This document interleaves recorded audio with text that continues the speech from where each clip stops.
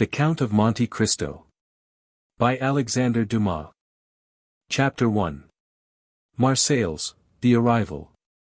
On the 24th of February, 1815, the lookout at Notre-Dame de la Garde signaled the three-master, the Pharaon from Smyrna, Trieste, and Naples. As usual, a pilot put off immediately, and rounding the Château d'If, got on board the vessel between Cape Morgiou and Ryan Island. Immediately, and according to custom, the ramparts of Fort Saint-Jean were covered with spectators. It is always an event at Marseilles for a ship to come into port, especially when this ship, like the Pharaon, has been built, rigged, and laden at the old Fosse docks, and belongs to an owner of the city. The ship drew on and had safely passed the strait, which some volcanic shock has made between the Calasarein and Jaros Islands. Had doubled pumped, and approached the harbour under topsails, jib, and spanker, but so slowly and sedately that the idlers, with that instinct which is the forerunner of evil, asked one another what misfortune could have happened on board. However, those experienced in navigation saw plainly that if any accident had occurred, it was not to the vessel herself, for she bore down with all the evidence of being skilfully handled. The anchor et cockbill, the jib-boom guys already eased off, and standing by the side of the pilot, who was steering the Pharaon towards the narrow entrance of the inner port, was a young man, who, with activity and vigilant eye, watched every motion of the ship, and repeated each direction of the pilot.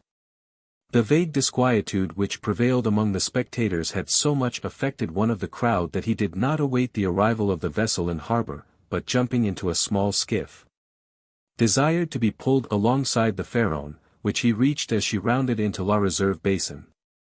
When the young man on board saw this person approach, he left his station by the pilot, and, hat in hand, leaned over the ship's bulwarks. He was a fine, tall, slim young fellow of 18 or 20, with black eyes, and hair as dark as a raven's wing. And his whole appearance bespoke that calmness and resolution peculiar to men accustomed from their cradle to contend with danger. "Ah, is it you, Dantès?" cried the man in the skiff. "What's the matter? And why have you such an air of sadness aboard?"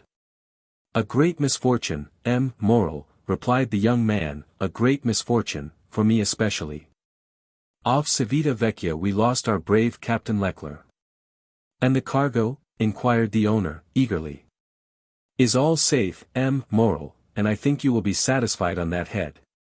"But poor Captain Leclerc. What happened to him?" asked the owner, with an air of considerable resignation. "What happened to the worthy captain?" "He died." "Fell into the sea?" "No, sir, he died of brain fever in dreadful agony." Then turning to the crew, he said, "Bear a hand there, to take in sail." All hands obeyed, and at once the 8 or 10 seamen who composed the crew, sprang to their respective stations at the spanker brails and outhaul, topsail sheets and halyards, the jib downhaul, and the topsail clewlines and buntlines. The young sailor gave a look to see that his orders were promptly and accurately obeyed, and then turned again to the owner. "And how did this misfortune occur?" inquired the latter, resuming the interrupted conversation. "Alas, sir, in the most unexpected manner. After a long talk with the harbour-master, Captain Leclerc left Naples greatly disturbed in mind. In 24 hours he was attacked by a fever, and died 3 days afterwards. We performed the usual burial service, and he is at his rest, sewn up in his hammock with a 36-pound shot at his head and his heels, off El Giglio Island. We bring to his widow his sword and cross of honour. It was worthwhile, truly," added the young man with a melancholy smile, "to make war against the English for 10 years, and to die in his bed at last, like everybody else." "Why, you see, Edmond," replied the owner, who appeared more comforted at every moment, "we are all mortal, and the old must make way for the young. If not, why, there would be no promotion. And since you assure me that the cargo is all safe and sound, Moral, take my word for it, and I advise you not to take 25,000 francs for the profits of the voyage." Then, as they were just passing the round tower, the young man shouted, "Stand by there to lower the topsails and jib, brail up the spanker." The order was executed as promptly as it would have been on board a man-of-war. Let go, and clew up. At this last command all the sails were lowered, and the vessel moved almost imperceptibly onwards. Now, if you will come on board, M. Moral, said Dantès, observing the owner's impatience, here is your supercargo, M. Danglars, coming out of his cabin, who will furnish you with every particular. As for me, I must look after the anchoring, and dress the ship in mourning. The owner did not wait for a second invitation. He seized a rope which Dantès flung to him, and with an activity that would have done credit to a sailor, climbed up the side of the ship, while the young man, going to his task, left the conversation to Danglars, who now came towards the owner. He was a man of 25 or 26 years of age, of unprepossessing countenance, obsequious to his superiors, insolent to his subordinates. And this, in addition to his position as responsible agent on board, which is always obnoxious to the sailors, made him as much disliked by the crew as Edmond Dantès was beloved by them. Well, M. Moral, said Danglars, you have heard of the misfortune that has befallen us? Yes, yes, poor Captain Leclerc. He was a brave and an honest man. And a first-rate seaman, one who had seen long and honorable service, as became a man charged with the interests of a house so important as that of Moral and Son, replied Danglars. But, replied the owner, glancing after Dantès, who was watching the anchoring of his vessel, it seems to me that a sailor needs not be so old as you say, Danglars, to understand his business. For our friend Edmond seems to understand it thoroughly, and not to require instruction from anyone. Yes, said Danglars, darting at Edmond a look gleaming with hate. Yes, he is young, and youth is invariably self-confident. Scarcely was the captain's breath out of his body when he assumed the command without consulting anyone, and he caused us to lose a day and a half at the island of Elba, instead of making for Marseilles direct. As to taking command of the vessel, replied Moral, that was his duty as captain's mate. As to losing a day and a half off the island of Elba, he was wrong, unless the vessel needed repairs. The vessel was in as good condition as I am, and as, I hope you are, M. Moral, and this day and a half was lost from pure whim, for the pleasure of going ashore, and nothing else. Dantès, said the shipowner, turning towards the young man, come this way. In a moment, sir, answered Dantès, and I'm with you. Then calling to the crew, he said, let go. The anchor was instantly dropped, and the chain ran rattling through the porthole. Dantès continued at his post in spite of the presence of the pilot, until this maneuver was completed, and then he added, half-mast the colours, and square the yards. You see, said Danglars, he fancies himself captain already, upon my word. And so, in fact, he is, said the owner. Accept your signature and your partner's, M. Moral. And why should he not have this? Asked the owner. He is young, it is true, but he seems to me a thorough seaman, and of full experience. A cloud passed over Danglars' brow. Your pardon, M. Moral, said Dantès, approaching, the vessel now rides at anchor, and I am at your service. You hailed me, I think. Danglars retreated a step or two. I wish to inquire why you stopped at the island of Elba. I do not know, sir, it was to fulfill the last instructions of Captain Leclerc, who, when dying, gave me a packet for Marshal Bertrand. Then did you see him, Edmond? Who? The Marshal. Yes. Moral looked around him, and then, drawing Dantès on one side, he said suddenly. And how is the Emperor? Very well, as far as I could judge from the sight of him. You saw the Emperor, then? He entered the Marshal's apartment while I was there. And you spoke to him? Why, it was he who spoke to me, sir, said Dantès, with a smile. And what did he say to you? Asked me questions about the vessel, the time she left Marseilles, the course she had taken, and what was her cargo. I believe, if she had not been laden, and I had been her master, he would have bought her. But I told him I was only mate, and that she belonged to the firm of Moral and Son. Ah, yes, he said, I know them. The Morels have been shipowners from father to son, and there was a Morel who served in the same regiment with me when I was in garrison at Valence. Pardieu! And that is true, cried the owner, greatly delighted. And that was Policar Morel, my uncle, who was afterwards a captain. Dantès, you must tell my uncle that the emperor remembered him, and you will see it will bring tears into the old soldier's eyes. Come, come, continued he, patting Edmond's shoulder kindly, you did very right, Dantès, to follow Captain Leclerc's instructions, and touch at Elba. Although if it were known that you had conveyed a packet to the marshal, and had conversed with the emperor, it might bring you into trouble. How could that bring me into trouble, sir, asked Dantès, for I did not even know of what I was the bearer, and the emperor merely made such inquiries as he would of the first comer. But, pardon me, here are the health officers and the customs inspectors coming alongside. And the young man went to the gangway. As he departed, Danglars approached, and said, well, it appears that he has given you satisfactory reasons for his landing at Porto Ferrajo? Yes, most satisfactory, my dear Danglars. Well, so much the better, said the supercargo, for it is not pleasant to think that a comrade has not done his duty. Dantès has done his, replied the owner, and that is not saying much.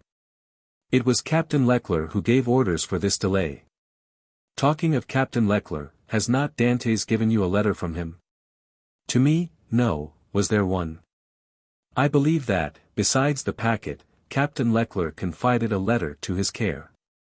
Of what packet are you speaking, Danglars? Why, that which Dantès left at Porto Ferrajo. How do you know he had a packet to leave at Porto Ferrajo? Danglars turned very red. I was passing close to the door of the captain's cabin, which was half open, and I saw him give the packet and letter to Dantès. He did not speak to me of it, replied the shipowner. But if there be any letter he will give it to me. Danglars reflected for a moment. Then, M. Morel, I beg of you, said he, not to say a word to Dantès on the subject. I may have been mistaken. At this moment the young man returned, Danglars withdrew. Well, my dear Dantès, are you now free? Inquired the owner. Yes, sir. You have not been long detained. No. I gave the custom-house officers a copy of our bill of lading, and as to the other papers, they sent a man off with the pilot, to whom I gave them. Then you have nothing more to do here? No, everything is all right now. Then you can come and dine with me. I really must ask you to excuse me, M. Morel. My first visit is due to my father, though I am not the less grateful for the honor you have done me. Right, Dantès, quite right. I always knew you were a good son. And, inquired Dantès, with some hesitation, do you know how my father is? Well, I believe, my dear Edmond, though I have not seen him lately. Yes, he likes to keep himself shut up in his little room. That proves, at least, that he has wanted for nothing during your absence. Dantès smiled. My father is proud, sir, and if he had not a meal left, I doubt if he would have asked anything from anyone, except from heaven. Well, then, after this first visit has been made we shall count on you. I must again excuse myself, M. Morel, for after this first visit has been paid I have another which I am most anxious to pay. True, Dantès, I forgot that there was at the Catalans someone who expects you no less impatiently than your father, the lovely Mercédès. Dantès blushed. Ah, ha, said the shipowner, I am not in the least surprised, for she has been to me 3 times, inquiring if there were any news of the Pharaon. Peste! Edmond, you have a very handsome mistress. She is not my mistress, replied the young sailor, gravely, she is my betrothed. Sometimes one and the same thing, said Morel, with a smile. Not with us, sir, replied Dantès.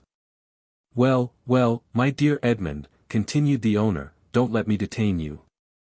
You have managed my affairs so well that I ought to allow you all the time you require for your own. Do you want any money? No, sir, I have all my pay to take, nearly 3 months' wages. You are a careful fellow, Edmond. Say I have a poor father, sir. Yes, yes, I know how good a son you are, so now hasten away to see your father. I have a son too, and I should be very wroth with those who detained him from me after a 3 months' voyage. Then I have your leave, sir. Yes, if you have nothing more to say to me. Nothing. Captain Leclerc did not, before he died, give you a letter for me? He was unable to write, sir. But that reminds me that I must ask your leave of absence for some days. To get married? Yes, first, and then to go to Paris. Very good, have what time you require, Dantès. It will take quite 6 weeks to unload the cargo, and we cannot get you ready for sea until 3 months after that. Only be back again in 3 months, for the Pharaon, added the owner, patting the young sailor on the back, cannot sail without her captain. Without her captain! Cried Dantès, his eyes sparkling with animation, pray mind what you say, for you are touching on the most secret wishes of my heart. Is it really your intention to make me captain of the Pharaon? If I were sole owner we'd shake hands on it now, my dear Dantès, and call it settled. But I have a partner, and you know the Italian proverb, chi ha compagno ha padrone, he who has a partner has a master. But the thing is at least half done, as you have 1 out of 2 votes. Rely on me to procure you the other, I will do my best. Ah, moral, exclaimed the young seaman, with tears in his eyes, and grasping the owner's hand, Moral, I thank you in the name of my father and of Mercédès. That's all right, Edmond. There's a providence that watches over the deserving. Go to your father. Go and see Mercédès, and afterwards come to me.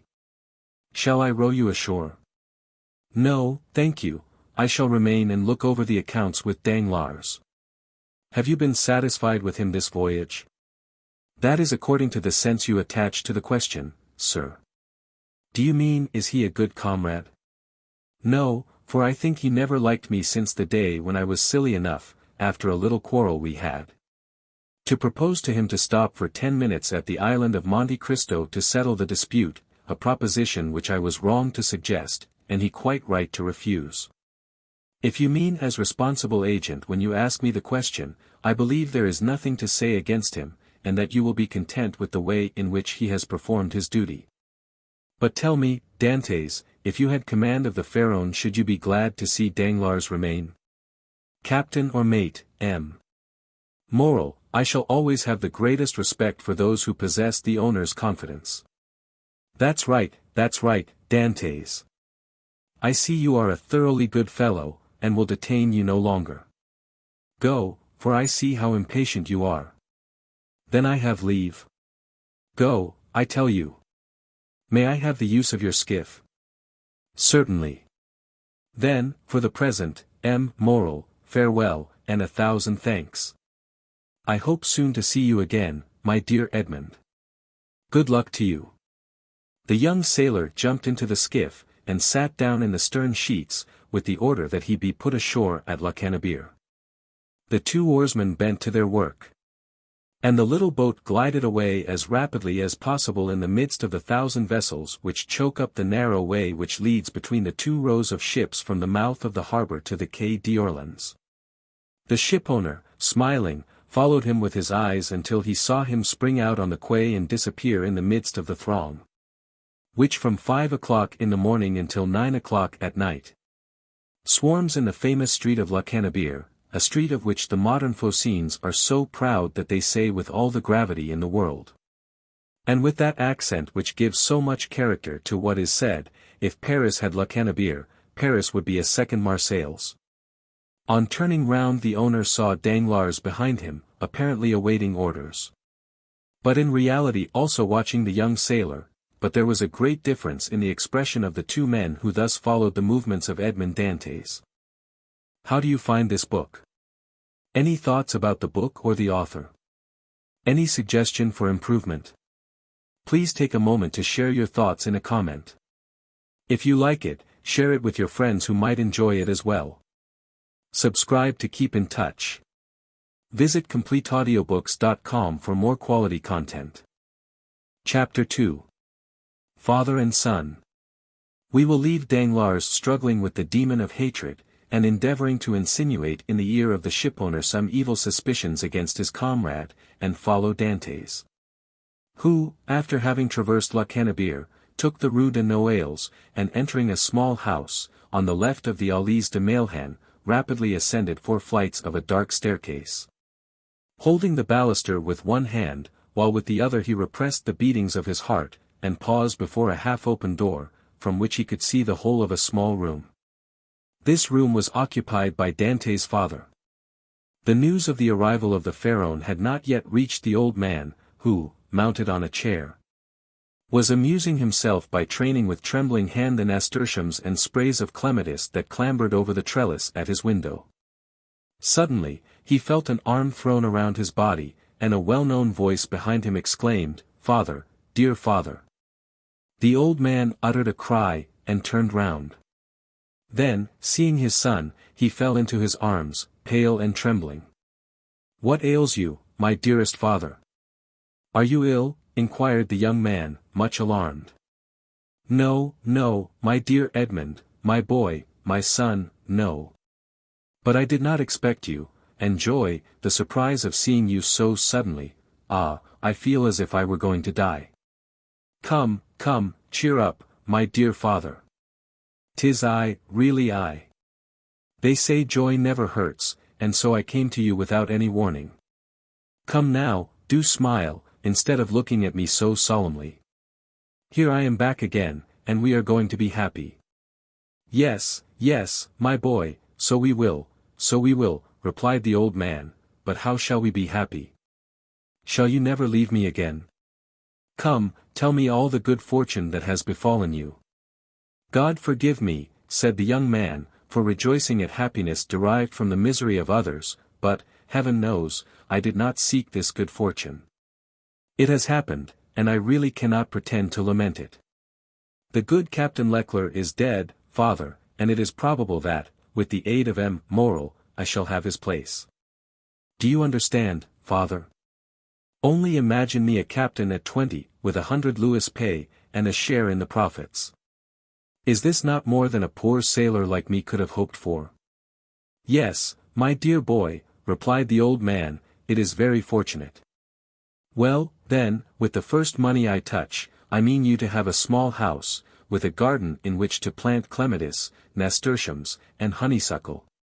But what ails you, father? Are you not well?" "'Tis nothing, nothing, it will soon pass away," and as he said so the old man's strength failed him, and he fell backwards. "Come, come," said the young man, "a glass of wine, father, will revive you. Where do you keep your wine?" "No, no, thanks. You need not look for it, I do not want it," said the old man. "Yes, yes, father, tell me where it is," and he opened 2 or 3 cupboards. "It is no use," said the old man, "there is no wine." "What, no wine?" said Dantès, turning pale, and looking alternately at the hollow cheeks of the old man and the empty cupboards. "What, no wine? Have you wanted money, father?" "I want nothing now that I have you," said the old man. "Yet," stammered Dantès, wiping the perspiration from his brow, "yet I gave you 200 francs when I left, 3 months ago." "Yes, yes, Edmond, that is true, but you forgot at that time a little debt to our neighbor, Catalans. He reminded me of it, telling me if I did not pay for you, he would be paid by M. Morel. And so, you see, lest he might do you an injury. Well. Why, I paid him." "But," cried Dantès, "it was 140 francs I owed Catalans." "Yes," stammered the old man. "And you paid him out of the 200 francs I left you?" The old man nodded. "So that you have lived for 3 months on 60 francs, muttered Edmond. "You know how little I require," said the old man. "Heaven pardon me," cried Edmond, falling on his knees before his father. "What are you doing? You have wounded me to the heart." "Never mind it, for I see you once more," said the old man, "and now it's all over, everything is all right again." "Yes, here I am," said the young man, "with a promising future and a little money. Here, father, here, he said, take this, take it, and send for something immediately. And he emptied his pockets on the table, the contents consisting of a dozen gold pieces, 5 or 6 5-franc pieces, and some smaller coin. The countenance of old Dantès brightened. Whom does this belong to? He inquired. To me, to you, to us. Take it, buy some provisions, be happy, and tomorrow we shall have more. Gently, gently, said the old man, with a smile. And by your leave I will use your purse moderately, for they would say, if they saw me buy too many things at a time, that I had been obliged to await your return. In order to be able to purchase them. Do as you please, but, first of all, pray have a servant, father. I will not have you left alone so long. I have some smuggled coffee and most capital tobacco, in a small chest in the hold, which you shall have tomorrow. But, hush, here comes somebody. 'Tis Catalans, who has heard of your arrival, and no doubt comes to congratulate you on your fortunate return. Ah, lips that say one thing, while the heart thinks another, murmured Edmond. But, never mind, he is a neighbor who has done us a service on a time, so he's welcome. As Edmond paused, the black and bearded head of Catalans appeared at the door. He was a man of 25 or 6, and held a piece of cloth, which, being a tailor, he was about to make into a coat lining. What, is it you, Edmond, back again? Said he, with a broad Marseillais accent, and a grin that displayed his ivory-white teeth. Yes, as you see, neighbor Catalans. And ready to be agreeable to you in any and every way, replied Dantès, but ill concealing his coldness under this cloak of civility. Thanks, but, fortunately, I do not want for anything. And it chances that at times there are others who have need of me. Dantès made a gesture. I do not allude to you, my boy. No. I lent you money, and you returned it. That's like good neighbors, and we are quits. We are never quits with those who oblige us, was Dantès' reply, for when we do not owe them money, we owe them gratitude. What's the use of mentioning that? What is done is done. Let us talk of your happy return, my boy. I had gone on the quay to match a piece of mulberry cloth, when I met friend Danglars. You at Marseilles? Yes, says he. I thought you were at Smyrna. I was, but am now back again. And where is the dear boy, our little Edmond?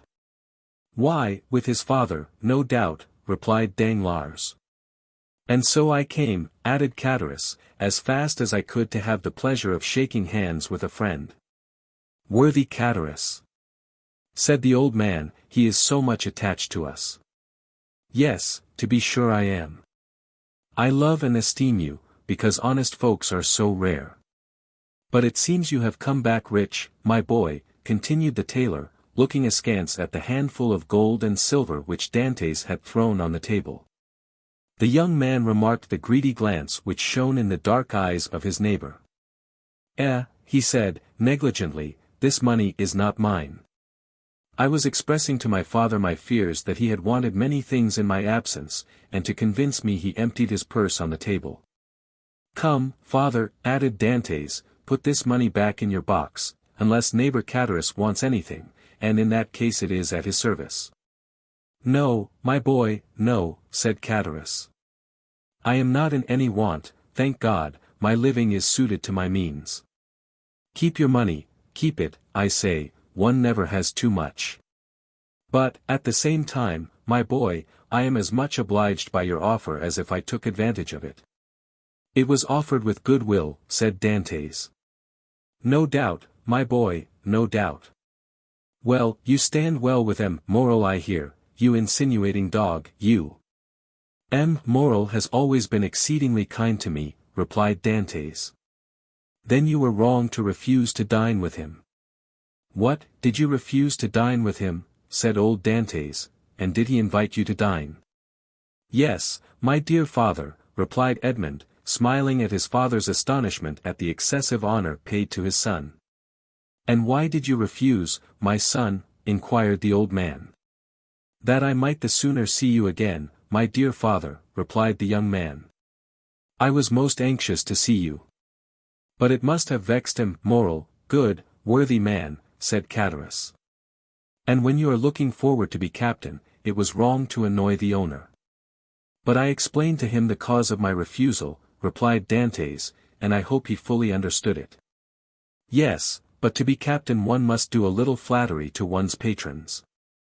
I hope to be captain without that, said Dantès. So much the better, so much the better.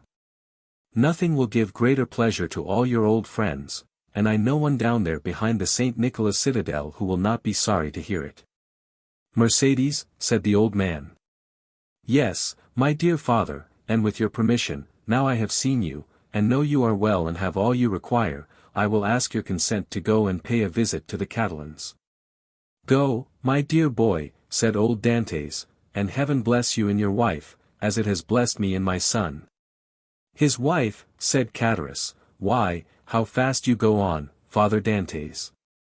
She is not his wife yet, as it seems to me. No, but according to all probability she soon will be, replied Edmond. Yes, yes, said Catalans. But you were right to return as soon as possible, my boy. And why? Because Mercédès is a very fine girl, and fine girls never lack followers, she particularly has them by dozens. Really? Answered Edmond, with a smile which had in it traces of slight uneasiness. Ah, yes, continued Catalans, and capital offers, too. But you know, you will be captain, and who could refuse you then? Meaning to say, replied Dantès, with a smile which but ill concealed his trouble, that if I were not a captain. Said Catalans, shaking his head. Come, come, said the sailor, I have a better opinion than you of women in general, and of Mercédès in particular. And I am certain that, captain or not, she will remain ever faithful to me. So much the better, said Catalans. When one is going to be married, there is nothing like implicit confidence, but never mind that, my boy, go and announce your arrival, and let her know all your hopes and prospects. I will go directly, was Edmond's reply, and, embracing his father, and nodding to Catalans, he left the apartment. Catalans lingered for a moment, then taking leave of old Dantès, he went downstairs to rejoin Danglars, who awaited him at the corner of the Rue Senac. Well, said Danglars, did you see him? I have just left him, answered Catalans. Did he allude to his hope of being captain? He spoke of it as a thing already decided. Indeed. Said Danglars, he is in too much hurry, it appears to me. Why, it seems M. Morel has promised him the thing. So that he is quite elated about it. Why, yes, he is actually insolent over the matter, has already offered me his patronage, as if he were a grand personage, and proffered me a loan of money, as though he were a banker. Which you refused? Most assuredly, although I might easily have accepted it, for it was I who put into his hands the first silver he ever earned, but now M. Dantès has no longer any occasion for assistance, he is about to become a captain. Pooh, said Danglars, he is not one yet. Ma foi. It will be as well if he is not, answered Catalans. For if he should be, there will be really no speaking to him. If we choose, replied Danglars, he will remain what he is, and perhaps become even less than he is. What do you mean? Nothing, I was speaking to myself. And is he still in love with the Catalane? Over head and ears, but, unless I am much mistaken, there will be a storm in that quarter. Explain yourself. Why should I? It is more important than you think, perhaps. You do not like Dantès. I never like upstarts. Then tell me all you know about the Catalane. I know nothing for certain.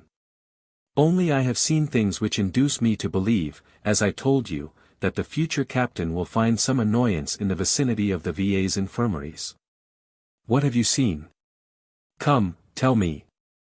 Well, every time I have seen Mercédès come into the city she has been accompanied by a tall, strapping, black-eyed Catalan, with a red complexion, brown skin, and fierce air.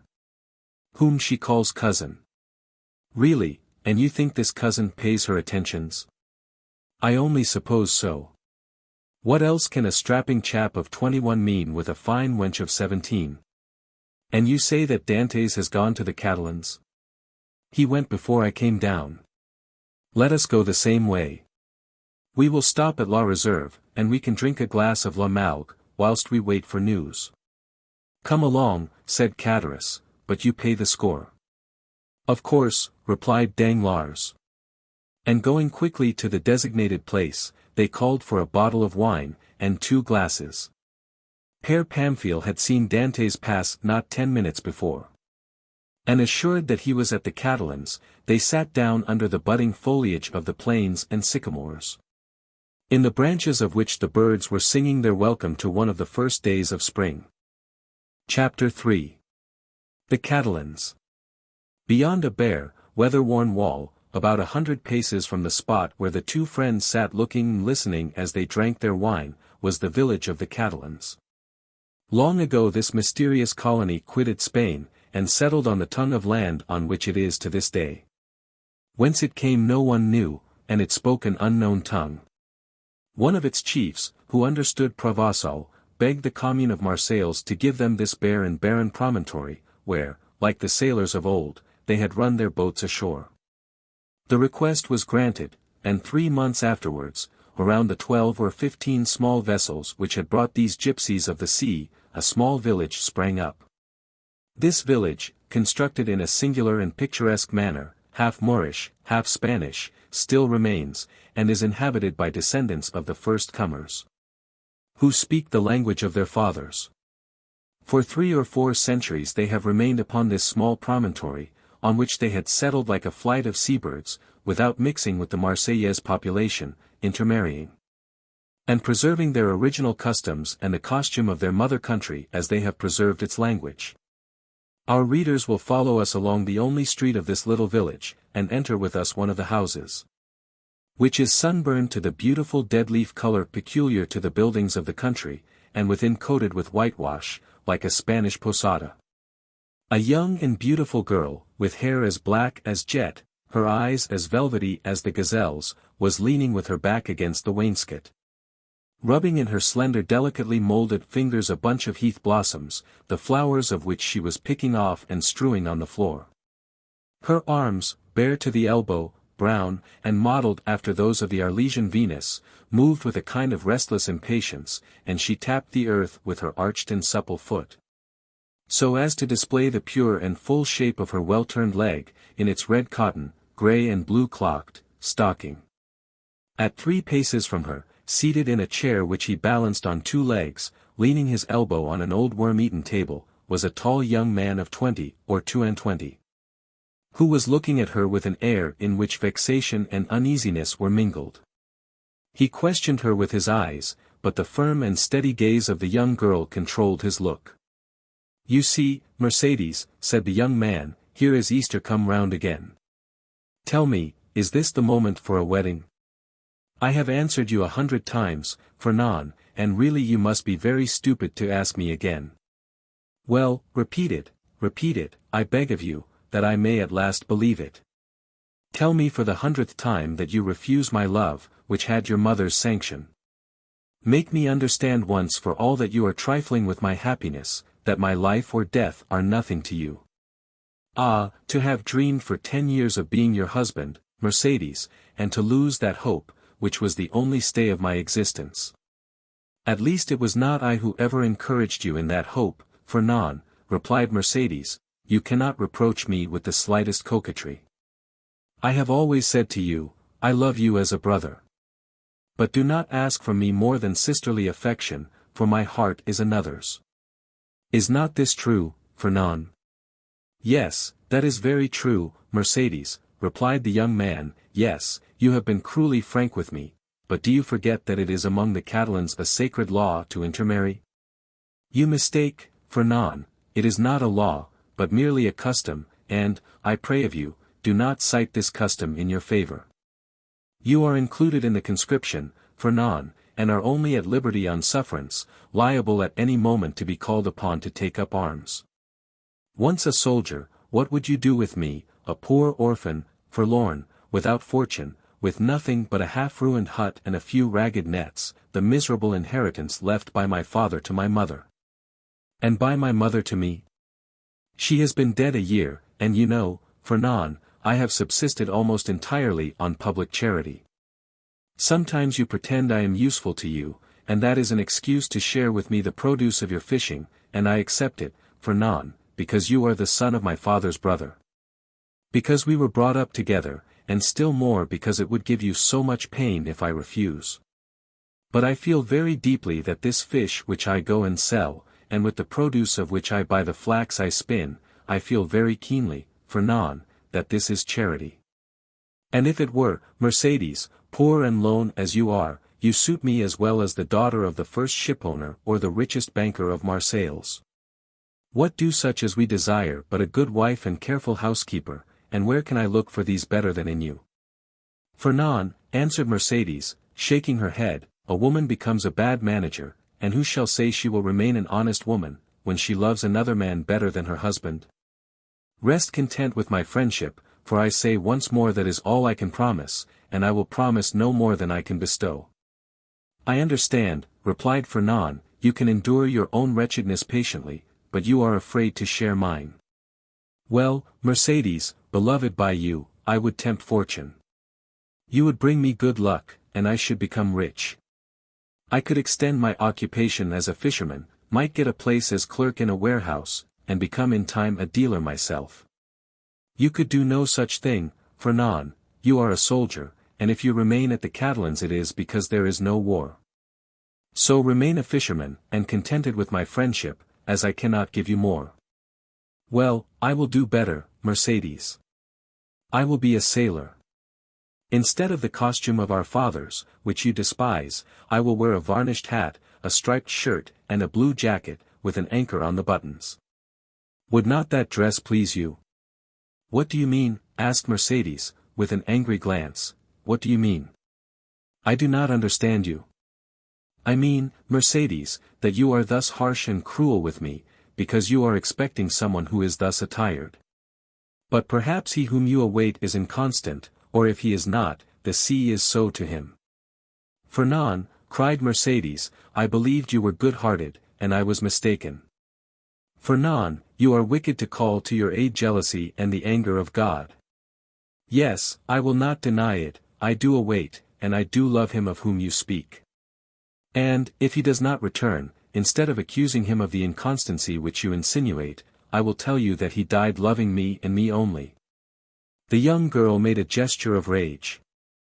I understand you, Fernand, you would be revenged on him because I do not love you, you would cross your Catalan knife with his dirk. What end would that answer? To lose you my friendship if you were conquered, and see that friendship changed into hate if you were victor. Believe me, to seek a quarrel with a man is a bad method of pleasing the woman who loves that man. No, Fernand, you will not thus give way to evil thoughts. Unable to have me for your wife, you will content yourself with having me for your friend and sister, and besides, she added, her eyes troubled and moistened with tears, wait, Fernand. You said just now that the sea was treacherous, and he has been gone 4 months, and during these 4 months there have been some terrible storms. Fernand made no reply, nor did he attempt to check the tears which flowed down the cheeks of Mercédès, although for each of these tears he would have shed his heart's blood. But these tears flowed for another. He arose, paced a while up and down the hut, and then, suddenly stopping before Mercédès, with his eyes glowing and his hands clenched, Say, Mercédès, he said, once for all. Is this your final determination?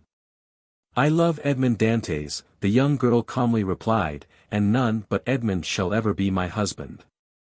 And you will always love him? As long as I live.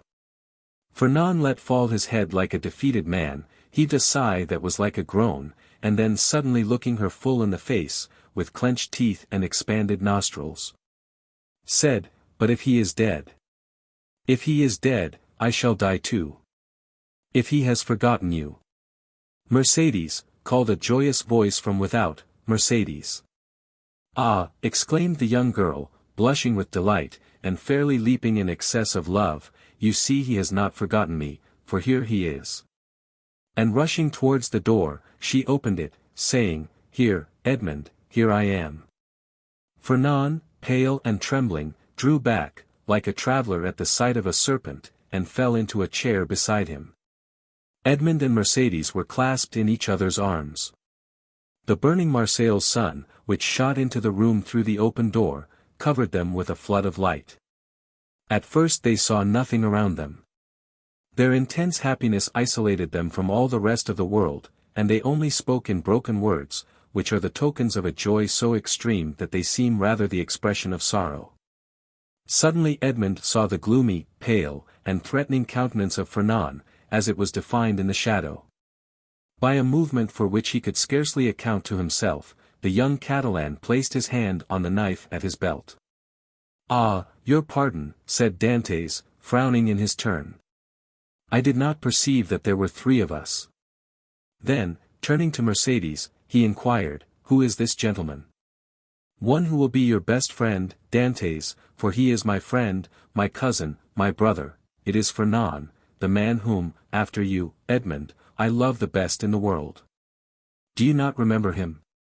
Yes, said Dantès, and without relinquishing Mercédès' hand clasped in one of his own, he extended the other to the Catalan with a cordial air.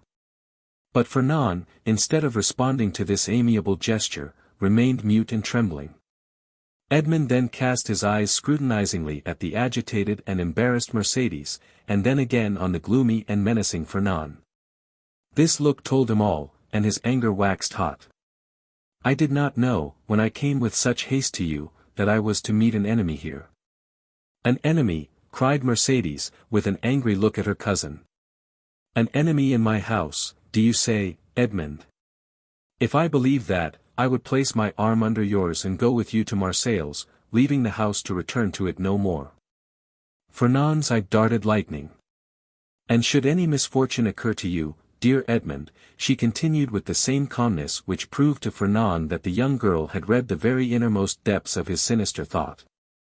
If misfortune should occur to you, I would ascend the highest point of the Cape de Morgiou and cast myself headlong from it. Fernand became deadly pale. But you are deceived, Edmond, she continued. You have no enemy here, there is no one but Fernand, my brother, who will grasp your hand as a devoted friend. And at these words the young girl fixed her imperious look on the Catalan, who, as if fascinated by it, came slowly towards Edmond, and offered him his hand. His hatred, like a powerless though furious wave, was broken against the strong ascendancy which Mercédès exercised over him. Scarcely, however, had he touched Edmond's hand when he felt he had done all he could do, and rushed hastily out of the house. Oh, he exclaimed, running furiously and tearing his hair, oh, who will deliver me from this man? Wretched, wretched that I am. Hullo, Catalan.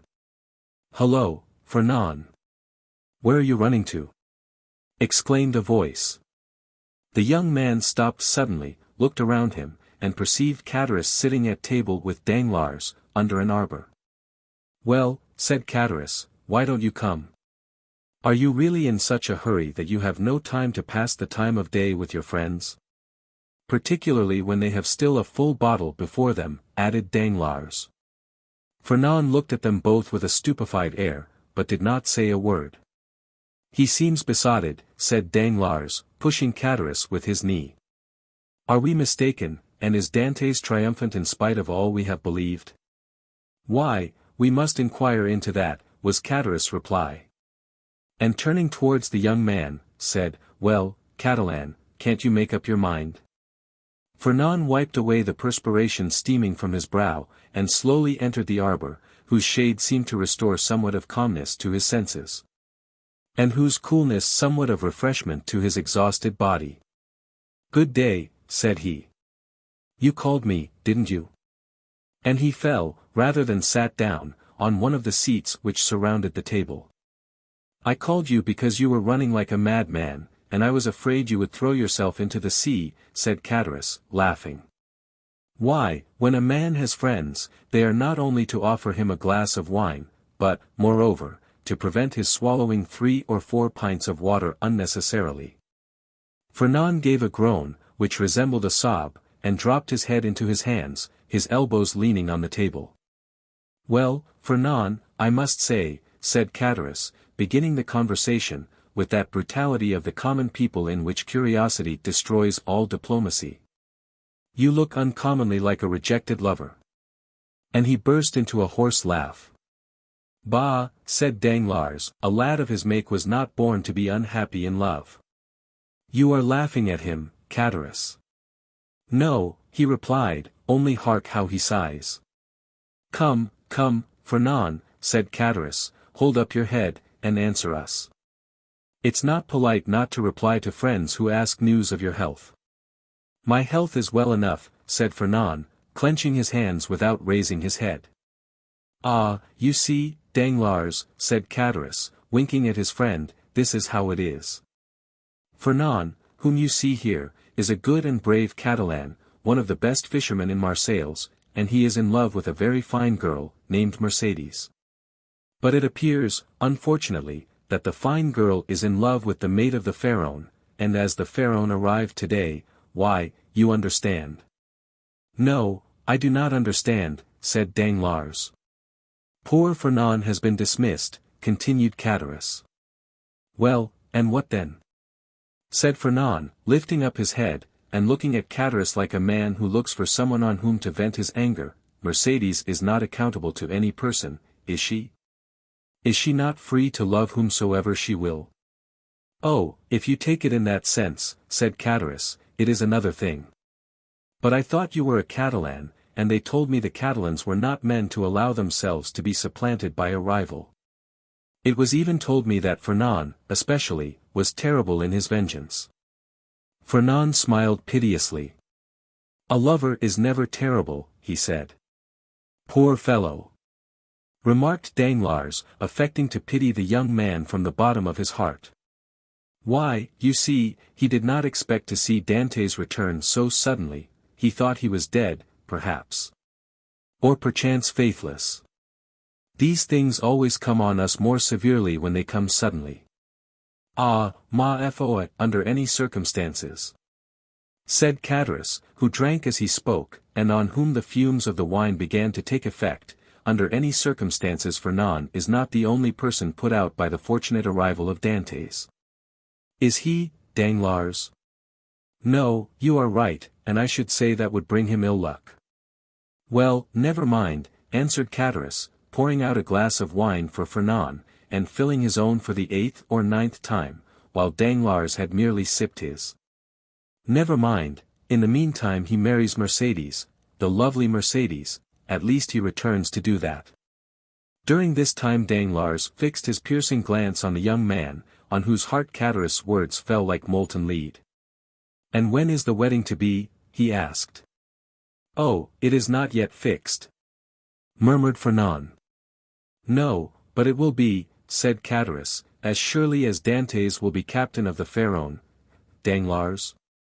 Danglars shuddered at this unexpected attack, and turned to Cadaras, whose countenance he scrutinized, to try and detect whether the blow was premeditated. But he read nothing but envy in a countenance already rendered brutal and stupid by drunkenness. "Well," said he, filling the glasses, "let us drink to Captain Edmond Dantès, husband of the beautiful Catalane." Cadaras raised his glass to his mouth with unsteady hand, and swallowed the contents at a gulp. Fernand dashed his on the ground. Stammered Cadaras. "What do I see down there by the wall, in the direction of the Catalans?" "Look, Fernand, your eyes are better than mine. I believe I see double. You know wine is a deceiver. But I should say it was two lovers walking side by side, and hand in hand. Heaven forgive me, they do not know that we can see them, and they are actually embracing." Danglars did not lose one pang that Fernand endured. "Do you know them, Fernand?" he said. "Yes," was the reply, in a low voice. "It is Edmond and Mercédès."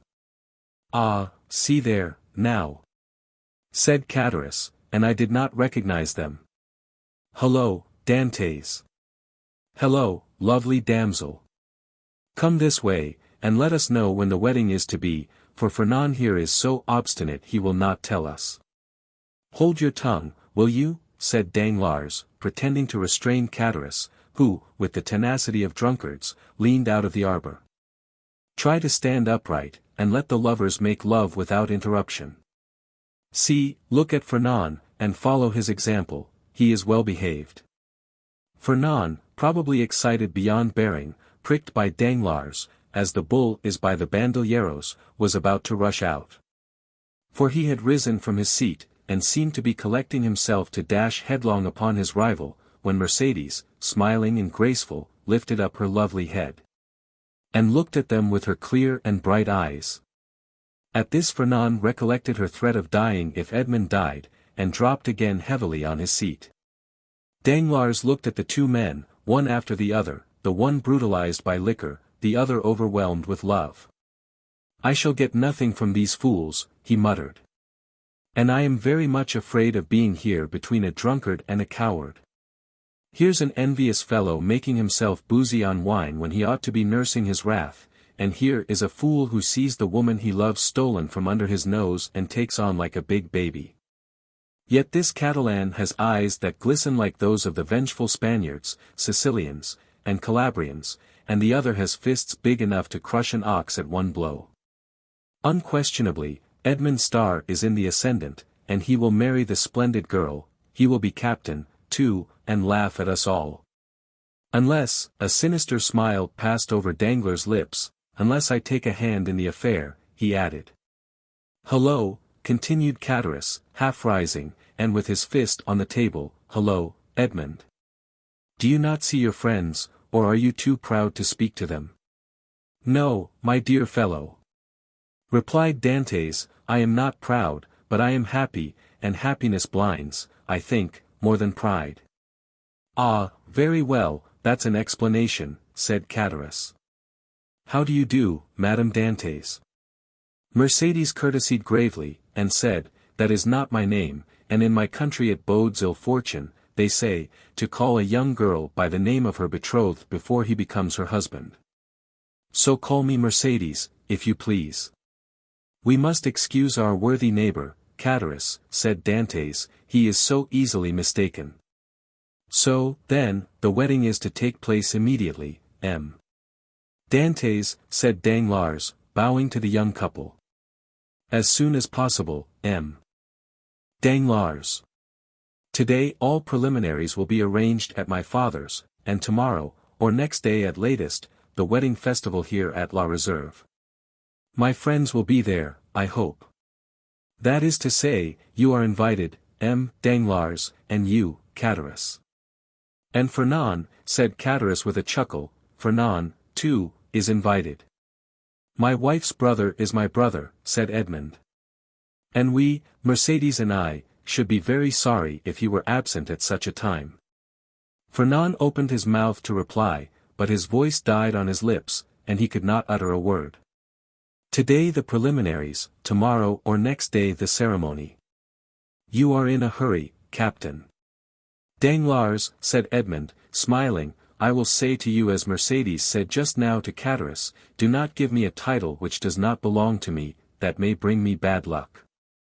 Your pardon, replied Danglars, I merely said you seemed in a hurry, and we have lots of time, the Pharaon cannot be under way again in less than 3 months.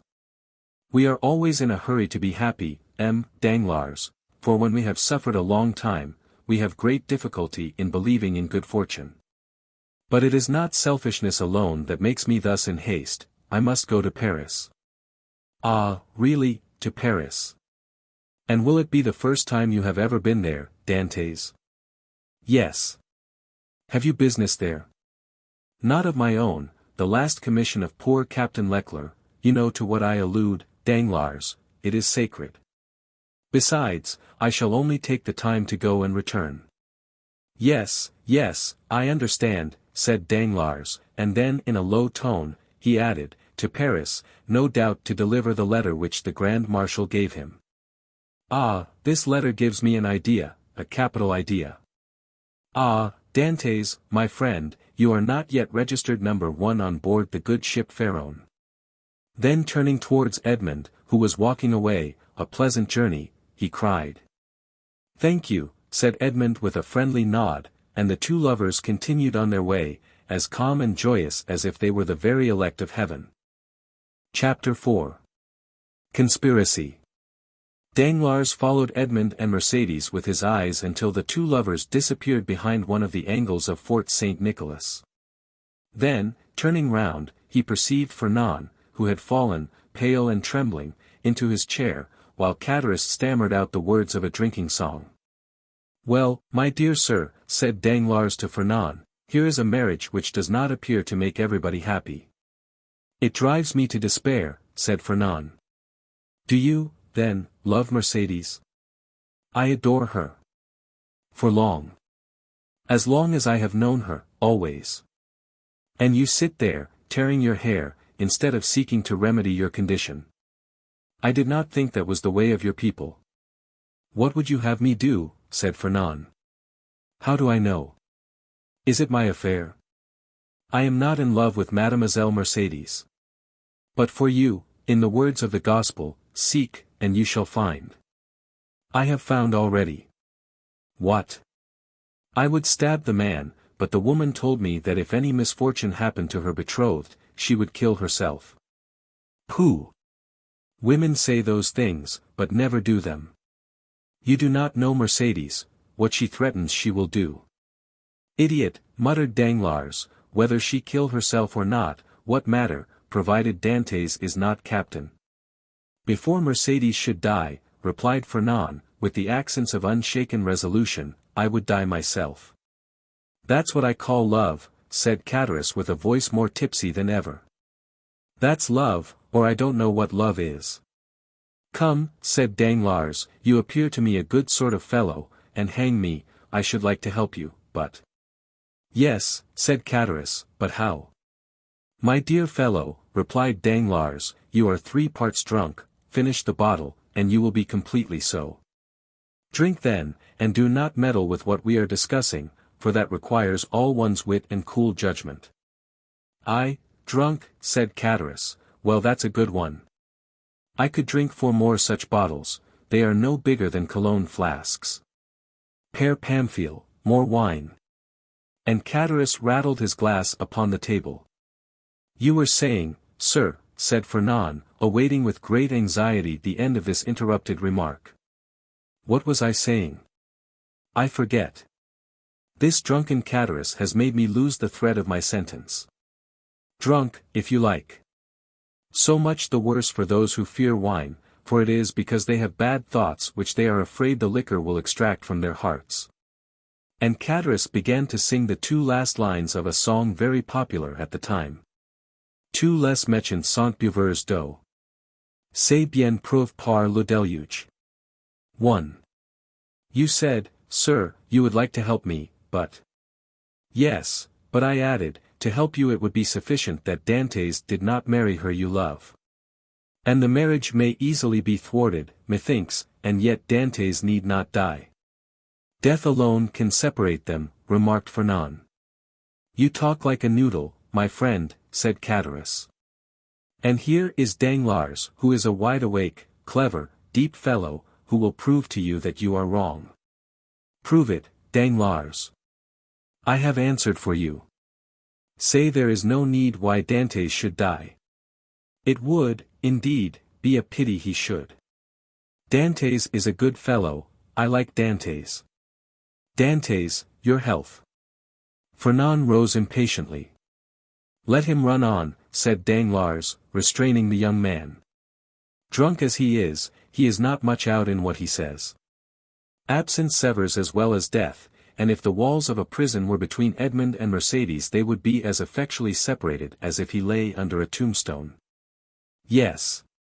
But one gets out of prison," said Cadaris, who, with what sense was left him, listened eagerly to the conversation, "and when one gets out and one's name is Edmond Dantès, one seeks revenge."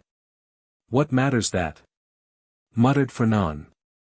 "And why, I should like to know," persisted Cadaris, "should they put Dantès in prison? He has neither robbed, nor killed, nor murdered." "Hold your tongue," said Danglars. "I won't hold my tongue," replied Cadaris, I say I want to know why they should put Dantès in prison. I like Dantès, Dantès, your health," and he swallowed another glass of wine. Danglars saw in the muddled look of the tailor the progress of his intoxication, and turning towards Fernand, said, "Well, you understand there is no need to kill him." "Certainly not, if, as you said just now, you have the means of having Dantès arrested." "Have you that means?" "It is to be found for the searching." "But why should I meddle in the matter?" "It is no affair of mine." "I know not why you meddle," said Fernand, seizing his arm. "But this I know, you have some motive of personal hatred against Dantès, for he who himself hates is never mistaken in the sentiments of others." "I. Motives of hatred against Dantès? None, on my word. I saw you were unhappy, and your unhappiness interested me, that's all. But since you believe I act for my own account, adieu, my dear friend, get out of the affair as best you may," and Danglars rose as if he meant to depart. "No, no," said Fernand, restraining him, "stay. It is of very little consequence to me at the end of the matter whether you have any angry feeling or not against Dantès. I hate him. I confess it openly. Do you find the means, I will execute it, provided it is not to kill the man, for Mercédès has declared she will kill herself if Dantès is killed." Cadorus, who had let his head drop on the table, now raised it, and looking at Fernand with his dull and fishy eyes, he said, "Kill Dantès. Who talks of killing Dantès? I won't have him killed, I won't. He's my friend, and this morning offered to share his money with me, as I shared mine with him. I won't have Dantès killed, I won't." "And who has said a word about killing him, muddlehead?" replied Danglars. "We were merely joking. Drink to his health," he added, filling Cadorus' glass, "and do not interfere with us." "Yes, yes, Dantès' good health," said Cadorus, emptying his glass, "here's to his health." "His health, hurrah!" "But the means," said Fernand. "Have you not hit upon any?" asked Danglars. "No, you undertook to do so." "True," replied Danglars, "the French have the superiority over the Spaniards, that the Spaniards ruminate, while the French invent." "Do you invent, then?" said Fernand impatiently. "Waiter," said Danglars, "pen, ink, and paper." "Pen, ink, and paper," muttered Fernand. "Yes, I am a supercargo. Pen, ink, and paper are my tools, and without my tools I am fit for nothing." "Pen, ink, and paper, then," called Fernand loudly. "There's what you want on that table," said the waiter. "Bring them here." The waiter did as he was desired. "When one thinks," said Cadorus, letting his hand drop on the paper, "there is here wherewithal to kill a man more sure than if we waited at the corner of a wood to assassinate him. I have always had more dread of a pen, a bottle of ink, and a sheet of paper, than of a sword or pistol." "The fellow is not so drunk as he appears to be," said Danglars. "Give him some more wine, Fernand." Fernand filled Cadorus' glass, who, like the confirmed toper he was, lifted his hand from the paper and seized the glass. The Catalan watched him until Cadorus, almost overcome by this fresh assault on his senses, rested, or rather dropped, his glass upon the table. "Well," resumed the Catalan, as he saw the final glimmer of Cadorus' reason vanishing before the last glass of wine. "Well, then, I should say, for instance," resumed Danglars, "that if after a voyage such as Dantès has just made, in which he touched at the island of Elba, someone were to denounce him to the king's procureur as a Bonapartist agent." "I will denounce him," exclaimed the young man hastily. "Yes, but they will make you then sign your declaration, and confront you with him you have denounced. I will supply you with the means of supporting your accusation, for I know the fact well. But Dantès cannot remain forever in prison, and one day or other he will leave it, and the day when he comes out, woe betide him who was the cause of his incarceration. Oh, I should wish nothing better than that he would come and seek a quarrel with me. Yes, and Mercédès. Mercédès, who will detest you if you have only the misfortune to scratch the skin of her dearly beloved Edmond.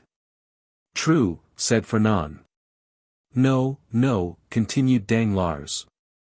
If we resolve on such a step, it would be much better to take, as I now do, this pen, dip it into this ink, and write with the left hand, that the writing may not be recognized, the denunciation we propose. And Danglars, uniting practice with theory, wrote with his left hand, and in a writing reversed from his usual style, and totally unlike it, the following lines, which he handed to Fernand, and which Fernand read in an undertone. The Honorable, the King's Attorney, is informed by a friend of the throne and religion, that one Edmond Dantès, mate of the ship Pharaon, arrived this morning from Smyrna, after having touched at Naples and Porto Ferrajo, has been entrusted by Murat with a letter for the usurper, and by the usurper with a letter for the Bonapartist committee in Paris. Proof of this crime will be found on arresting him, for the letter will be found upon him, or at his father's, or in his cabin on board the Pharaon. Very good, resumed Danglars. Now your revenge looks like common sense, for in no way can it revert to yourself, and the matter will thus work its own way. There is nothing to do now but fold the letter as I am doing, and write upon it, to the King's Attorney, and that's all settled. And Danglars wrote the address as he spoke. Yes, and that's all settled, exclaimed Cadaras, who, by a last effort of intellect, had followed the reading of the letter, and instinctively comprehended all the misery which such a denunciation must entail. Yes, and that's all settled, only it will be an infamous shame, and he stretched out his hand to reach the letter. Yes, said Danglars, taking it from beyond his reach. And as what I say and do is merely in jest, and I, amongst the first and foremost, should be sorry if anything happened to Dantès, the worthy Dantès, look here. And taking the letter, he squeezed it up in his hands and threw it into a corner of the arbor. All right, said Cadaras. Dantès is my friend, and I won't have him ill-used. And who thinks of using him ill? Certainly neither I nor Fernand, said Danglars, rising and looking at the young man, who still remained seated, but whose eye was fixed on the denunciatory sheet of paper flung into the corner. In this case, replied Cadaras, let's have some more wine. I wish to drink to the health of Edmond and the lovely Mercédès. You have had too much already, drunkard, said Danglars. And if you continue, you will be compelled to sleep here, because unable to stand on your legs. I, said Cadaras, rising with all the offended dignity of a drunken man, I can't keep on my legs. Why, I'll wager I can go up into the belfry of the Écoles, and without staggering, too. Done, said Danglars, I'll take your bet, but tomorrow, today it is time to return. Give me your arm, and let us go. Very well, let us go, said Cadaras, but I don't want your arm at all. Come, Fernand, won't you return to Marseilles with us? No, said Fernand, I shall return to the Catalans. You're wrong. Come with us to Marseilles, come along. I will not. What do you mean? You will not. Well, just as you like, my prince, there's liberty for all the world. Come along, Danglars, and let the young gentleman return to the Catalans if he chooses. Danglars took advantage of Cadaras' temper at the moment, to take him off towards Marseilles by the Porte Saint-Victor, staggering as he went. When they had advanced about 20 yards, Danglars looked back and saw Fernand stoop, pick up the crumpled paper, and putting it into his pocket then rush out of the arbor towards Pilon. Well, said Cadaras, why, what a lie he told. He said he was going to the Catalans, and he is going to the city. Hullo, Fernand. You are coming, my boy. Oh, you don't see straight, said Danglars, he's gone right by the road to the VIII's infirmaries. Well, said Cadaras, I should have sworn that he turned to the right, how treacherous wine is. Come, come, said Danglars to himself, now the thing is at work and it will effect its purpose unassisted. Chapter 5. The Marriage Feast. The morning sun rose clear and resplendent, touching the foamy waves into a network of ruby-tinted light. The feast had been made ready on the second floor at La Réserve, with whose arbor the reader is already familiar. The apartment destined for the purpose was spacious and lighted by a number of windows, over each of which was written in golden letters for some inexplicable reason the name of one of the principal cities of France. Beneath these windows a wooden balcony extended the entire length of the house.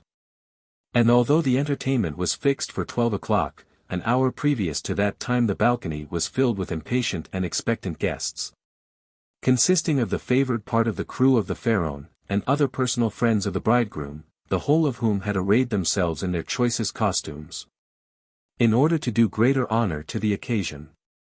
Various rumors were afloat to the effect that the owners of the Pharaon had promised to attend the nuptial feast.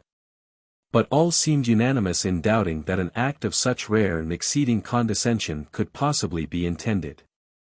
Danglars, however, who now made his appearance, accompanied by Catullus, effectually confirmed the report, stating that he had recently conversed with M. Morrel, who had himself assured him of his intention to dine at La Réserve. In fact, a moment later M. Morrel appeared and was saluted with an enthusiastic burst of applause from the crew of the Pharaon, who hailed the visit of the shipowner as a sure indication that the man whose wedding feast he thus delighted to honor would ere long be first in command of the ship. And as Dantès was universally beloved on board his vessel, the sailors put no restraint on their tumultuous joy at finding that the opinion and choice of their superiors so exactly coincided with their own. With the entrance of M. Morrel, Danglars and Catullus were dispatched in search of the bridegroom to convey to him the intelligence of the arrival of the important personage whose coming had created such a lively sensation, and to beseech him to make haste. Danglars and Catullus set off upon their errand at full speed.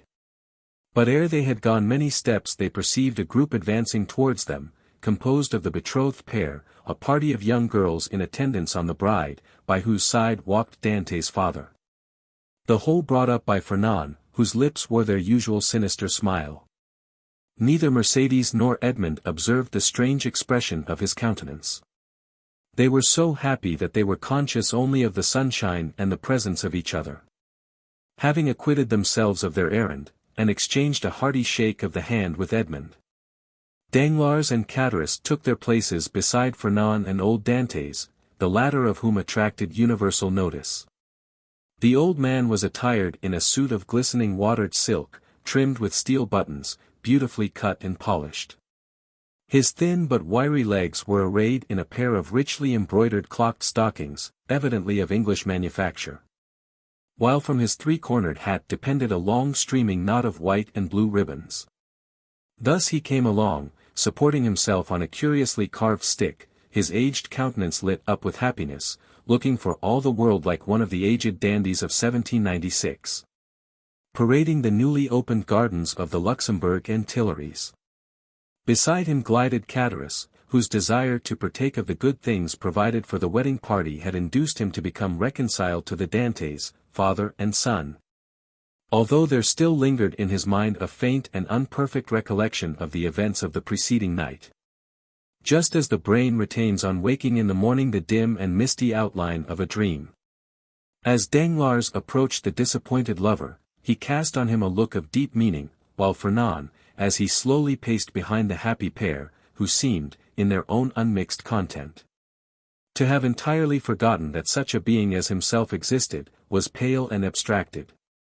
Occasionally, however, a deep flush would overspread his countenance, and a nervous contraction distort his features, while, with an agitated and restless gaze, he would glance in the direction of Marseilles, like one who either anticipated or foresaw some great and important event. Dantès himself was simply, but becomingly, clad in the dress peculiar to the merchant service, a costume somewhat between a military and a civil garb.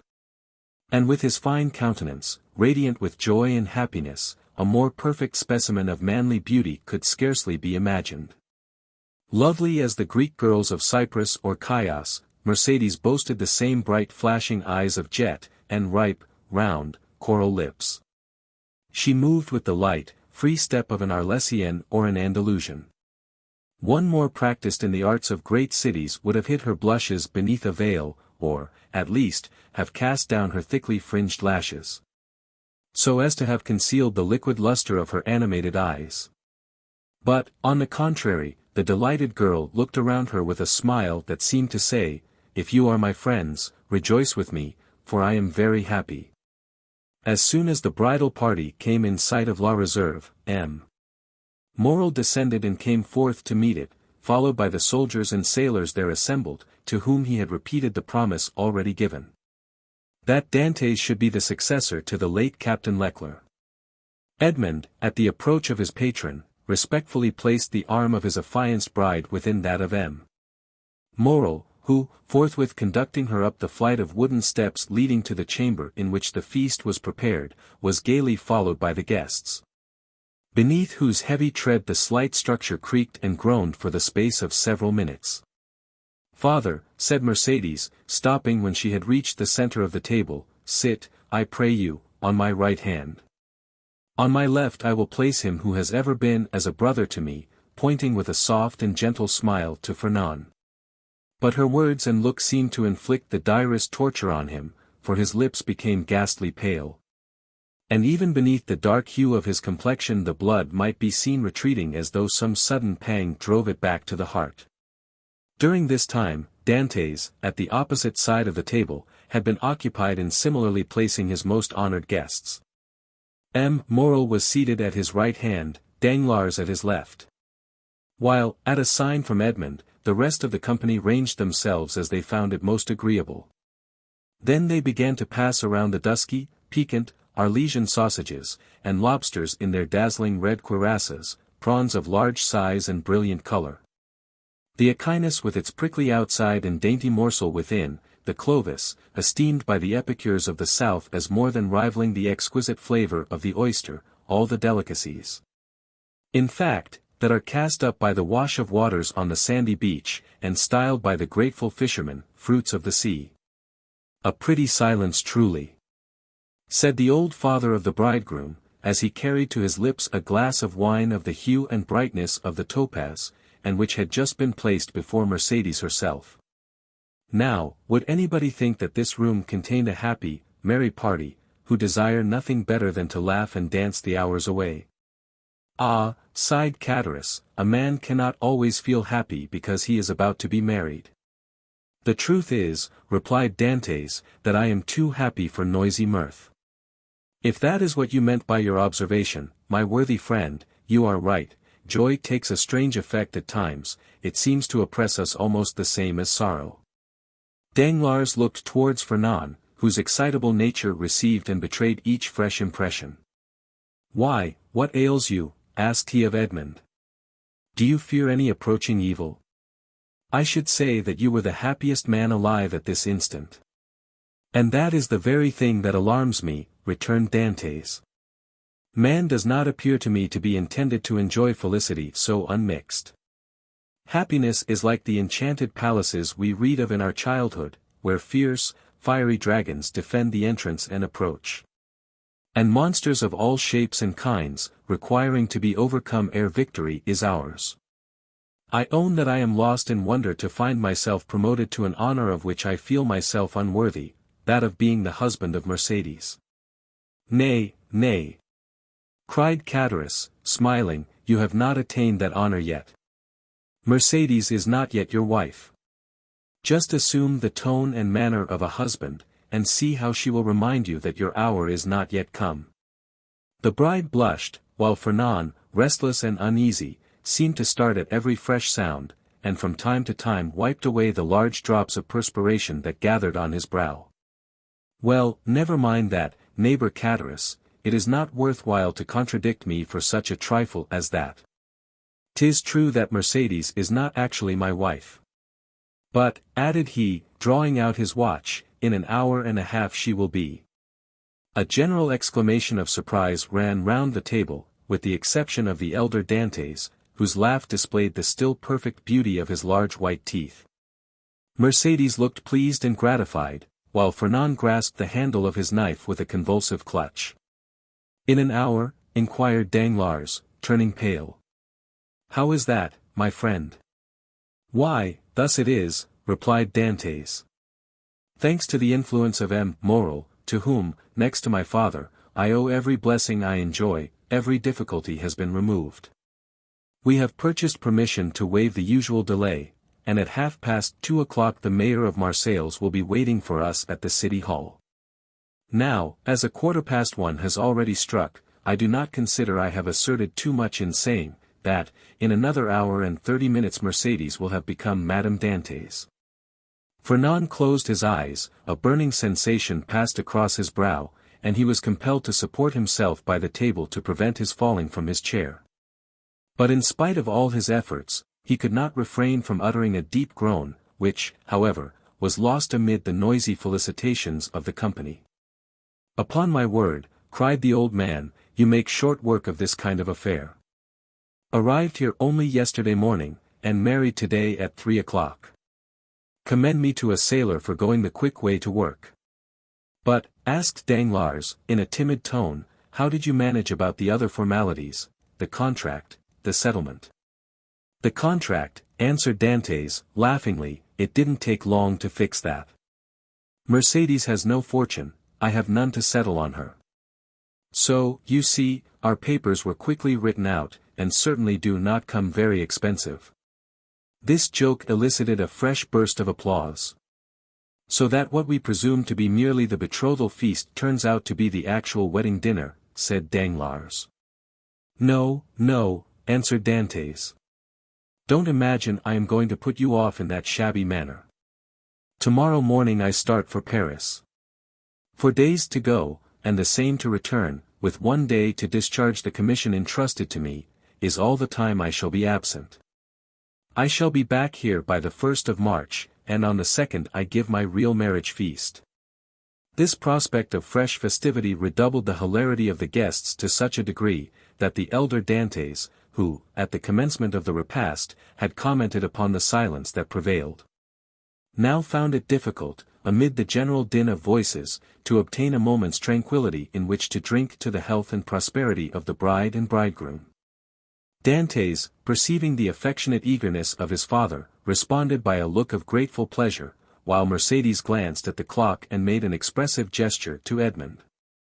Around the table reigned that noisy hilarity which usually prevails at such a time among people sufficiently free from the demands of social position not to feel the trammels of etiquette. Such as at the commencement of the repast had not been able to seat themselves according to their inclination rose unceremoniously, and sought out more agreeable companions. Everybody talked at once, without waiting for a reply, and each one seemed to be contented with expressing his or her own thoughts. Fernand's paleness appeared to have communicated itself to Danglars. As for Fernand himself, he seemed to be enduring the tortures of the damned. Unable to rest, he was among the first to quit the table, and, as though seeking to avoid the hilarious mirth that rose in such deafening sounds, he continued, in utter silence, to pace the farther end of the salon. Catalans approached him just as Danglars, whom Fernand seemed most anxious to avoid, had joined him in a corner of the room. "Upon my word," said Catalans, from whose mind the friendly treatment of Dantès, united with the effect of the excellent wine he had partaken of, had effaced every feeling of envy or jealousy at Dantès' good fortune, "upon my word, Dantès is a downright good fellow, and when I see him sitting there beside his pretty wife that is so soon to be, I cannot help thinking it would have been a great pity to have served him that trick you were planning yesterday." "Oh, there was no harm meant," answered Danglars. "At first I certainly did feel somewhat uneasy as to what Fernand might be tempted to do. But when I saw how completely he had mastered his feelings, even so far as to become one of his rival's attendants, I knew there was no further cause for apprehension." Catalans looked full at Fernand. He was ghastly pale. "Certainly," continued Danglars, "the sacrifice was no trifling one, when the beauty of the bride is concerned. Upon my soul, that future captain of mine is a lucky dog. Gad! I only wish he would let me take his place." "Shall we not set forth?" asked the sweet, silvery voice of Mercédès. 2 o'clock has just struck, and you know we are expected in a quarter of an hour."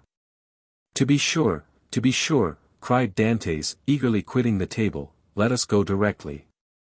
His words were re-echoed by the whole party, with vociferous cheers. At this moment Danglars, who had been incessantly observing every change in Fernand's look and manner, saw him stagger and fall back, with an almost convulsive spasm, against a seat placed near one of the open windows.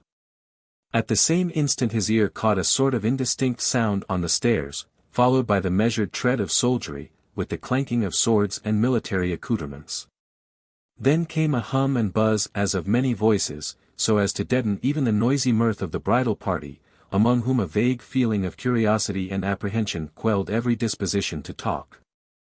And almost instantaneously the most death-like stillness prevailed. The sounds drew nearer. 3 blows were struck upon the panel of the door. The company looked at each other in consternation. "I demand admittance," said a loud voice outside the room, "in the name of the law."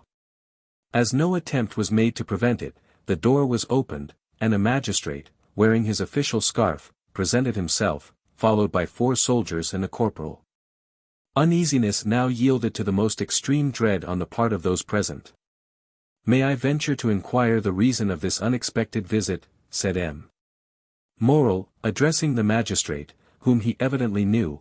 "There is doubtless some mistake easily explained." "If it be so," replied the magistrate, "rely upon every reparation being made. Meanwhile, I am the bearer of an order of arrest, and although I most reluctantly perform the task assigned me, it must, nevertheless, be fulfilled. Who among the persons here assembled answers to the name of Edmond Dantès?" Every eye was turned towards the young man who, spite of the agitation he could not but feel, advanced with dignity, and said, in a firm voice, "I am he. What is your pleasure with me?" "Edmond Dantès," replied the magistrate, "I arrest you in the name of the law." "Me," repeated Edmond, slightly changing color, "and wherefore, I pray?" "I cannot inform you, but you will be duly acquainted with the reasons that have rendered such a step necessary at the preliminary examination." M. Morrel felt that further resistance or remonstrance was useless.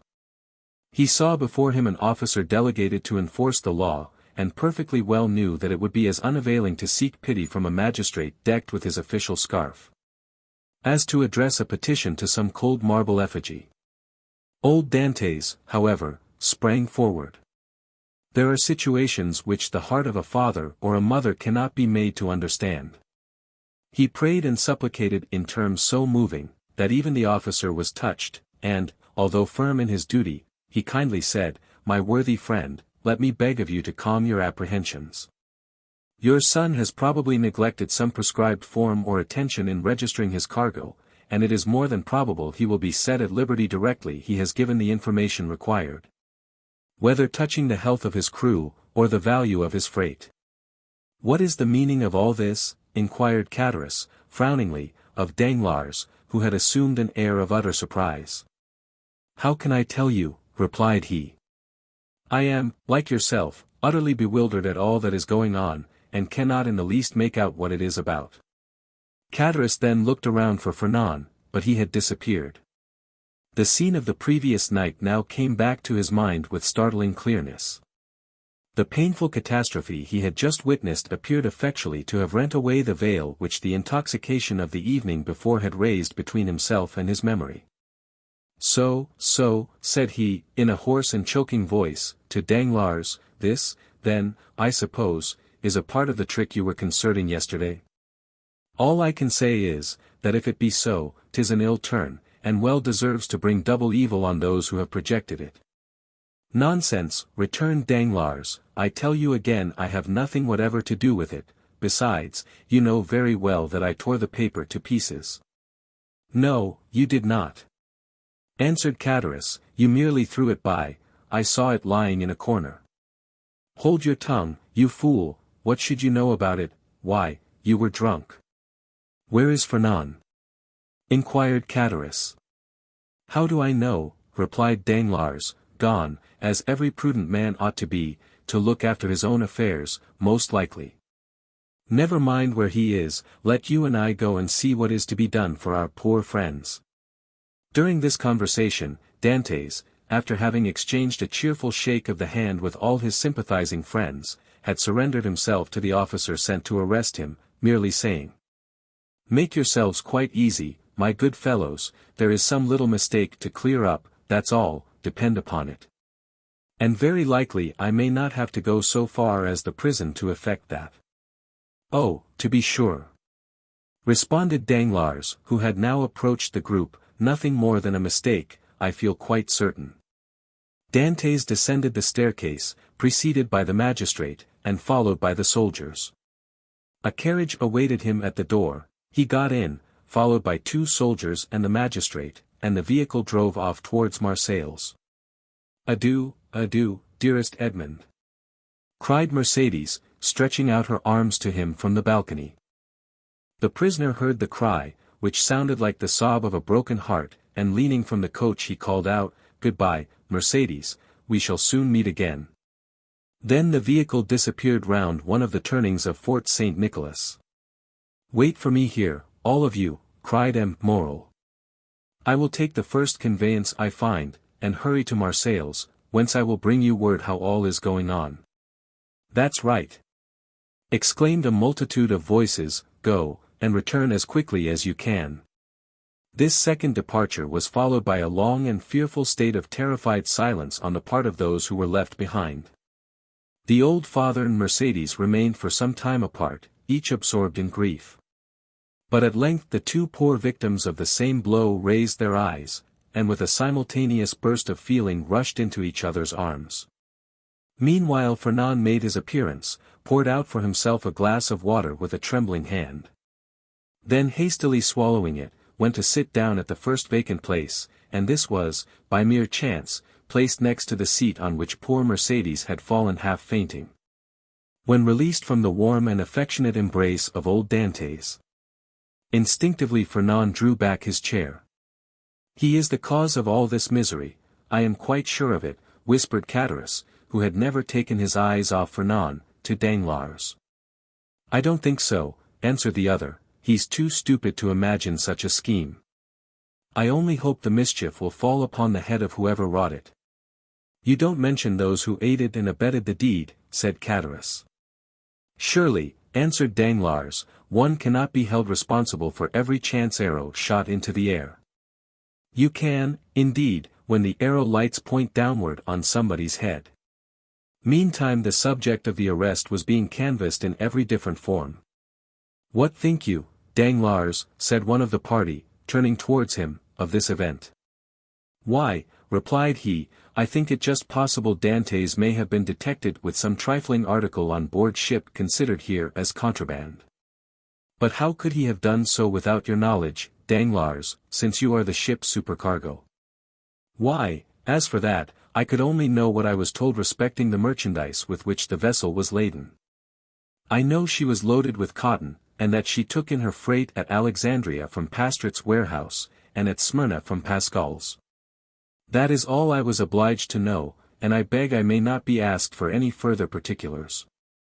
"Now I recollect," said the afflicted old father. "My poor boy told me yesterday he had got a small case of coffee, and another of tobacco for me." "There, you see," exclaimed Danglars. "Now the mischief is out. Depend upon it the custom-house people went rummaging about the ship in our absence, and discovered poor Dantès' hidden treasures." Mercédès, however, paid no heed to this explanation of her lover's arrest. Her grief, which she had hitherto tried to restrain, now burst out in a violent fit of hysterical sobbing. "Come, come," said the old man, "be comforted, my poor child, there is still hope." "Hope," repeated Danglars. "Hope," faintly murmured Fernand, but the word seemed to die away on his pale agitated lips, and a convulsive spasm passed over his countenance. "Good news! Good news!" shouted forth one of the party stationed in the balcony on the lookout. "Here comes M. Morel back. No doubt, now, we shall hear that our friend is released." Mercédès and the old man rushed to meet the shipowner and greeted him at the door. He was very pale. "What news?" exclaimed a general burst of voices. "Alas, my friends," replied M. Morel, with a mournful shake of his head, "the thing has assumed a more serious aspect than I expected." "Oh, indeed, sir, he is innocent, sobbed forth Mercédès. That I believe, answered M. Moral, but still he is charged. With what? Inquired the elder Dantès. With being an agent of the Bonapartist faction. Many of our readers may be able to recollect how formidable such an accusation became in the period at which our story is dated. A despairing cry escaped the pale lips of Mercédès. The old man sank into a chair. Ah, Danglars, whispered Catalans, you have deceived me, the trick you spoke of last night has been played. But I cannot suffer a poor old man or an innocent girl to die of grief through your fault. I am determined to tell them all about it. Be silent, you simpleton, cried Danglars, grasping him by the arm, or I will not answer even for your own safety. Who can tell whether Dantès be innocent or guilty? The vessel did touch at Elba, where he quitted it, and passed a whole day in the island. Now, should any letters or other documents of a compromising character be found upon him, will it not be taken for granted that all who uphold him are his accomplices? With the rapid instinct of selfishness, Catalans readily perceived the solidity of this mode of reasoning. He gazed, doubtfully, wistfully, on Danglars, and then caution supplanted generosity. Suppose we wait a while, and see what comes of it, said he, casting a bewildered look on his companion. To be sure, answered Danglars. Let us wait, by all means. If he be innocent, of course he will be set at liberty. If guilty, why, it is no use involving ourselves in a conspiracy. Let us go, then. I cannot stay here any longer. With all my heart, replied Danglars, pleased to find the other so tractable. Let us take ourselves out of the way, and leave things for the present to take their course. After their departure, Fernand, who had now again become the friend and protector of Mercédès, led the girl to her home, while some friends of Dantès conducted his father, nearly lifeless, to the Allées de Mailhen. The rumor of Edmond's arrest as a Bonapartist agent was not slow in circulating throughout the city. Could you ever have credited such a thing, my dear Danglars? Asked M. Moral, as, on his return to the port for the purpose of gleaning fresh tidings of Dantès, from M. de Villefort, the assistant procureur, he overtook his supercargo in Catalans. Could you have believed such a thing possible? Why, you know I told you, replied Danglars, that I considered the circumstance of his having anchored at the island of Elba as a very suspicious circumstance. And did you mention these suspicions to any person beside myself? Certainly not, returned Danglars. Then added in a low whisper, you understand that, on account of your uncle, M. Policar Moral, who served under the other government, and who does not altogether conceal what he thinks on the subject, you are strongly suspected of regretting the abdication of Napoleon. I should have feared to injure both Edmond and yourself, had I divulged my own apprehensions to a soul. I am too well aware that though a subordinate, like myself, is bound to acquaint the shipowner with everything that occurs, there are many things he ought most carefully to conceal from all else. 'Tis well, Danglars, 'tis well, replied M. Moral. You are a worthy fellow, and I had already thought of your interests in the event of poor Edmond having become captain of the Pharaon. Is it possible you were so kind? Yes, indeed. I had previously inquired of Dantès what was his opinion of you, and if he should have any reluctance to continue you in your post, for somehow I have perceived a sort of coolness between you. And what was his reply? That he certainly did think he had given you offence in an affair which he merely referred to without entering into particulars. But that whoever possessed the good opinion and confidence of the ship's owners would have his preference also. The hypocrite, murmured Danglars. Poor Dantès, said Catalans. No one can deny his being a noble-hearted young fellow. But meanwhile, continued M. Moral, here is the Pharaon without a captain. Oh, replied Danglars, since we cannot leave this port for the next 3 months, let us hope that ere the expiration of that period Dantès will be set at liberty. No doubt. But in the meantime, I am entirely at your service, M. Moral, answered Danglars. You know that I am as capable of managing a ship as the most experienced captain in the service. And it will be so far advantageous to you to accept my services, that upon Edmond's release from prison no further change will be requisite on board the Pharaon than for Dantès and myself each to resume our respective posts. Thanks, Danglars, that will smooth over all difficulties. I fully authorize you at once to assume the command of the Pharaon, and look carefully to the unloading of her freight. Private misfortunes must never be allowed to interfere with business. Be easy on that score, M. Morel. But do you think we shall be permitted to see our poor Edmond?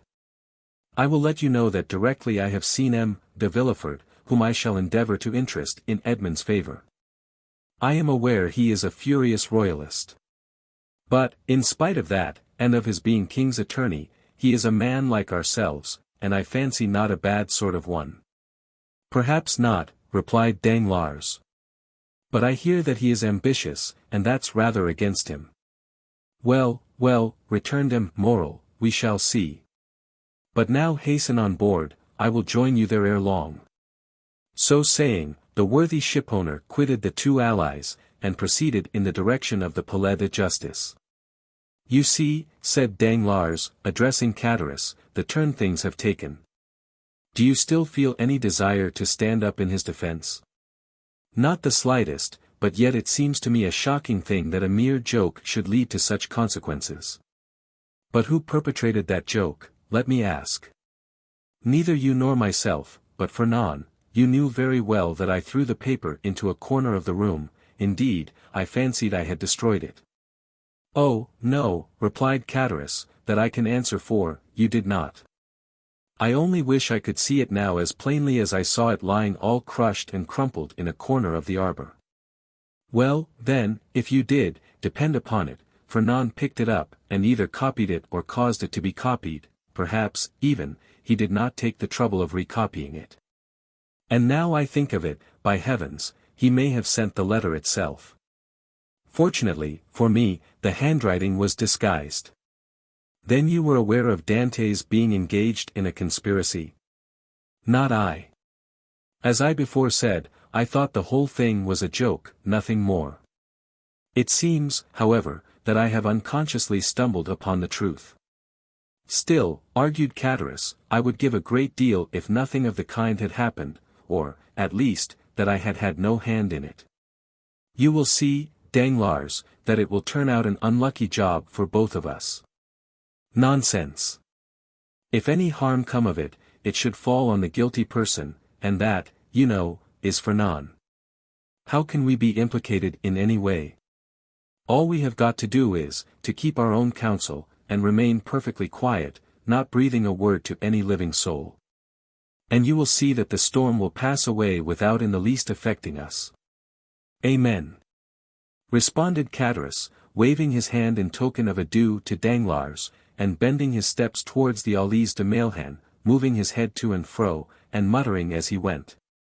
After the manner of one whose mind was overcharged with one absorbing idea. So far, then, said Danglars, mentally, all has gone as I would have it. I am, temporarily, commander of the Pharaon, with the certainty of being permanently so, if that fool of a Catullus can be persuaded to hold his tongue. My only fear is the chance of Dantès being released. But, there, he is in the hands of justice, and, added he with a smile, she will take her own. So saying, he leaped into a boat, desiring to be rowed on board the Pharaon, where M. Morel had agreed to meet him. Chapter 6. The Deputy Procureur du Roi. In one of the aristocratic mansions built by Puget in the Rue du Grand Cours opposite the Medusa Fountain, a second marriage feast was being celebrated. Almost at the same hour with the nuptial repast given by Dantès. In this case, however, although the occasion of the entertainment was similar, the company was strikingly dissimilar.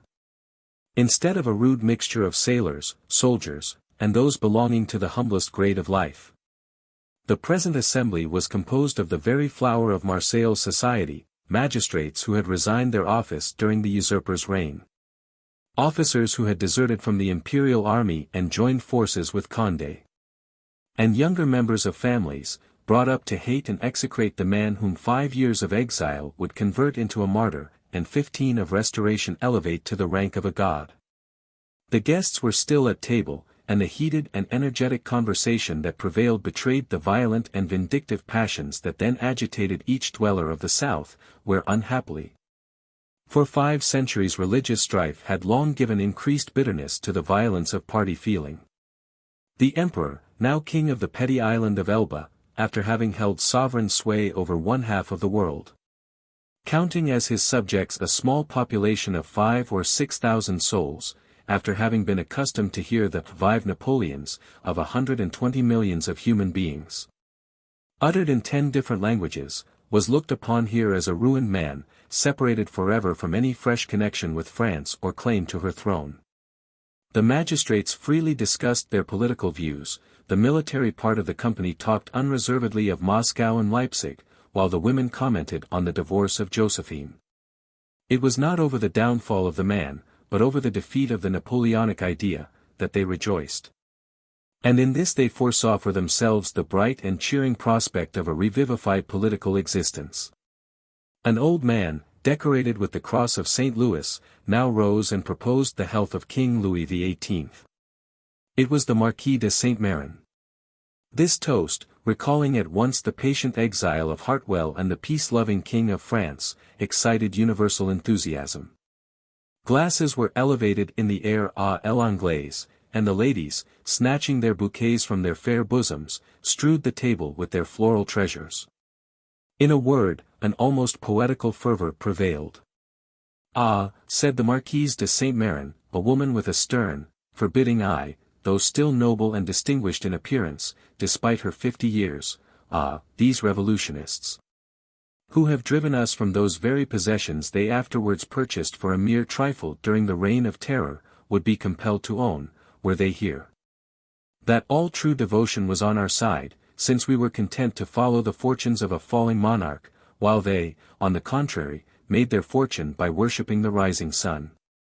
Yes, yes, they could not help admitting that the king, for whom we sacrificed rank, wealth, and station was truly our Louis the well-beloved, while their wretched usurper has been, and ever will be, to them their evil genius, their Napoleon the accursed. Am I not right, Villefort? I beg your pardon, madam. I really must pray you to excuse me, but, in truth, I was not attending to the conversation." "Marquise, Marquise," interposed the old nobleman who had proposed the toast, "let the young people alone. Let me tell you, on one's wedding day there are more agreeable subjects of conversation than dry politics." "Never mind, dearest mother," said a young and lovely girl, with a profusion of light brown hair, and eyes that seemed to float in liquid crystal, "'tis all my fault for seizing upon M. de Villefort, so as to prevent his listening to what you said. But there, now take him, he is your own for as long as you like. M. Villefort, I beg to remind you my mother speaks to you." "If the Marquise will deign to repeat the words I but imperfectly caught, I shall be delighted to answer," said M. de Villefort. "Never mind, Renée," replied the Marquise, with a look of tenderness that seemed out of keeping with her harsh dry features. "But, however all other feelings may be withered in a woman's nature, there is always one bright smiling spot in the desert of her heart, and that is the shrine of maternal love. I forgive you.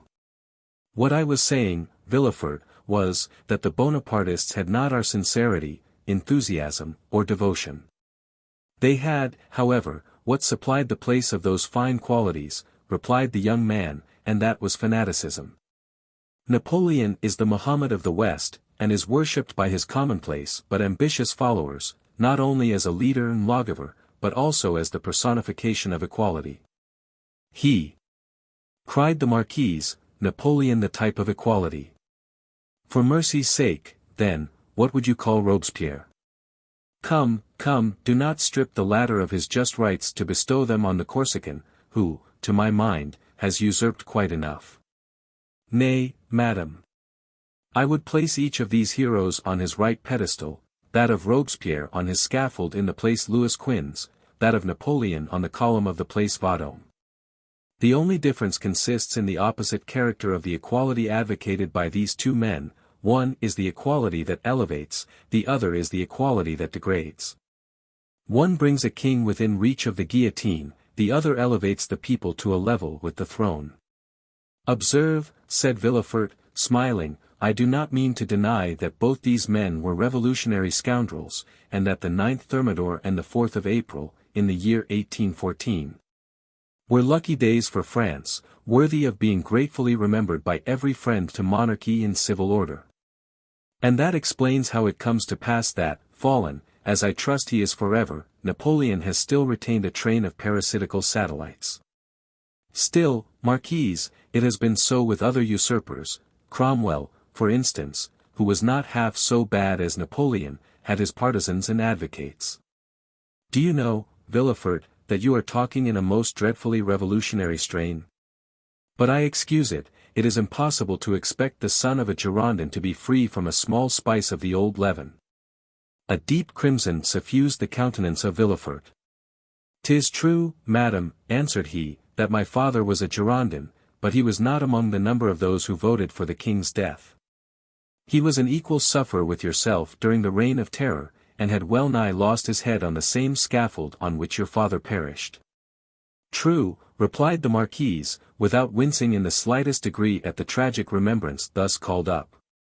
"But bear in mind, if you please, that our respective parents underwent persecution and proscription from diametrically opposite principles. In proof of which I may remark, that while my family remained among the staunchest adherents of the exiled princes, your father lost no time in joining the new government. And that while the citizen Mortier was a Girondin, the Count Mortier became a senator." "Dear mother," interposed René, "you know very well it was agreed that all these disagreeable reminiscences should forever be laid aside." "Suffer me, also, madam," replied Villefort, "to add my earnest request to Mademoiselle de Saint Méran's, that you will kindly allow the veil of oblivion to cover and conceal the past. What avails recrimination over matters wholly past recall? For my own part, I have laid aside even the name of my father, and altogether disown his political principles. He was, nay, probably may still be, a Bonapartist, and is called Mortier. On the contrary, am a staunch royalist, and style myself de Villefort. Let what may remain of revolutionary sap exhaust itself and die away with the old trunk, and condescend only to regard the young shoot which has started up at a distance from the parent tree, without having the power, any more than the wish, to separate entirely from the stock from which it sprung." "Bravo, Villefort," cried the Marquis, "excellently well said. Come, now, I have hopes of obtaining what I have been for years endeavoring to persuade the Marquise to promise. Namely, a perfect amnesty and forgetfulness of the past." "With all my heart," replied the Marquise, "let the past be forever forgotten. I promise you it affords me as little pleasure to revive it as it does you. All I ask is, that Villefort will be firm and inflexible for the future in his political principles. Remember, also, Villefort, that we have pledged ourselves to His Majesty for your fealty and strict loyalty, and that at our recommendation the King consented to forget the past. As I do, and here she extended to him her hand, as I now do at your entreaty.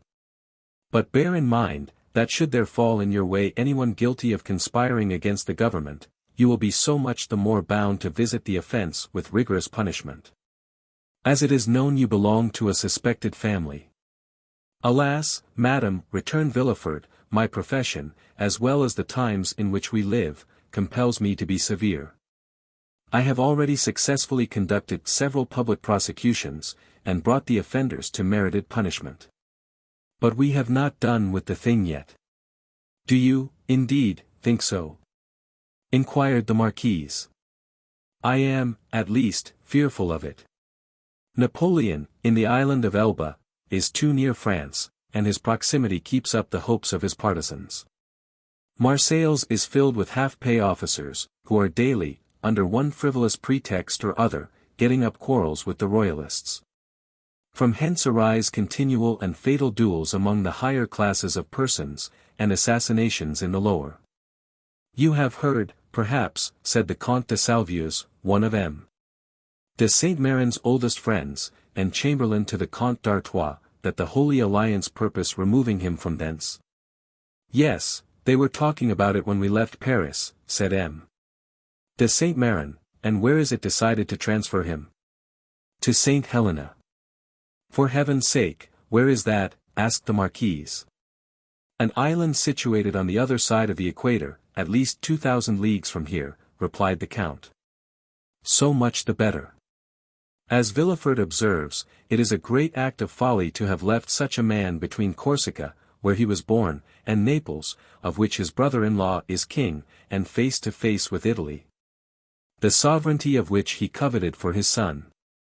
Unfortunately, said Villefort, there are the treaties of 1814, and we cannot molest Napoleon without breaking those compacts. Oh, well, we shall find some way out of it, responded M. de Salvieux. There wasn't any trouble over treaties when it was a question of shooting the poor Duc d'Enghien. Well, said the Marquise, it seems probable that, by the aid of the Holy Alliance, we shall be rid of Napoleon, and we must trust to the vigilance of M. de Villefort to purify Marseilles of his partisans. The king is either a king or no king. If he be acknowledged as sovereign of France, he should be upheld in peace and tranquility. And this can best be effected by employing the most inflexible agents to put down every attempt at conspiracy. 'Tis the best and surest means of preventing mischief. Unfortunately, madam, answered Villefort, the strong arm of the law is not called upon to interfere until the evil has taken place. Then all he has got to do is to endeavor to repair it. Nay, madam, the law is frequently powerless to effect this, all it can do is to avenge the wrong done. Oh, M. de Villefort, cried a beautiful young creature, daughter to the Comte de Salvieux, and the cherished friend of Mademoiselle de Saint-Méran. Do try and get up some famous trial while we are at Marseilles. I never was in a law court, I am told it is so very amusing. Amusing, certainly, replied the young man, inasmuch as, instead of shedding tears as at the fictitious tale of woe produced at a theatre, you behold in a law court a case of real and genuine distress, a drama of life. The prisoner whom you there see pale, agitated, and alarmed, instead of, as is the case when a curtain falls on a tragedy, going home to sup peacefully with his family, and then retiring to rest, that he may recommence his mimic woes on the morrow, is removed from your sight merely to be reconducted to his prison and delivered up to the executioner.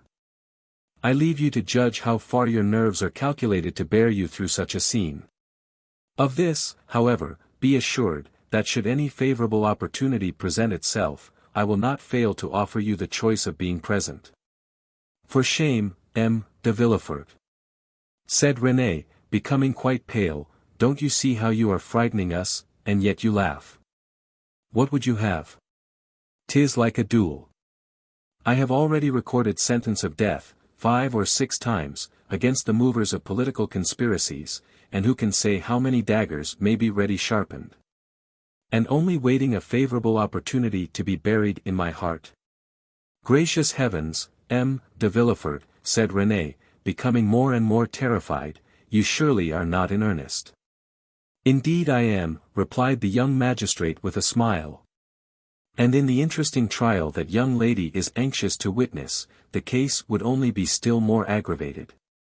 Suppose, for instance, the prisoner, as is more than probable, to have served under Napoleon, well, can you expect for an instant, that one accustomed, at the word of his commander, to rush fearlessly on the very bayonets of his foe, will scruple more to drive a stiletto into the heart of one he knows to be his personal enemy, than to slaughter his fellow creatures, merely because bidden to do so by one he is bound to obey? Besides, one requires the excitement of being hateful in the eyes of the accused, in order to lash one's self into a state of sufficient vehemence and power. I would not choose to see the man against whom I pleaded smile, as though in mockery of my words. No. My pride is to see the accused pale, agitated, and as though beaten out of all composure by the fire of my eloquence. René uttered a smothered exclamation. Bravo, cried one of the guests. That is what I call talking to some purpose. Just the person we require at a time like the present, said a second. What a splendid business that last case of yours was, my dear Villefort, remarked a third, I mean the trial of the man for murdering his father. Upon my word, you killed him ere the executioner had laid his hand upon him. Oh, As for parricides, and such dreadful people as that, interposed René, it matters very little what is done to them. But as regards poor unfortunate creatures whose only crime consists in having mixed themselves up in political intrigues, why, that is the very worst offense they could possibly commit. For, don't you see, René, the king is the father of his people, and he who shall plot or contrive aught against the life and safety of the parent of 32 millions of souls, is a parricide upon a fearfully great scale. I don't know anything about that, replied René, but, M. de Villefort, you have promised me, have you not, always to show mercy to those I plead for? Make yourself quite easy on that point, answered Villefort, with one of his sweetest smiles, you and I will always consult upon our verdicts. My love, said the marquise, attend to your doves, your lapdogs, and embroidery, but do not meddle with what you do not understand. Nowadays the military profession is in abeyance and the magisterial robe is the badge of honor. There is a wise Latin proverb that is very much in point. Sed ant arma togae, said Villefort with a bow. I cannot speak Latin, responded the marquise. Well, said René, I cannot help regretting you had not chosen some other profession than your own, a physician, for instance. Do you know I always felt a shudder at the idea of even a destroying angel? Dear, good René, whispered Villefort, as he gazed with unutterable tenderness on the lovely speaker. Let us hope, my child, cried the marquis, that M. de Villefort may prove the moral and political physician of this province. If so, he will have achieved a noble work. And one which will go far to efface the recollection of his father's conduct, added the incorrigible marquise. Madam, replied Villefort, with a mournful smile, I have already had the honor to observe that my father has, at least, I hope so, abjured his past errors, and that he is, at the present moment, a firm and zealous friend to religion and order, a better royalist, possibly, than his son. For he has to atone for past dereliction, while I have no other impulse than warm, decided preference and conviction. Having made this well-turned speech, Villefort looked carefully around to mark the effect of his oratory, much as he would have done had he been addressing the bench in open court. Do you know, my dear Villefort, cried the Comte de Salvieux, that is exactly what I myself said the other day at the Tuileries. When questioned by His Majesty's principal chamberlain touching the singularity of an alliance between the son of a Girondin and the daughter of an officer of the Duc de Condé.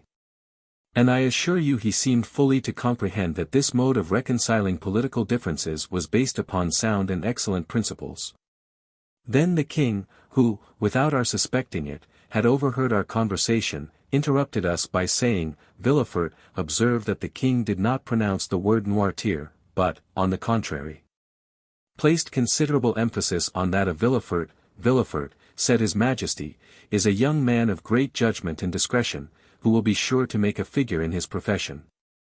I like him much, and it gave me great pleasure to hear that he was about to become the son-in-law of the Marquis and Marquise de Saint-Méran.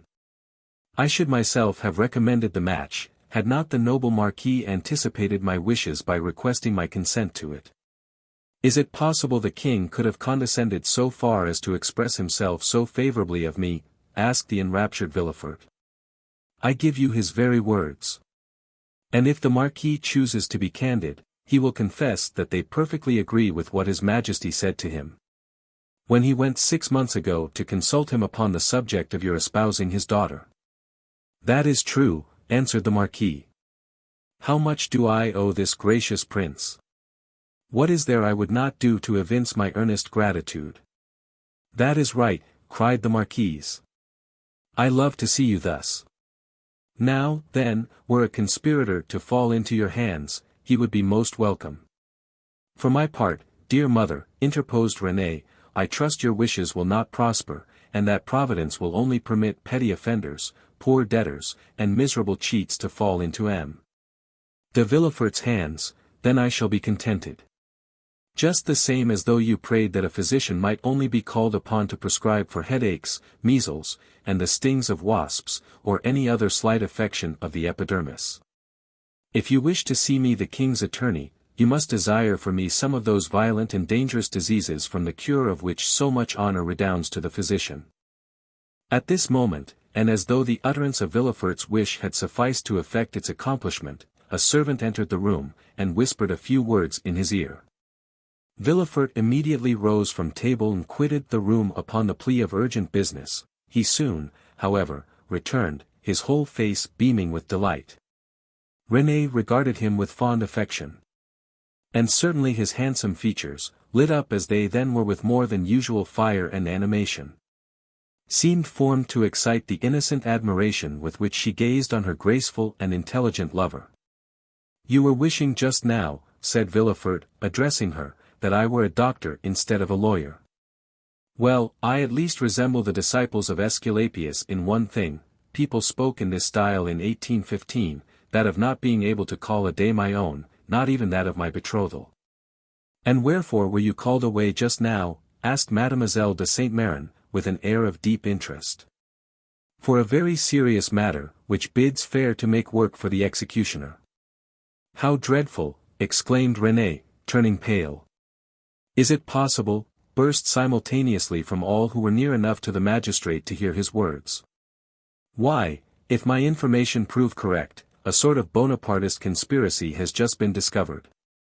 "Can I believe my ears?" cried the marquise. "I will read you the letter containing the accusation, at least," said Villefort.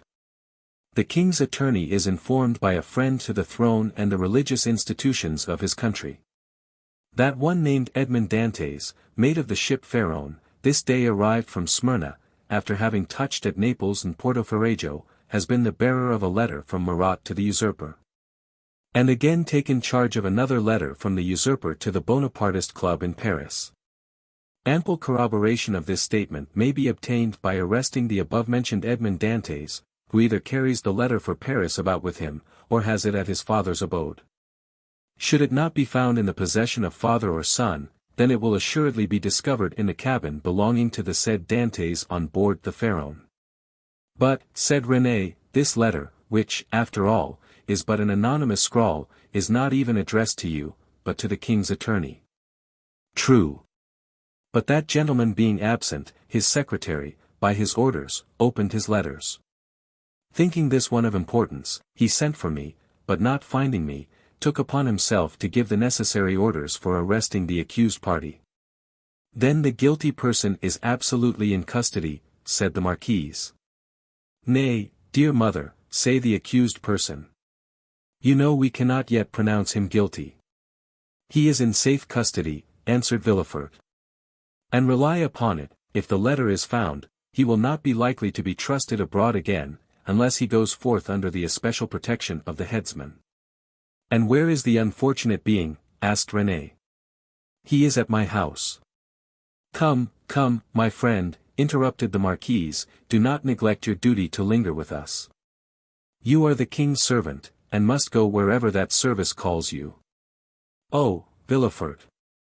cried Renée, clasping her hands, and looking towards her lover with piteous earnestness, "be merciful on this the day of our betrothal." The young man passed round to the side of the table where the fair pleader sat, and leaning over her chair said tenderly, "To give you pleasure, my sweet Renée, I promise to show all the lenity in my power. But if the charges brought against this Bonapartist hero prove correct, why, then, you really must give me leave to order his head to be cut off." Renée shuddered at the word cut, for the growth in question had a head. "Never mind that foolish girl, Villefort," said the marquise. "She will soon get over these things." So saying, Madame de Saint Méran extended her dry bony hand to Villefort, who, while imprinting a son-in-law's respectful salute on it, looked at Renée, as much as to say, "I must try and fancy 'tis your dear hand I kiss, as it should have been." "These are mournful auspices to accompany a betrothal," sighed poor Renée. "Upon my word, child," exclaimed the angry marquise, "your folly exceeds all bounds. I should be glad to know what connection there can possibly be between your sickly sentimentality and the affairs of the state." "Oh, mother," murmured Renée. "Nay, madam, I pray you pardon this little traitor.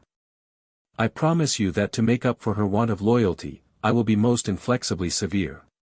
Then casting an expressive glance at his betrothed, which seemed to say, "Fear not, for your dear sake my justice shall be tempered with mercy, and receiving a sweet and approving smile in return. Villefort departed with paradise in his heart. Chapter 7. The Examination. No sooner had Villefort left the salon, than he assumed the grave air of a man who holds the balance of life and death in his hands. Now, in spite of the nobility of his countenance, the command of which, like a finished actor, he had carefully studied before the glass, it was by no means easy for him to assume an air of judicial severity. Except the recollection of the line of politics his father had adopted, and which might interfere, unless he acted with the greatest prudence, with his own career. Gerard de Villefort was as happy as a man could be. Already rich, he held a high official situation, though only 27. He was about to marry a young and charming woman, whom he loved, not passionately, but reasonably, as became a deputy attorney of the king. And besides her personal attractions, which were very great, Mademoiselle de Saint Méran's family possessed considerable political influence, which they would, of course, exert in his favor. The dowry of his wife amounted to 50,000 crowns, and he had, besides, the prospect of seeing her fortune increase to 500,000 at her father's death. These considerations naturally gave Villefort a feeling of such complete felicity that his mind was fairly dazzled in its contemplation. At the door he met the commissary of police, who was waiting for him. The sight of this officer recalled Villefort from the third heaven to earth. He composed his face, as we have before described, and said, "I have read the letter, sir, and you have acted rightly in arresting this man. Now inform me what you have discovered concerning him and the conspiracy." "We know nothing as yet of the conspiracy, monsieur. All the papers found have been sealed up and placed on your desk. The prisoner himself is named Edmond Dantès, mate on board the three-master the Pharaon, trading in cotton with Alexandria and Smyrna, and belonging to Morel and son, of Marseilles. Before he entered the merchant service, had he ever served in the marines?" "Oh, no, monsieur, he is very young." "How old?" 19 or 20 at the most." At this moment, and as Villefort had arrived at the corner of the Rue de Conseils, a man, who seemed to have been waiting for him, approached. It was M. Morel. "Ah, M. de Villefort," cried he, "I am delighted to see you. Some of your people have committed the strangest mistake. They have just arrested Edmond Dantès, mate of my vessel." "I know it, monsieur," replied Villefort, "and I am now going to examine him." "Oh," said Morel, carried away by his friendship, "you do not know him, and I do. He is the most estimable, the most trustworthy creature in the world, and I will venture to say, there is not a better seaman in all the merchant service. Oh, M. de Villefort, I beseech your indulgence for him." Villefort, as we have seen, belonged to the aristocratic party at Marseilles, Morel to the plebeian. The first was a royalist, the other suspected of Bonapartism.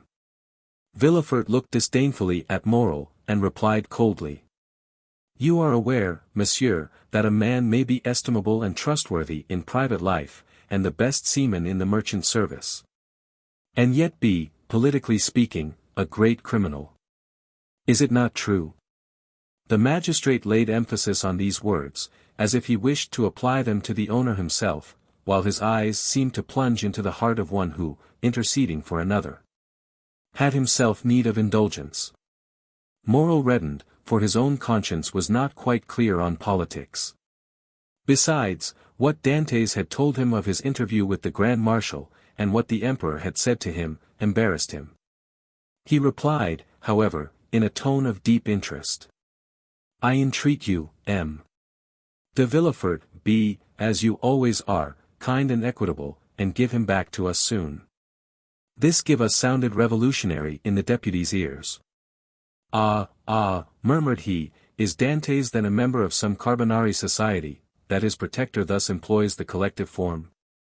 He was, if I recollect, arrested in a tavern, in company with a great many others. Then he added, "Monsieur, you may rest assured I shall perform my duty impartially, and that if he be innocent you shall not have appealed to me in vain. Should he, however, be guilty, in this present epoch, impunity would furnish a dangerous example, and I must do my duty. As he had now arrived at the door of his own house, which adjoined the Palais de Justice, he entered, after having coldly saluted the shipowner, who stood, as if petrified, on the spot where Villefort had left him.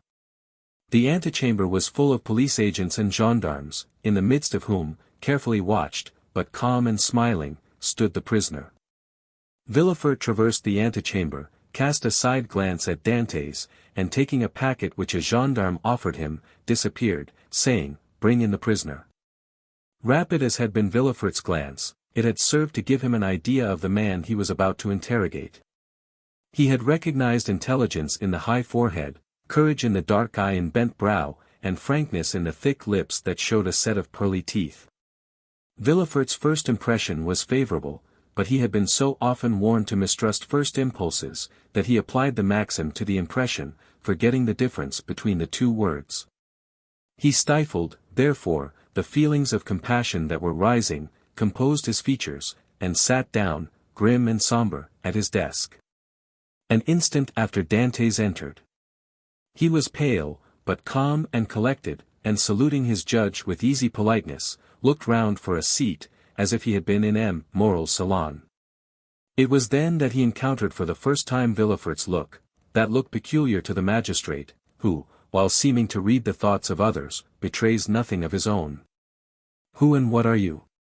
demanded Villefort, turning over a pile of papers, containing information relative to the prisoner, that a police agent had given to him on his entry, and that, already, in an hour's time, had swelled to voluminous proportions, thanks to the corrupt espionage of which the accused is always made the victim. "My name is Edmond Dantès," replied the young man calmly. "I am maid of the Pharaon, belonging to Messrs. Morel and Son." "Your age?" continued Villefort. 19, returned Dantès. "What were you doing at the moment you were arrested?" "I was at the festival of my marriage, monsieur," said the young man, his voice slightly tremulous. So great was the contrast between that happy moment and the painful ceremony he was now undergoing. So great was the contrast between the sombre aspect of M. de Villefort and the radiant face of Mercédès. "You were at the festival of your marriage," said the deputy, shuddering in spite of himself. "Yes, monsieur, I am on the point of marrying a young girl I have been attached to for 3 years." Villefort, impassive as he was struck with this coincidence. And the tremulous voice of Dantès, surprised in the midst of his happiness, struck a sympathetic chord in his own bosom. He also was on the point of being married. And he was summoned from his own happiness to destroy that of another. This philosophic reflection, thought he, will make a great sensation at M. de Saint-Méran's. And he arranged mentally, while Dantès awaited further questions, the antithesis by which orators often create a reputation for eloquence. When this speech was arranged, Villefort turned to Dantès. "Go on, sir," said he. "What would you have me say?" "Give all the information in your power. Tell me on which point you desire information, and I will tell all I know. Only," added he, with a smile, "I warn you I know very little. Have you served under the usurper?" "I was about to be mustered into the Royal Marines when he fell." "It is reported your political opinions are extreme," said Villefort, who had never heard anything of the kind, but was not sorry to make this inquiry, as if it were an accusation. "My political opinions," replied Dantès. "Alas, sir, I never had any opinions. I am hardly 19, I know nothing, I have no part to play. If I obtain the situation I desire, I shall owe it to M. Morel.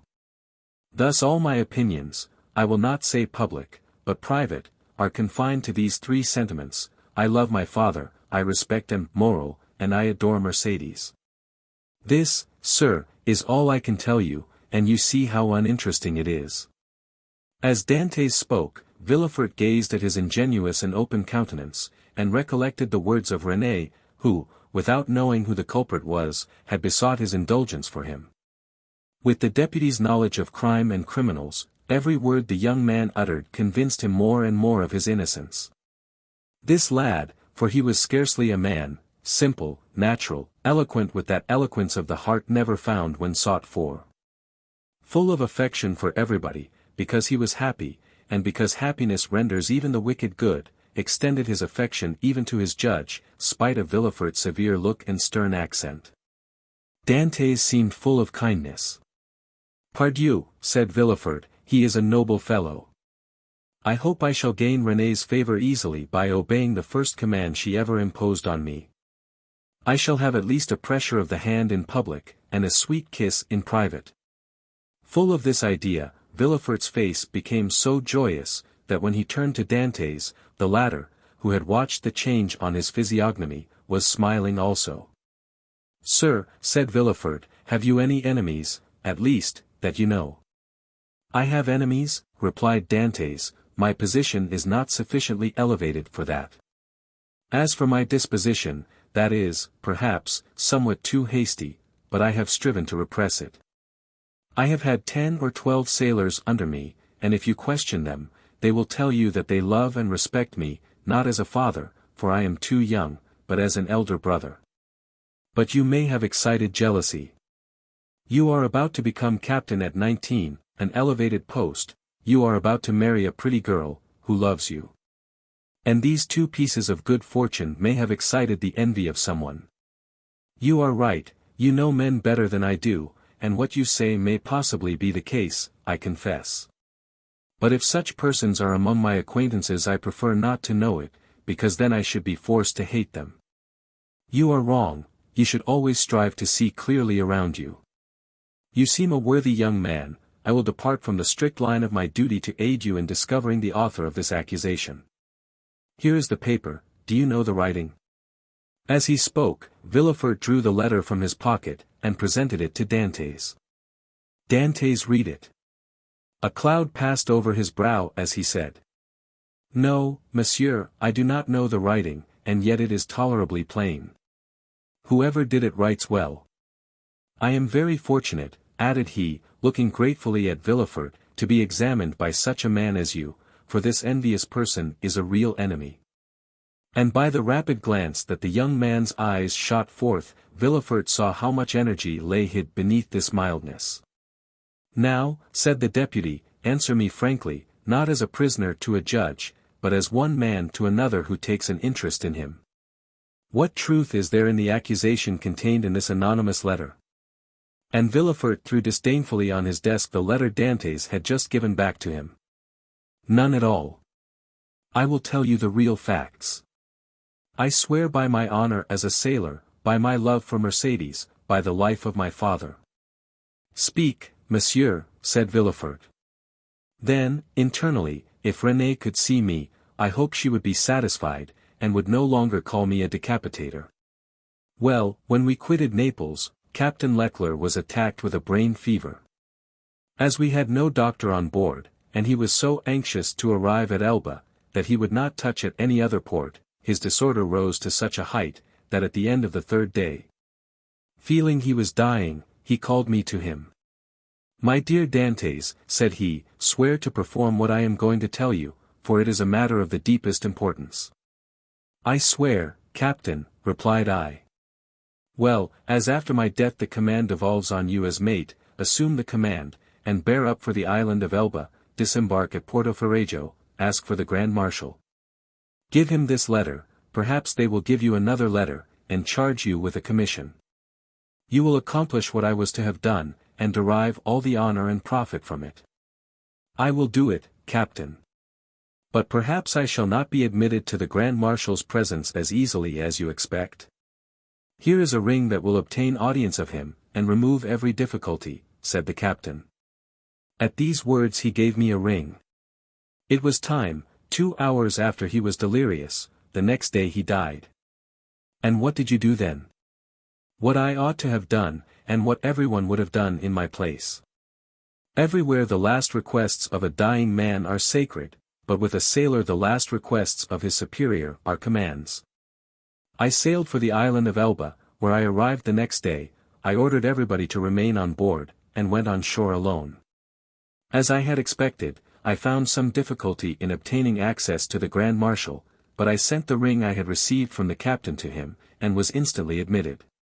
He questioned me concerning Captain Leclerc's death, and, as the latter had told me, gave me a letter to carry on to a person in Paris. I undertook it because it was what my captain had bade me do. I landed here, regulated the affairs of the vessel, and hastened to visit my affianced bride, whom I found more lovely than ever. Thanks to M. Morel, all the forms were got over. In a word, I was, as I told you, at my marriage feast. And I should have been married in an hour, and tomorrow I intended to start for Paris, had I not been arrested on this charge which you as well as I now see to be unjust.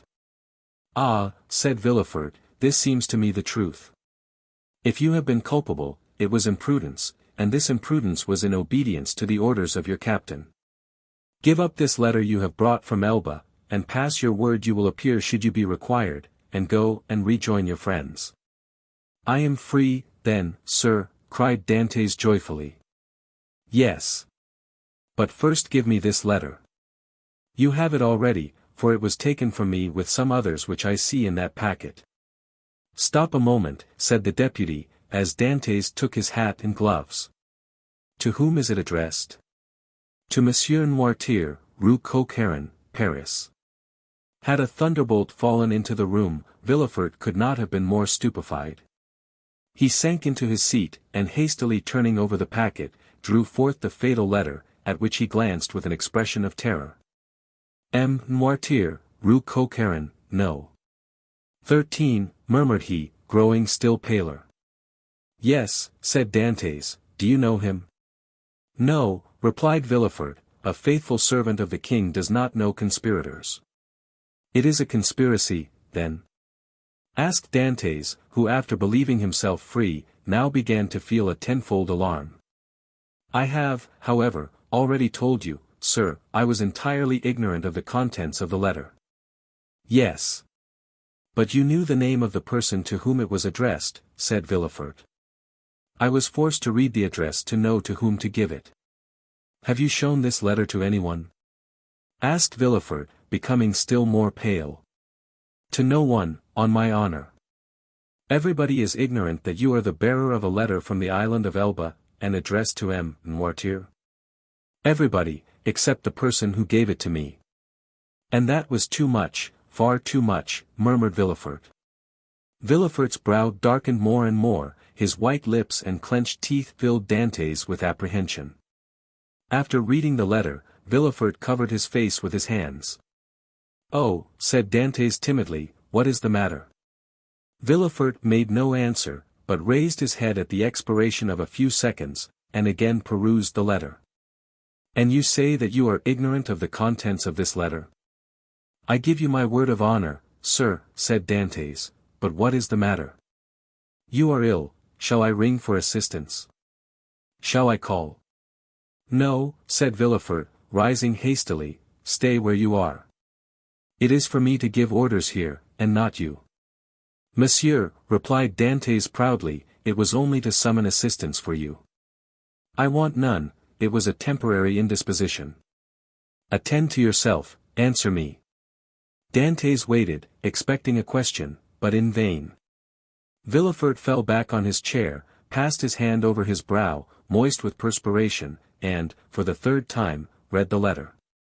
Oh, if he knows the contents of this, murmured he, and that Noirtier is the father of Villefort, I am lost.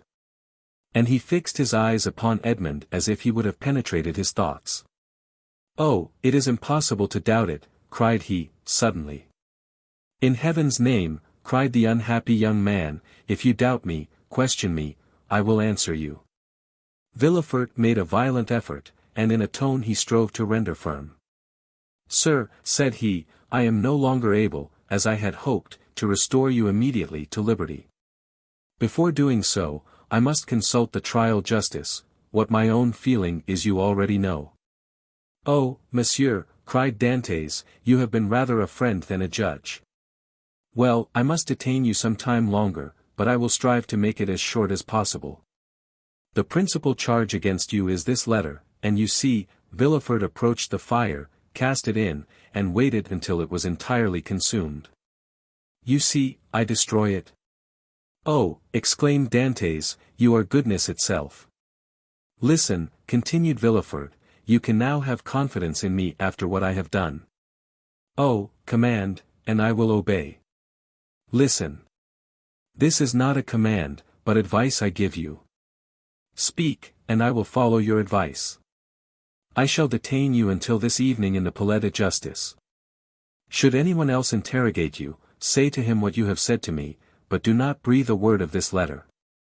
I promise." It was Villefort who seemed to entreat, and the prisoner who reassured him. "You see," continued he, glancing toward the grate, where fragments of burnt paper fluttered in the flames, "the letter is destroyed, you and I alone know of its existence. Should you, therefore, be questioned, deny all knowledge of it, deny it boldly, and you are saved. Be satisfied, I will deny it.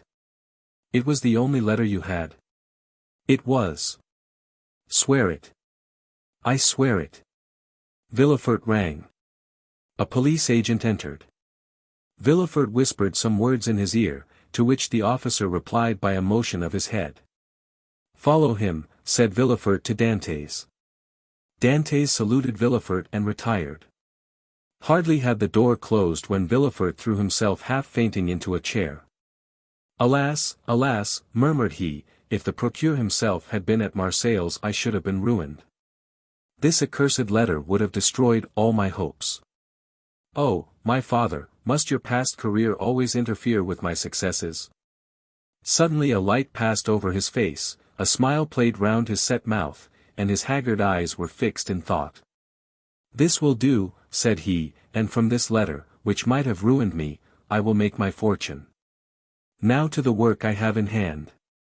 And after having assured himself that the prisoner was gone, the deputy procureur hastened to the house of his betrothed. Chapter 8. The Château d'If. The commissary of police, as he traversed the antechamber, made a sign to two gendarmes, who placed themselves one on Dantès' right and the other on his left. A door that communicated with the Palais de Justice was opened, and they went through a long range of gloomy corridors, whose appearance might have made even the boldest shudder. The Palais de Justice communicated with the prison, a sombre edifice, that from its grated windows looks on the clock tower of the Écoles. After numberless windings, Dantès saw a door with an iron wicket. The commissary took up an iron mallet and knocked thrice, every blow seeming to Dantès as if struck on his heart. The door opened, the two gendarmes gently pushed him forward, and the door closed with a loud sound behind him. The air he inhaled was no longer pure, but thick and mephitic. He was in prison. He was conducted to a tolerably neat chamber, but grated and barred, and its appearance, therefore, did not greatly alarm him. Besides, the words of Villefort, who seemed to interest himself so much, resounded still in his ears like a promise of freedom. It was 4 o'clock when Dantès was placed in this chamber. It was, as we have said, the 1st of March, and the prisoner was soon buried in darkness. The obscurity augmented the acuteness of his hearing. At the slightest sound he rose and hastened to the door, convinced they were about to liberate him, but the sound died away, and Dantès sank again into his seat. At last, about 10 o'clock, and just as Dantès began to despair, steps were heard in the corridor, a key turned in the lock, the bolts creaked, the massy oaken door flew open. And a flood of light from 2 torches pervaded the apartment. By the torchlight Dantès saw the glittering sabres and carbines of 4 gendarmes.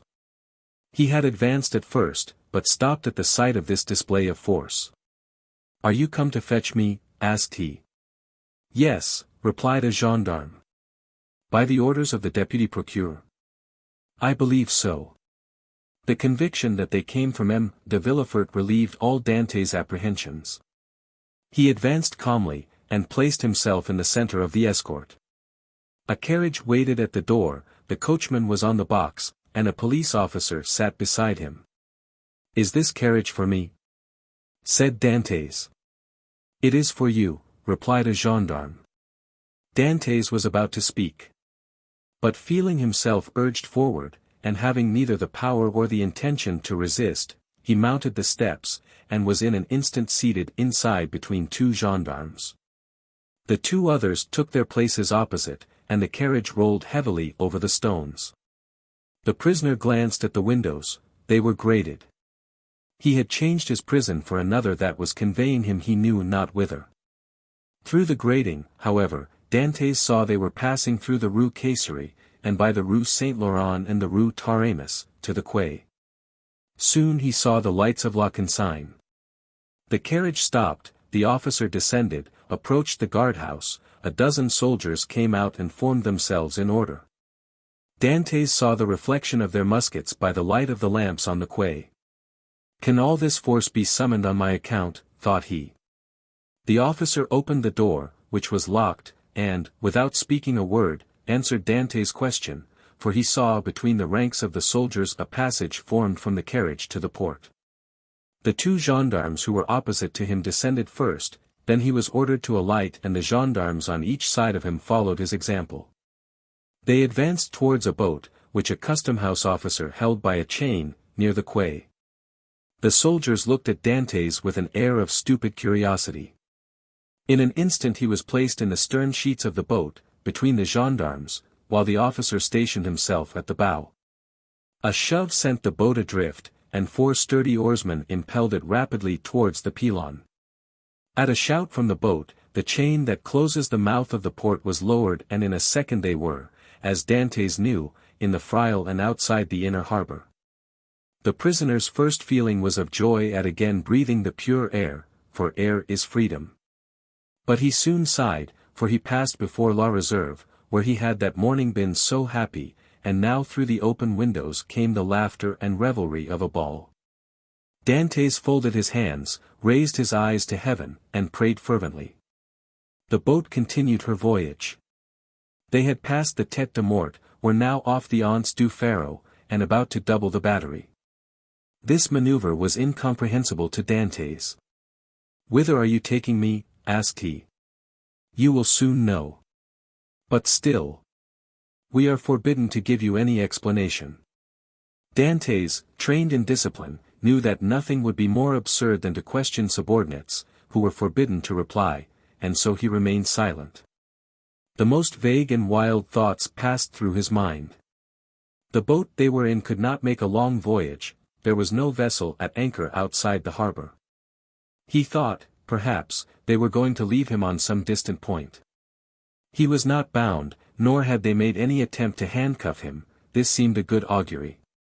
Besides, had not the deputy, who had been so kind to him, told him that provided he did not pronounce the dreaded name of Noirtier, he had nothing to apprehend? Had not Villefort in his presence destroyed the fatal letter, the only proof against him? He waited silently, striving to pierce through the darkness. They had left the Isle Ratonneau, where the lighthouse stood, on the right, and were now opposite the Point de Catalans. It seemed to the prisoner that he could distinguish a feminine form on the beach, for it was there Mercédès dwelt. How was it that a presentiment did not warn Mercédès that her lover was within 300 yards of her? One light alone was visible, and Dantès saw that it came from Mercédès' chamber. Mercédès was the only one awake in the whole settlement. A loud cry could be heard by her. But pride restrained him and he did not utter it. What would his guards think if they heard him shout like a madman? He remained silent, his eyes fixed upon the light. The boat went on, but the prisoner thought only of Mercédès. An intervening elevation of land hid the light. Dantès turned and perceived that they had got out to sea. While he had been absorbed in thought, they had shipped their oars and hoisted sail. The boat was now moving with the wind. In spite of his repugnance to address the guards, Dantès turned to the nearest gendarme, and taking his hand. "Comrade," said he, "I adjure you, as a Christian and a soldier, to tell me where we are going.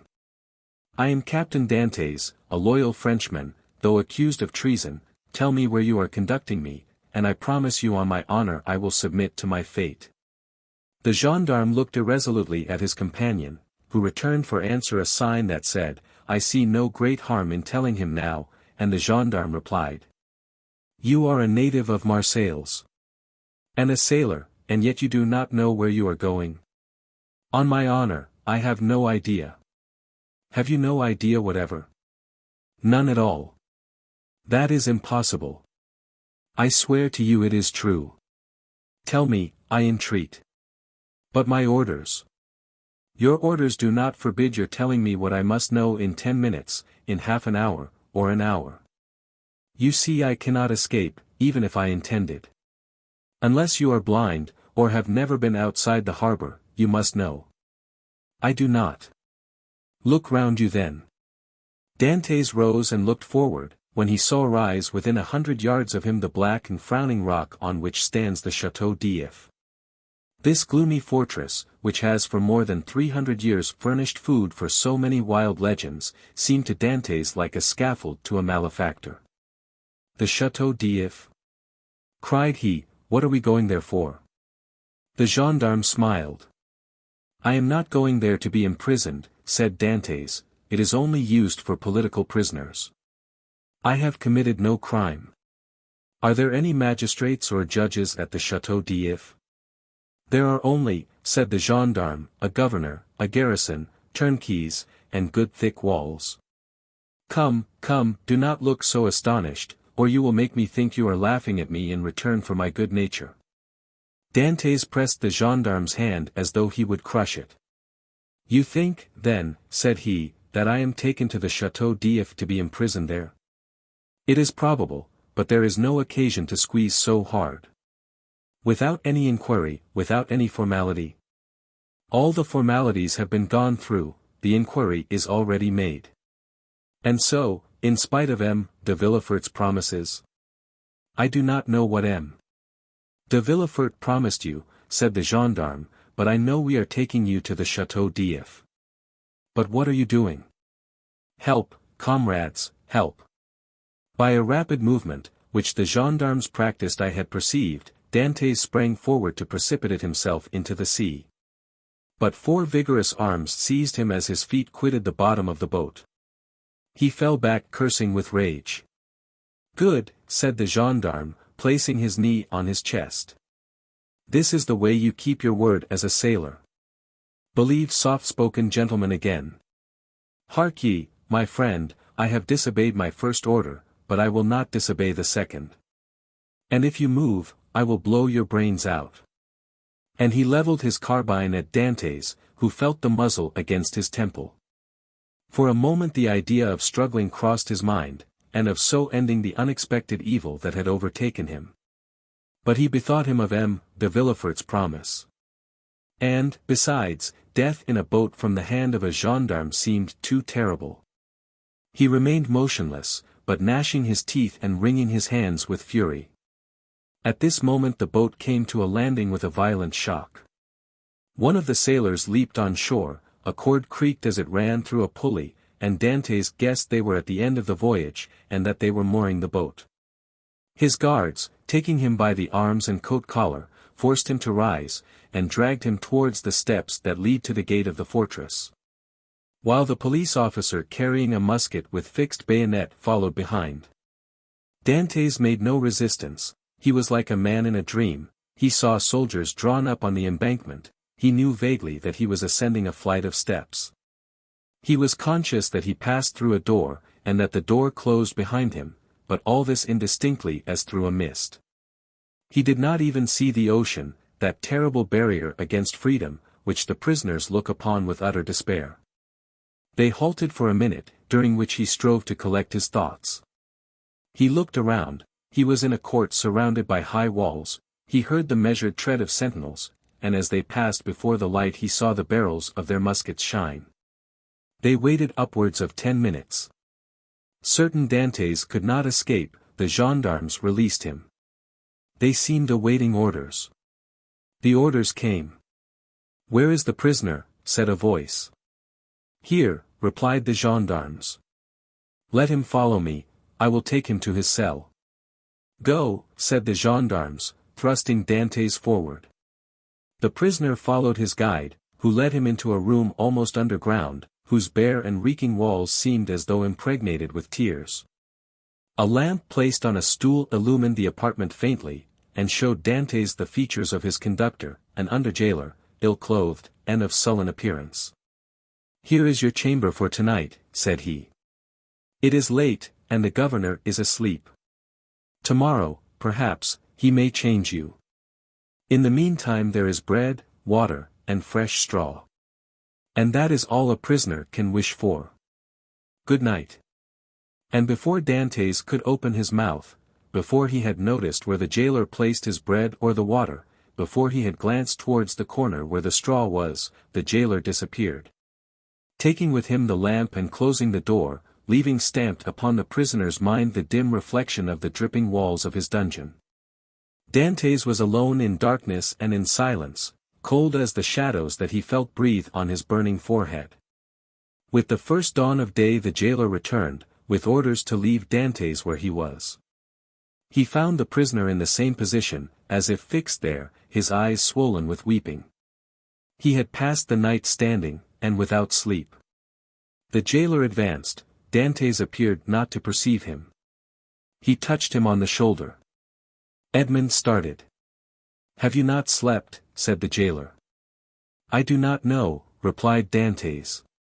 The jailer stared. "Are you hungry?" continued he. "I do not know." "Do you wish for anything?" "I wish to see the governor." The jailer shrugged his shoulders and left the chamber. Dantès followed him with his eyes, and stretched forth his hands towards the open door, but the door closed. All his emotion then burst forth. He cast himself on the ground, weeping bitterly, and asking himself what crime he had committed that he was thus punished.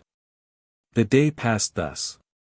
He scarcely tasted food, but walked round and round the cell like a wild beast in its cage. One thought in particular tormented him, namely, that during his journey hither he had sat so still, whereas he might, a dozen times, have plunged into the sea, and, thanks to his powers of swimming, for which he was famous, have gained the shore, concealed himself until the arrival of a Genoese or Spanish vessel, escaped to Spain or Italy, where Mercédès and his father could have joined him. He had no fears as to how he should live. Good seamen are welcome everywhere. He spoke Italian like a Tuscan, and Spanish like a Castilian. He would have been free, and happy with Mercédès and his father, whereas he was now confined in the Château d'If, that impregnable fortress, ignorant of the future destiny of his father and Mercédès. And all this because he had trusted to Villefort's promise. The thought was maddening, and Dantès threw himself furiously down on his straw. The next morning at the same hour, the jailer came again. "Well," said the jailer, "are you more reasonable today?" Dantès made no reply. "Come, cheer up, is there anything that I can do for you?" "I wish to see the governor." "I have already told you it was impossible." "Why so?" "Because it is against prison rules, and prisoners must not even ask for it." "What is allowed, then?" "Better fare, if you pay for it, books, and leave to walk about." "I do not want books, I am satisfied with my food, and do not care to walk about, but I wish to see the governor." "If you worry me by repeating the same thing, I will not bring you any more to eat." "Well, then," said Edmond, "if you do not, I shall die of hunger, that is all." The jailer saw by his tone he would be happy to die, and as every prisoner is worth 10 sous a day to his jailer, he replied in a more subdued tone. "What you ask is impossible. But if you are very well behaved you will be allowed to walk about, and some day you will meet the governor, and if he chooses to reply, that is his affair." "But," asked Dantès, "how long shall I have to wait?" "Ah, a month, 6 months, a year. It is too long a time. I wish to see him at once." "Ah," said the jailer, "do not always brood over what is impossible, or you will be mad in a fortnight." "You think so?" "Yes, we have an instance here. It was by always offering 1,000,000 of francs to the governor for his liberty that an abbé became mad, who was in this chamber before you." "How long has he left it?" 2 years. "Was he liberated, then?" "No, he was put in a dungeon." "Listen," said Dantès. "I am not an abbé, I am not mad, perhaps I shall be, but at present, unfortunately, I am not. I will make you another offer." "What is that?" "I do not offer you 1,000,000, because I have it not. But I will give you 100 crowns if, the first time you go to Marseilles, you will seek out a young girl named Mercédès, at the Catalans, and give her 2 lines from me. If I took them, and were detected, I should lose my place, which is worth 2,000 francs a year, so that I should be a great fool to run such a risk for 300. Well, said Dantès, mark this, if you refuse at least to tell Mercédès I am here, I will some day hide myself behind the door, and when you enter I will dash out your brains with this stool. Threats, cried the jailer, retreating and putting himself on the defensive, you are certainly going mad. The abbé began like you, and in 3 days you will be like him, mad enough to tie up. But, fortunately, there are dungeons here. Dantès whirled the stool round his head. All right, said the jailer, all right, since you will have it so. I will send word to the governor. Very well, returned Dantès, dropping the stool and sitting on it as if he were in reality mad. The jailer went out, and returned in an instant with a corporal and 4 soldiers. By the governor's orders, said he, conduct the prisoner to the tier beneath. To the dungeon, then, said the corporal. Yes, we must put the madman with the madman. The soldiers seized Dantès, who followed passively. He descended 15 steps, and the door of a dungeon was opened, and he was thrust in. The door closed, and Dantès advanced with outstretched hands until he touched the wall. He then sat down in the corner until his eyes became accustomed to the darkness. The jailer was right, Dantès wanted but little of being utterly mad. Chapter 9. The evening of the betrothal. Villefort had, as we have said, hastened back to Madame de Saint-Méran's in the Place du Grand Cours. And on entering the house found that the guests whom he had left at table were taking coffee in the salon. René was, with all the rest of the company, anxiously awaiting him, and his entrance was followed by a general exclamation. Well, decapitator, guardian of the state, royalist, Brutus, what is the matter, said one. Speak out. Are we threatened with a fresh reign of terror, asked another. Has the Corsican Ogre broken loose, cried a third. Marquise, said Villefort, approaching his future mother-in-law, I request your pardon for thus leaving you. Will the Marquis honor me by a few moments' private conversation? Ah, it is really a serious matter, then, asked the Marquis, remarking the cloud on Villefort's brow. So serious that I must take leave of you for a few days, so, added he, turning to René, judge for yourself if it be not important. You are going to leave us? Cried René, unable to hide her emotion at this unexpected announcement. Alas, returned Villefort, I must. Where, then, are you going? Asked the Marquise. That, madam, is an official secret, but if you have any commissions for Paris, a friend of mine is going there tonight, and will with pleasure undertake them. The guests looked at each other. You wish to speak to me alone, said the Marquis. Yes, let us go to the library, please. The Marquis took his arm, and they left the salon. Well, asked he, as soon as they were by themselves, tell me what it is. An affair of the greatest importance, that demands my immediate presence in Paris. Now, excuse the indiscretion, Marquis, but have you any landed property?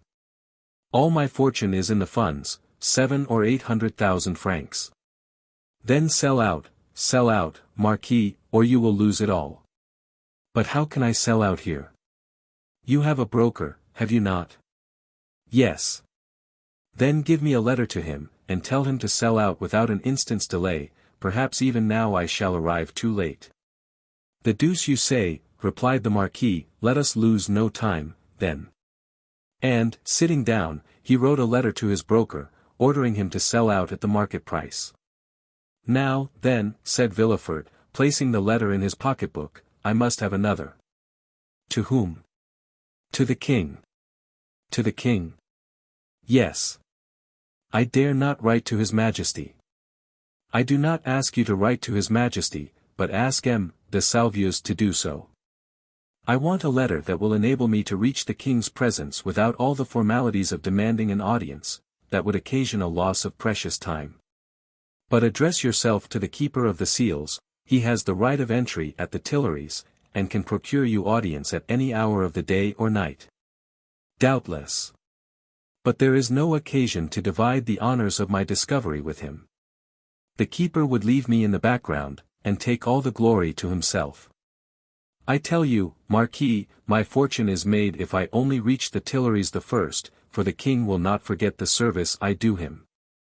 In that case go and get ready. I will call Salvius and make him write the letter.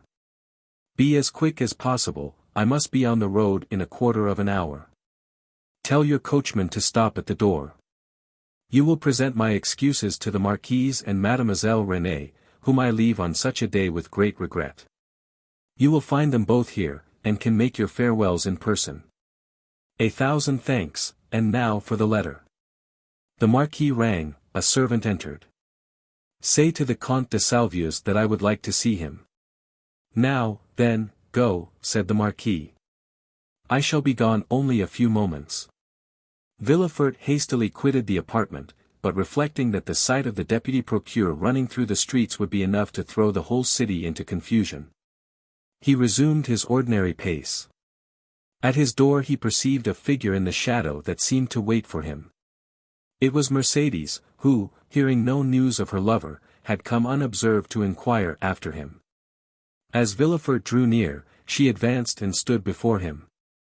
Dantès had spoken of Mercédès, and Villefort instantly recognized her. Her beauty and high bearing surprised him, and when she inquired what had become of her lover, it seemed to him that she was the judge, and he the accused.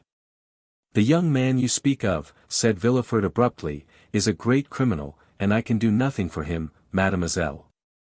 Mercédès burst into tears, and, as Villefort strove to pass her, again addressed him. But, at least, tell me where he is, that I may know whether he is alive or dead, said she. I do not know. He is no longer in my hands, replied Villefort. And desirous of putting an end to the interview, he pushed by her, and closed the door, as if to exclude the pain he felt. But remorse is not thus banished. Like Virgil's wounded hero, he carried the arrow in his wound, and, arrived at the salon, Villefort uttered a sigh that was almost a sob, and sank into a chair. Then the first pangs of an unending torture seized upon his heart. The man he sacrificed to his ambition, that innocent victim immolated on the altar of his father's faults, appeared to him pale and threatening, leading his affianced bride by the hand. And bringing with him remorse, not such as the ancients figured, furious and terrible, but that slow and consuming agony whose pangs are intensified from hour to hour up to the very moment of death. Then he had a moment's hesitation. He had frequently called for capital punishment on criminals, and owing to his irresistible eloquence they had been condemned. And yet the slightest shadow of remorse had never clouded Villefort's brow, because they were guilty. At least, he believed so, but here was an innocent man whose happiness he had destroyed. In this case he was not the judge, but the executioner.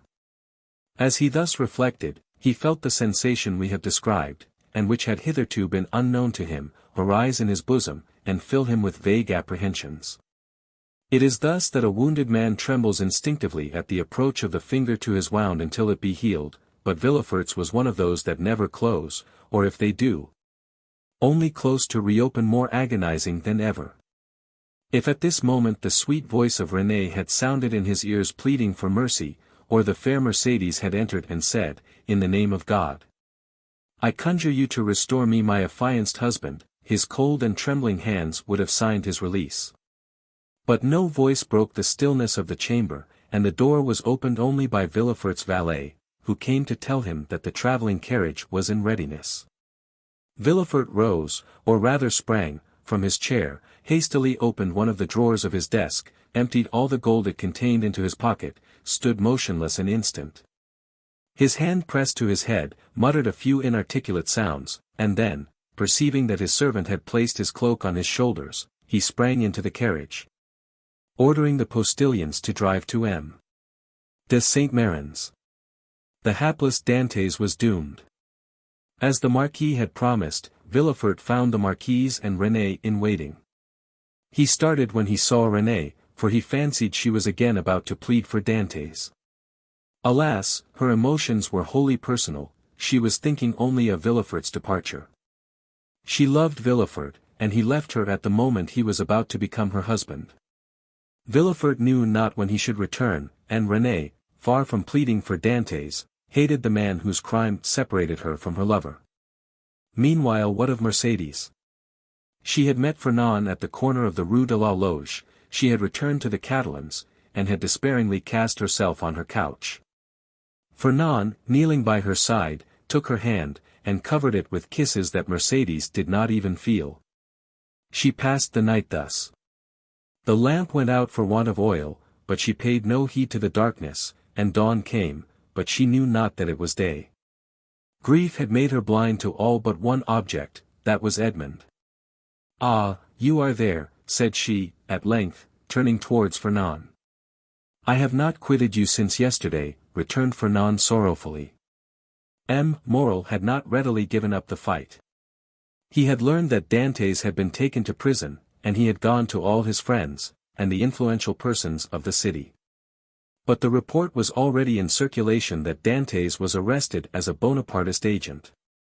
And as the most sanguine looked upon any attempt of Napoleon to remount the throne as impossible, he met with nothing but refusal, and had returned home in despair, declaring that the matter was serious and that nothing more could be done.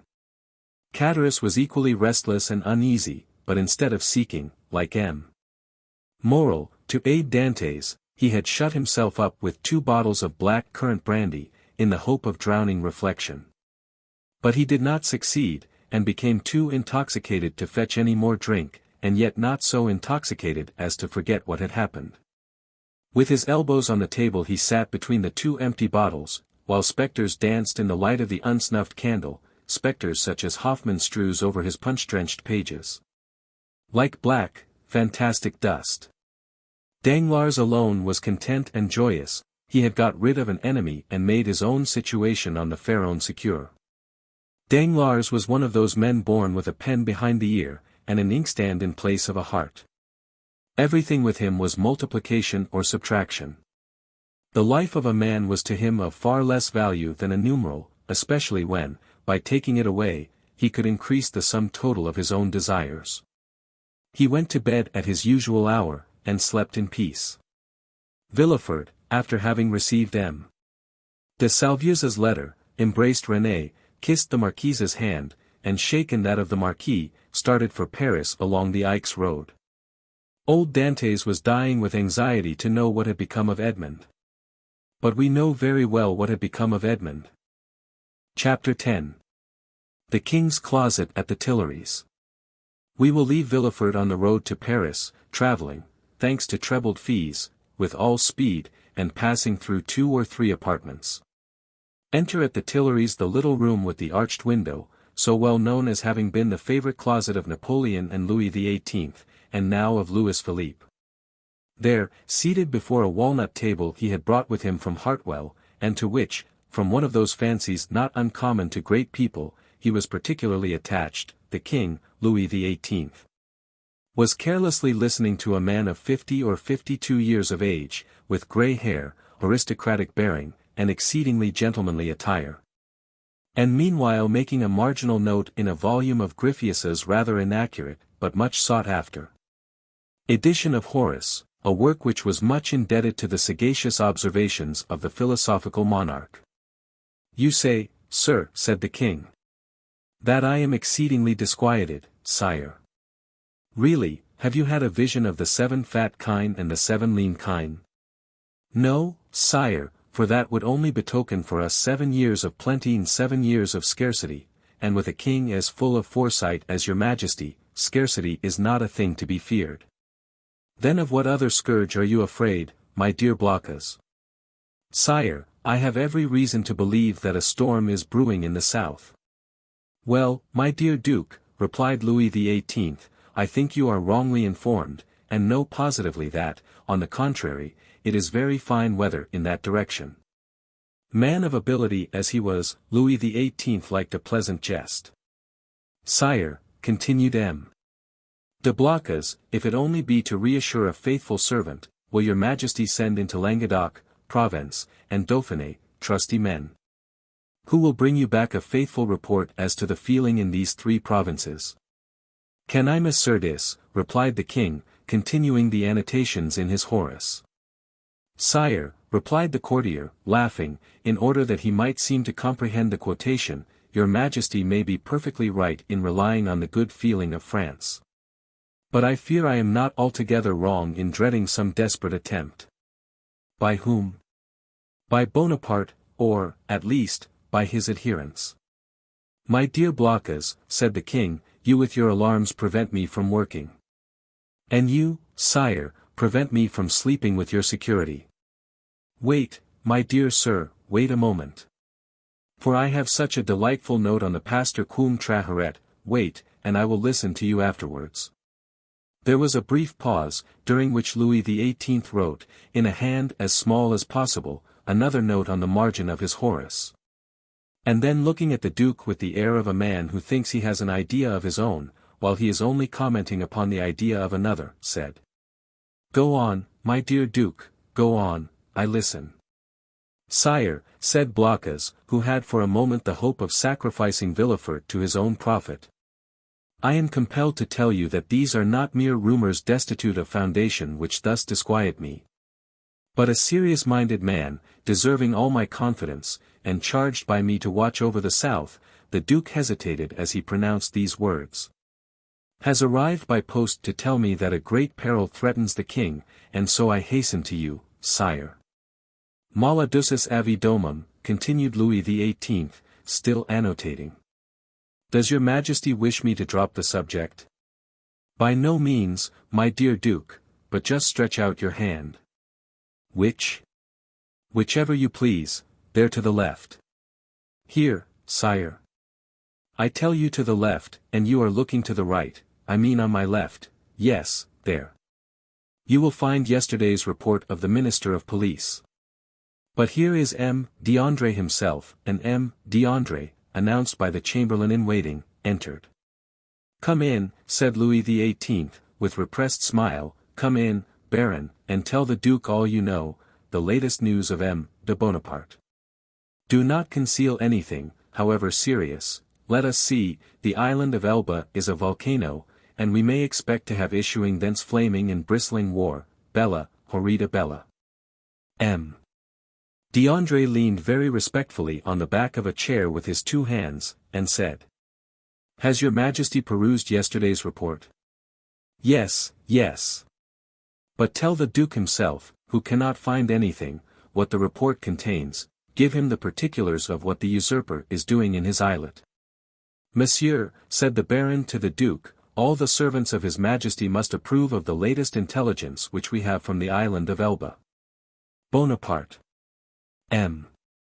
d'André looked at Louis XVIII, who, employed in writing a note, did not even raise his head. Bonaparte, continued the Baron, is mortally wearied, and passes whole days in watching his miners at work at Porto-Longon. And scratches himself for amusement, added the king. Scratches himself, inquired the Duke, what does your majesty mean? Yes, indeed, my dear Duke. Did you forget that this great man, this hero, this demigod, is attacked with a malady of the skin which worries him to death, prurigo? And, moreover, my dear Duke, continued the Minister of Police, we are almost assured that, in a very short time, the usurper will be insane. Insane. Raving mad, his head becomes weaker. Sometimes he weeps bitterly, sometimes laughs boisterously, at other time he passes hours on the seashore, flinging stones in the water, and when the flint makes duck and drake 5 or 6 times. He appears as delighted as if he had gained another Marengo or Austerlitz. Now, you must agree that these are indubitable symptoms of insanity. Or of wisdom, my dear Baron, or of wisdom, said Louis XVIII, laughing.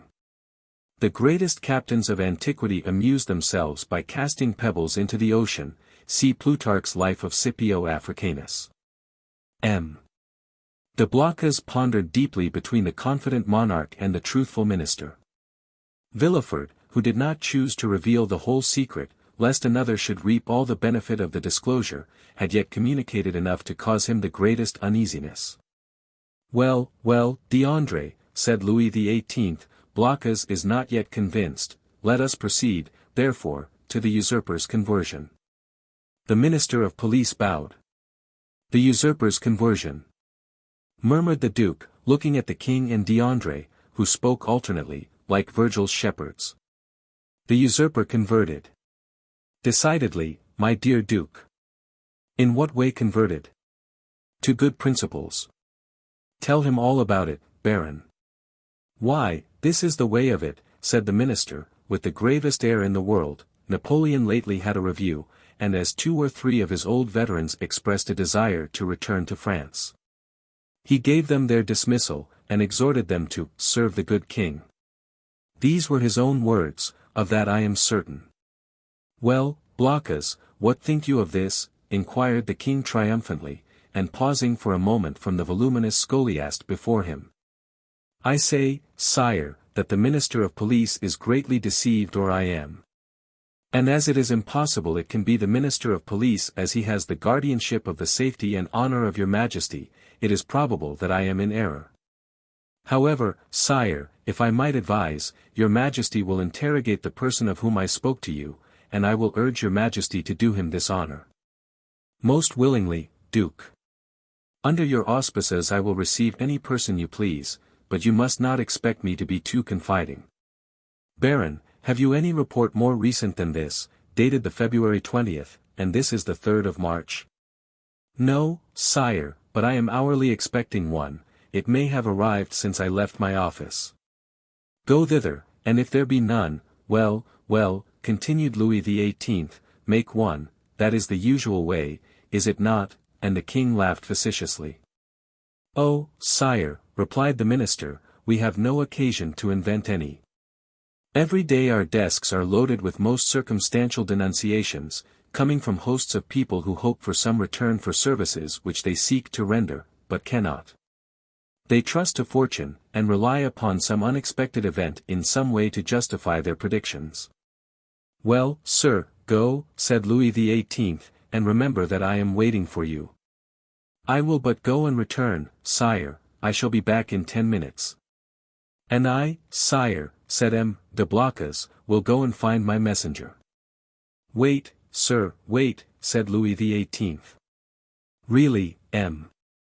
de Blocas, I must change your armorial bearings. I will give you an eagle with outstretched wings, holding in its claws a prey which tries in vain to escape, and bearing this device, 10x.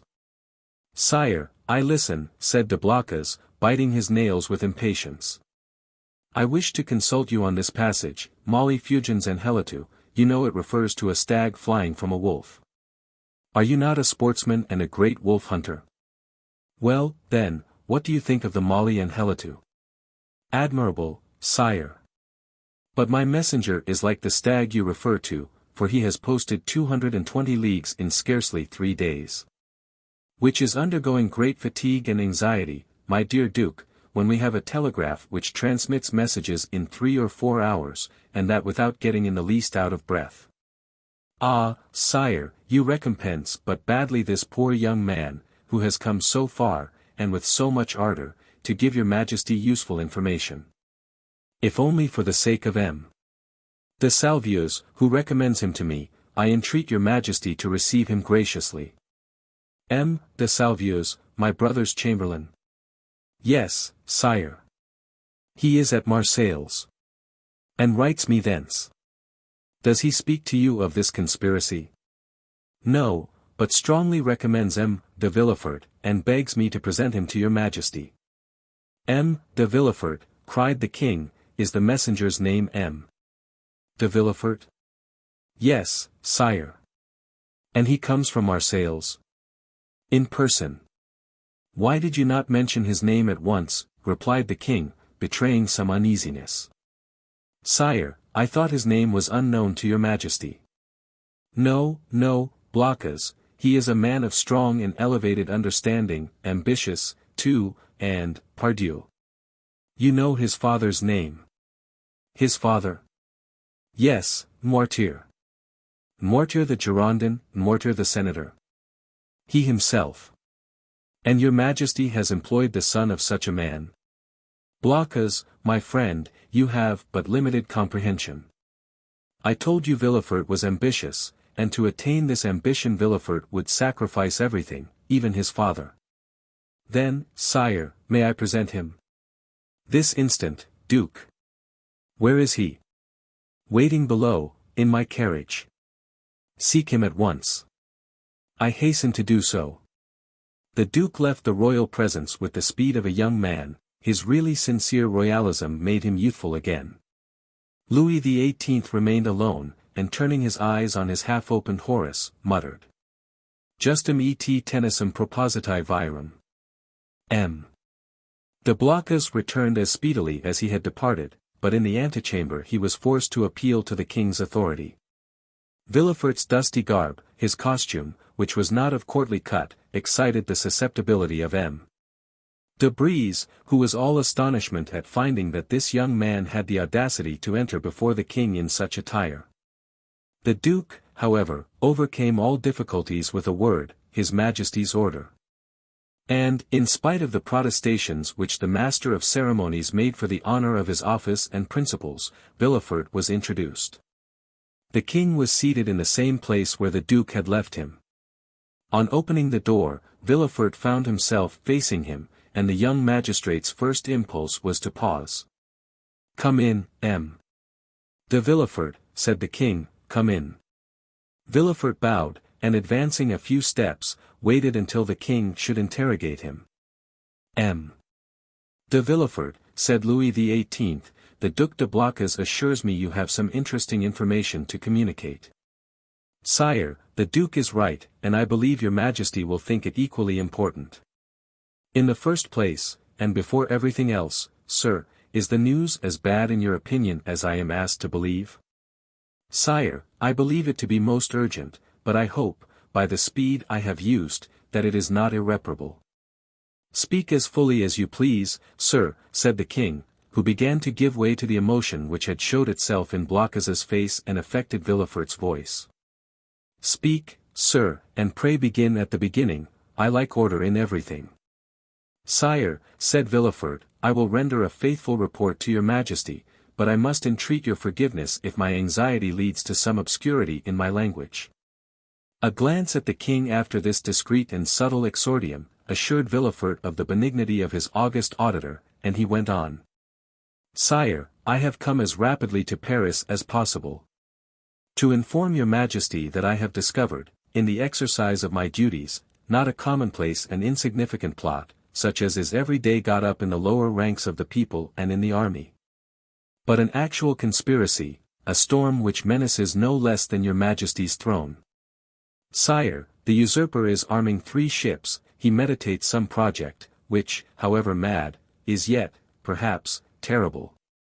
At this moment he will have left Elba, to go whither I know not, but assuredly to attempt a landing either at Naples, or on the coast of Tuscany, or perhaps on the shores of France. Your Majesty is well aware that the sovereign of the island of Elba has maintained his relations with Italy and France. I am, sir, said the king, much agitated. And recently we have had information that the Bonapartist clubs have had meetings in the Rue Saint-Jacques. But proceed, I beg of you. How did you obtain these details? Sire, they are the results of an examination which I have made of a man of Marseilles, whom I have watched for some time, and arrested on the day of my departure. This person, a sailor, of turbulent character, and whom I suspected of Bonapartism, has been secretly to the island of Elba. There he saw the Grand Marshal, who charged him with an oral message to a Bonapartist in Paris, whose name I could not extract from him.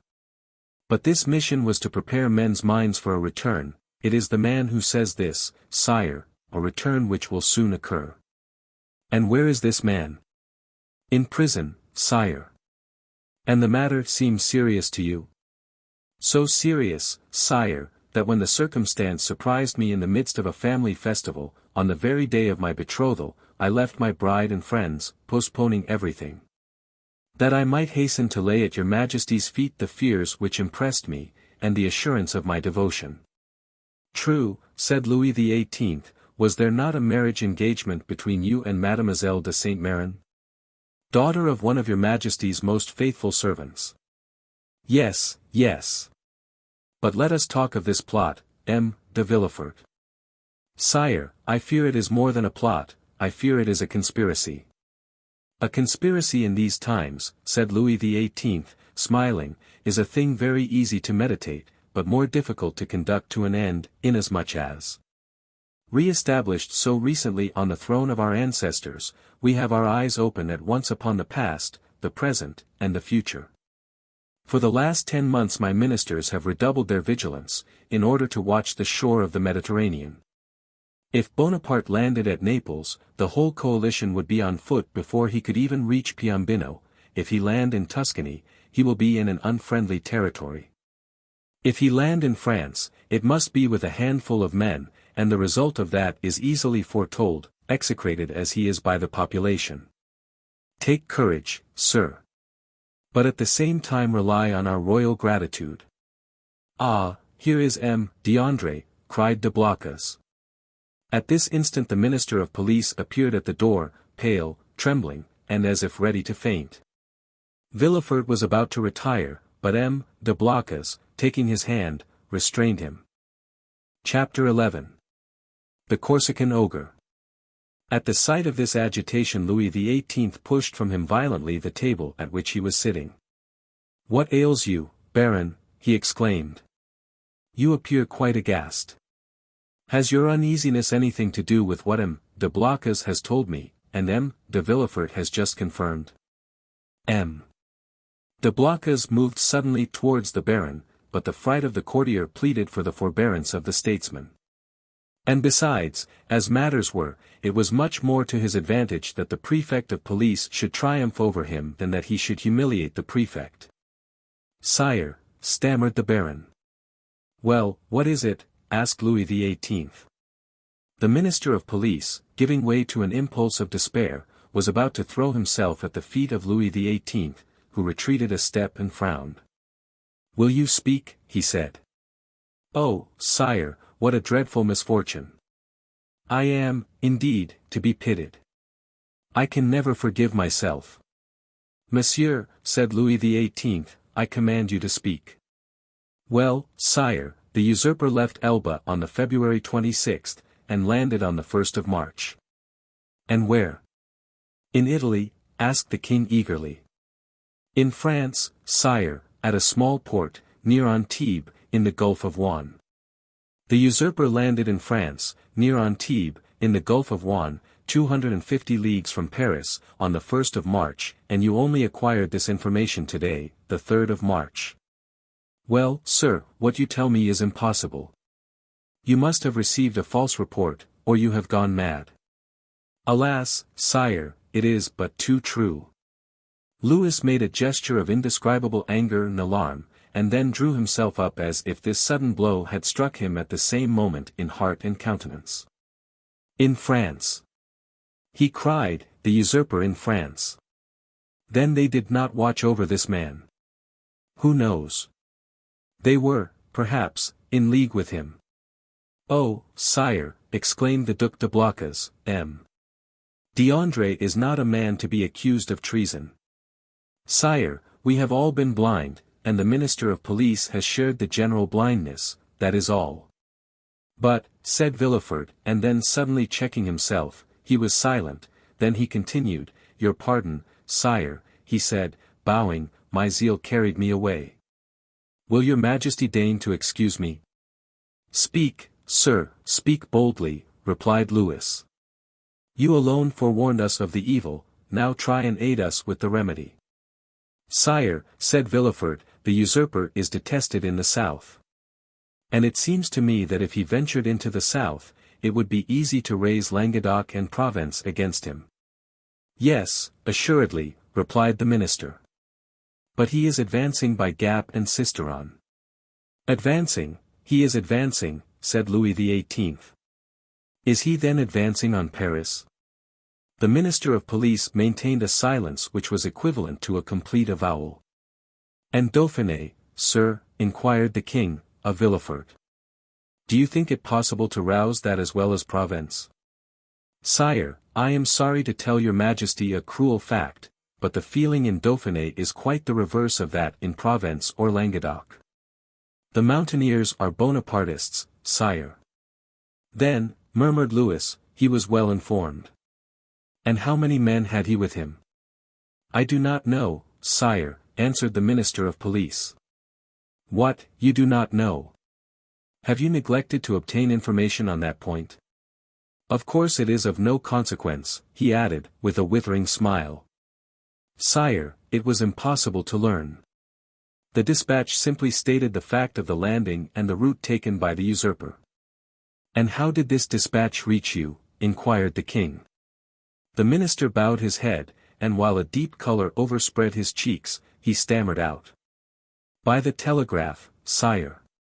Louis XVIII advanced a step, and folded his arms over his chest as Napoleon would have done. So then, he exclaimed, turning pale with anger, 7 conjoined and allied armies overthrew that man. A miracle of heaven replaced me on the throne of my fathers after 25 years of exile. I have, during those 25 years, spared no pains to understand the people of France and the interests which were confided to me. And now, when I see the fruition of my wishes almost within reach, the power I hold in my hands bursts and shatters me to atoms. Sire, it is fatality. Murmured the minister, feeling that the pressure of circumstances, however light a thing to destiny, was too much for any human strength to endure. What our enemies say of us is then true. We have learned nothing, forgotten nothing. If I were betrayed as he was, I would console myself. But to be in the midst of persons elevated by myself to places of honor, who ought to watch over me more carefully than over themselves, for my fortune is theirs, before me they were nothing, after me they will be nothing, and perish miserably from incapacity, ineptitude. Oh, yes, sir, you are right, it is fatality. The minister quailed before this outburst of sarcasm. M. de Blocas wiped the moisture from his brow. Villefort smiled within himself, for he felt his increased importance. To fall, continued King Louis, who at the first glance had sounded the abyss on which the monarchy hung suspended, to fall, and learn of that fall by telegraph. Oh, I would rather mount the scaffold of my brother, Louis XVI, than thus descend the staircase at the Tuileries driven away by ridicule. Ridicule, sir, why, you know not its power in France, and yet you ought to know it. Sire, sire, murmured the minister, 4 pities. Approach, M. De Villefort, resumed the king, addressing the young man, who, motionless and breathless, was listening to a conversation on which depended the destiny of a kingdom. Approach, and tell monsieur that it is possible to know beforehand all that he has not known. Sire, it was really impossible to learn secrets which that man concealed from all the world. Really impossible. Yes, that is a great word, sir. Unfortunately, there are great words, as there are great men, I have measured them. Really impossible for a minister who has an office, agents, spies, and 1,500,000 francs for secret service money, to know what is going on at 60 leagues from the coast of France. Well, then, see, here is a gentleman who had none of these resources at his disposal, a gentleman, only a simple magistrate, who learned more than you with all your police. And who would have saved my crown, if, like you, he had the power of directing a telegraph. The look of the Minister of Police was turned with concentrated spite on Villefort, who bent his head in modest triumph. I do not mean that for you, Blocas, continued Louis XVIII.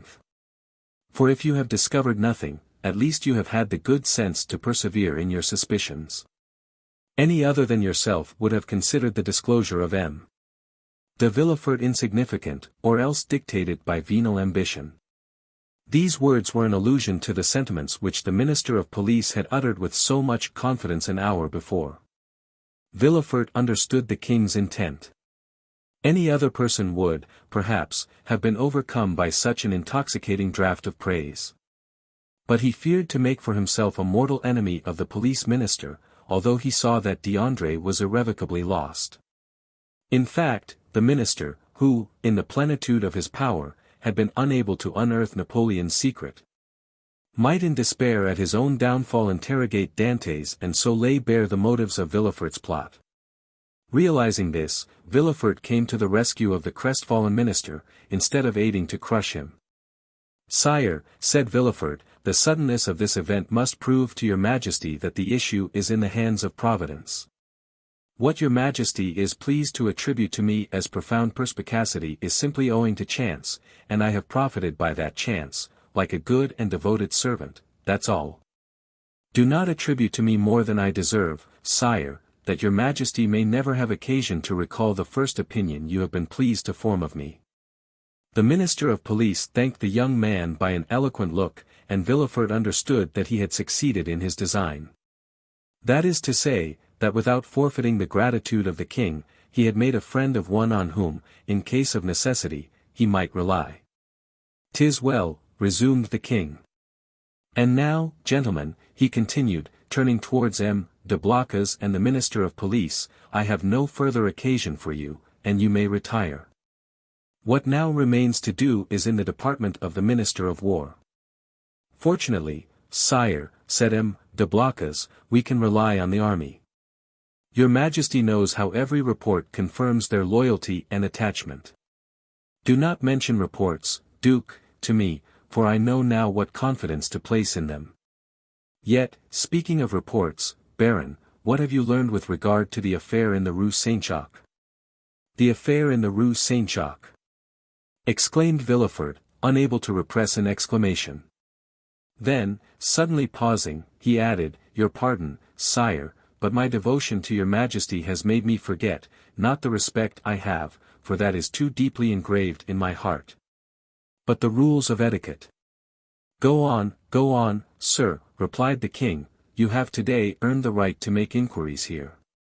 "Sire," interposed the Minister of Police, "I came a moment ago to give your majesty fresh information which I had obtained on this head. When your majesty's attention was attracted by the terrible event that has occurred in the Gulf, and now these facts will cease to interest your majesty." "On the contrary, sir, on the contrary," said Louis XVIII, "this affair seems to me to have a decided connection with that which occupies our attention, and the death of General Quesnel will, perhaps, put us on the direct track of a great internal conspiracy." At the name of General Quesnel, Villefort trembled. "Everything points to the conclusion, sire," said the Minister of Police, "that death was not the result of suicide, as we first believed, but of assassination. General Quesnel, it appears, had just left a Bonapartist club when he disappeared. An unknown person had been with him that morning, and made an appointment with him in the Rue Saint-Jacques. Unfortunately, the general's valet, who was dressing his hair at the moment when the stranger entered, heard the street mentioned, but did not catch the number." As the police minister related this to the king, Villefort, who looked as if his very life hung on the speaker's lips, turned alternately red and pale. The king looked towards him. "Do you not think with me, M. de Villefort, that General Quesnel, whom they believed attached to the usurper, but who was really entirely devoted to me, has perished the victim of a Bonapartist ambush?"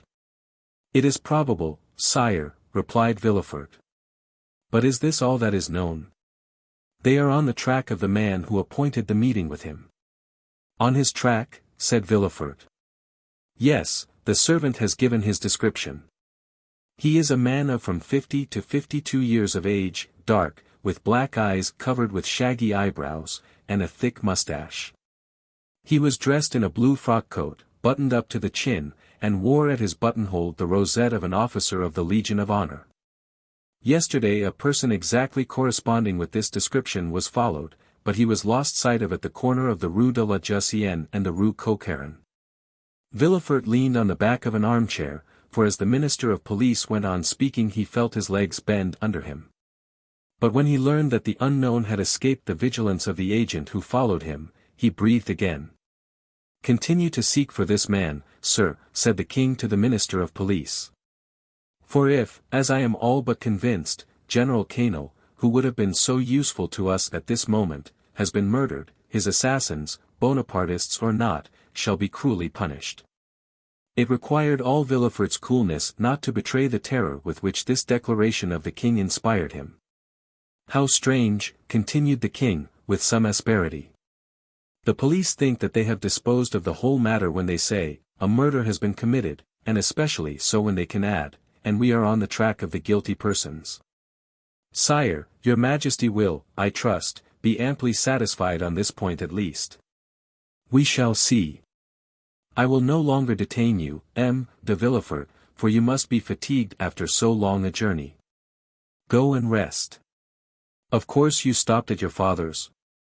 A feeling of faintness came over Villefort.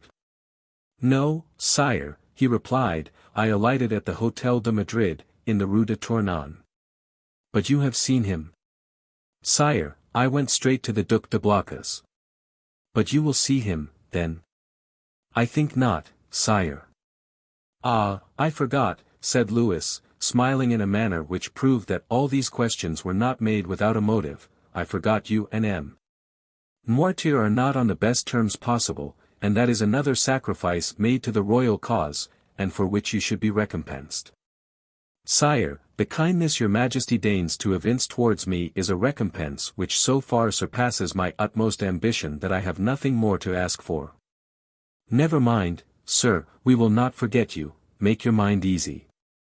In the meanwhile, the king here detached the cross of the Legion of Honor which he usually wore over his blue coat, near the cross of St. Louis, above the order of Notre Dame du Mont Carmel and St. Lazare, and gave it to Villefort. In the meanwhile take this cross.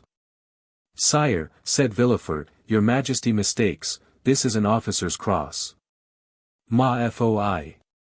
Said Louis XVIII, take it, such as it is, for I have not the time to procure you another. Blacas, let it be your care to see that the brevet is made out and sent to M. de Villefort. Villefort's eyes were filled with tears of joy and pride, he took the cross and kissed it. And now, he said, may I inquire what are the orders with which your Majesty deigns to honor me?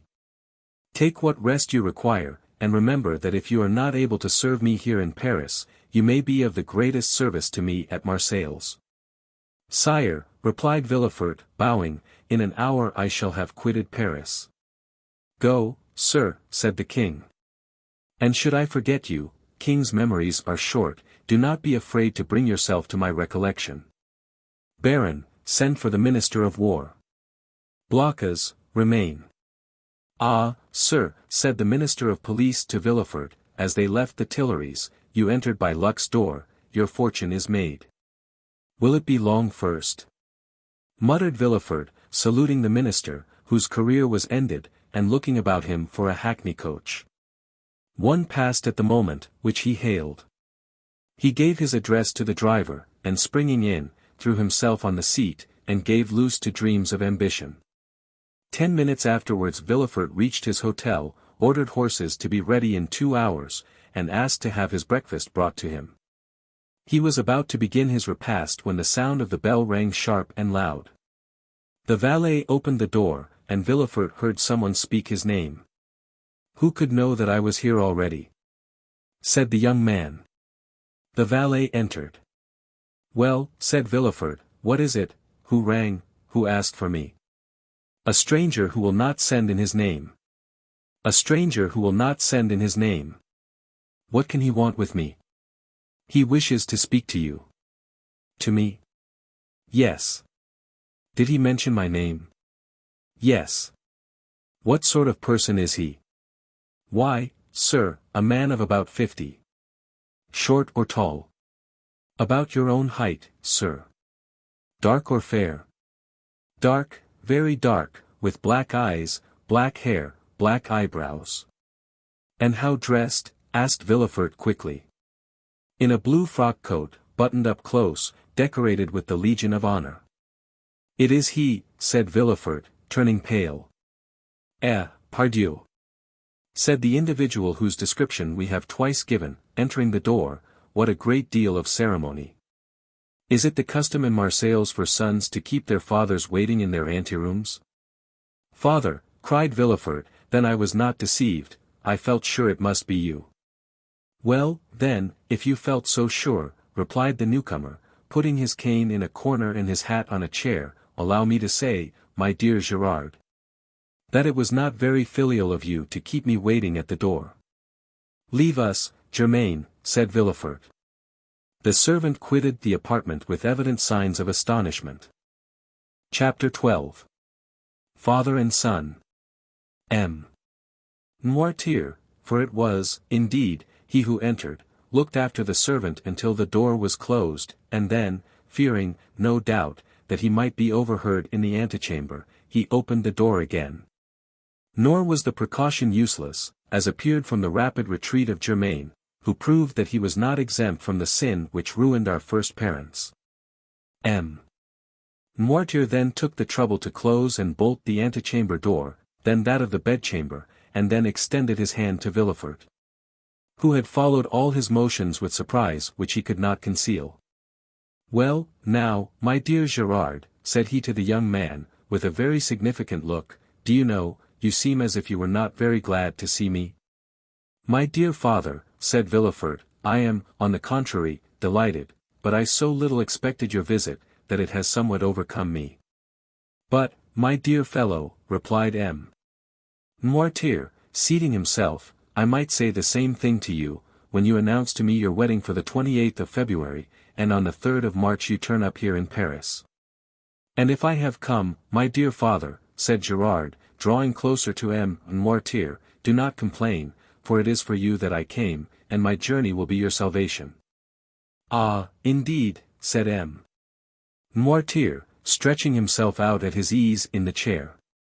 Really, pray tell me all about it, for it must be interesting.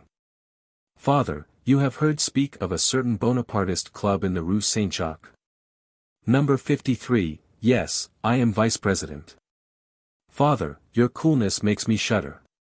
Why, my dear boy, when a man has been proscribed by the mountaineers, has escaped from Paris in a hay-cart, been hunted over the plains of Bordeaux by Robespierre's bloodhounds, he becomes accustomed to most things. But go on, what about the club in the Rue Saint-Jacques? Why, they induced General Quesnel to go there, and General Quesnel, who quitted his own house at 9 o'clock in the evening, was found the next day in the Seine. And who told you this fine story? The king himself. Well, then, in return for your story, continued Noirtier, I will tell you another. My dear father, I think I already know what you are about to tell me. Ah, you have heard of the landing of the emperor? Not so loud, father, I entreat of you, for your own sake as well as mine. Yes, I heard this news, and knew it even before you could. For 3 days ago I posted from Marseilles to Paris with all possible speed, half desperate at the enforced delay. 3 days ago? You are crazy. Why, 3 days ago the emperor had not landed. No matter, I was aware of his intention. How did you know about it? By a letter addressed to you from the island of Elba. To me? To you. And which I discovered in the pocketbook of the messenger. Had that letter fallen into the hands of another, you, my dear father, would probably ere this have been shot. Villefort's father laughed. Come, come, said he, will the Restoration adopt imperial methods so promptly? Shot, my dear boy. What an idea. Where is the letter you speak of? I know you too well to suppose you would allow such a thing to pass you. I burnt it, for fear that even a fragment should remain, for that letter must have led to your condemnation.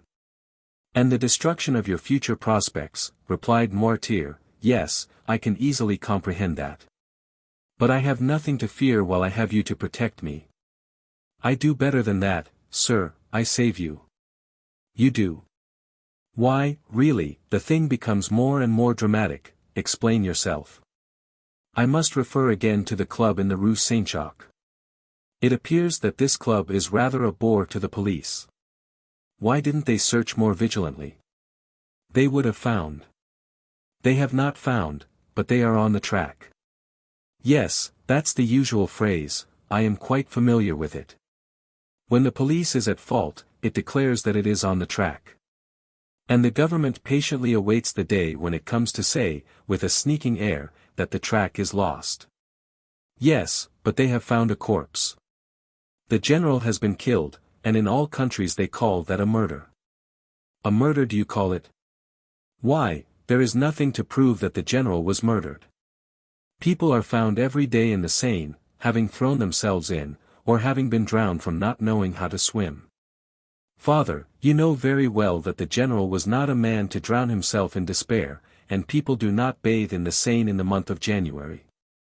No, no, do not be deceived. This was murder in every sense of the word. And who thus designated it? The king himself. The king. I thought he was philosopher enough to allow that there was no murder in politics. In politics, my dear fellow, you know, as well as I do, there are no men, but ideas, no feelings, but interests. In politics we do not kill a man, we only remove an obstacle, that is all. Would you like to know how matters have progressed? Well, I will tell you. It was thought reliance might be placed in General Cano. He was recommended to us from the island of Elba.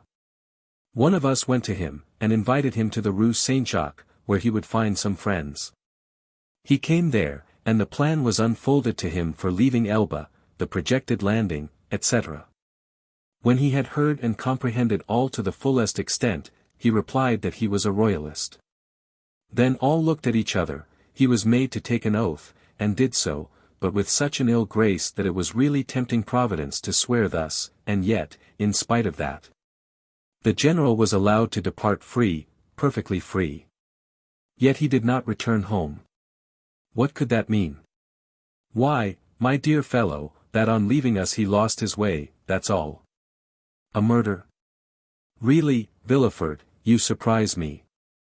You, a deputy procureur, to found an accusation on such bad premises. Did I ever say to you, when you were fulfilling your character as a royalist, and cut off the head of one of my party, my son, you have committed a murder? No, I said, very well, sir, you have gained the victory, tomorrow, perchance, it will be our turn. But, father, take care, when our turn comes, our revenge will be sweeping. I do not understand you. You rely on the usurper's return. We do. You are mistaken. He will not advance 2 leagues into the interior of France without being followed, tracked, and caught like a wild beast. My dear fellow, the emperor is at this moment on the way to Grenoble. On the 10th or 12th he will be at Lyons, and on the 20th or 25th at Paris. The people will rise. Yes, to go and meet him. He has but a handful of men with him, and armies will be dispatched against him. Yes, to escort him into the capital. Really, my dear Gerard, you are but a child. You think yourself well informed because the telegraph has told you, 3 days after the landing, the usurper has landed at Cannes with several men. He is pursued. But where is he? What is he doing? You do not know at all, and in this way they will chase him to Paris, without drawing a trigger. Grenoble and Lyons are faithful cities, and will oppose to him an impassable barrier. Grenoble will open her gates to him with enthusiasm, all Lyons will hasten to welcome him. Believe me, we are as well informed as you, and our police are as good as your own. Would you like a proof of it? Well, you wish to conceal your journey from me, and yet I knew of your arrival half an hour after you had passed the barrier. You gave your direction to no one but your postilion, yet I have your address, and in proof I am here the very instant you are going to sit at table. Ring, then, if you please, for a second knife, fork, and plate, and we will dine together. Indeed, replied Villefort, looking at his father with astonishment, you really do seem very well informed. The thing is simple enough. You who are in power have only the means that money produces, we who are in expectation, have those which devotion prompts. Devotion, said Villefort, with a sneer. Yes, devotion. For that is, I believe, the phrase for hopeful ambition. And Villefort's father extended his hand to the bell-rope, to summon the servant whom his son had not called. Villefort caught his arm. Wait, my dear father, said the young man, one word more. Say on. However stupid the royalist police may be, they do no one terrible thing. What is that? The description of the man who, on the morning of the day when General Quesnel disappeared, presented himself at his house. Oh, the admirable police have found that out, have they? And what may be that description? Dark complexion, hair, eyebrows, and whiskers black, blue frock coat, buttoned up to the chin, rosette of an officer of the Legion of Honor in his buttonhole. A hat with wide brim, and a cane. Ah, ha, that's it, is it? Said Noirtier, and why, then, have they not laid hands on him?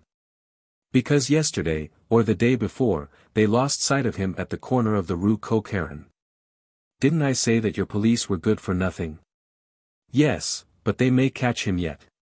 True, said Noirtier, looking carelessly around him, true, if this person were not on his guard, as he is. And he added with a smile, he will consequently make a few changes in his personal appearance.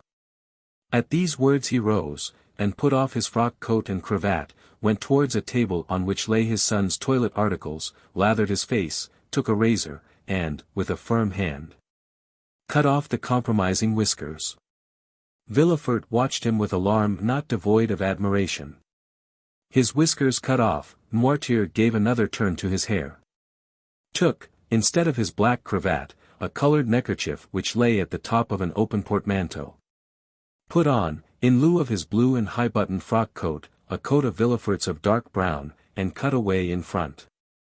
Tried on before the glass a narrow-brimmed hat of his son's, which appeared to fit him perfectly, and, leaving his cane in the corner where he had deposited it, he took up a small bamboo switch. Cut the air with it once or twice, and walked about with that easy swagger which was one of his principal characteristics. Well, he said, turning towards his wondering son, when this disguise was completed, well, do you think your police will recognize me now? No, father, stammered Villefort. At least, I hope not. And now, my dear boy, continued Noirtier, I rely on your prudence to remove all the things which I leave in your care. Oh, rely on me, said Villefort. Yes, yes. And now I believe you are right, and that you have really saved my life, be assured I will return the favor hereafter. Villefort shook his head. You are not convinced yet. I hope at least, that you may be mistaken. Shall you see the king again? Perhaps. Would you pass in his eyes for a prophet? Prophets of evil are not in favor at the court, father. True, but some day they do them justice, and supposing a second restoration, you would then pass for a great man. Well, what should I say to the king? Say this to him, sire, you are deceived as to the feeling in France, as to the opinions of the towns, and the prejudices of the army. He whom in Paris you call the Corsican Ogre, who at Nevers is styled the usurper, is already saluted as Bonaparte at Lyons, and Emperor at Grenoble. You think he is tracked, pursued, captured. He is advancing as rapidly as his own eagles. The soldiers you believe to be dying with hunger, worn out with fatigue, ready to desert, gather like atoms of snow about the rolling ball as it hastens onward. Sire, go, leave France to its real master, to him who acquired it, not by purchase, but by right of conquest. Go, sire, not that you incur any risk, for your adversary is powerful enough to show you mercy, but because it would be humiliating for a grandson of St. Louis to owe his life to the man of Arcola. Marengo, Austerlitz. Tell him this, Gerard, or, rather, tell him nothing. Keep your journey a secret, do not boast of what you have come to Paris to do, or have done, return with all speed. Enter Marseilles at night, and your house by the back door, and there remain, quiet, submissive, secret, and, above all, inoffensive. For this time, I swear to you, we shall act like powerful men who know their enemies. Go, my son, go, my dear Gerard, and by your obedience to my paternal orders, or, if you prefer it, friendly counsels, we will keep you in your place. This will be, added Noirtier, with a smile, one means by which you may a second time save me, if the political balance should some day take another turn, and cast you aloft while hurling me down. Adieu, my dear Gerard, and at your next journey alight at my door. Noirtier left the room when he had finished, with the same calmness that had characterized him during the whole of this remarkable and trying conversation. Villefort, pale and agitated, ran to the window, put aside the curtain, and saw him pass, cool and collected, by 2 or 3 ill-looking men at the corner of the street, who were there, perhaps, to arrest a man with black whiskers, and a blue frock coat, and hat with broad brim. Villefort stood watching, breathless, until his father had disappeared at the Rue Bussy.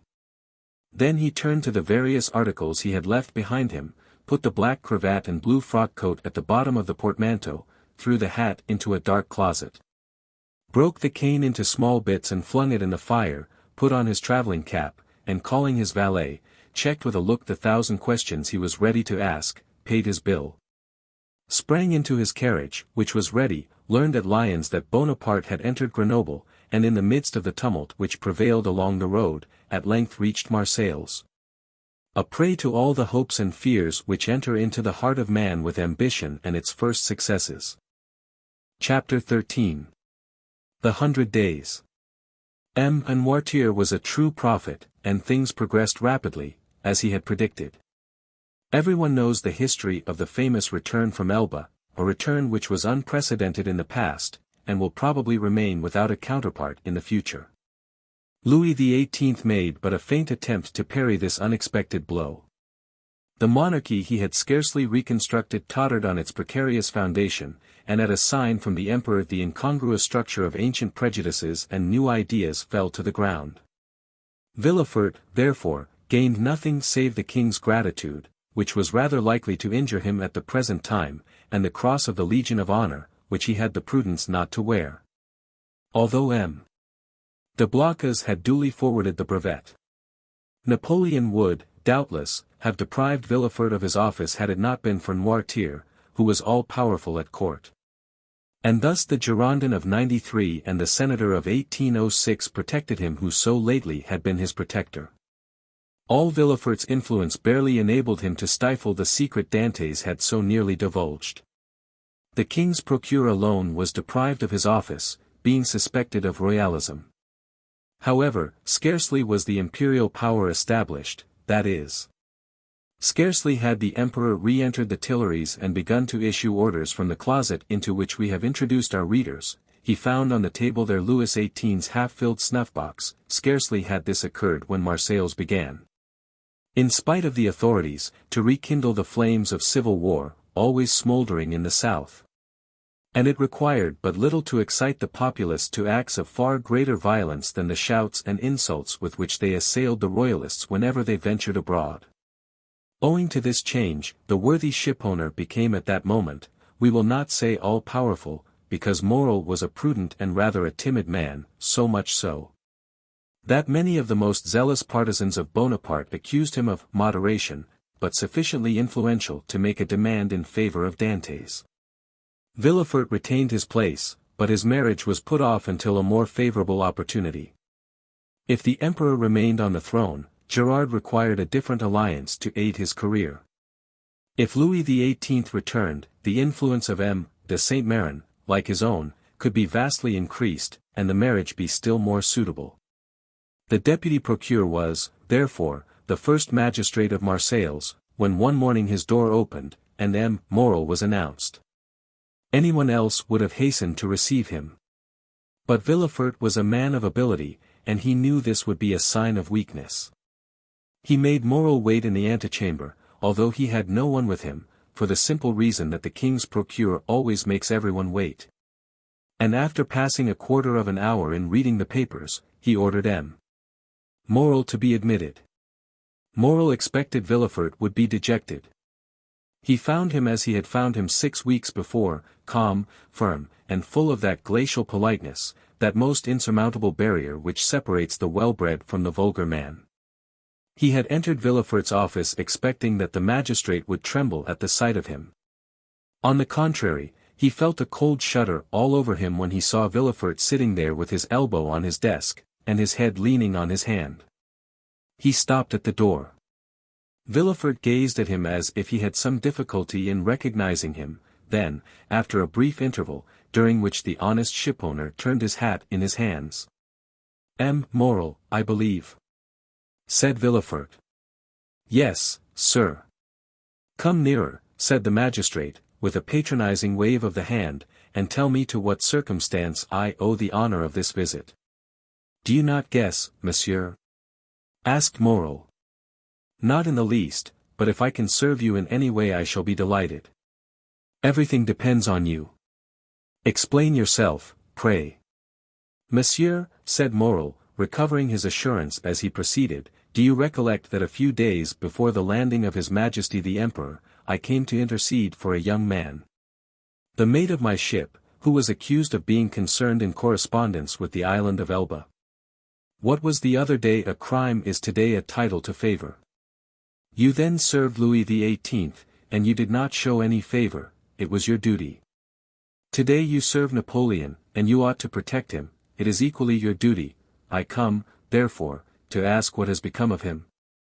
Villefort by a strong effort sought to control himself. What is his name, said he. Tell me his name. Edmond Dantès.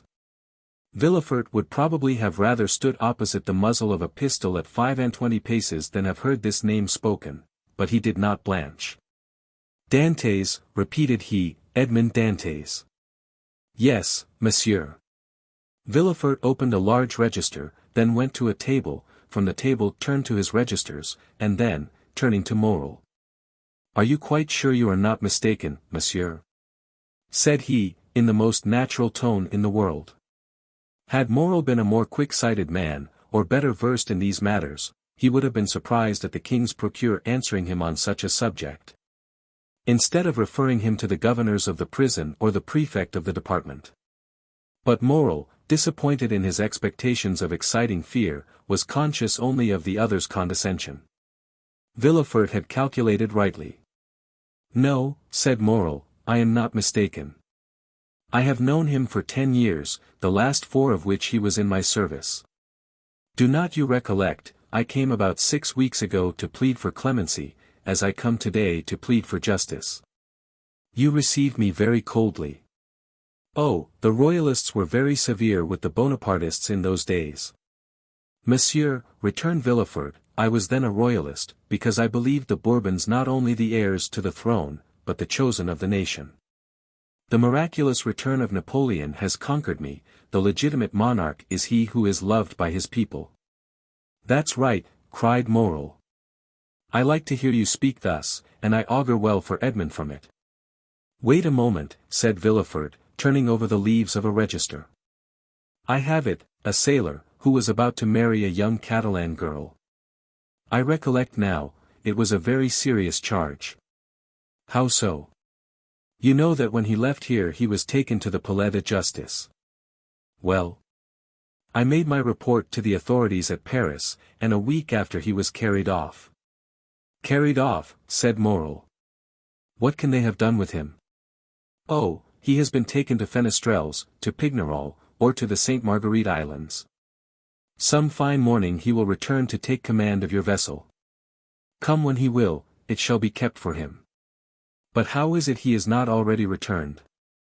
It seems to me the first care of government should be to set at liberty those who have suffered for their adherence to it.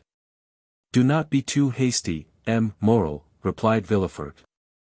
The order of imprisonment came from high authority, and the order for his liberation must proceed from the same source. And, as Napoleon has scarcely been reinstated a fortnight, the letters have not yet been forwarded.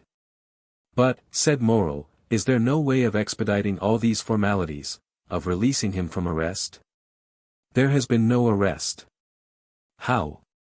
It is sometimes essential to government to cause a man's disappearance without leaving any traces, so that no written forms or documents may defeat their wishes. It might be so under the Bourbons, but at present. It has always been so, my dear Morel, since the reign of Louis XIV. The emperor is more strict in prison discipline than even Louis himself, and the number of prisoners whose names are not on the register is incalculable. Had Morel even any suspicions, so much kindness would have dispelled them. Well, de Villefort, how would you advise me to act? Asked he. Petition the minister. Oh, I know what that is. The minister receives 200 petitions every day, and does not read 3. That is true, but he will read a petition countersigned and presented by me. And will you undertake to deliver it? With the greatest pleasure. Dantès was then guilty, and now he is innocent, and it is as much my duty to free him as it was to condemn him. Villefort thus forestalled any danger of an inquiry, which, however improbable it might be, if it did take place would leave him defenseless. But how shall I address the minister? Sit down there, said Villefort, giving up his place to Morrel, and write what I dictate. Will you be so good? Certainly. But lose no time, we have lost too much already. That is true. Only think what the poor fellow may even now be suffering. Villefort shuddered at the suggestion, but he had gone too far to draw back. Dantès must be crushed to gratify Villefort's ambition. Villefort dictated a petition, in which, from an excellent intention, no doubt, Dantès' patriotic services were exaggerated, and he was made out one of the most active agents of Napoleon's return.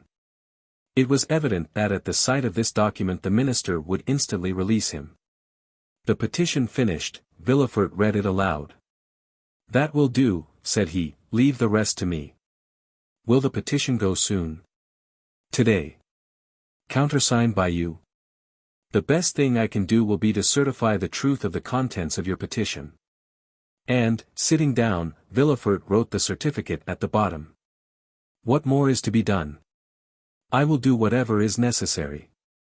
This assurance delighted Morrel, who took leave of Villefort, and hastened to announce to old Dantès that he would soon see his son. As for Villefort, instead of sending to Paris, he carefully preserved the petition that so fearfully compromised Dantès, in the hopes of an event that seemed not unlikely, that is, a second restoration. Dantès remained a prisoner, and heard not the noise of the fall of Louis XVIII's throne, or the still more tragic destruction of the empire.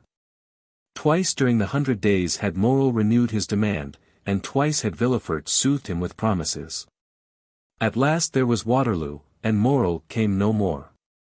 He had done all that was in his power, and any fresh attempt would only compromise himself uselessly. Louis XVIII remounted the throne.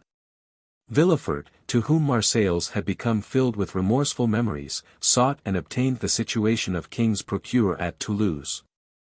And a fortnight afterwards he married Mademoiselle de Saint-Méran, whose father now stood higher at court than ever. And so Dantès, after the 100 days and after Waterloo, remained in his dungeon, forgotten of earth and heaven. Danglars comprehended the full extent of the wretched fate that overwhelmed Dantès. And, when Napoleon returned to France, he, after the manner of mediocre minds, termed the coincidence, a decree of Providence. But when Napoleon returned to Paris, Danglars' heart failed him, and he lived in constant fear of Dantès' return on a mission of vengeance. He therefore informed M. Morrel of his wish to quit the sea, and obtained a recommendation from him to a Spanish merchant, into whose service he entered at the end of March, that is, 10 or 12 days after Napoleon's return. He then left for Madrid, and was no more heard of. Fernand understood nothing except that Dantès was absent. What had become of him he cared not to inquire. Only, during the respite the absence of his rival afforded him, he reflected, partly on the means of deceiving Mercédès as to the cause of his absence, partly on plans of emigration and abduction.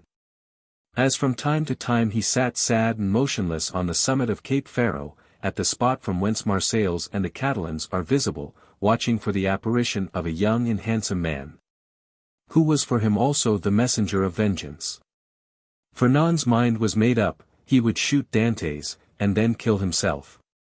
But Fernand was mistaken, a man of his disposition never kills himself, for he constantly hopes. During this time the empire made its last conscription, and every man in France capable of bearing arms rushed to obey the summons of the emperor. Fernand departed with the rest, bearing with him the terrible thought that while he was away, his rival would perhaps return and marry Mercédès. Had Fernand really meant to kill himself, he would have done so when he parted from Mercédès. His devotion, and the compassion he showed for her misfortunes, produced the effect they always produce on noble minds. Mercédès had always had a sincere regard for Fernand. And this was now strengthened by gratitude. "My brother," said she, as she placed his knapsack on his shoulders, "be careful of yourself, for if you are killed, I shall be alone in the world." These words carried a ray of hope into Fernand's heart. Should Dantès not return, Mercédès might one day be his. Mercédès was left alone face to face with the vast plain that had never seemed so barren, and the sea that had never seemed so vast. Bathed in tears she wandered about the Catalan village.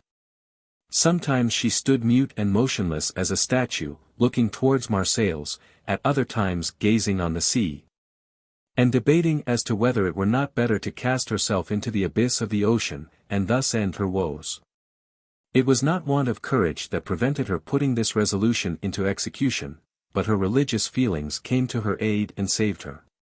Catullus was, like Fernand, enrolled in the army, but, being married and 8 years older, he was merely sent to the frontier. Old Dantès, who was only sustained by hope, lost all hope at Napoleon's downfall. 5 months after he had been separated from his son, and almost at the hour of his arrest, he breathed his last in Mercédès' arms. M. Morrel paid the expenses of his funeral, and a few small debts the poor old man had contracted. There was more than benevolence in this action, there was courage. The South was aflame, and to assist, even on his deathbed, the father of so dangerous a Bonapartist as Dantès, was stigmatized as a crime. Chapter 14. The Two Prisoners. A year after Louis XVIII's restoration, a visit was made by the Inspector General of Prisons. Dantès in his cell heard the noise of preparation, sounds that at the depth where he lay would have been inaudible to any but the ear of a prisoner. Who could hear the splash of the drop of water that every hour fell from the roof of his dungeon? He guessed something uncommon was passing among the living, but he had so long ceased to have any intercourse with the world, that he looked upon himself as dead.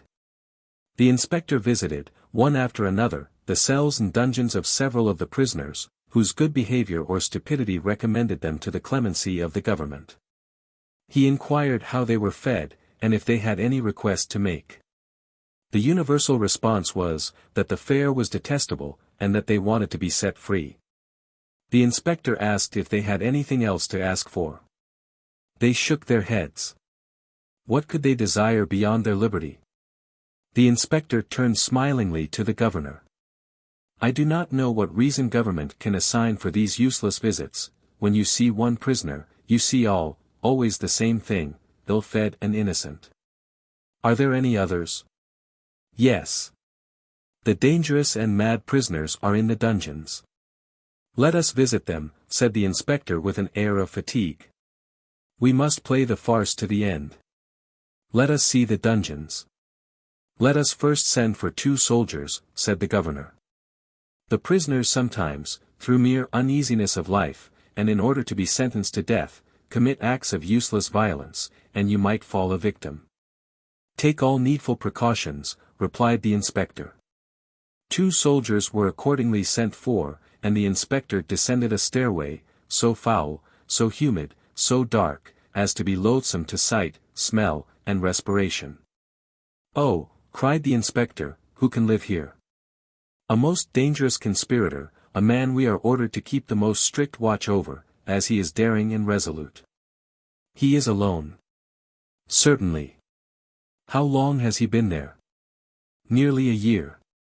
Was he placed here when he first arrived? No, not until he attempted to kill the turnkey, who took his food to him. To kill the turnkey?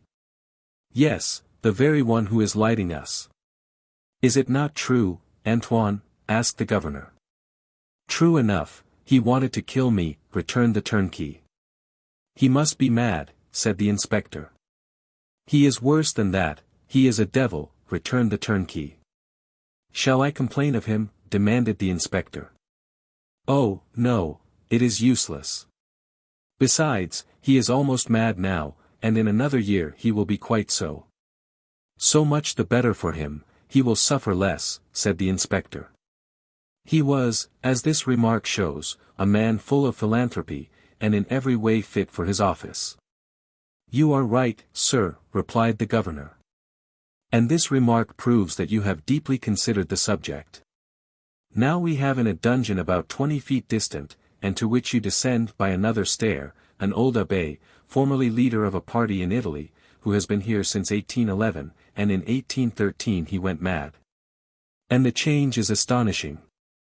He used to weep, he now laughs, he grew thin, he now grows fat. You had better see him, for his madness is amusing. I will see them both, returned the inspector. I must conscientiously perform my duty.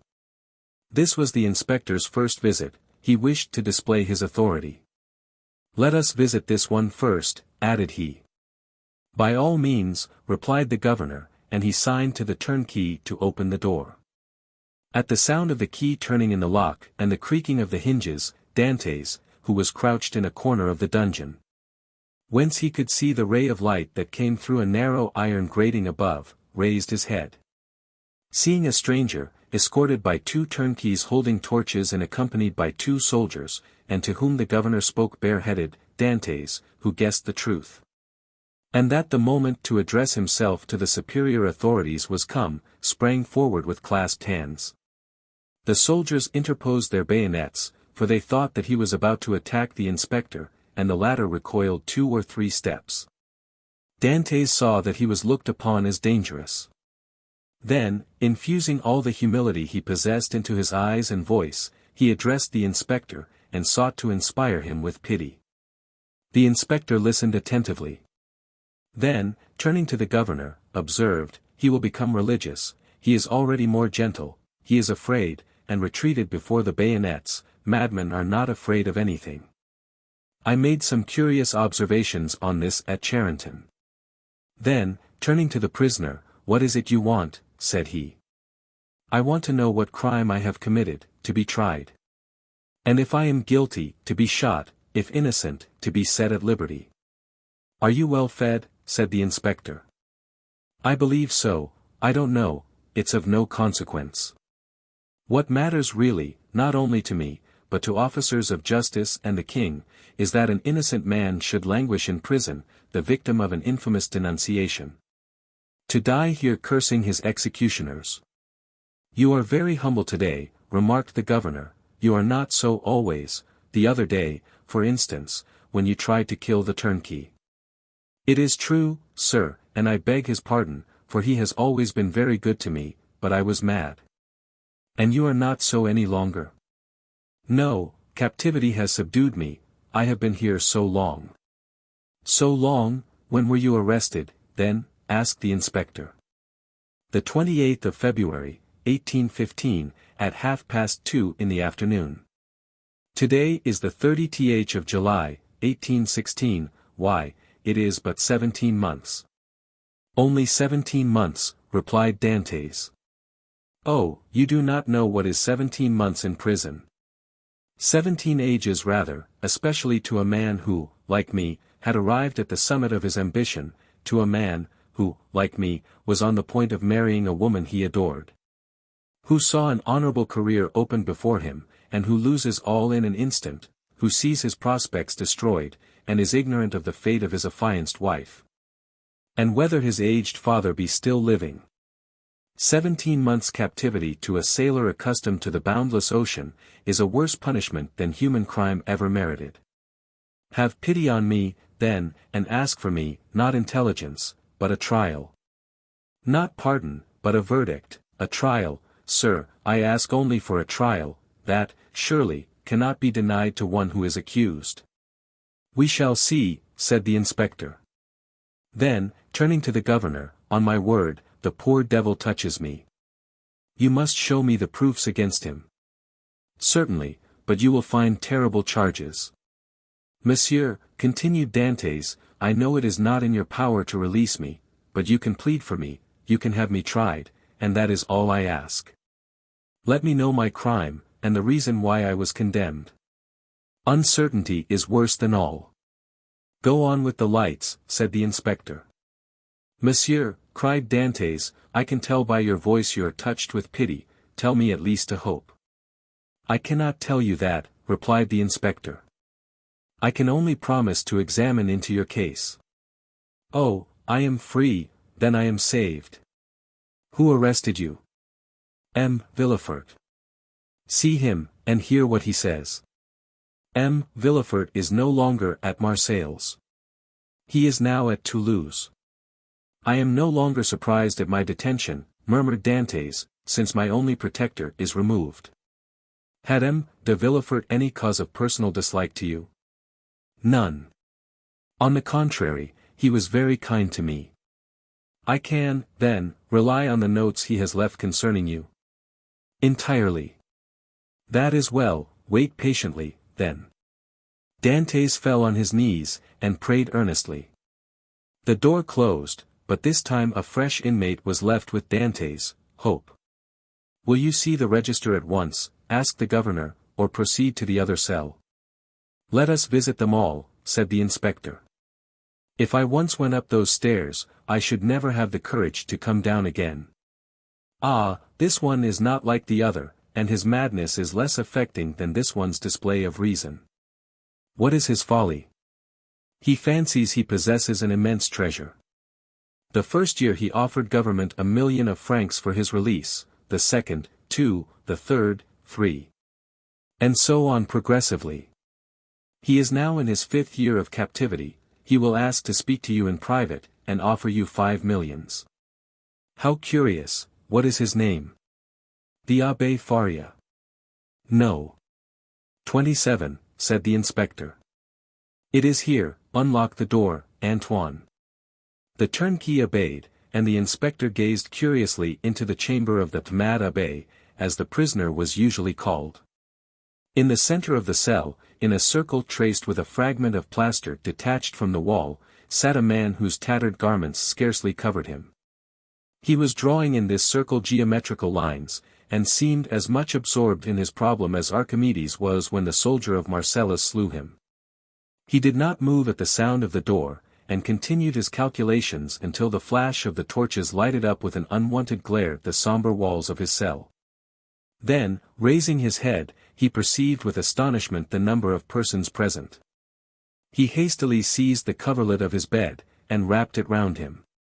"What is it you want?" said the inspector. "I, monsieur," replied the abbé with an air of surprise, "I want nothing." "You do not understand," continued the inspector. "I am sent here by government to visit the prison, and hear the requests of the prisoners." "Oh, that is different," cried the abbé, "and we shall understand each other, I hope." "There, now," whispered the governor, "it is just as I told you." "Monsieur," continued the prisoner, "I am the Abbé Faria, born at Rome. I was for 20 years Cardinal Spada's secretary. I was arrested, why, I know not, toward the beginning of the year 1811, since then I have demanded my liberty from the Italian and French government." "Why from the French government?" "Because I was arrested at Piombino, and I presume that, like Milan and Florence, Piombino has become the capital of some French department." "Ah," said the inspector, "you have not the latest news from Italy?" "My information dates from the day on which I was arrested," returned the Abbé Faria. "And as the emperor had created the kingdom of Rome for his infant son, I presume that he has realized the dream of Machiavelli and Caesar Borgia, which was to make Italy a united kingdom." "Monsieur," returned the inspector, "Providence has changed this gigantic plan you advocate so warmly. It is the only means of rendering Italy strong, happy, and independent." "Very possibly. Only I am not come to discuss politics, but to inquire if you have anything to ask or to complain of. The food is the same as in other prisons, that is, very bad. The lodging is very unhealthful, but, on the whole, passable for a dungeon, but it is not that which I wish to speak of, but a secret I have to reveal of the greatest importance." "We are coming to the point," whispered the governor. "It is for that reason I am delighted to see you," continued the abbé, "although you have disturbed me in a most important calculation, which, if it succeeded, would possibly change Newton's system. Could you allow me a few words in private?" "What did I tell you?" said the governor. "You knew him," returned the inspector with a smile. "What you ask is impossible, monsieur," continued he, addressing Faria. But, said the abbé, I would speak to you of a large sum, amounting to 5 millions. The very sum you named, whispered the inspector in his turn. However, continued Faria, seeing that the inspector was about to depart, it is not absolutely necessary for us to be alone. The governor can be present. Unfortunately, said the governor, I know beforehand what you are about to say, it concerns your treasures, does it not? Faria fixed his eyes on him with an expression that would have convinced anyone else of his sanity. Of course, said he, of what else should I speak? Mr. Inspector, continued the governor, I can tell you the story as well as he, for it has been dinned in my ears for the last 4 or 5 years. That proves, returned the abbé, that you are like those of Holy Writ, who having eyes see not, and having ears hear not. My dear sir, the government is rich and does not want your treasures, replied the inspector, keep them until you are liberated. The abbé's eyes glistened, he seized the inspector's hand. But what if I am not liberated, cried he, and am detained here until my death? This treasure will be lost. Had not government better profit by it? I will offer 6 millions, and I will content myself with the rest, if they will only give me my liberty. On my word, said the inspector in a low tone, had I not been told beforehand that this man was mad, I should believe what he says. I am not mad, replied Faria, with that acuteness of hearing peculiar to prisoners. The treasure I speak of really exists, and I offer to sign an agreement with you, in which I promise to lead you to the spot where you shall dig. And if I deceive you, bring me here again, I ask no more. The governor laughed. Is the spot far from here? 100 leagues. It is not ill planned, said the governor. If all the prisoners took it into their heads to travel 100 leagues, and their guardians consented to accompany them, they would have a capital chance of escaping. The scheme is well known, said the inspector, and the abbé's plan has not even the merit of originality. Then turning to Faria, I inquired if you are well fed, said he. Swear to me, replied Faria, to free me if what I tell you prove true, and I will stay here while you go to the spot. Are you well fed? Repeated the inspector. Monsieur, you run no risk, for, as I told you, I will stay here, so there is no chance of my escaping. You do not reply to my question, replied the inspector impatiently. Nor you to mine, cried the abbé. You will not accept my gold, I will keep it for myself. You refuse me my liberty, God will give it me. And the abbé, casting away his coverlet, resumed his place, and continued his calculations. What is he doing there? Said the inspector. Counting his treasures, replied the governor. Faria replied to this sarcasm with a glance of profound contempt. They went out. The turnkey closed the door behind them. He was wealthy once, perhaps, said the inspector. Or dreamed he was, and awoke mad. After all, said the inspector, if he had been rich, he would not have been here. So the matter ended for the Abbé Faria. He remained in his cell, and this visit only increased the belief in his insanity. Caligula or Nero, those treasure-seekers, those desirers of the impossible, would have accorded to the poor wretch, in exchange for his wealth, the liberty he so earnestly prayed for. But the kings of modern times, restrained by the limits of mere probability, have neither courage nor desire. They fear the ear that hears their orders, and the eye that scrutinizes their actions. Formerly they believed themselves sprung from Jupiter, and shielded by their birth, but nowadays they are not inviolable. It has always been against the policy of despotic governments to suffer the victims of their persecutions to reappear. As the Inquisition rarely allowed its victims to be seen with their limbs distorted and their flesh lacerated by torture, so madness is always concealed in its cell, from whence, should it depart, it is conveyed to some gloomy hospital, where the doctor has no thought for man or mind in the mutilated being the jailer delivers to him. The very madness of the Abbé Faria, gone mad in prison, condemned him to perpetual captivity. The inspector kept his word with Dantès. He examined the register, and found the following note concerning him. Edmond Dantès, violent Bonapartist, took an active part in the return from Elba. The greatest watchfulness and care to be exercised. This note was in a different hand from the rest, which showed that it had been added since his confinement. The inspector could not contend against this accusation, he simply wrote, "Nothing to be done." This visit had infused new vigor into Dantès, he had, till then, forgotten the date.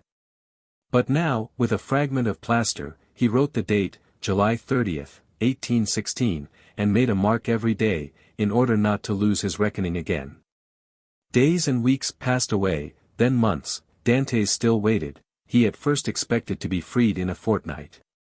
This fortnight expired, he decided that the inspector would do nothing until his return to Paris, and that he would not reach there until his circuit was finished, he therefore fixed 3 months. 3 months passed away, then 6 more. Finally 10 months and a half had gone by and no favorable change had taken place, and Dantès began to fancy the inspector's visit but a dream, an illusion of the brain. At the expiration of a year the governor was transferred, he had obtained charge of the fortress at Ham. He took with him several of his subordinates, and amongst them Dantès' jailer. A new governor arrived, it would have been too tedious to acquire the names of the prisoners, he learned their numbers instead. This horrible place contained 50 cells. Their inhabitants were designated by the numbers of their cell, and the unhappy young man was no longer called Edmond Dantès, he was now number 34. Chapter 15. Number 34 and number 27. Dantès passed through all the stages of torture natural to prisoners in suspense. He was sustained at first by that pride of conscious innocence which is the sequence to hope. Then he began to doubt his own innocence, which justified in some measure the governor's belief in his mental alienation. And then, relaxing his sentiment of pride, he addressed his supplications, not to God, but to man. God is always the last resource. Unfortunates, who ought to begin with God, do not have any hope in him till they have exhausted all other means of deliverance. Dantès asked to be removed from his present dungeon into another, even if it were darker and deeper, for a change, however disadvantageous, was still a change, and would afford him some amusement. He entreated to be allowed to walk about, to have fresh air, books, and writing materials. His requests were not granted, but he went on asking all the same. He accustomed himself to speaking to the new jailer, although the latter was, if possible, more taciturn than the old one, but still, to speak to a man, even though mute, was something. Dantès spoke for the sake of hearing his own voice, he had tried to speak when alone, but the sound of his voice terrified him. Often, before his captivity, Dantès' mind had revolted at the idea of assemblages of prisoners, made up of thieves, vagabonds, and murderers. He now wished to be amongst them, in order to see some other face besides that of his jailer. He sighed for the galleys, with the infamous costume, the chain, and the brand on the shoulder. The galley slaves breathed the fresh air of heaven, and saw each other. They were very happy. He besought the jailer one day to let him have a companion, were it even the mad abbé. The jailer, though rough and hardened by the constant sight of so much suffering, was yet a man. At the bottom of his heart he had often had a feeling of pity for this unhappy young man who suffered so, and he laid the request of number 34 before the governor. But the latter sapiently imagined that Dantès wished to conspire or attempt an escape, and refused his request. Dantès had exhausted all human resources, and he then turned to God.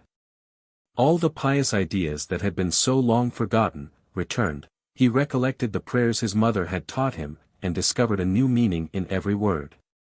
For in prosperity prayers seem but a mere medley of words. Until misfortune comes and the unhappy sufferer first understands the meaning of the sublime language in which he invokes the pity of heaven. He prayed, and prayed aloud, no longer terrified at the sound of his own voice, for he fell into a sort of ecstasy. He laid every action of his life before the Almighty, proposed tasks to accomplish. And at the end of every prayer introduced the entreaty oftener addressed to man than to God, "Forgive us our trespasses as we forgive them that trespass against us." Yet in spite of his earnest prayers, Dantès remained a prisoner. Then gloom settled heavily upon him. Dantès was a man of great simplicity of thought, and without education. He could not, therefore, in the solitude of his dungeon, traverse in mental vision the history of the ages, bring to life the nations that had perished, and rebuild the ancient cities so vast and stupendous in the light of the imagination, and that pass before the eye glowing with celestial colors in Martin's Babylonian pictures. He could not do this, he whose past life was so short, whose present so melancholy, and his future so doubtful. 19 years of light to reflect upon in eternal darkness. No distraction could come to his aid, his energetic spirit, that would have exalted in thus revisiting the past, was imprisoned like an eagle in a cage.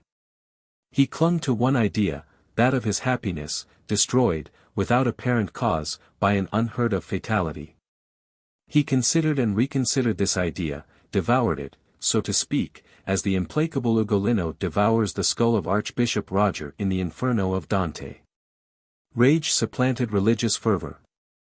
Dantes uttered blasphemies that made his jailer recoil with horror, dashed himself furiously against the walls of his prison, wreaked his anger upon everything, and chiefly upon himself.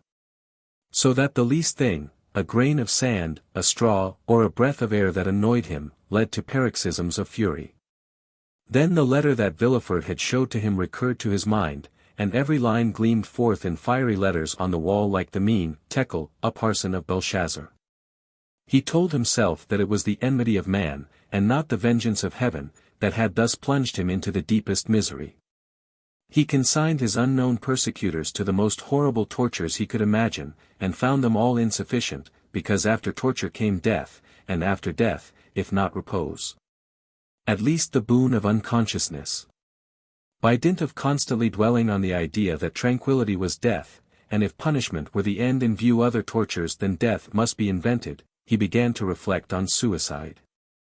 Unhappy he who, on the brink of misfortune, broods over ideas like these. Before him is a dead sea that stretches in azure calm before the eye. But he who unwarily ventures within its embrace finds himself struggling with a monster that would drag him down to perdition. Once thus ensnared, unless the protecting hand of God snatch him thence, all is over, and his struggles but tend to hasten his destruction.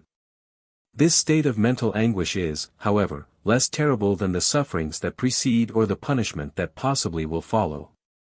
There is a sort of consolation at the contemplation of the yawning abyss, at the bottom of which lie darkness and obscurity. Edmond found some solace in these ideas. All his sorrows, all his sufferings, with their train of gloomy spectres, fled from his cell when the angel of death seemed about to enter. Dantes reviewed his past life with composure, and, looking forward with terror to his future existence, chose that middle line that seemed to afford him a refuge. Sometimes, said he, in my voyages, when I was a man and commanded other men, I have seen the heavens overcast, the sea rage and foam, the storm arise, and, like a monstrous bird, beating the two horizons with its wings. Then I felt that my vessel was a vain refuge, that trembled and shook before the tempest. Soon the fury of the waves and the sight of the sharp rocks announced the approach of death, and death then terrified me. And I used all my skill and intelligence as a man and a sailor to struggle against the wrath of God. But I did so because I was happy, because I had not courted death, because to be cast upon a bed of rocks and seaweed seemed terrible, because I was unwilling that I, a creature made for the service of God, should serve for food to the gulls and ravens. But now it is different, I have lost all that bound me to life, death smiles and invites me to repose. I die after my own manner, I die exhausted and broken-spirited, as I fall asleep when I have paced 3,000 times round my cell, that is 30,000 steps, or about 10 leagues.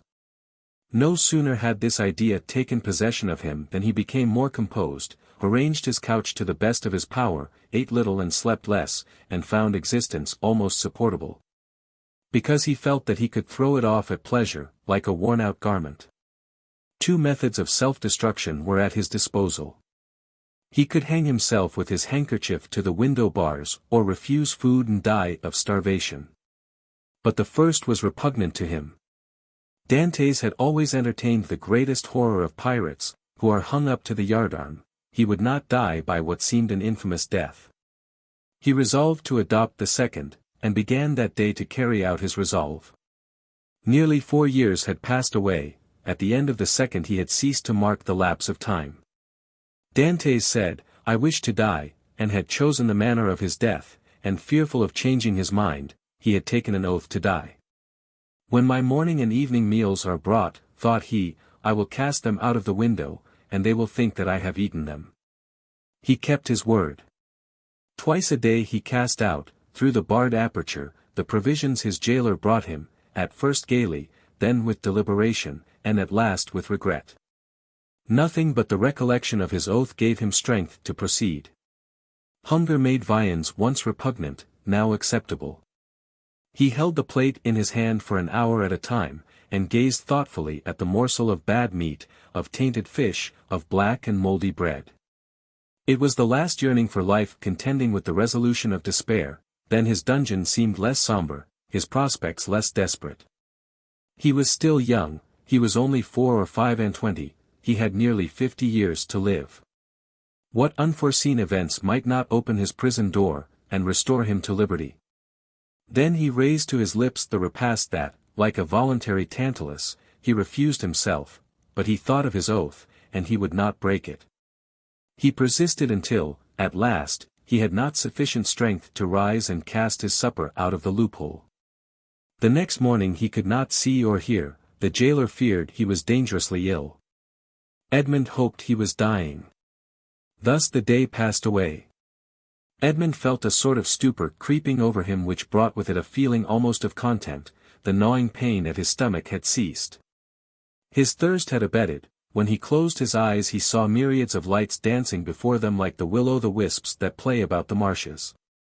It was the twilight of that mysterious country called death.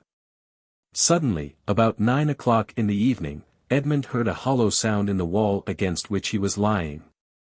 So many loathsome animals inhabited the prison, that their noise did not, in general, awake him. But whether abstinence had quickened his faculties, or whether the noise was really louder than usual, Edmond raised his head and listened. It was a continual scratching, as if made by a huge claw, a powerful tooth, or some iron instrument attacking the stones. Although weakened, the young man's brain instantly responded to the idea that haunts all prisoners, liberty.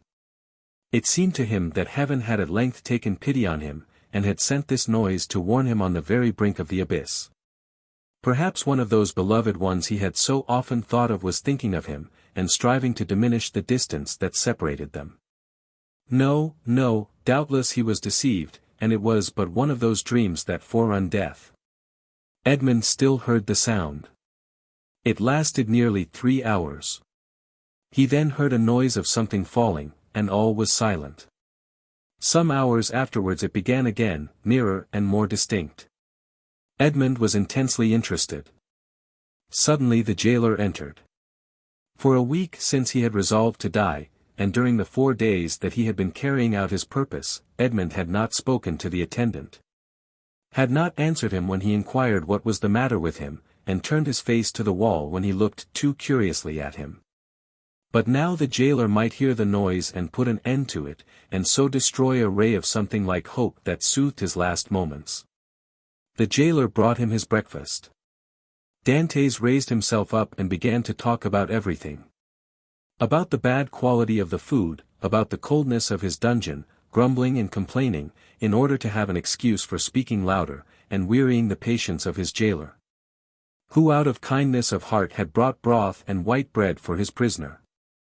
Fortunately, he fancied that Dantès was delirious, and placing the food on the rickety table, he withdrew. Edmond listened, and the sound became more and more distinct. There can be no doubt about it, thought he, it is some prisoner who is striving to obtain his freedom. Oh, if I were only there to help him! Suddenly another idea took possession of his mind, so used to misfortune, that it was scarcely capable of hope, the idea that the noise was made by workmen the governor had ordered to repair the neighboring dungeon. It was easy to ascertain this, but how could he risk the question? It was easy to call his jailer's attention to the noise, and watch his countenance as he listened. But might he not by this means destroy hopes far more important than the short-lived satisfaction of his own curiosity? Unfortunately, Edmond's brain was still so feeble that he could not bend his thoughts to anything in particular. He saw but one means of restoring lucidity and clearness to his judgment. He turned his eyes towards the soup which the jailer had brought, rose, staggered towards it, raised the vessel to his lips, and drank off the contents with a feeling of indescribable pleasure. He had the resolution to stop with this. He had often heard that shipwrecked persons had died through having eagerly devoured too much food. Edmond replaced on the table the bread he was about to devour, and returned to his couch. He did not wish to die. He soon felt that his ideas became again collected, he could think, and strengthen his thoughts by reasoning. Then he said to himself, "I must put this to the test, but without compromising anybody. If it is a workman, I need but knock against the wall, and he will cease to work, in order to find out who is knocking, and why he does so. But as his occupation is sanctioned by the governor, he will soon resume it. If, on the contrary, it is a prisoner, the noise I make will alarm him, he will cease, and not begin again until he thinks everyone is asleep." Edmond rose again, but this time his legs did not tremble, and his sight was clear. He went to a corner of his dungeon, detached a stone, and with it knocked against the wall where the sound came. He struck thrice. At the first blow the sound ceased, as if by magic. Edmond listened intently. An hour passed, 2 hours passed, and no sound was heard from the wall. All was silent there. Full of hope, Edmond swallowed a few mouthfuls of bread and water, and, thanks to the vigor of his constitution, found himself well nigh recovered. The day passed away in utter silence. Night came without recurrence of the noise. "It is a prisoner," said Edmond joyfully. His brain was on fire, and life and energy returned. The night passed in perfect silence. Edmond did not close his eyes. In the morning the jailer brought him fresh provisions. He had already devoured those of the previous day. He ate these listening anxiously for the sound, walking round and round his cell, shaking the iron bars of the loophole, restoring vigor and agility to his limbs by exercise. And so preparing himself for his future destiny. At intervals he listened to learn if the noise had not begun again, and grew impatient at the prudence of the prisoner, who did not guess he had been disturbed by a captive as anxious for liberty as himself. 3 days passed, 72 long tedious hours which he counted off by minutes. At length one evening, as the jailer was visiting him for the last time that night, Dantès, with his ear for the 100th time at the wall, fancied he heard an almost imperceptible movement among the stones. He moved away, walked up and down his cell to collect his thoughts, and then went back and listened. The matter was no longer doubtful. Something was at work on the other side of the wall. The prisoner had discovered the danger, and had substituted a lever for a chisel. Encouraged by this discovery, Edmond determined to assist the indefatigable laborer. He began by moving his bed, and looked around for anything with which he could pierce the wall, penetrate the moist cement, and displace a stone. He saw nothing. He had no knife or sharp instrument. The window grating was of iron, but he had too often assured himself of its solidity. All his furniture consisted of a bed, a chair, a table, a pail, and a jug. The bed had iron clamps, but they were screwed to the wood, and it would have required a screwdriver to take them off. The table and chair had nothing. The pail had once possessed a handle, but that had been removed. Dantès had but one resource, which was to break the jug, and with one of the sharp fragments attack the wall. He let the jug fall on the floor, and it broke in pieces. Dantès concealed 2 or 3 of the sharpest fragments in his bed, leaving the rest on the floor. The breaking of his jug was too natural an accident to excite suspicion.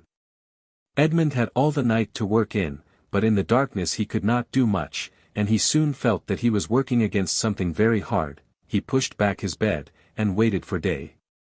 All night he heard the subterranean workman, who continued to mine his way. Day came, the jailer entered. Dantès told him that the jug had fallen from his hands while he was drinking, and the jailer went grumblingly to fetch another, without giving himself the trouble to remove the fragments of the broken one. He returned speedily, advised the prisoner to be more careful, and departed. Dantès heard joyfully the key grate in the lock. He listened until the sound of steps died away, and then, hastily displacing his bed, saw by the faint light that penetrated into his cell that he had labored uselessly the previous evening in attacking the stone instead of removing the plaster that surrounded it. The damp had rendered it friable, and Dantès was able to break it off, in small morsels, it is true, but at the end of half an hour he had scraped off a handful. A mathematician might have calculated that in 2 years, supposing that the rock was not encountered, a passage 20 feet long and 2 feet broad, might be formed. The prisoner reproached himself with not having thus employed the hours he had passed in vain hopes, prayer, and despondency. During the 6 years that he had been imprisoned, what might he not have accomplished? This idea imparted new energy, and in 3 days he had succeeded, with the utmost precaution, in removing the cement, and exposing the stonework. The wall was built of rough stones, among which, to give strength to the structure, blocks of hewn stone were at intervals embedded. It was one of these he had uncovered, and which he must remove from its socket. Dantès strove to do this with his nails, but they were too weak. The fragments of the jug broke, and after an hour of useless toil, Dantès paused with anguish on his brow. Was he to be thus stopped at the beginning, and was he to wait inactive until his fellow workman had completed his task? Suddenly an idea occurred to him, he smiled, and the perspiration dried on his forehead. The jailer always brought Dantès soup in an iron saucepan. This saucepan contained soup for both prisoners, for Dantès had noticed that it was either quite full, or half empty, according as the turnkey gave it to him or to his companion first. The handle of this saucepan was of iron, Dantès would have given 10 years of his life in exchange for it. The jailer was accustomed to pour the contents of the saucepan into Dantès' plate, and Dantès, after eating his soup with a wooden spoon, washed the plate, which thus served for every day. Now when evening came Dantès put his plate on the ground near the door, the jailer, as he entered, stepped on it and broke it. This time he could not blame Dantès. He was wrong to leave it there, but the jailer was wrong not to have looked before him. The jailer, therefore, only grumbled. Then he looked about for something to pour the soup into. Dantès' entire dinner service consisted of one plate, there was no alternative. "Leave the saucepan," said Dantès, "you can take it away when you bring me my breakfast." This advice was to the jailer's taste, as it spared him the necessity of making another trip. He left the saucepan. Dantès was beside himself with joy. He rapidly devoured his food, and after waiting an hour, lest the jailer should change his mind and return, he removed his bed, took the handle of the saucepan, inserted the point between the hewn stone and rough stones of the wall, and employed it as a lever. A slight oscillation showed Dantès that all went well. At the end of an hour the stone was extricated from the wall, leaving a cavity 1.5 feet in diameter. Dantès carefully collected the plaster, carried it into the corner of his cell, and covered it with earth. Then, wishing to make the best use of his time while he had the means of labor, he continued to work without ceasing. At the dawn of day he replaced the stone, pushed his bed against the wall, and lay down. The breakfast consisted of a piece of bread. The jailer entered and placed the bread on the table. "Well, don't you intend to bring me another plate?" said Dantès. "No," replied the turnkey, "you destroy everything. First you break your jug, then you make me break your plate. If all the prisoners followed your example, the government would be ruined. I shall leave you the saucepan, and pour your soup into that. So for the future I hope you will not be so destructive." Dantès raised his eyes to heaven and clasped his hands beneath the coverlet. He felt more gratitude for the possession of this piece of iron than he had ever felt for anything. He had noticed, however, that the prisoner on the other side had ceased to labor. No matter, this was a greater reason for proceeding. If his neighbor would not come to him, he would go to his neighbor. All day he toiled on untiringly, and by the evening he had succeeded in extracting 10 handfuls of plaster and fragments of stone. When the hour for his jailer's visit arrived, Dantès straightened the handle of the saucepan as well as he could, and placed it in its accustomed place. The turnkey poured his ration of soup into it, together with the fish, for thrice a week the prisoners were deprived of meat. This would have been a method of reckoning time, had not Dantès long ceased to do so. Having poured out the soup, the turnkey retired. Dantès wished to ascertain whether his neighbor had really ceased to work. He listened, all was silent, as it had been for the last 3 days. Dantès sighed. It was evident that his neighbor distrusted him. However, he toiled on all the night without being discouraged, but after 2 or 3 hours he encountered an obstacle.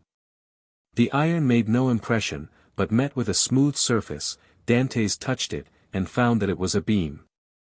This beam crossed, or rather blocked up, the hole Dantès had made. It was necessary, therefore, to dig above or under it. The unhappy young man had not thought of this. "Oh, my God, murmured he, I have so earnestly prayed to you, that I hoped my prayers had been heard. After having deprived me of my liberty, after having deprived me of death, after having recalled me to existence, my God, have pity on me, and do not let me die in despair." "Who talks of God and despair at the same time?" said a voice that seemed to come from beneath the earth, and, deadened by the distance, sounded hollow and sepulchral in the young man's ears. Edmond's hair stood on end, and he rose to his knees. "Ah," said he, "I hear a human voice." Edmond had not heard anyone speak save his jailer for 4 or 5 years. And a jailer is no man to a prisoner, he is a living door, a barrier of flesh and blood adding strength to restraints of oak and iron. "In the name of heaven," cried Dantès, "speak again, though the sound of your voice terrifies me." "Who are you?" "Who are you?" said the voice. "An unhappy prisoner," replied Dantès, who made no hesitation in answering. "Of what country?" "A Frenchman." "Your name?" "Edmond Dantès." "Your profession?" "A sailor." "How long have you been here?" "Since the 28th of February, 1815. "Your crime?" "I am innocent." "But of what are you accused?" "Of having conspired to aid the Emperor's return." "What? For the Emperor's return? The Emperor is no longer on the throne, then?" "He abdicated at Fontainebleau in 1814, and was sent to the island of Elba." "But how long have you been here that you are ignorant of all this?" "Since 1811. Dantès shuddered. This man had been 4 years longer than himself in prison. "Do not dig any more," said the voice, "only tell me how high up is your excavation." "On a level with the floor." "How is it concealed?" "Behind my bed." "Has your bed been moved since you have been a prisoner?" "No." "What does your chamber open on?" "A corridor." "And the corridor?" "On a court." "Alas," murmured the voice. "Oh, what is the matter?" cried Dantès. "I have made a mistake owing to an error in my plans. I took the wrong angle, and have come out 15 feet from where I intended. I took the wall you are mining for the outer wall of the fortress. But then you would be close to the sea. That is what I hoped. And supposing you had succeeded? I should have thrown myself into the sea, gained one of the islands near here, the Isle de Daume or the Isle de Tiboulen, and then I should have been safe. Could you have swum so far? Heaven would have given me strength, but now all is lost." "All?" "Yes, stop up your excavation carefully, do not work any more, and wait until you hear from me. Tell me, at least, who you are." I am number 27. "You mistrust me, then," said Dantès. Edmond fancied he heard a bitter laugh resounding from the depths. "Oh, I am a Christian," cried Dantès, guessing instinctively that this man meant to abandon him. "I swear to you by him who died for us that naught shall induce me to breathe one syllable to my jailers, but I conjure you do not abandon me. If you do, I swear to you, for I have got to the end of my strength, that I will dash my brains out against the wall, and you will have my death to reproach yourself with." "How old are you?" "Your voice is that of a young man." "I do not know my age, for I have not counted the years I have been here." All I do know is, that I was just 19 when I was arrested, the 28th of February, 1815. Not quite 26, murmured the voice, at that age he cannot be a traitor. Oh, no, no, cried Dantès. I swear to you again, rather than betray you, I would allow myself to be hacked in pieces. You have done well to speak to me, and ask for my assistance, for I was about to form another plan, and leave you, but your age reassures me. I will not forget you. Wait. How long? I must calculate our chances, I will give you the signal. But you will not leave me, you will come to me, or you will let me come to you.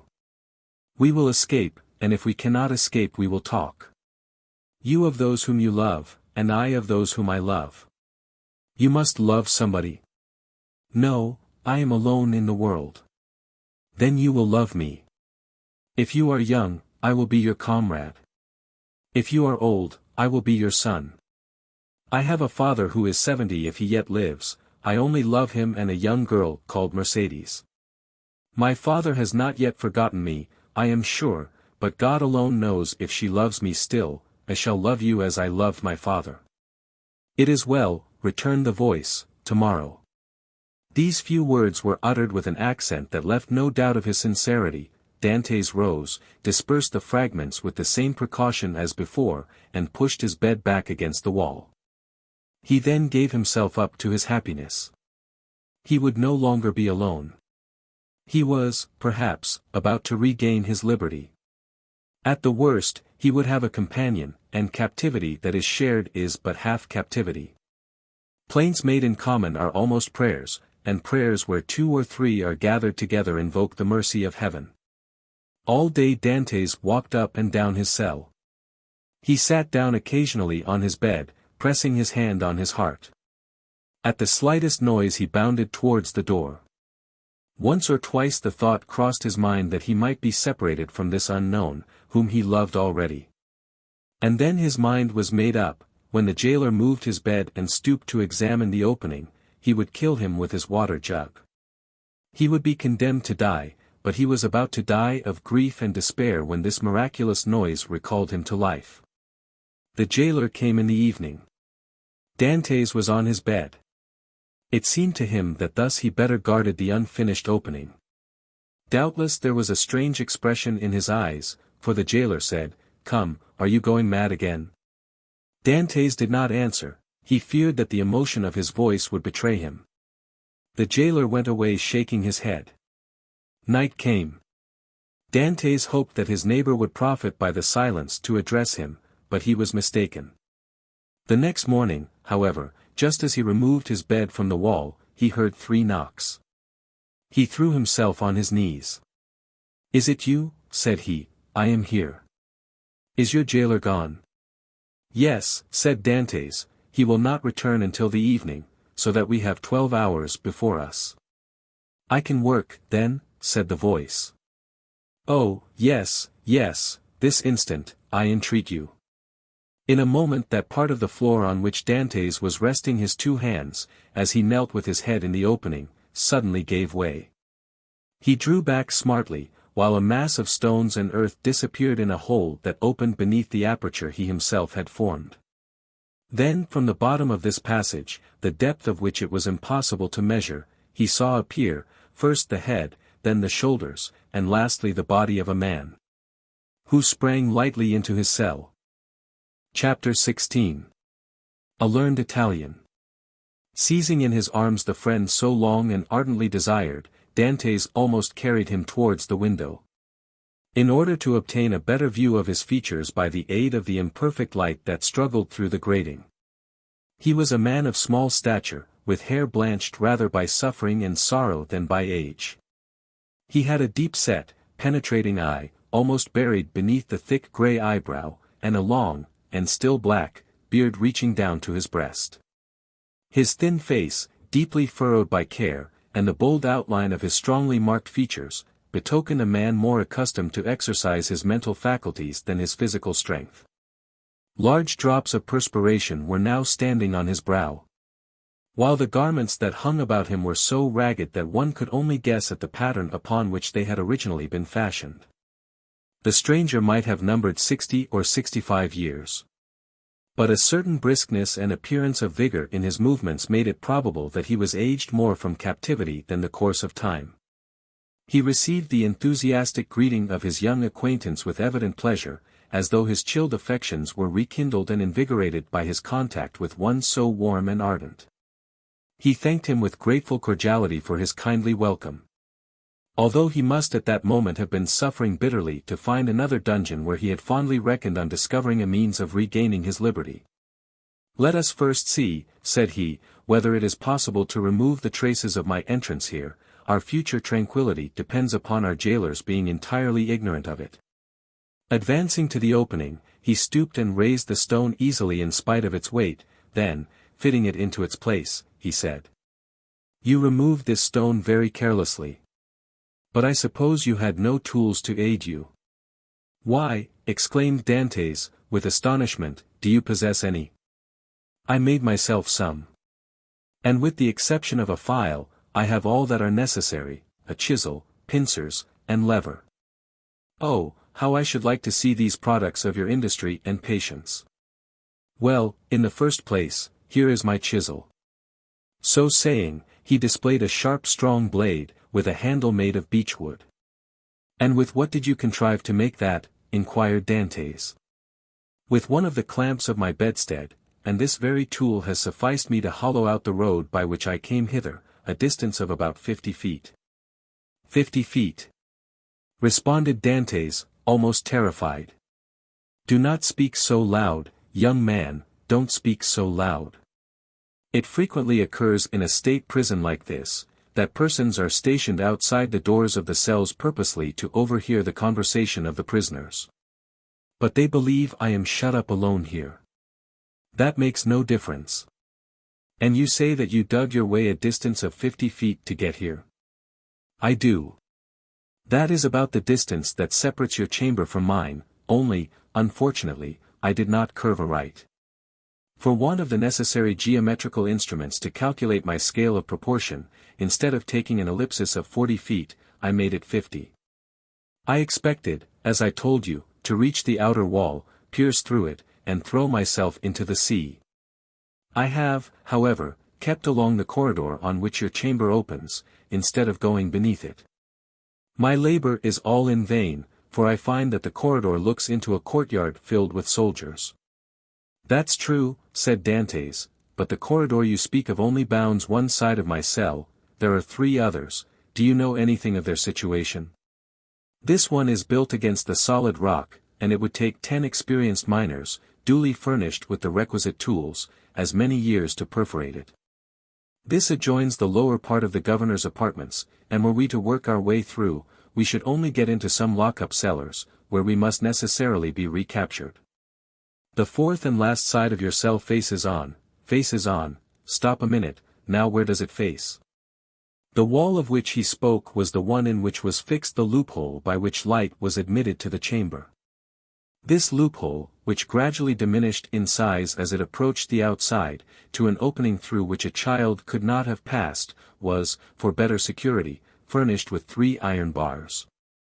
So as to quiet all apprehensions even in the mind of the most suspicious jailer as to the possibility of a prisoner's escape. As the stranger asked the question, he dragged the table beneath the window. "Climb up," said he to Dantès. The young man obeyed, mounted on the table, and, divining the wishes of his companion, placed his back securely against the wall and held out both hands. The stranger, whom as yet Dantès knew only by the number of his cell, sprang up with an agility by no means to be expected in a person of his years, and, light and steady on his feet as a cat or a lizard, climbed from the table to the outstretched hands of Dantès, and from them to his shoulders. Then, bending double, for the ceiling of the dungeon prevented him from holding himself erect, he managed to slip his head between the upper bars of the window, so as to be able to command a perfect view from top to bottom. An instant afterwards he hastily drew back his head, saying, "I thought so," and sliding from the shoulders of Dantès as dexterously as he had ascended, he nimbly leaped from the table to the ground. "What was it that you thought?" asked the young man anxiously, in his turn descending from the table. The elder prisoner pondered the matter. "Yes," said he at length, "it is so. This side of your chamber looks out upon a kind of open gallery, where patrols are continually passing, and sentries keep watch day and night." "Are you quite sure of that?" "Certain. I saw the soldier's shape and the top of his musket, that made me draw in my head so quickly, for I was fearful he might also see me." "Well?" inquired Dantès. "You perceive then the utter impossibility of escaping through your dungeon?" "Then," pursued the young man eagerly. "Then," answered the elder prisoner, "the will of God be done." And as the old man slowly pronounced those words, an air of profound resignation spread itself over his careworn countenance. Dantès gazed on the man who could thus philosophically resign hope so long and ardently nourished with an astonishment mingled with admiration. "Tell me, I entreat of you, who and what you are," said he at length.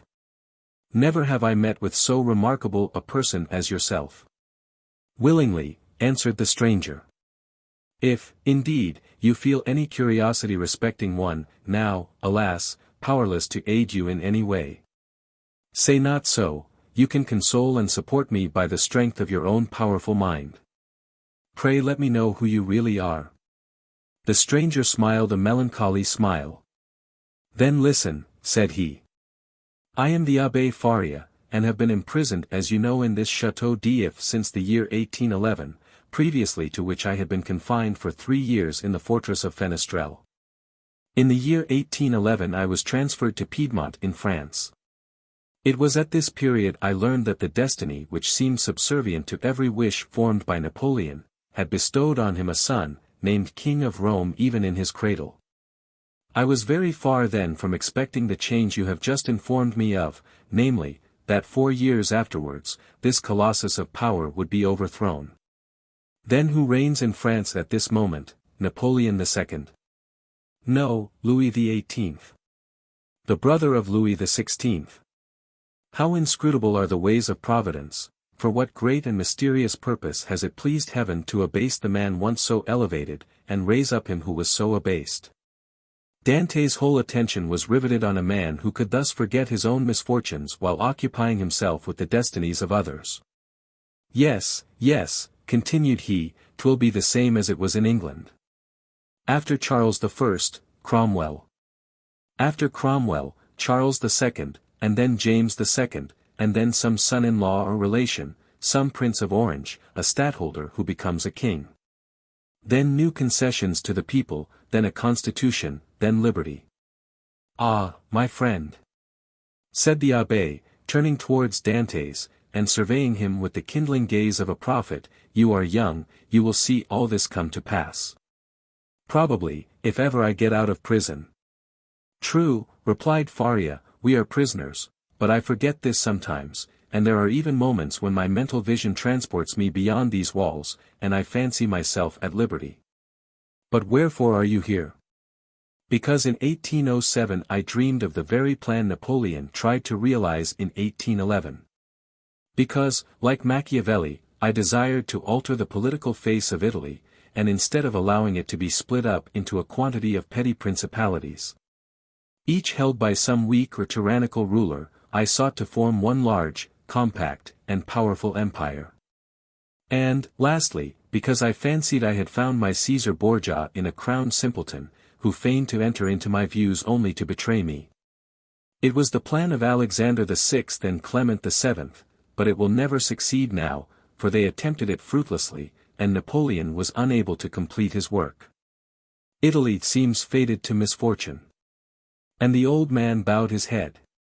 Dantès could not understand a man risking his life for such matters. Napoleon certainly he knew something of, inasmuch as he had seen and spoken with him. But of Clement VII and Alexander VI he knew nothing. "Are you not," he asked, "the priest who here in the Château d'If is generally thought to be ill?" "Mad, you mean, don't you?" "I did not like to say so," answered Dantès, smiling. "Well, then," resumed Faria with a bitter smile, "let me answer your question in full, by acknowledging that I am the poor mad prisoner of the Château d'If. For many years permitted to amuse the different visitors with what is said to be my insanity. And, in all probability, I should be promoted to the honor of making sport for the children, if such innocent beings could be found in an abode devoted like this to suffering and despair.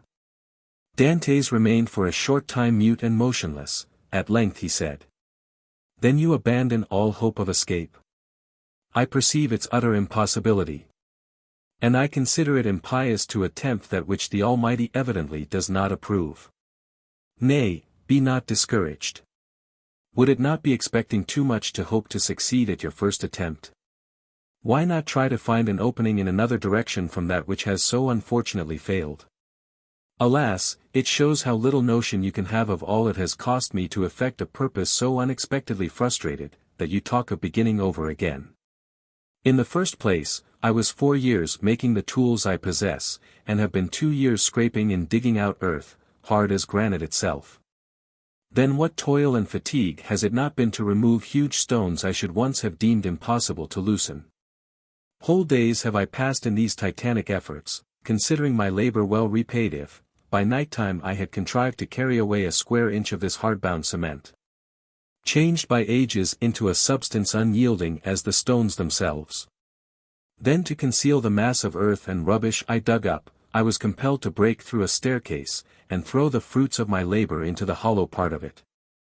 But the well is now so completely choked up, that I scarcely think it would be possible to add another handful of dust without leading to discovery. Consider also that I fully believed I had accomplished the end and aim of my undertaking, for which I had so exactly husbanded my strength as to make it just hold out to the termination of my enterprise. And now, at the moment when I reckoned upon success, my hopes are forever dashed from me. No, I repeat again, that nothing shall induce me to renew attempts evidently at variance with the Almighty's pleasure." Dantès held down his head, that the other might not see how joy at the thought of having a companion outweighed the sympathy he felt for the failure of the abbé's plans. The abbé sank upon Edmond's bed, while Edmond himself remained standing. Escape had never once occurred to him. There are, indeed, some things which appear so impossible that the mind does not dwell on them for an instant.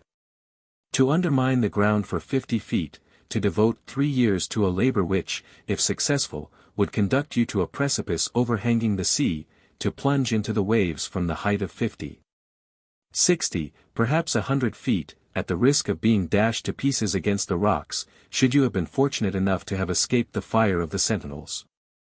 And even, supposing all these perils passed, then to have to swim for your life a distance of at least 3 miles ere you could reach the shore, were difficulties so startling and formidable that Dantès had never even dreamed of such a scheme, resigning himself rather to death.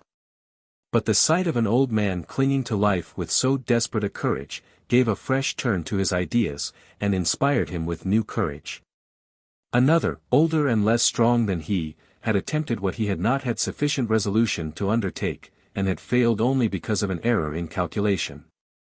This same person, with almost incredible patience and perseverance, had contrived to provide himself with tools requisite for so unparalleled an attempt. Another had done all this.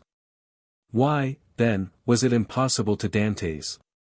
Faria had dug his way through 50 feet, Dantès would dig 100, Faria, at the age of 50, had devoted 3 years to the task. He, who was but half as old, would sacrifice 6. Faria, a priest and savant, had not shrunk from the idea of risking his life by trying to swim a distance of 3 miles to one of the islands, Dôme, Retano, or Le Maire. Should a hardy sailor, an experienced diver, like himself, shrink from a similar task?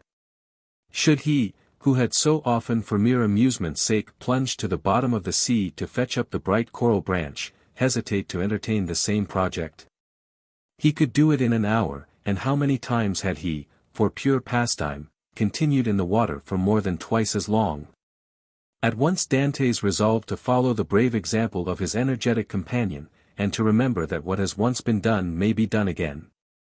After continuing some time in profound meditation, the young man suddenly exclaimed, "I have found what you were in search of." Faria started. "Have you, indeed?"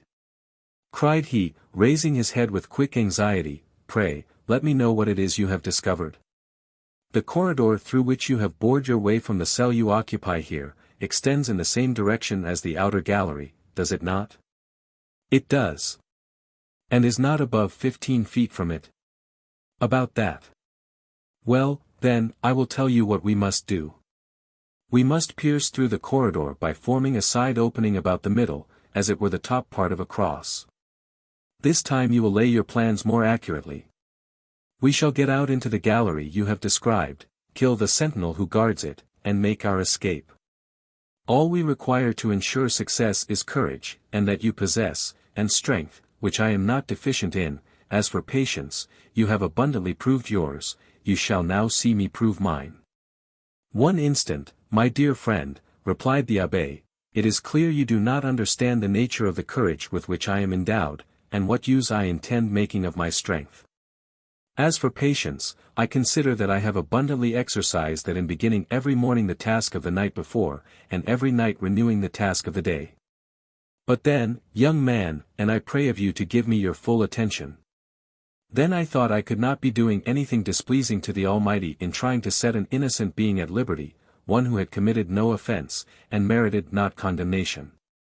And have your notions changed? Asked Dantès with much surprise. Do you think yourself more guilty in making the attempt since you have encountered me? No, neither do I wish to incur guilt. Hitherto I have fancied myself merely waging war against circumstances, not men. I have thought it no sin to bore through a wall, or destroy a staircase. But I cannot so easily persuade myself to pierce a heart or take away a life. A slight movement of surprise escaped Dantès. Is it possible, said he, that where your liberty is at stake you can allow any such scruple to deter you from obtaining it? Tell me, replied Faria, what has hindered you from knocking down your jailer with a piece of wood torn from your bedstead, dressing yourself in his clothes, and endeavoring to escape? Simply the fact that the idea never occurred to me, answered Dantès. Because, said the old man, the natural repugnance to the commission of such a crime prevented you from thinking of it. And so it ever is because in simple and allowable things our natural instincts keep us from deviating from the strict line of duty. The tiger, whose nature teaches him to delight in shedding blood, needs but the sense of smell to show him when his prey is within his reach. And by following this instinct he is enabled to measure the leap necessary to permit him to spring on his victim. But man, on the contrary, loathes the idea of blood. It is not alone that the laws of social life inspire him with a shrinking dread of taking life. His natural construction and physiological formation.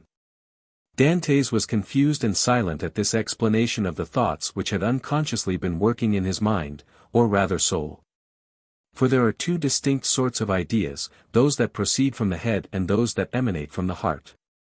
Since my imprisonment, said Faria, I have thought over all the most celebrated cases of escape on record. They have rarely been successful. Those that have been crowned with full success have been long meditated upon, and carefully arranged. Such, for instance, as the escape of the Duc de Beaufort from the Château de Vincennes, that of the Abbé Dubuquoy from Forêt-l'Évêque, of Latude from the Bastille. Then there are those for which chance sometimes affords opportunity, and those are the best of all. Let us, therefore, wait patiently for some favorable moment, and when it presents itself, profit by it. Ah, said Dantès, you might well endure the tedious delay. You were constantly employed in the task you set yourself, and when weary with toil, you had your hopes to refresh and encourage you. I assure you, replied the old man, I did not turn to that source for recreation or support. What did you do then? I wrote or studied. Were you then permitted the use of pens, ink, and paper? Oh, no, answered the abbé, I had none but what I made for myself. You made paper, pens, and ink? Yes. Dantès gazed with admiration, but he had some difficulty in believing. Faria saw this. When you pay me a visit in my cell, my young friend, said he, I will show you an entire work, the fruits of the thoughts and reflections of my whole life. Many of them meditated over in the shades of the Colosseum at Rome, at the foot of St. Mark's column at Venice, and on the borders of the Arno at Florence, little imagining at the time that they would be arranged in order within the walls of the Château d'If. The work I speak of is called A Treatise on the Possibility of a General Monarchy in Italy, and will make one large quarto volume. And on what have you written all this? On 2 of my shirts. I invented a preparation that makes linen as smooth and as easy to write on as parchment. You are, then, a chemist? Somewhat. I know Lavoisier, and was the intimate friend of Cabanis. But for such a work you must have needed books. Had you any? I had nearly 5,000 volumes in my library at Rome. But after reading them over many times, I found out that with 150 well-chosen books a man possesses, if not a complete summary of all human knowledge, at least all that a man need really know. I devoted 3 years of my life to reading and studying these 150 volumes, till I knew them nearly by heart. So that since I have been in prison, a very slight effort of memory has enabled me to recall their contents as readily as though the pages were open before me. I could recite you the whole of Thucydides, Xenophon, Plutarch, Titus Livius, Tacitus, Strada, Jornans, Dante, Montaigne, Shakespeare, Spinoza, Machiavelli, and Bossuet. I name only the most important. You are, doubtless, acquainted with a variety of languages, so as to have been able to read all these? Yes, I speak 5 of the modern tongues, that is to say, German, French, Italian, English, and Spanish. By the aid of ancient Greek I learned modern Greek. I don't speak it so well as I could wish, but I am still trying to improve myself. Improve yourself, repeated Dantès. Why, how can you manage to do so? Why, I made a vocabulary of the words I knew, turned, returned, and arranged them, so as to enable me to express my thoughts through their medium. I know nearly 1,000 words, which is all that is absolutely necessary, although I believe there are nearly 100,000 in the dictionaries. I cannot hope to be very fluent, but I certainly should have no difficulty in explaining my wants and wishes, and that would be quite as much as I should ever require. Stronger grew the wonder of Dantès, who almost fancied he had to do with one gifted with supernatural powers. Still hoping to find some imperfection which might bring him down to a level with human beings, he added, then if you were not furnished with pens, how did you manage to write the work you speak of? I made myself some excellent ones, which would be universally preferred to all others if once known. You are aware what huge whitings are served to us on maigre days. Well, I selected the cartilages of the heads of these fishes, and you can scarcely imagine the delight with which I welcomed the arrival of each Wednesday, Friday, and Saturday, as affording me the means of increasing my stock of pens. For I will freely confess that my historical labors have been my greatest solace and relief. While retracing the past, I forget the present. And traversing at will the path of history, I cease to remember that I am myself a prisoner.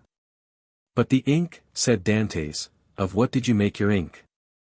There was formerly a fireplace in my dungeon, replied Faria, but it was closed up long ere I became an occupant of this prison. Still, it must have been many years in use, for it was thickly covered with a coating of soot.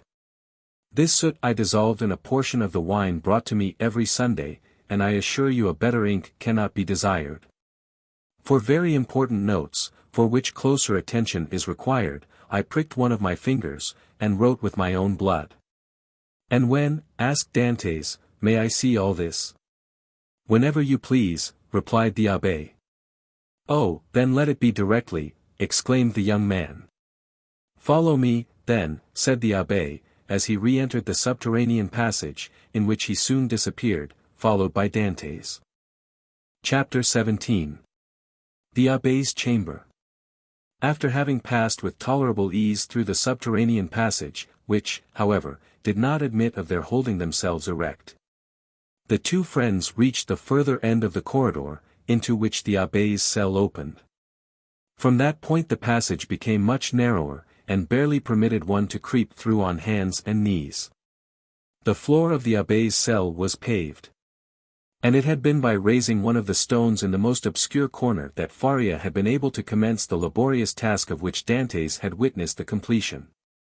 As he entered the chamber of his friend, Dantès cast around one eager and searching glance in quest of the expected marvels, but nothing more than common met his view. "It is well," said the abbé. "We have some hours before us, it is now just 12:15 o'clock. Instinctively Dantès turned round to observe by what watch or clock the abbé had been able so accurately to specify the hour. "Look at this ray of light which enters by my window," said the abbé, and then observe the lines traced on the wall. "Well, by means of these lines, which are in accordance with the double motion of the earth, and the ellipse it describes round the sun, I am enabled to ascertain the precise hour with more minuteness than if I possessed a watch. For that might be broken or deranged in its movements, while the sun and earth never vary in their appointed paths." This last explanation was wholly lost upon Dantès, who had always imagined, from seeing the sun rise from behind the mountains and set in the Mediterranean, that it moved, and not the earth. A double movement of the globe he inhabited, and of which he could feel nothing, appeared to him perfectly impossible. Each word that fell from his companion's lips seemed fraught with the mysteries of science, as worthy of digging out as the gold and diamonds in the mines of Guzerat and Golconda, which he could just recollect having visited during a voyage made in his earliest youth. "Come," said he to the abbé, "I am anxious to see your treasures." The abbé smiled, and, proceeding to the disused fireplace, raised, by the help of his chisel, a long stone, which had doubtless been the hearth, beneath which was a cavity of considerable depth, serving as a safe depository of the articles mentioned to Dantès. "What do you wish to see first?" asked the abbé. "Oh, your great work on the monarchy of Italy." Faria then drew forth from his hiding-place 3 or 4 rolls of linen, laid one over the other, like folds of papyrus. These rolls consisted of slips of cloth about 4 inches wide and 18 long. They were all carefully numbered and closely covered with writing, so legible that Dantès could easily read it, as well as make out the sense, it being in Italian, a language he, as a Provençal, perfectly understood. "There," said he, "there is the work complete. I wrote the word finis at the end of the 68th strip about a week ago. I have torn up 2 of my shirts, and as many handkerchiefs as I was master of, to complete the precious pages. Should I ever get out of prison and find in all Italy a printer courageous enough to publish what I have composed, my literary reputation is forever secured." "I see," answered Dantès. "Now let me behold the curious pens with which you have written your work." "Look," said Faria, showing to the young man a slender stick about 6 inches long, and much resembling the size of the handle of a fine painting brush, to the end of which was tied, by a piece of thread, one of those cartilages of which the abbé had before spoken to Dantès. It was pointed, and divided at the nib like an ordinary pen. Dantès examined it with intense admiration, then looked around to see the instrument with which it had been shaped so correctly into form. "Ah, yes," said Faria, "the penknife. That's my masterpiece. I made it, as well as this larger knife, out of an old iron candlestick. The penknife was sharp and keen as a razor. As for the other knife, it would serve a double purpose, and with it one could cut and thrust." Dantès examined the various articles shown to him with the same attention that he had bestowed on the curiosities and strange tools exhibited in the shops at Marseilles as the works of the savages in the South Seas from whence they had been brought by the different trading vessels. "As for the ink," said Faria, "I told you how I managed to obtain that, and I only just make it from time to time, as I require it." "One thing still puzzles me," observed Dantès, "and that is how you managed to do all this by daylight." "I worked at night also," replied Faria. "Night? Why, for heaven's sake, are your eyes like cats, that you can see to work in the dark?" "Indeed they are not. But God has supplied man with the intelligence that enables him to overcome the limitations of natural conditions. I furnished myself with a light." "You did? Pray tell me how." "I separated the fat from the meat served to me, melted it, and so made oil. Here is my lamp." So saying, the abbé exhibited a sort of torch very similar to those used in public illuminations. "But how do you procure a light?" Oh, here are 2 flints and a piece of burnt linen. And matches? I pretended that I had a disorder of the skin, and asked for a little sulphur, which was readily supplied. Dantès laid the different things he had been looking at on the table, and stood with his head drooping on his breast, as though overwhelmed by the perseverance and strength of Faria's mind. You have not seen all yet, continued Faria, for I did not think it wise to trust all my treasures in the same hiding place. Let us shut this one up. They put the stone back in its place. The abbé sprinkled a little dust over it to conceal the traces of its having been removed, rubbed his foot well on it to make it assume the same appearance as the other, and then, going towards his bed, he removed it from the spot it stood in. Behind the head of the bed, and concealed by a stone fitting in so closely as to defy all suspicion, was a hollow space. And in this space a ladder of cords between 25 and 30 feet in length. Dantès closely and eagerly examined it. He found it firm, solid, and compact enough to bear any weight. Who supplied you with the materials for making this wonderful work? I tore up several of my shirts, and ripped out the seams in the sheets of my bed, during my 3 years' imprisonment at Fenestrelle. And when I was removed to the Château d'If, I managed to bring the Revellings with me, so that I have been able to finish my work here. And was it not discovered that your sheets were unhemmed? Oh, no, for when I had taken out the thread I required, I hemmed the edges over again. With what? With this needle, said the abbé, as, opening his ragged vestments, he showed Dantès a long, sharp fishbone, with a small perforated eye for the thread. A small portion of which still remained in it. I once thought, continued Faria, of removing these iron bars, and letting myself down from the window, which, as you see, is somewhat wider than yours. Although I should have enlarged it still more preparatory to my flight. However, I discovered that I should merely have dropped into a sort of inner court, and I therefore renounced the project altogether as too full of risk and danger. Nevertheless, I carefully preserved my ladder against one of those unforeseen opportunities of which I spoke just now, and which sudden chance frequently brings about. While affecting to be deeply engaged in examining the ladder, the mind of Dantès was, in fact, busily occupied by the idea that a person so intelligent, ingenious, and clear-sighted as the abbé might probably be able to solve the dark mystery of his own misfortunes, where he himself could see nothing. What are you thinking of? Asked the abbé smilingly, imputing the deep abstraction in which his visitor was plunged to the excess of his awe and wonder. I was reflecting, in the first place, replied Dantès, upon the enormous degree of intelligence and ability you must have employed to reach the high perfection to which you have attained. What would you not have accomplished if you had been free? Possibly nothing at all. The overflow of my brain would probably, in a state of freedom, have evaporated in 1,000 follies. Misfortune is needed to bring to light the treasures of the human intellect. Compression is needed to explode gunpowder. Captivity has brought my mental faculties to a focus. And you are well aware that from the collision of clouds electricity is produced, from electricity, lightning, from lightning, illumination. No, replied Dantès.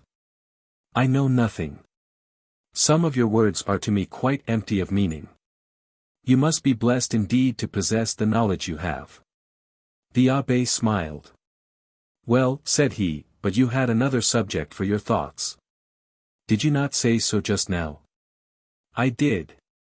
You have told me as yet but one of them, let me hear the other. It was this, that while you had related to me all the particulars of your past life, you were perfectly unacquainted with mine.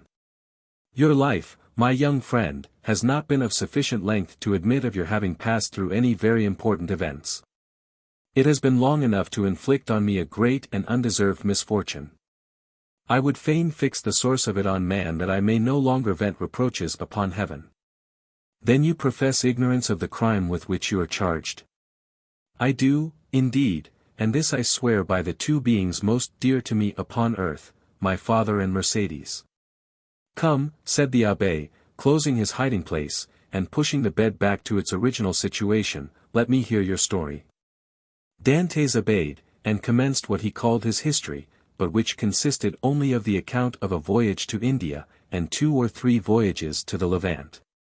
Until he arrived at the recital of his last cruise, with the death of Captain Leclerc, and the receipt of a packet to be delivered by himself to the Grand Marshal. His interview with that personage, and his receiving, in place of the packet brought, a letter addressed to a Monsieur Noirtier, his arrival at Marseilles. An interview with his father, his affection for Mercédès, and their nuptial feast, his arrest and subsequent examination, his temporary detention at the Palais de Justice, and his final imprisonment in the Château d'If. From this point everything was a blank to Dantès. He knew nothing more, not even the length of time he had been imprisoned. His recital finished, the abbé reflected long and earnestly. "There is," said he, at the end of his meditations, "a clever maxim, which bears upon what I was saying to you some little while ago, and that is, that unless wicked ideas take root in a naturally depraved mind, human nature, in a right and wholesome state, revolts at crime.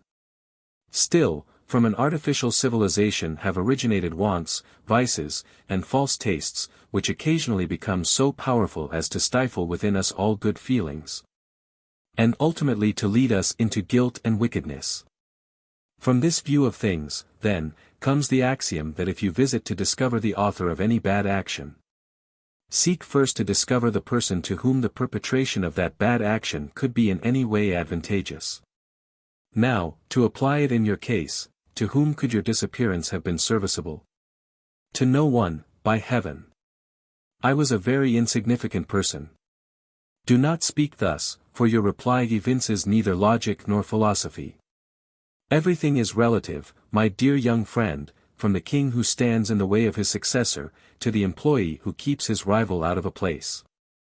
Now, in the event of the king's death, his successor inherits a crown. When the employee dies, the supernumerary steps into his shoes, and receives his salary of 12,000 livres.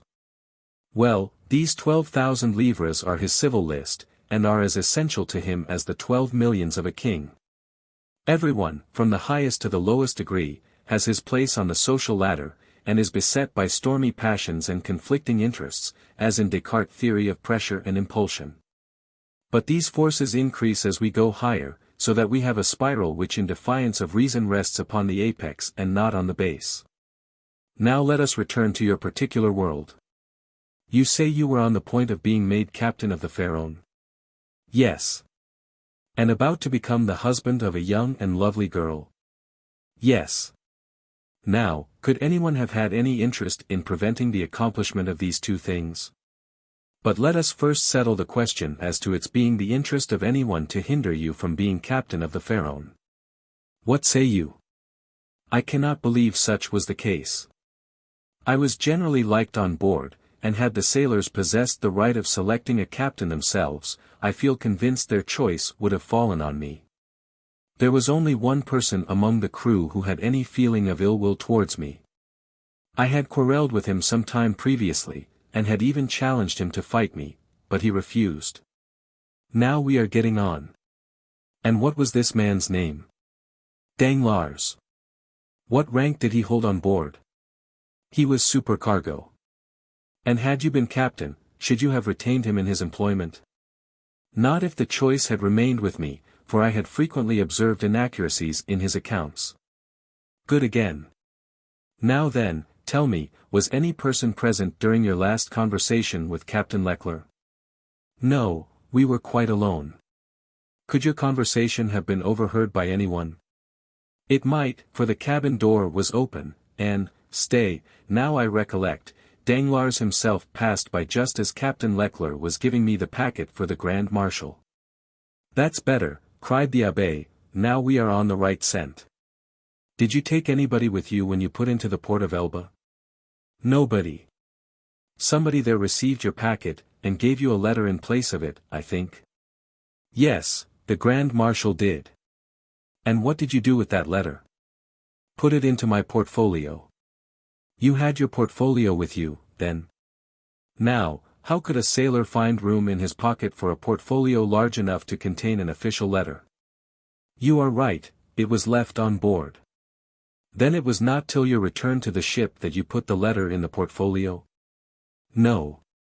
And what did you do with this same letter while returning from Porto Ferrajo to the vessel? I carried it in my hand. So that when you went on board the Pharaon, everybody could see that you held a letter in your hand? Yes.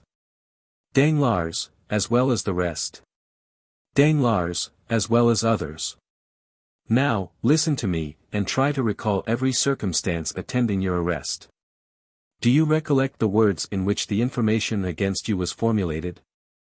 Oh yes, I read it over 3 times, and the words sank deeply into my memory. Repeat it to me. Dantès paused a moment, then said, "This is it, word for word. The king's attorney is informed by a friend to the throne and religion, that one Edmond Dantès, mate on board the Pharaon, this day arrived from Smyrna, after having touched at Naples and Porto Ferrajo, has been entrusted by Murat with a packet for the usurper. Again, by the usurper, with a letter for the Bonapartist club in Paris.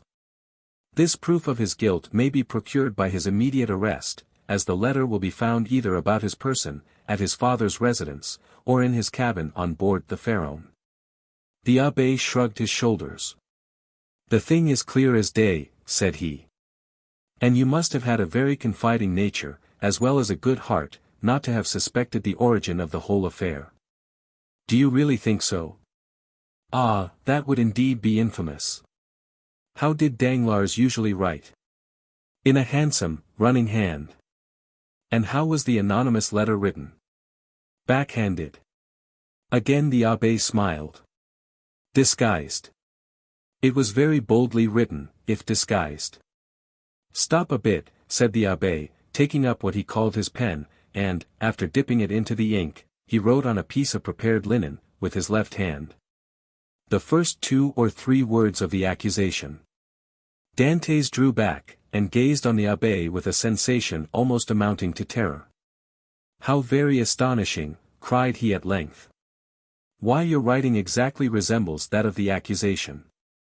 "Simply because that accusation had been written with the left hand, and I have noticed that." "What?" "That while the writing of different persons done with the right hand varies, that performed with the left hand is invariably uniform." "You have evidently seen and observed everything. Let us proceed." "Oh, yes, yes. Now as regards the second question." "I am listening." "Was there any person whose interest it was to prevent your marriage with Mercédès?" "Yes. A young man who loved her. And his name was Fernand. That is a Spanish name, I think. He was a Catalan. You imagine him capable of writing the letter?" "Oh, no. He would more likely have got rid of me by sticking a knife into me.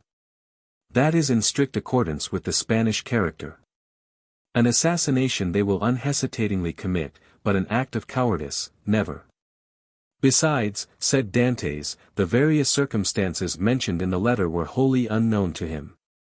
You had never spoken of them yourself to anyone?" "To no one. Not even to your mistress?" "No, not even to my betrothed." "Then it is Danglars." "I feel quite sure of it now." "Wait a little. Pray, was Danglars acquainted with Fernand?" "No, yes, he was. Now I recollect." "What?" "To have seen them both sitting at table together under an arbor at Père Pamphil's the evening before the day fixed for my wedding. They were in earnest conversation. Danglars was joking in a friendly way, but Fernand looked pale and agitated." "Were they alone?" "There was a third person with them whom I knew perfectly well, and who had, in all probability made their acquaintance. He was a tailor named Catalans, but he was very drunk." "Stay, stay. How strange that it should not have occurred to me before. Now I remember quite well, that on the table round which they were sitting were pens, ink, and paper." "Oh, the heartless, treacherous scoundrels," exclaimed Dantès, pressing his hand to his throbbing brows. "Is there anything else I can assist you in discovering, besides the villainy of your friends?" inquired the abbé with a laugh. "Yes, yes," replied Dantès eagerly. "I would beg of you, who see so completely to the depths of things, and to whom the greatest mystery seems but an easy riddle, to explain to me how it was that I underwent no second examination. Was never brought to trial, and, above all, was condemned without ever having had sentence passed on me? That is altogether a different and more serious matter, responded the abbé. The ways of justice are frequently too dark and mysterious to be easily penetrated. All we have hitherto done in the matter has been child's play. If you wish me to enter upon the more difficult part of the business, you must assist me by the most minute information on every point. Pray ask me whatever questions you please, for, in good truth, you see more clearly into my life than I do myself. In the first place, then, who examined you, the king's attorney, his deputy, or a magistrate? The deputy. Was he young or old? About 6 or 27 years of age, I should say. So, answered the abbé. Old enough to be ambitious, but too young to be corrupt. And how did he treat you? With more of mildness than severity. Did you tell him your whole story? I did. And did his conduct change at all in the course of your examination? He did appear much disturbed when he read the letter that had brought me into this scrape. He seemed quite overcome by my misfortune. By your misfortune? Yes. Then you feel quite sure that it was your misfortune he deplored? He gave me one great proof of his sympathy, at any rate. And that? He burnt the sole evidence that could at all have criminated me. What? The accusation? No, the letter. Are you sure? I saw it done. That alters the case. This man might, after all, be a greater scoundrel than you have thought possible. Upon my word, said Dantès, you make me shudder. Is the world filled with tigers and crocodiles? Yes, and remember that two-legged tigers and crocodiles are more dangerous than the others. Never mind, let us go on. With all my heart. You tell me he burned the letter? He did, saying at the same time, you see I thus destroy the only proof existing against you. This action is somewhat too sublime to be natural. You think so? I am sure of it. To whom was this letter addressed? To M. Noirtier, Rue Coq-Héron, No. 13, Paris. Now can you conceive of any interest that your heroic deputy could possibly have had in the destruction of that letter? Why, it is not altogether impossible he might have had, for he made me promise several times never to speak of that letter to anyone, assuring me he so advised me for my own interest. And, more than this, he insisted on my taking a solemn oath never to utter the name mentioned in the address. Noirtier, repeated the abbé, Noirtier. I knew a person of that name at the court of the Queen of Etruria, a Noirtier, who had been a Girondin during the Revolution. What was your deputy called? De Villefort. The abbé burst into a fit of laughter, while Dantès gazed on him in utter astonishment. What ails you? Said he at length. Do you see that ray of sunlight? I do. Well, the whole thing is more clear to me than that sunbeam is to you. Poor fellow. Poor young man. And you tell me this magistrate expressed great sympathy and commiseration for you? He did. And the worthy man destroyed your compromising letter? Yes. And then made you swear never to utter the name of Noirtier? Yes. Why, you poor short-sighted simpleton, can you not guess who this Noirtier was, whose very name he was so careful to keep concealed? This Noirtier was his father. Had a thunderbolt fallen at the feet of Dantès, or hell opened its yawning gulf before him? He could not have been more completely transfixed with horror than he was at the sound of these unexpected words. Starting up, he clasped his hands around his head as though to prevent his very brain from bursting, and exclaimed, His father! His father! Yes, his father, replied the abbé. His right name was Noirtier de Villefort. At this instant a bright light shot through the mind of Dantès, and cleared up all that had been dark and obscure before. The change that had come over Villefort during the examination, the destruction of the letter, the exacted promise, the almost supplicating tones of the magistrate, who seemed rather to implore mercy than to pronounce punishment, all returned with a stunning force to his memory. He cried out, and staggered against the wall like a drunken man, then he hurried to the opening that led from the abbé's cell to his own, and said, "I must be alone, to think over all this." When he regained his dungeon, he threw himself on his bed, where the turnkey found him in the evening visit, sitting with fixed gaze and contracted features, dumb and motionless as a statue. During these hours of profound meditation, which to him had seemed only minutes, he had formed a fearful resolution, and bound himself to its fulfillment by a solemn oath. Dantès was at length roused from his reverie by the voice of Faria, who, having also been visited by his jailer, had come to invite his fellow-sufferer to share his supper. The reputation of being out of his mind, though harmlessly and even amusingly so, had procured for the abbé unusual privileges. He was supplied with bread of a finer, whiter quality than the usual prison fare, and even regaled each Sunday with a small quantity of wine. Now this was a Sunday, and the abbé had come to ask his young companion to share the luxuries with him. Dantès followed him. His features were no longer contracted, and now wore their usual expression, but there was that in his whole appearance that bespoke one who had come to a fixed and desperate resolve. Faria bent on him his penetrating eye. "I regret now," said he, "having helped you in your late inquiries, or having given you the information I did." "Why so?" inquired Dantès. "Because it has instilled a new passion in your heart, that of vengeance." Dantès smiled. "Let us talk of something else," said he. Again the abbé looked at him, then mournfully shook his head. But in accordance with Dantès' request, he began to speak of other matters. The elder prisoner was one of those persons whose conversation, like that of all who have experienced many trials, contained many useful and important hints as well as sound information. But it was never egotistical, for the unfortunate man never alluded to his own sorrows. Dantès listened with admiring attention to all he said. Some of his remarks corresponded with what he already knew, or applied to the sort of knowledge his nautical life had enabled him to acquire. A part of the good abbé's words, however, were wholly incomprehensible to him. But, like the aurora which guides the navigator in northern latitudes, opened new vistas to the inquiring mind of the listener, and gave fantastic glimpses of new horizons. Enabling him justly to estimate the delight an intellectual mind would have in following one so richly gifted as Faria along the heights of truth, where he was so much at home. "You must teach me a small part of what you know," said Dantès, "if only to prevent your growing weary of me. I can well believe that so learned a person as yourself would prefer absolute solitude to being tormented with the company of one as ignorant and uninformed as myself. If you will only agree to my request, I promise you never to mention another word about escaping." The abbé smiled.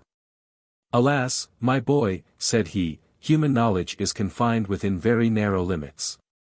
And when I have taught you mathematics, physics, history, and the 3 or 4 modern languages with which I am acquainted, you will know as much as I do myself. Now, it will scarcely require 2 years for me to communicate to you the stock of learning I possess."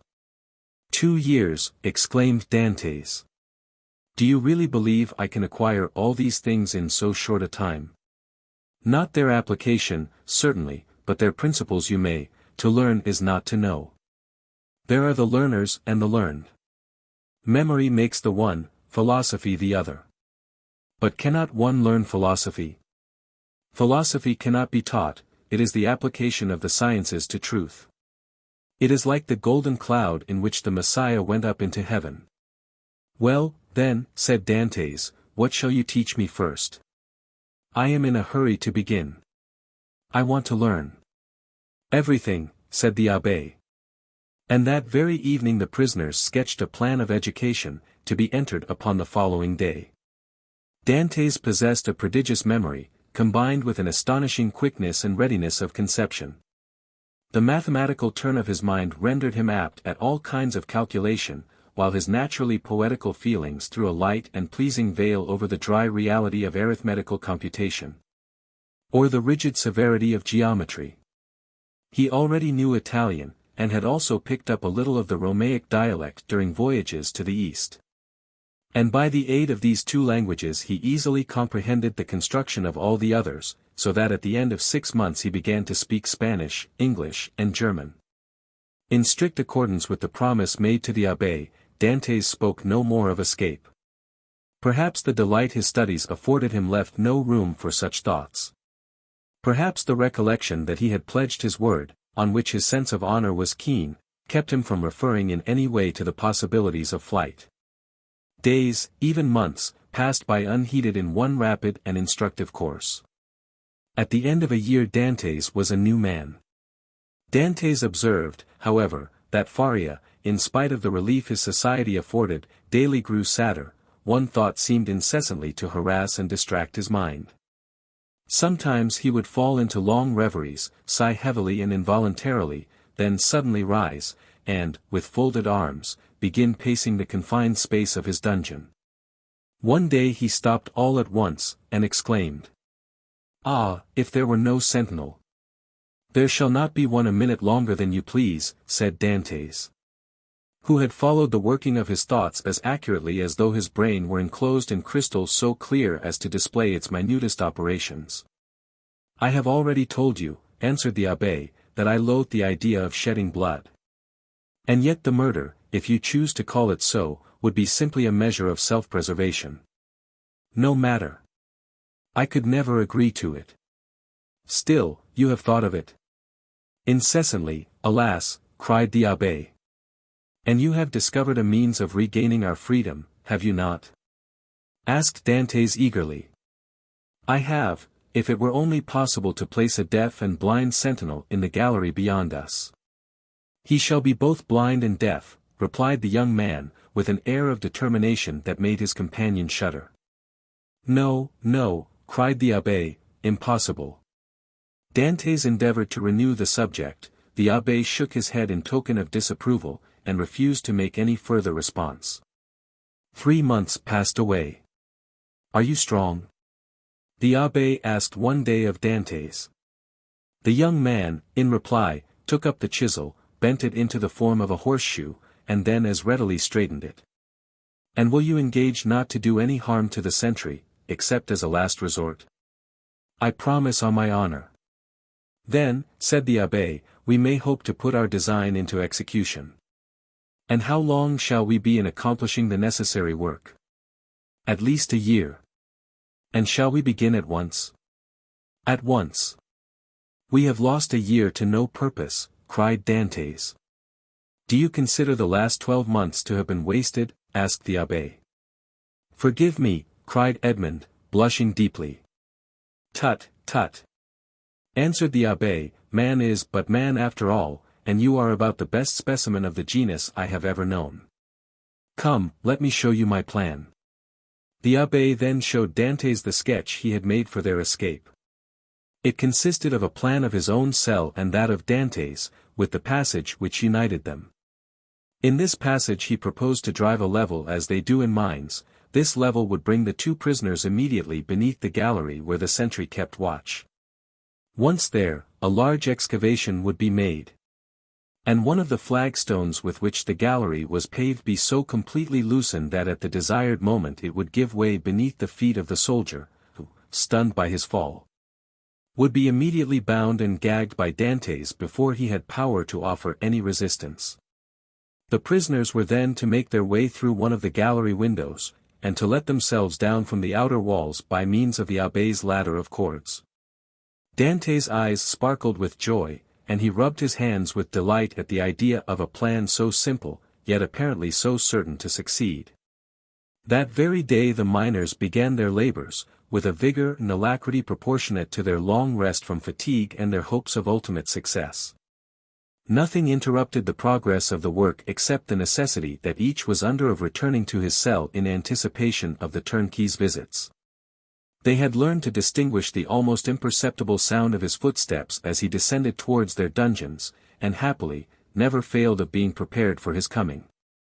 The fresh earth excavated during their present work, and which would have entirely blocked up the old passage, was thrown, by degrees and with the utmost precaution, out of the window in either Faria's or Dantès' cell, the rubbish being first pulverized so finely that the night wind carried it far away without permitting the smallest trace to remain.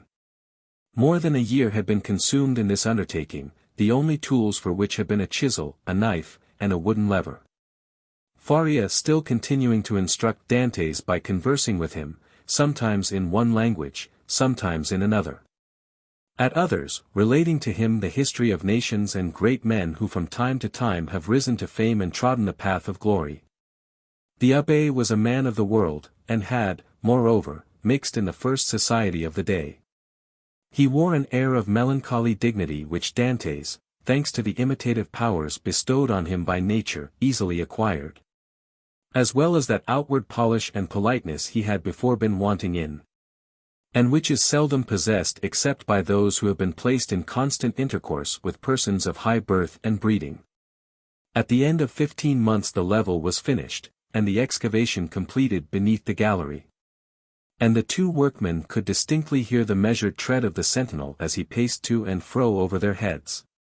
Compelled, as they were, to await a night sufficiently dark to favor their flight, they were obliged to defer their final attempt till that auspicious moment should arrive. Their greatest dread now was lest the stone through which the sentry was doomed to fall should give way before its right time. And this they had in some measure provided against by propping it up with a small beam which they had discovered in the walls through which they had worked their way. Dantès was occupied in arranging this piece of wood when he heard Faria, who had remained in Edmond's cell for the purpose of cutting a peg to secure their rope ladder, called to him in a tone indicative of great suffering.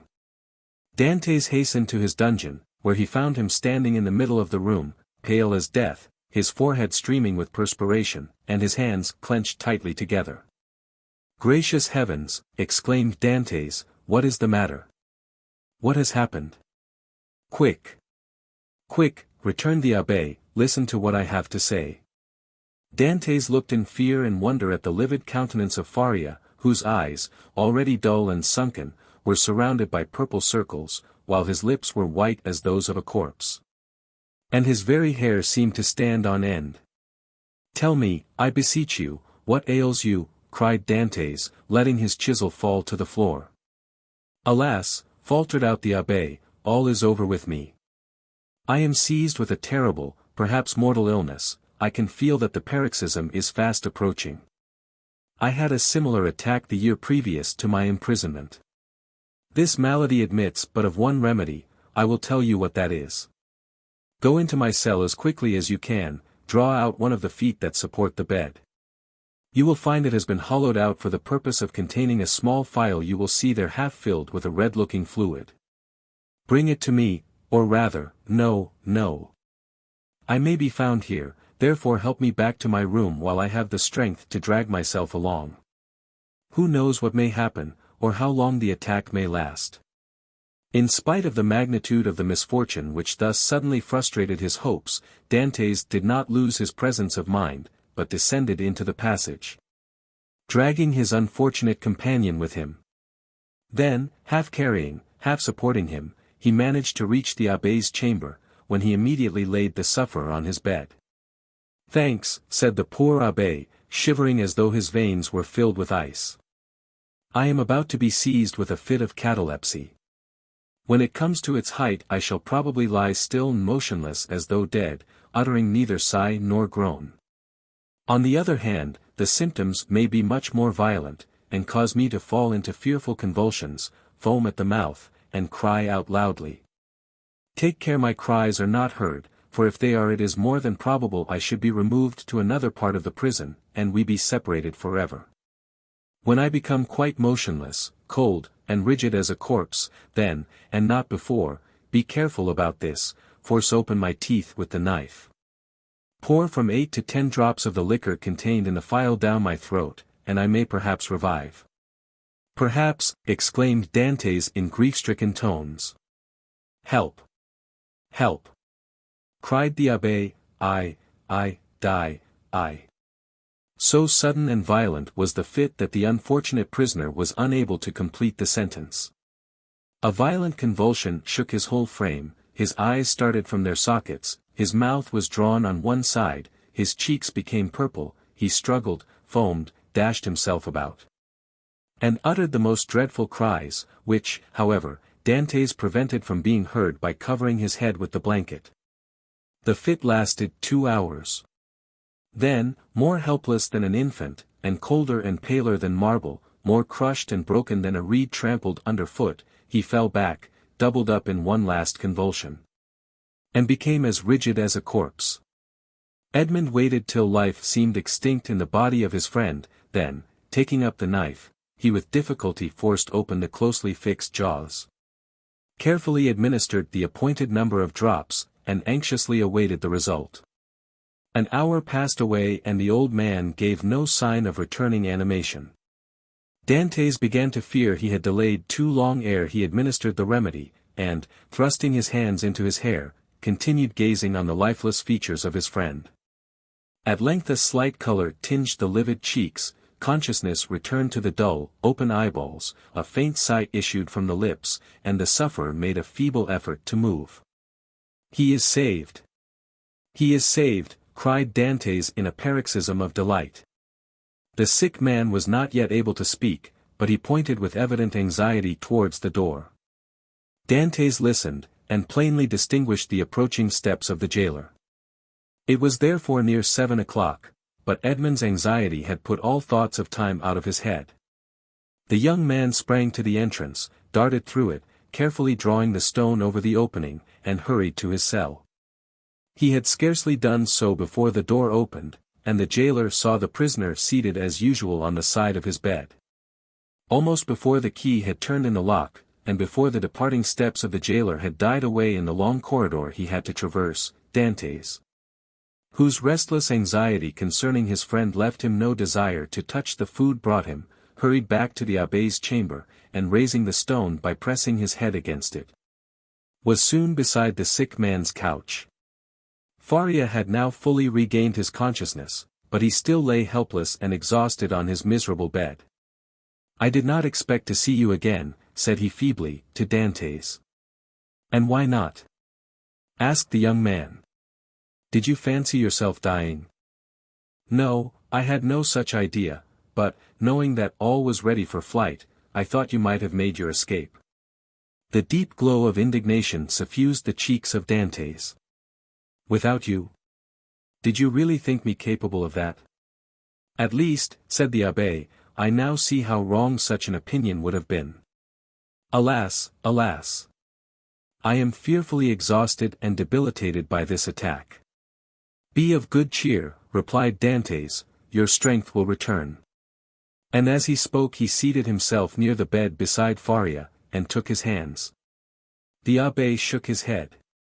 "The last attack I had," said he, "lasted but half an hour, and after it I was hungry, and got up without help. Now I can move neither my right arm nor leg, and my head seems uncomfortable, which shows that there has been a suffusion of blood on the brain. The third attack will either carry me off, or leave me paralyzed for life." "No, no," cried Dantès, "you are mistaken, you will not die. And your third attack, if, indeed, you should have another, will find you at liberty. We shall save you another time, as we have done this, only with a better chance of success, because we shall be able to command every requisite assistance." "My good Edmond," answered the abbé, "be not deceived. The attack which has just passed away, condemns me forever to the walls of a prison. None can fly from a dungeon who cannot walk. Well, we will wait, a week, a month, 2 months, if need be, and meanwhile your strength will return.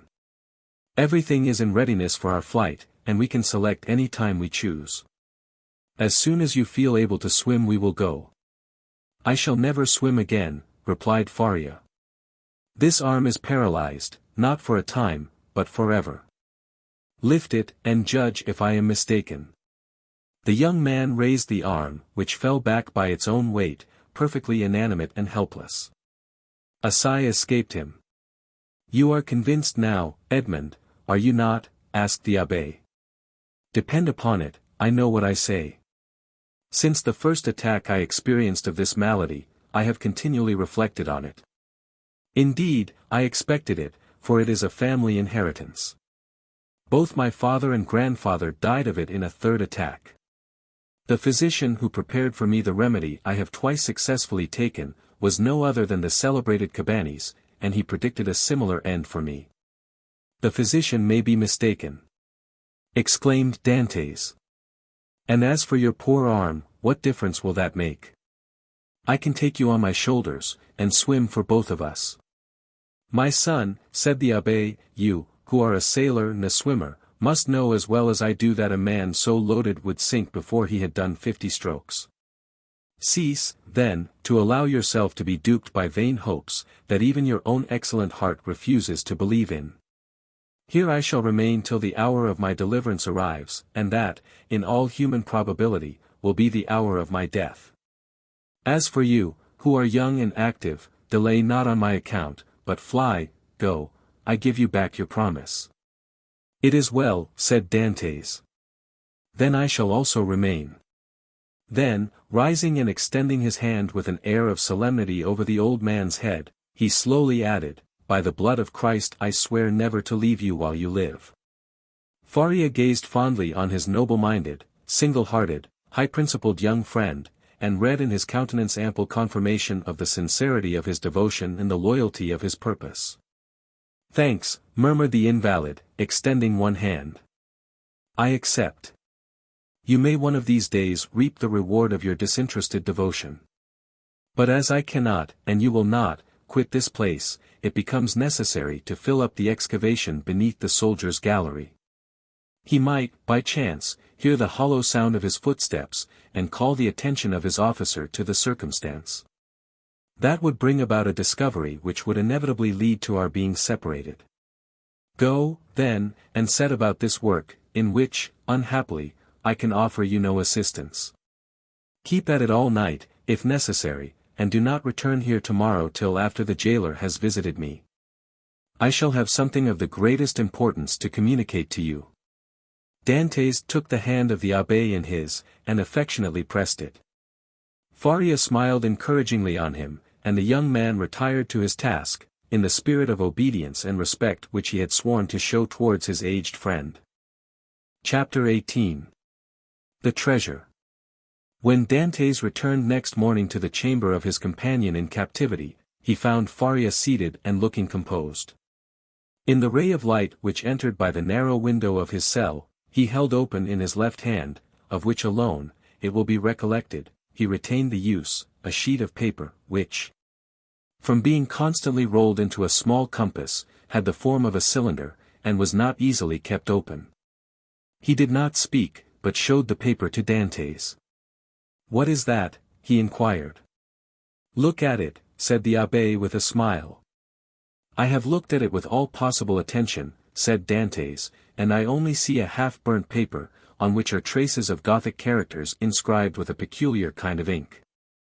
This paper, my friend, said Faria, I may now avow to you, since I have the proof of your fidelity, this paper is my treasure, of which, from this day forth, one half belongs to you. The sweat started forth on Dantès' brow. Until this day and for how long a time, he had refrained from talking of the treasure, which had brought upon the abbé the accusation of madness. With his instinctive delicacy Edmond had preferred avoiding any touch on this painful chord, and Faria had been equally silent. He had taken the silence of the old man for a return to reason.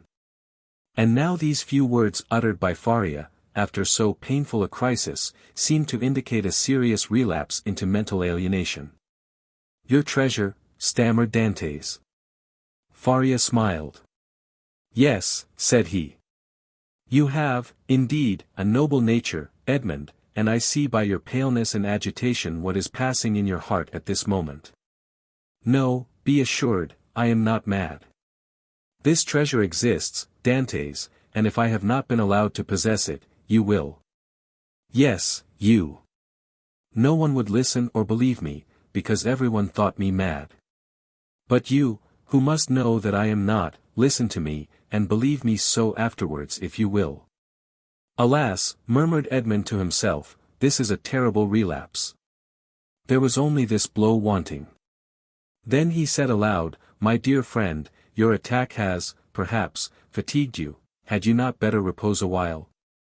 Tomorrow, if you will, I will hear your narrative.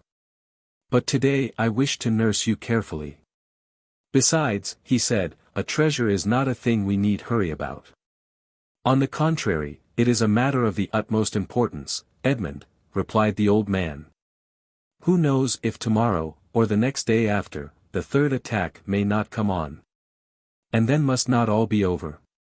Yes, indeed, I have often thought with a bitter joy that these riches, which would make the wealth of a dozen families, will be forever lost to those men who persecute me. This idea was one of vengeance to me, and I tasted it slowly in the night of my dungeon and the despair of my captivity. But now I have forgiven the world for the love of you. Now that I see you, young and with a promising future, now that I think of all that may result to you in the good fortune of such a disclosure, I shudder at any delay. And tremble lest I should not assure to one as worthy as yourself the possession of so vast an amount of hidden wealth. Edmond turned away his head with a sigh. You persist in your incredulity, Edmond, continued Faria. My words have not convinced you. I see you require proofs. Well, then, read this paper, which I have never shown to anyone.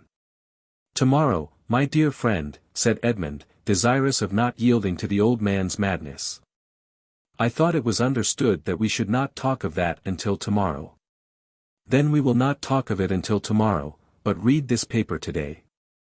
I will not irritate him, thought Edmond, and taking the paper, of which half was wanting, having been burnt, no doubt, by some accident, he read. This treasure, which may amount to 2 of Roman crowns in the most distant of the second opening WH. Declare to belong to him allo. Heir. April 25, 149. Well, said Faria, when the young man had finished reading it.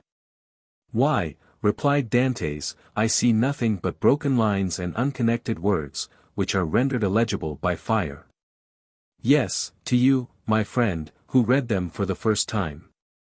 But not for me, who have grown pale over them by many nights' study, and have reconstructed every phrase, completed every thought. And do you believe you have discovered the hidden meaning? I am sure I have, and you shall judge for yourself, but first listen to the history of this paper. Silence, exclaimed Dantès. Steps approach, I go, adieu. And Dantès, happy to escape the history and explanation which would be sure to confirm his belief in his friend's mental instability, glided like a snake along the narrow passage. While Faria, restored by his alarm to a certain amount of activity, pushed the stone into place with his foot, and covered it with a mat in order the more effectually to avoid discovery. It was the governor, who, hearing of Faria's illness from the jailer, had come in person to see him. Faria sat up to receive him, avoiding all gestures in order that he might conceal from the governor the paralysis that had already half stricken him with death. His fear was lest the governor, touched with pity, might order him to be removed to better quarters, and thus separate him from his young companion. But fortunately this was not the case, and the governor left him, convinced that the poor madman, for whom in his heart he felt a kind of affection, was only troubled with a slight indisposition. During this time, Edmond, seated on his bed with his head in his hands, tried to collect his scattered thoughts. Faria, since their first acquaintance, had been on all points so rational and logical, so wonderfully sagacious, in fact, that he could not understand how so much wisdom on all points could be allied with madness. Was Faria deceived as to his treasure, or was all the world deceived as to Faria? Dantès remained in his cell all day, not daring to return to his friend, thinking thus to defer the moment when he should be convinced, once for all, that the abbé was mad. Such a conviction would be so terrible. But, towards the evening after the hour for the customary visit had gone by, Faria, not seeing the young man appear, tried to move and get over the distance which separated them. Edmond shuddered when he heard the painful efforts which the old man made to drag himself along. His leg was inert, and he could no longer make use of one arm. Edmond was obliged to assist him, for otherwise he would not have been able to enter by the small aperture which led to Dantès' chamber. Here I am, pursuing you remorselessly, he said with a benignant smile. You thought to escape my munificence, but it is in vain. Listen to me. Edmond saw there was no escape, and placing the old man on his bed, he seated himself on the stool beside him. "You know," said the abbé, "that I was the secretary and intimate friend of Cardinal Spada, the last of the princes of that name. I owe to this worthy lord all the happiness I ever knew. He was not rich, although the wealth of his family had passed into a proverb, and I heard the phrase very often, as rich as a Spada. But he, like public rumor, lived on this reputation for wealth. His palace was my paradise. I was tutor to his nephews, who are dead. And when he was alone in the world, I tried by absolute devotion to his will, to make up to him all he had done for me during 10 years of unremitting kindness. The cardinal's house had no secrets for me. I had often seen my noble patron annotating ancient volumes, and eagerly searching amongst dusty family manuscripts. One day when I was reproaching him for his unavailing searches, and deploring the prostration of mind that followed them, he looked at me, and, smiling bitterly, opened a volume relating to the history of the city of Rome. There, in the 20th chapter of the life of Pope Alexander VI, were the following lines, which I can never forget. The great wars of Romagna had ended. Caesar Borgia, who had completed his conquest, had need of money to purchase all Italy. The Pope had also need of money to bring matters to an end with Louis XII, King of France, who was formidable still in spite of his recent reverses. And it was necessary, therefore, to have recourse to some profitable scheme, which was a matter of great difficulty in the impoverished condition of exhausted Italy. His Holiness had an idea. He determined to make 2 cardinals. By choosing 2 of the greatest personages of Rome, especially rich men, this was the return the Holy Father looked for. In the first place, he could sell the great appointments and splendid offices which the cardinals already held, and then he had the 2 hats to sell besides. There was a third point in view, which will appear hereafter. The Pope and Caesar Borgia first found the 2 future cardinals. They were Giovanni Rospigliosi, who held 4 of the highest dignities of the Holy See, and Caesar Spada, one of the noblest and richest of the Roman nobility. Both felt the high honor of such a favor from the Pope. They were ambitious, and Caesar Borgia soon found purchasers for their appointments. The result was, that Rospigliosi and Spada paid for being cardinals, and 8 other persons paid for the offices the cardinals held before their elevation. And thus 800,000 crowns entered into the coffers of the speculators. It is time now to proceed to the last part of the speculation. The Pope heaped attentions upon Rospigliosi and Spada, conferred upon them the insignia of the Cardinalate, and induced them to arrange their affairs and take up their residence at Rome. Then the Pope and Caesar Borgia invited the 2 cardinals to dinner. This was a matter of dispute between the Holy Father and his son. Caesar thought they could make use of one of the means which he always had ready for his friends, that is to say, in the first place, the famous key which was given to certain persons with the request that they go and open a designated cupboard. This key was furnished with a small iron point, a negligence on the part of the locksmith. When this was pressed to effect the opening of the cupboard, of which the lock was difficult, the person was pricked by this small point, and died next day. Then there was the ring with the lion's head, which Caesar wore when he wanted to greet his friends with a clasp of the hand. The lion bit the hand thus favored, and at the end of 24 hours, the bite was mortal. Caesar proposed to his father, that they should either ask the cardinals to open the cupboard, or shake hands with them. But Alexander VI replied, "Now as to the worthy cardinals, Spada and Rospigliosi, let us ask both of them to dinner, something tells me that we shall get that money back. Besides, you forget, Caesar, an indigestion declares itself immediately, while a prick or a bite occasions a delay of a day or 2. Caesar gave way before such cogent reasoning, and the cardinals were consequently invited to dinner. The table was laid in a vineyard belonging to the Pope, near San Pierdarena, a charming retreat which the cardinals knew very well by report. Rospigliosi, quite set up with his new dignities, went with a good appetite and his most ingratiating manner. Spada, a prudent man, and greatly attached to his only nephew, a young captain of the highest promise, took paper and pen, and made his will.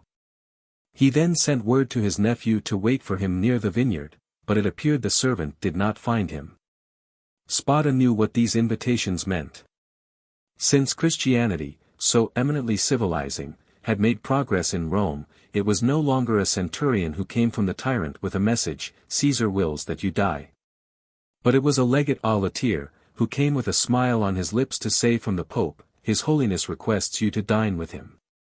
Spada set out about 2 o'clock to San Pierdarena. The Pope awaited him. The first sight that attracted the eyes of Spada was that of his nephew, in full costume, and Caesar Borgia paying him most marked attentions.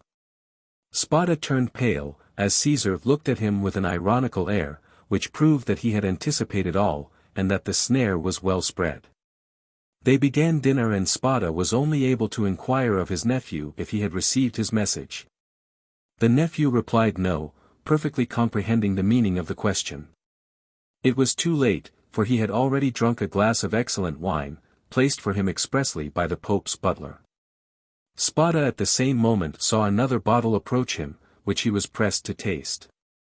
An hour afterwards a physician declared they were both poisoned through eating mushrooms. Spada died on the threshold of the vineyard, the nephew expired at his own door, making signs which his wife could not comprehend. Then Caesar and the Pope hastened to lay hands on the heritage, under pretense of seeking for the papers of the dead man. But the inheritance consisted in this only, a scrap of paper on which Spada had written, "I bequeath to my beloved nephew my coffers, my books, and, amongst others, my breviary with the gold corners, which I beg he will preserve in remembrance of his affectionate uncle." The heirs sought everywhere, admired the breviary, laid hands on the furniture, and were greatly astonished that Spada, the rich man, was really the most miserable of uncles. No treasures, unless they were those of science, contained in the library and laboratories. That was all. Caesar and his father searched, examined, scrutinized, but found nothing, or at least very little, not exceeding a few thousand crowns in plate, and about the same in ready money. But the nephew had time to say to his wife before he expired, "Look well among my uncle's papers, there is a will." They sought even more thoroughly than the august heirs had done, but it was fruitless. There were 2 palaces and a vineyard behind the Palatine Hill. But in these days landed property had not much value, and the 2 palaces and the vineyard remained to the family since they were beneath the rapacity of the Pope and his son. Months and years rolled on. Alexander VI died, poisoned, you know by what mistake. Caesar, poisoned at the same time, escaped by shedding his skin like a snake. But the new skin was spotted by the poison till it looked like a tiger's. Then, compelled to quit Rome, he went and got himself obscurely killed in a night skirmish, scarcely noticed in history. After the Pope's death and his son's exile, it was supposed that the Spada family would resume the splendid position they had held before the cardinal's time, but this was not the case. The Spadas remained in doubtful ease, a mystery hung over this dark affair, and the public rumor was, that Caesar, a better politician than his father, had carried off from the Pope the fortune of the 2 cardinals. I say the 2, because Cardinal Rospigliosi, who had not taken any precaution, was completely despoiled. Up to this point, said Faria, interrupting the thread of his narrative, this seems to you very meaningless, no doubt, eh? Oh, my friend, cried Dantès, on the contrary, it seems as if I were reading a most interesting narrative. Go on, I beg of you. I will. The family began to get accustomed to their obscurity.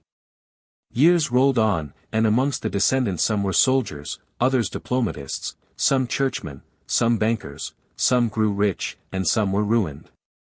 I come now to the last of the family, whose secretary I was, the Count of Spada. I had often heard him complain of the disproportion of his rank with his fortune. And I advised him to invest all he had in an annuity. He did so, and thus doubled his income. The celebrated breviary remained in the family, and was in the Count's possession. It had been handed down from father to son. For the singular clause of the only will that had been found, had caused it to be regarded as a genuine relic, preserved in the family with superstitious veneration. It was an illuminated book, with beautiful Gothic characters, and so weighty with gold, that a servant always carried it before the cardinal on days of great solemnity. At the sight of papers of all sorts, titles, contracts, parchments, which were kept in the archives of the family, all descending from the poisoned cardinal, I in my turn examined the immense bundles of documents, like 20 servitors, stewards, secretaries before me. But in spite of the most exhaustive researches, I found nothing. Yet I had even written a precise history of the Borgia family, for the sole purpose of assuring myself whether any increase of fortune had occurred to them on the death of the Cardinal Caesar Spada. But could only trace the acquisition of the property of the Cardinal Rospigliosi, his companion in misfortune. I was then almost assured that the inheritance had neither profited the Borgias nor the family, but had remained unpossessed like the treasures of the Arabian Nights, which slept in the bosom of the earth under the eyes of the genii. I searched, ransacked, counted, calculated 1,000 times the income and expenditure of the family for 300 years. It was useless. I remained in my ignorance, and the Count of Spada in his poverty. My patron died. He had reserved from his annuity his family papers, his library, composed of 5,000 volumes, and his famous breviary. All these he bequeathed to me, with 1,000 Roman crowns, which he had in ready money, on condition that I would have anniversary masses said for the repose of his soul, and that I would draw up a genealogical tree and history of his house. All this I did scrupulously. Be easy, my dear Edmond, we are near the conclusion. In 1807, a month before I was arrested, and a fortnight after the death of the Count of Spada, on the 25th of December, you will see presently how the date became fixed in my memory. I was reading, for the 1,000th time, the papers I was arranging, for the palace was sold to a stranger, and I was going to leave Rome and settle at Florence, intending to take with me 12,000 francs I possessed, my library, and the famous breviary, when, tired with my constant labor at the same thing, and overcome by a heavy dinner I had eaten, my head dropped on my hands, and I fell asleep about 3 o'clock in the afternoon. I awoke as the clock was striking 6. I raised my head, I was in utter darkness. I rang for a light, but, as no one came, I determined to find one for myself. It was indeed but anticipating the simple manners which I should soon be under the necessity of adopting. I took a wax candle in one hand, and with the other groped about for a piece of paper, my matchbox being empty, with which I proposed to get a light from the small flame still playing on the embers. Fearing, however, to make use of any valuable piece of paper, I hesitated for a moment, then recollected that I had seen in the famous breviary, which was on the table beside me, an old paper quite yellow with age, and which had served as a marker for centuries, kept there by the request of the heirs. I felt for it, found it, twisted it up together, and putting it into the expiring flame, set light to it. But beneath my fingers, as if by magic, in proportion as the fire ascended, I saw yellowish characters appear on the paper. I grasped it in my hand, put out the flame as quickly as I could, lighted my taper in the fire itself, and opened the crumpled paper with inexpressible emotion, recognizing, when I had done so, that these characters had been traced in mysterious and sympathetic ink, only appearing when exposed to the fire. Nearly 1/3 of the paper had been consumed by the flame. It was that paper you read this morning. Read it again, Dantès, and then I will complete for you the incomplete words and unconnected sense. Faria, with an air of triumph, offered the paper to Dantès, who this time read the following words, traced with an ink of a reddish color resembling rust. This 25th day of April, 1498. B. Alexander VI, and fearing that not he may desire to become my heir, and Bentivoglio, who were poisoned. My sole heir, that I have be you, and has visited with me. That is, in Island of Monte Cristo, all I poss. Jewels, diamonds, gems. That I alone may amount to nearly 2 mil. Will find on raising the 20th RO. Creek to the east in a right line. 2 open. In these caves. The treasure is in the furthest which treasure I bequeath and leave as my sole heir. April 25, 1498. Cause. And now, said the abbé, read this other paper. And he presented to Dantès a second leaf with fragments of lines written on it, which Edmond read as follows. Invited to dine by His Holiness. Content with making me pay for my hat. Serves for me the fate of Cardinals Caprera. I declare to my nephew, Guido Spada. Read in a place he knows. The caves of the small. Essayed of ingots, gold, money. Know of the existence of this treasure, which lions of Roman crowns, and which he CK from the small ings have been made. Engel in the second. Tire to him. A.R. Spada. Faria followed him with an excited look. And now, he said, when he saw that Dantès had read the last line, put the two fragments together, and judge for yourself. Dantès obeyed, and the conjoined pieces gave the following. This 25th day of April, 1498, invited to dine by His Holiness Alexander VI. And fearing that not, content with making me pay for my hat, he may desire to become my heir, and serves for me the fate of Cardinals Caprera and Bentivoglio, who were poisoned. I declare to my nephew, Guido Spada, my sole heir, that I have read in a place he knows and has visited with me, that is, in the caves of the small island of Monte Cristo. All I essayed of ingots, gold, money, jewels, diamonds, gems. That I alone know of the existence of this treasure, which may amount to nearly 2 lions of Roman crowns. And which he will find on raising the 20th arrow, CK from the small creek to the east in a right line. 2 open, ings have been made in these caves, the treasure is in the furthest Engel in the second, which treasure I bequeath and leave Tire to him as my sole heir. April 25, 1498. Cause, A.R. Spada. Well, do you comprehend now? Inquired Faria. It is the declaration of Cardinal Spada, and the will so long sought for, replied Edmond, still incredulous. Yes. 1,000 times, yes. And who completed it as it now is? I did. Aided by the remaining fragment, I guessed the rest. Measuring the length of the lines by those of the paper, and divining the hidden meaning by means of what was in part revealed, as we are guided in a cavern by the small ray of light above us. And what did you do when you arrived at this conclusion? I resolved to set out, and did set out at that very instant, carrying with me the beginning of my great work, the unity of the Italian kingdom. But for some time the imperial police, who at this period, quite contrary to what Napoleon desired so soon as he had a son born to him, wished for a partition of provinces, had their eyes on me. And my hasty departure, the cause of which they were unable to guess, having aroused their suspicions, I was arrested at the very moment I was leaving Piombino. Now, continued Faria, addressing Dantès with an almost paternal expression, now, my dear fellow, you know as much as I do myself.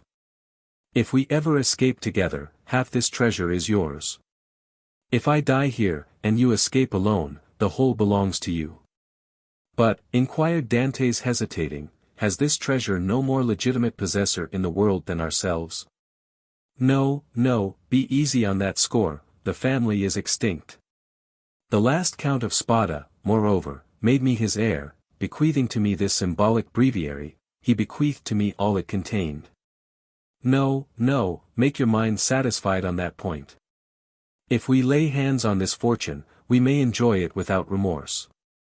And you say this treasure amounts to 2 millions of Roman crowns. Nearly 13 millions of our money, too. Impossible, said Dantès, staggered at the enormous amount. Impossible? And why? Asked the old man. The Spada family was one of the oldest and most powerful families of the 15th century. And in those times, when other opportunities for investment were wanting, such accumulations of gold and jewels were by no means rare. There are at this day Roman families perishing of hunger, though possessed of nearly 1,000,000 in diamonds and jewels, handed down by entail, and which they cannot touch. Edmond thought he was in a dream, he wavered between incredulity and joy. "I have only kept this secret so long from you," continued Faria, "that I might test your character, and then surprise you.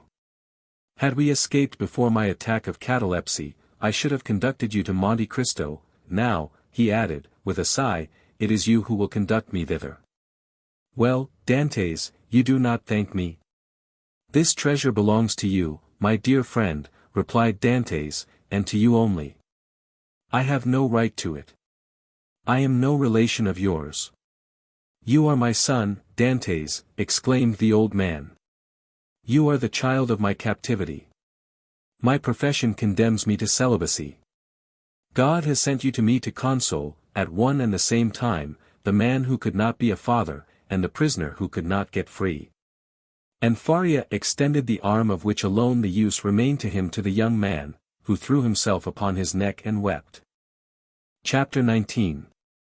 The Third Attack. Now that this treasure, which had so long been the object of the abbé's meditations, could ensure the future happiness of him whom Faria really loved as a son, it had doubled its value in his eyes, and every day he expatiated on the amount, explaining to Dantès all the good which, with 13 or 14 millions of francs, a man could do in these days to his friends. And then Dantès' countenance became gloomy, for the oath of vengeance he had taken recurred to his memory, and he reflected how much ill, in these times, a man with 13 or 14 millions could do to his enemies. The abbé did not know the island of Monte Cristo. But Dantès knew it, and had often passed it, situated 25 miles from Pianosa, between Corsica and the island of Elba, and had once touched there. This island was, always had been, and still is, completely deserted. It is a rock of almost conical form, which looks as though it had been thrust up by volcanic force from the depth to the surface of the ocean. Dantès drew a plan of the island for Faria, and Faria gave Dantès advice as to the means he should employ to recover the treasure.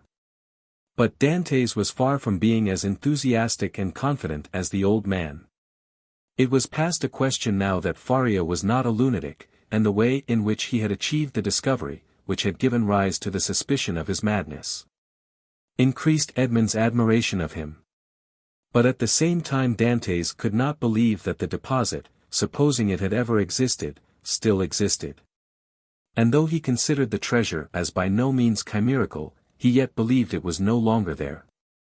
However, as if fate resolved on depriving the prisoners of their last chance, and making them understand that they were condemned to perpetual imprisonment, a new misfortune befell them. The gallery on the sea side, which had long been in ruins, was rebuilt. They had repaired it completely, and stopped up with vast masses of stone the hole Dantès had partly filled in. But for this precaution, which, it will be remembered, the abbé had made to Edmond, the misfortune would have been still greater, for their attempt to escape would have been detected. And they would undoubtedly have been separated. Thus a new, a stronger, and more inexorable barrier was interposed to cut off the realization of their hopes. "You see," said the young man, with an air of sorrowful resignation, to Faria, "that God deems it right to take from me any claim to merit for what you call my devotion to you. I have promised to remain forever with you, and now I could not break my promise if I would. The treasure will be no more mine than yours, and neither of us will quit this prison. But my real treasure is not that, my dear friend, which awaits me beneath the sombre rocks of Monte Cristo, it is your presence, our living together 5 or 6 hours a day, in spite of our jailers. It is the rays of intelligence you have elicited from my brain, the languages you have implanted in my memory, and which have taken root there with all their philological ramifications. These different sciences that you have made so easy to me by the depth of the knowledge you possess of them, and the clearness of the principles to which you have reduced them, this is my treasure. My beloved friend, and with this you have made me rich and happy. Believe me, and take comfort, this is better for me than tons of gold and cases of diamonds, even were they not as problematical as the clouds we see in the morning floating over the sea, which we take for terra firma, and which evaporate and vanish as we draw near to them. To have you as long as possible near me, to hear your eloquent speech, which embellishes my mind, strengthens my soul, and makes my whole frame capable of great and terrible things. If I should ever be free, so fills my whole existence, that the despair to which I was just on the point of yielding when I knew you, has no longer any hold over me. And this is my fortune, not chimerical, but actual. I owe you my real good, my present happiness, and all the sovereigns of the earth, even Caesar Borgia himself, could not deprive me of this. Thus, if not actually happy, yet the days these two unfortunates passed together went quickly. Faria, who for so long a time had kept silence as to the treasure, now perpetually talked of it. As he had prophesied would be the case, he remained paralyzed in the right arm and the left leg, and had given up all hope of ever enjoying it himself. But he was continually thinking over some means of escape for his young companion, and anticipating the pleasure he would enjoy. For fear the letter might be some day lost or stolen, he compelled Dantès to learn it by heart, and Dantès knew it from the first to the last word. Then he destroyed the second portion, assured that if the first were seized, no one would be able to discover its real meaning.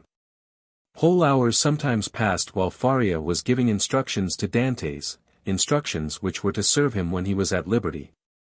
Then, once free, from the day and hour and moment when he was so, he could have but one only thought, which was, to gain Monte Cristo by some means.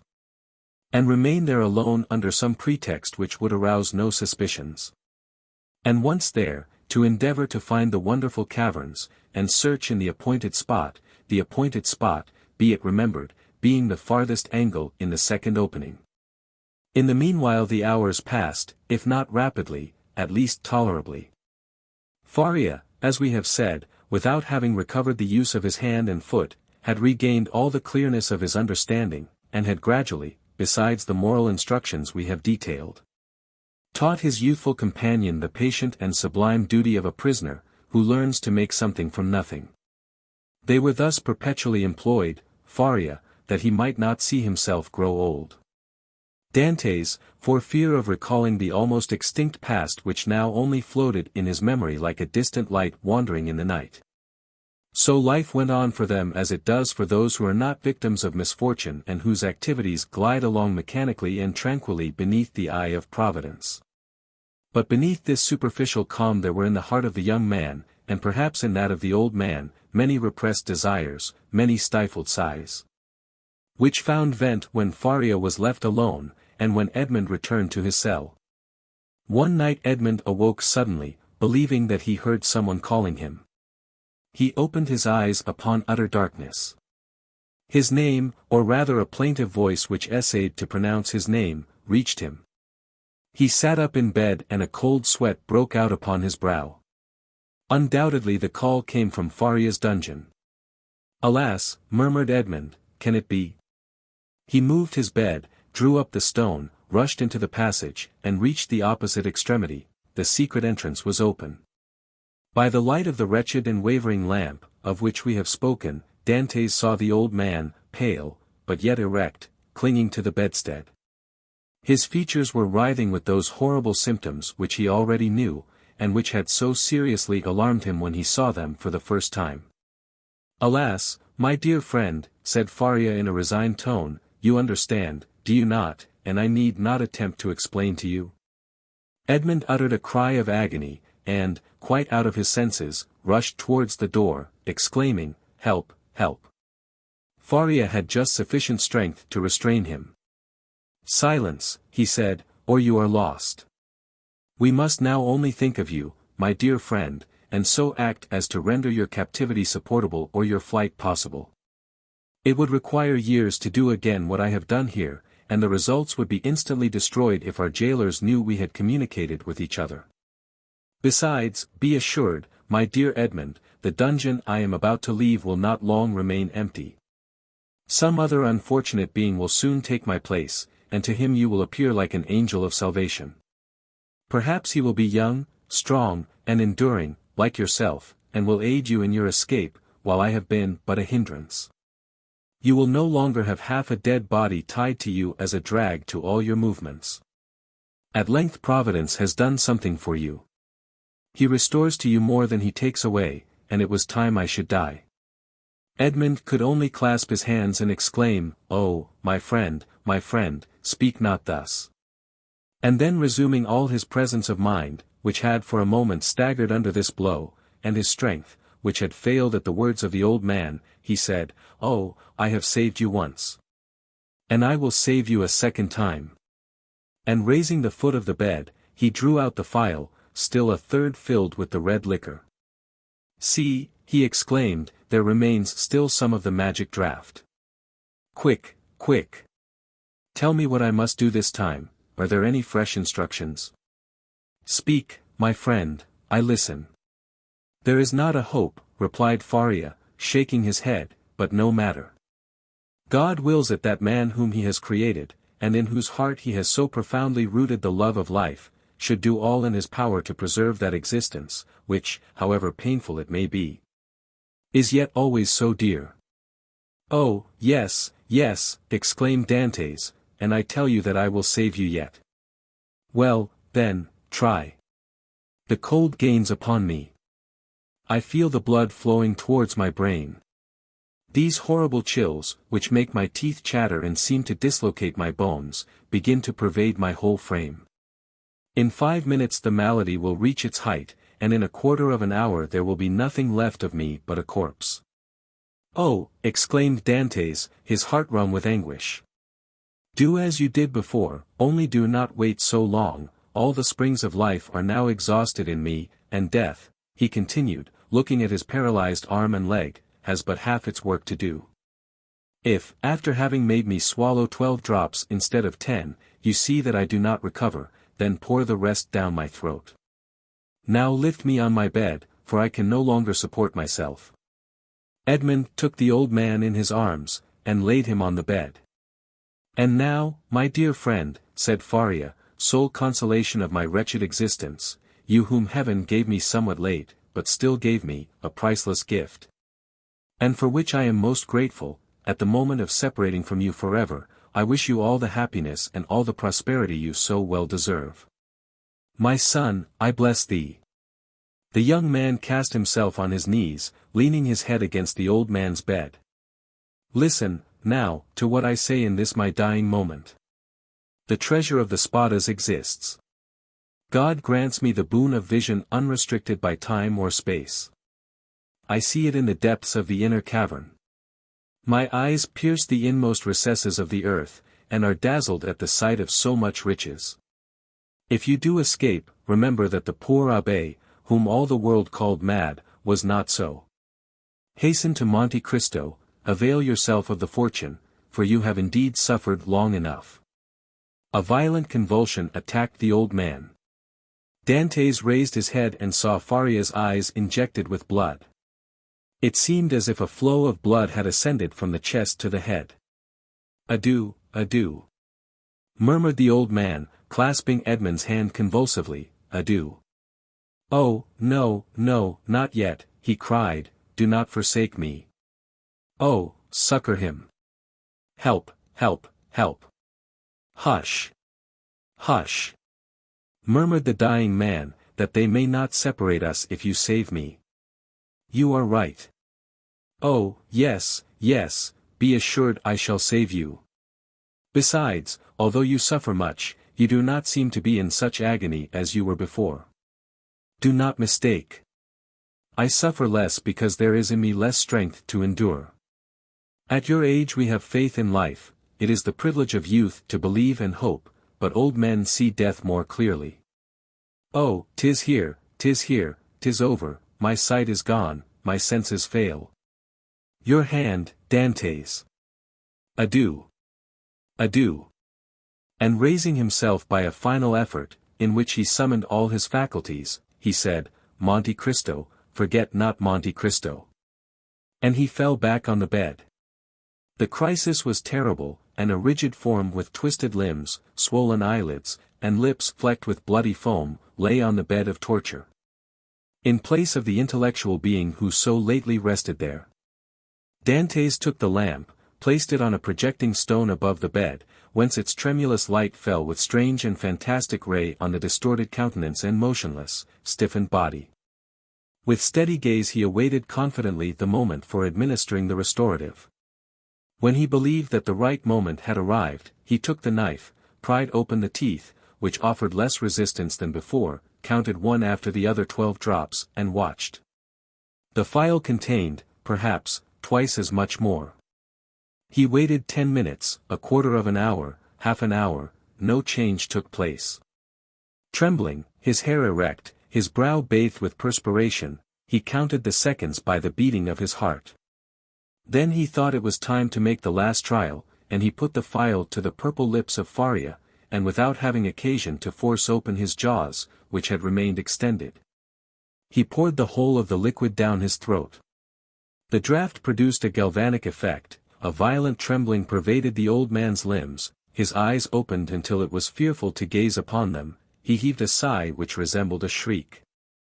And then his convulsed body returned gradually to its former immobility, the eyes remaining open. Half an hour and a half elapsed, and during this period of anguish Edmond leaned over his friend, his hand applied to his heart and felt the body gradually grow cold. And the heart's pulsation become more and more deep and dull, until at length it stopped. The last movement of the heart ceased, the face became livid, the eyes remained open, but the eyeballs were glazed. It was 6 o'clock in the morning, the dawn was just breaking, and its feeble ray came into the dungeon, and paled the ineffectual light of the lamp. Strange shadows passed over the countenance of the dead man, and at times gave it the appearance of life. While the struggle between day and night lasted, Dantès still doubted. But as soon as the daylight gained the preeminence, he saw that he was alone with a corpse. Then an invincible and extreme terror seized upon him, and he dared not again press the hand that hung out of bed, he dared no longer to gaze on those fixed and vacant eyes, which he tried many times to close, but in vain, they opened again as soon as shut. He extinguished the lamp, carefully concealed it, and then went away, closing as well as he could the entrance to the secret passage by the large stone as he descended. It was time, for the jailer was coming. On this occasion he began his rounds at Dantès' cell, and on leaving him he went on to Faria's dungeon, taking thither breakfast and some linen. Nothing betokened that the man knew anything of what had occurred. He went on his way. Dantès was then seized with an indescribable desire to know what was going on in the dungeon of his unfortunate friend. He therefore returned by the subterraneous gallery, and arrived in time to hear the exclamations of the turnkey, who called out for help. Other turnkeys came, and then was heard the regular tramp of soldiers. Last of all came the governor. Edmond heard the creaking of the bed as they moved the corpse, heard the voice of the governor, who asked them to throw water on the dead man's face.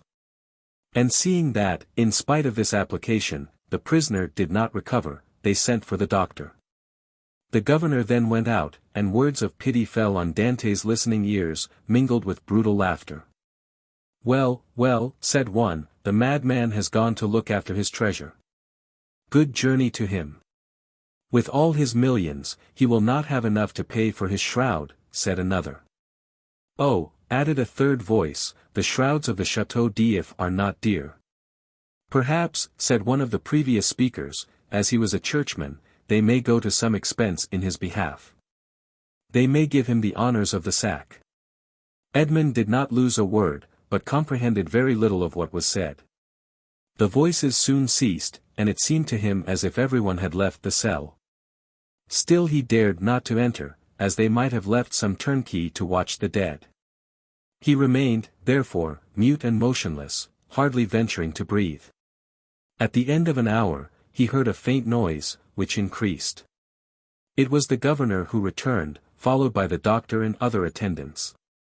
There was a moment's silence. It was evident that the doctor was examining the dead body. The inquiries soon commenced. The doctor analyzed the symptoms of the malady to which the prisoner had succumbed, and declared that he was dead. Questions and answers followed in a nonchalant manner that made Dantès indignant, for he felt that all the world should have for the poor abbé a love and respect equal to his own. "I am very sorry for what you tell me," said the governor, replying to the assurance of the doctor, that the old man is really dead. For he was a quiet, inoffensive prisoner, happy in his folly, and required no watching. Ah, added the turnkey, there was no occasion for watching him. He would have stayed here 50 years, I'll answer for it, without any attempt to escape. Still, said the governor, I believe it will be requisite, notwithstanding your certainty, and not that I doubt your science, but in discharge of my official duty, that we should be perfectly assured that the prisoner is dead. There was a moment of complete silence, during which Dantès, still listening, knew that the doctor was examining the corpse a second time. You may make your mind easy, said the doctor. He is dead. I will answer for that. You know, sir, said the governor, persisting, that we are not content in such cases as this with such a simple examination. In spite of all appearances, be so kind, therefore, as to finish your duty by fulfilling the formalities described by law. Let the irons be heated, said the doctor. But really it is a useless precaution. This order to heat the irons made Dantès shudder. He heard hasty steps, the creaking of a door, people going and coming, and some minutes afterwards a turnkey entered, saying, Here is the brazier, lighted. There was a moment's silence, and then was heard the crackling of burning flesh, of which the peculiar and nauseous smell penetrated even behind the wall where Dantès was listening in horror. The perspiration poured forth upon the young man's brow, and he felt as if he should faint. You see, sir, he is really dead, said the doctor, this burn in the heel is decisive. The poor fool is cured of his folly, and delivered from his captivity. Wasn't his name Faria? Inquired one of the officers who accompanied the governor. Yes, sir. And, as he said, it was an ancient name. He was, too, very learned, and rational enough on all points which did not relate to his treasure, but on that, indeed, he was intractable. It is the sort of malady which we call monomania, said the doctor. You had never anything to complain of, said the governor to the jailer who had charge of the abbé. Never, sir, replied the jailer, never, on the contrary, he sometimes amused me very much by telling me stories. One day, too, when my wife was ill, he gave me a prescription which cured her. Ah, said the doctor, I did not know that I had a rival, but I hope, governor, that you will show him all proper respect in consequence. Yes, make your mind easy, he shall be decently interred in the newest sack we can find. Will that satisfy you? Must this last formality take place in your presence, sir? Inquired a turnkey. Certainly. But make haste, I cannot stay here all day. Other footsteps, going and coming, were now heard, and a moment afterwards the noise of rustling canvas reached Dantès' ears, the bed creaked. And the heavy footfall of a man who lifts a weight sounded on the floor. Then the bed again creaked under the weight deposited upon it. This evening, said the governor. Will there be any mass? Asked one of the attendants. That is impossible, replied the governor. The chaplain of the château came to me yesterday to beg for leave of absence, in order to take a trip to Hyères for a week. I told him I would attend to the prisoners in his absence. If the poor abbé had not been in such a hurry, he might have had his requiem. Pooh, said the doctor, with the impiety usual in persons of his profession, he is a churchman. God will respect his profession, and not give the devil the wicked delight of sending him a priest. A shout of laughter followed this brutal jest. Meanwhile the operation of putting the body in the sack was going on. This evening, said the governor, when the task was ended. At what hour? Inquired a turnkey. Why, about 10 or 11 o'clock. Shall we watch by the corpse? Of what use would it be? Shut the dungeon as if he were alive, that is all. Then the steps retreated, and the voices died away in the distance. The noise of the door, with its creaking hinges and bolts ceased, and a silence more sombre than that of solitude ensued, the silence of death, which was all-pervasive. And struck its icy chill to the very soul of Dantès. Then he raised the flagstone cautiously with his head, and looked carefully around the chamber. It was empty, and Dantès emerged from the tunnel. Chapter 20. The Cemetery of the Château d'If. On the bed, at full length, and faintly illuminated by the pale light that came from the window, lay a sack of canvas. And under its rude folds was stretched a long and stiffened form. It was Faria's last winding sheet, a winding sheet which, as the turnkey said, cost so little. Everything was in readiness. A barrier had been placed between Dantès and his old friend. No longer could Edmond look into those wide-open eyes which had seemed to be penetrating the mysteries of death. No longer could he clasp the hand which had done so much to make his existence blessed. Faria, the beneficent and cheerful companion, with whom he was accustomed to live so intimately, no longer breathed.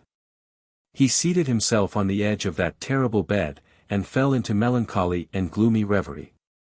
Alone. He was alone again. Again condemned to silence, again face to face with nothingness. Alone. Never again to see the face, never again to hear the voice of the only human being who united him to earth. Was not Faria's fate the better, after all, to solve the problem of life at its source, even at the risk of horrible suffering? The idea of suicide, which his friend had driven away and kept away by his cheerful presence, now hovered like a phantom over the abbé's dead body. If I could die, he said, I should go where he goes, and should assuredly find him again. But how to die? It is very easy, he went on with a smile. I will remain here, rush on the first person that opens the door, strangle him, and then they will guillotine me. But excessive grief is like a storm at sea, where the frail bark is tossed from the depths to the top of the wave. Dantès recoiled from the idea of so infamous a death, and passed suddenly from despair to an ardent desire for life and liberty. Die? Oh, no, he exclaimed, not die now, after having lived and suffered so long and so much. Die? Yes, had I died years ago, but now to die would be, indeed, to give way to the sarcasm of destiny. No, I want to live, I shall struggle to the very last, I will yet win back the happiness of which I have been deprived. Before I die I must not forget that I have my executioners to punish, and perhaps, too, who knows, some friends to reward. Yet they will forget me here, and I shall die in my dungeon like Faria. As he said this, he became silent and gazed straight before him like one overwhelmed with a strange and amazing thought. Suddenly he arose, lifted his hand to his brow as if his brain were giddy, paced twice or thrice round the dungeon, and then paused abruptly by the bed. Just God! He muttered, whence comes this thought? Is it from thee? Since none but the dead pass freely from this dungeon, let me take the place of the dead. Without giving himself time to reconsider his decision, and, indeed, that he might not allow his thoughts to be distracted from his desperate resolution, he bent over the appalling shroud. Opened it with the knife which Faria had made, drew the corpse from the sack, and bore it along the tunnel to his own chamber, laid it on his couch.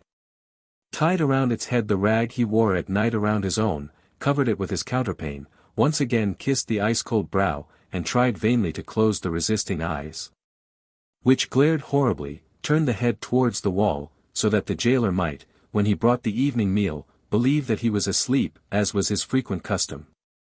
Entered the tunnel again, drew the bed against the wall, returned to the other cell, took from the hiding-place the needle and thread, flung off his rags, that they might feel only naked flesh beneath the coarse canvas, and getting inside the sack, placed himself in the posture in which the dead body had been laid, and sewed up the mouth of the sack from the inside.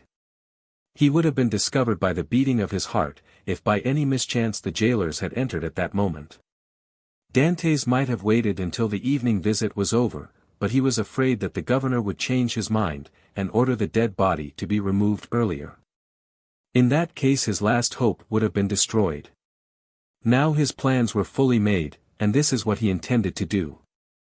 If while he was being carried out the gravediggers should discover that they were burying alive instead of a dead body, Dantès did not intend to give them time to recognize him. But with a sudden cut of the knife, he meant to open the sack from top to bottom, and, profiting by their alarm, escape. If they tried to catch him, he would use his knife to better purpose. If they took him to the cemetery and laid him in a grave, he would allow himself to be covered with earth, and then, as it was night, the gravediggers could scarcely have turned their backs before he would have worked his way through the yielding soil and escaped. He hoped that the weight of earth would not be so great that he could not overcome it. If he was detected in this and the earth proved too heavy, he would be stifled, and then, so much the better, all would be over. Dantès had not eaten since the preceding evening, but he had not thought of hunger, nor did he think of it now. His situation was too precarious to allow him even time to reflect on any thought but one. The first risk that Dantès ran was, that the jailer, when he brought him his supper at 7 o'clock, might perceive the change that had been made. Fortunately, 20 times at least, from misanthropy or fatigue, Dantès had received his jailer in bed, and then the man placed his bread and soup on the table, and went away without saying a word.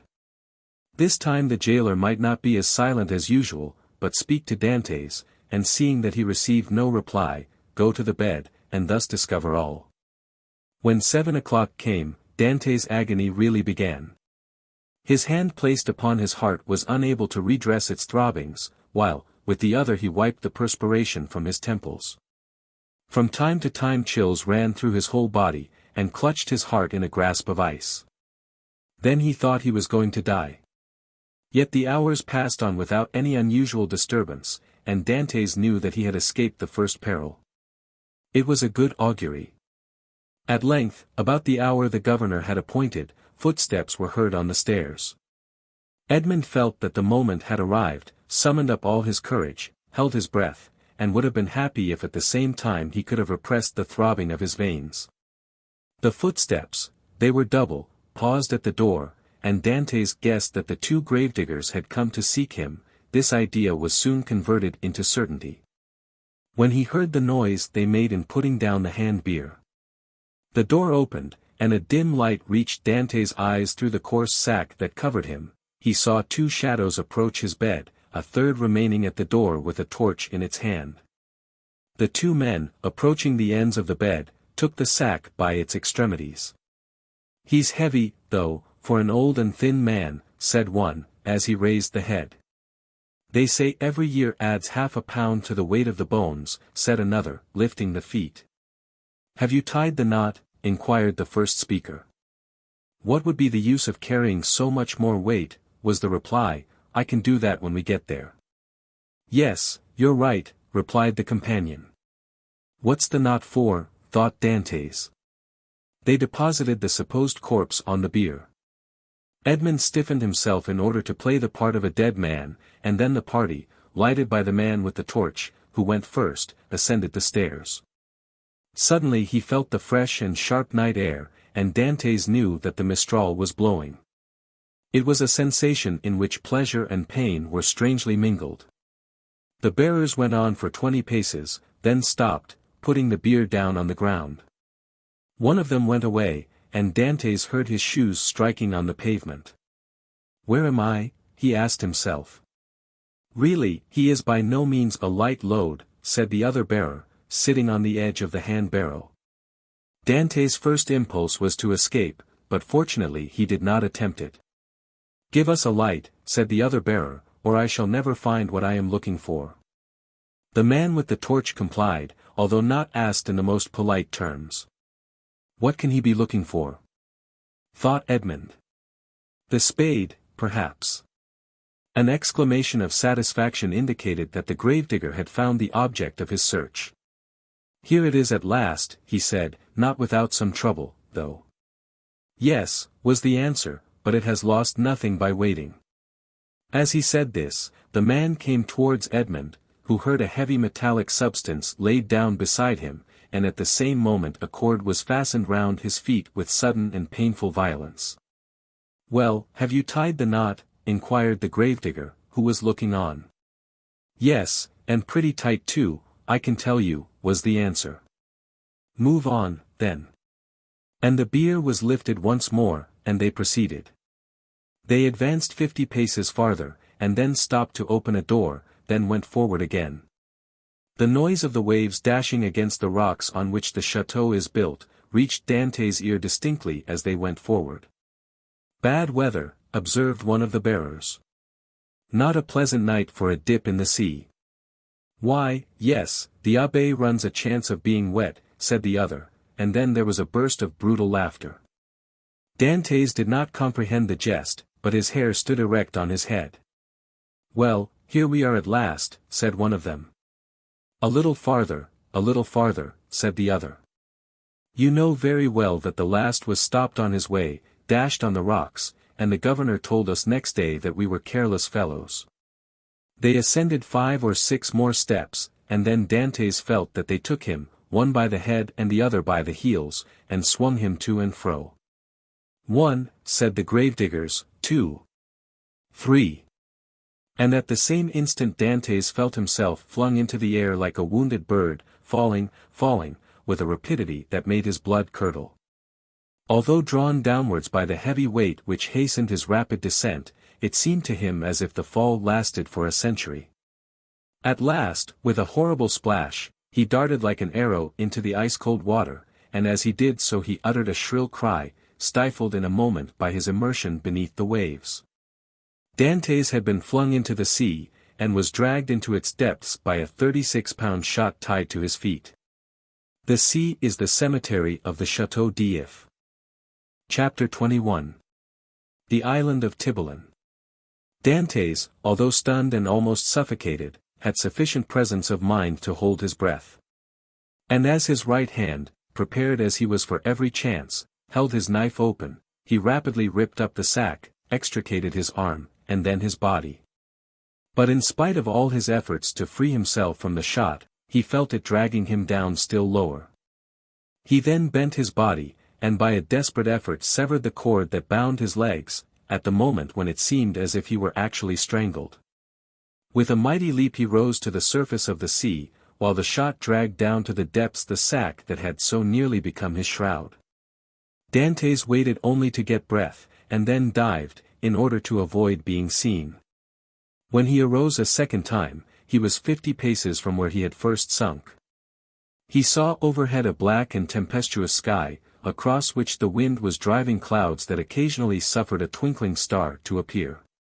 Before him was the vast expanse of waters, somber and terrible, whose waves foamed and roared as if before the approach of a storm. Behind him, blacker than the sea, blacker than the sky, rose phantom-like the vast stone structure, whose projecting crags seemed like arms extended to seize their prey. And on the highest rock was a torch lighting 2 figures. He fancied that these 2 forms were looking at the sea, doubtless these strange gravediggers had heard his cry. Dantès dived again, and remained a long time beneath the water. This was an easy feat to him, for he usually attracted a crowd of spectators in the bay before the lighthouse at Marseilles when he swam there, and was unanimously declared to be the best swimmer in the port. When he came up again the light had disappeared. He must now get his bearings. Ratonneau and Pumg are the nearest islands of all those that surround the Château d'If, but Ratonneau and Pumg are inhabited, as is also the islet of Dôme. Tiboulen and Le Maire were therefore the safest for Dantès' venture. The islands of Tiboulen and Le Maire are a league from the Château d'If. Dantès, nevertheless, determined to make for them. But how could he find his way in the darkness of the night? At this moment he saw the light of Planier, gleaming in front of him like a star.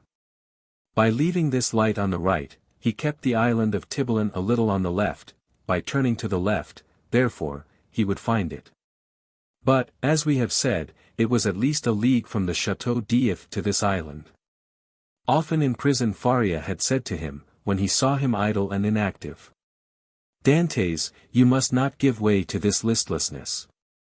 You will be drowned if you seek to escape, and your strength has not been properly exercised and prepared for exertion." These words rang in Dantès' ears, even beneath the waves. He hastened to cleave his way through them to see if he had not lost his strength. He found with pleasure that his captivity had taken away nothing of his power, and that he was still master of that element on whose bosom he had so often sported as a boy. Fear, that relentless pursuer, clogged Dantès' efforts. He listened for any sound that might be audible, and every time that he rose to the top of a wave he scanned the horizon, and strove to penetrate the darkness. He fancied that every wave behind him was a pursuing boat, and he redoubled his exertions, increasing rapidly his distance from the chateau, but exhausting his strength.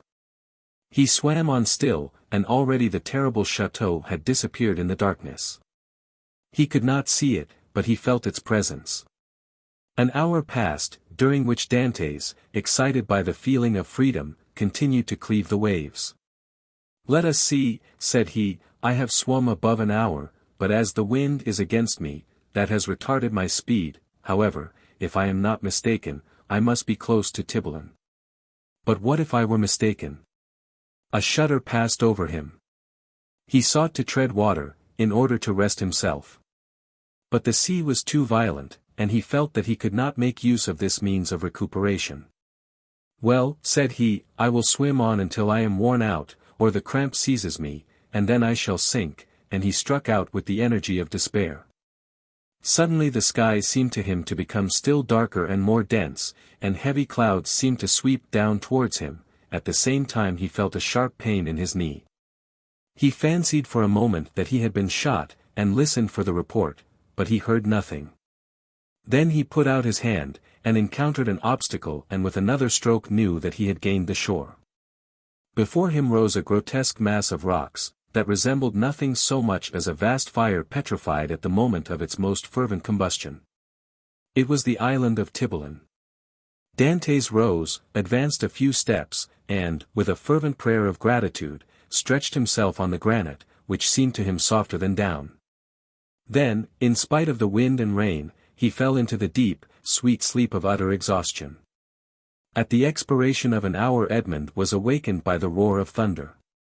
The tempest was let loose and beating the atmosphere with its mighty wings. From time to time a flash of lightning stretched across the heavens like a fiery serpent, lighting up the clouds that rolled on in vast chaotic waves. Dantès had not been deceived, he had reached the first of the two islands, which was, in fact, Tiboulen. He knew that it was barren and without shelter. But when the sea became more calm, he resolved to plunge into its waves again, and swim to La Mer, equally arid, but larger, and consequently better adapted for concealment. An overhanging rock offered him a temporary shelter, and scarcely had he availed himself of it when the tempest burst forth in all its fury.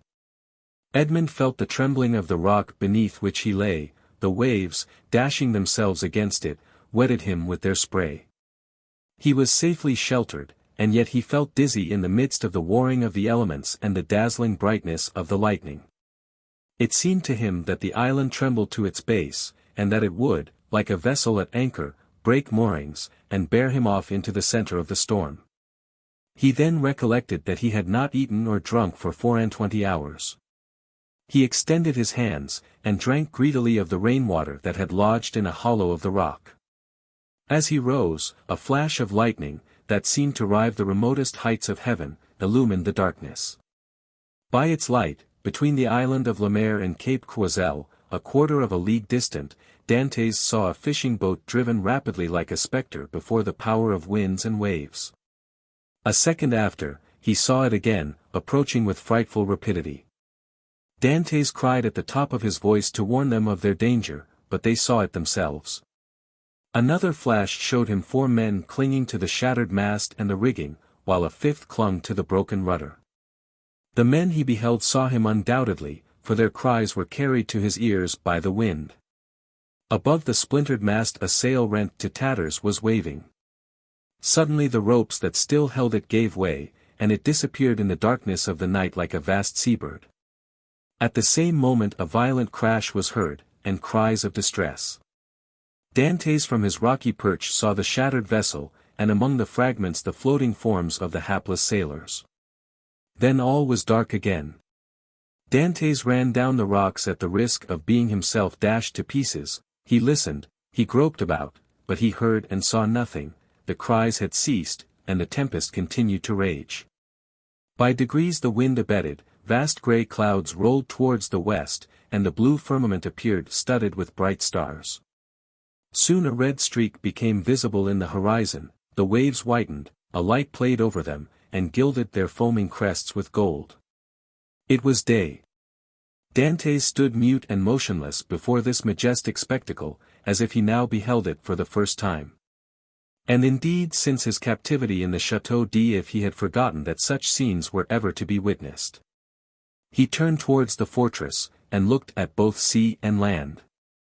The gloomy building rose from the bosom of the ocean with imposing majesty and seemed to dominate the scene. It was about 5 o'clock. The sea continued to get calmer. In 2 or 3 hours, thought Dantès, the turnkey will enter my chamber, find the body of my poor friend, recognize it, seek for me in vain, and give the alarm.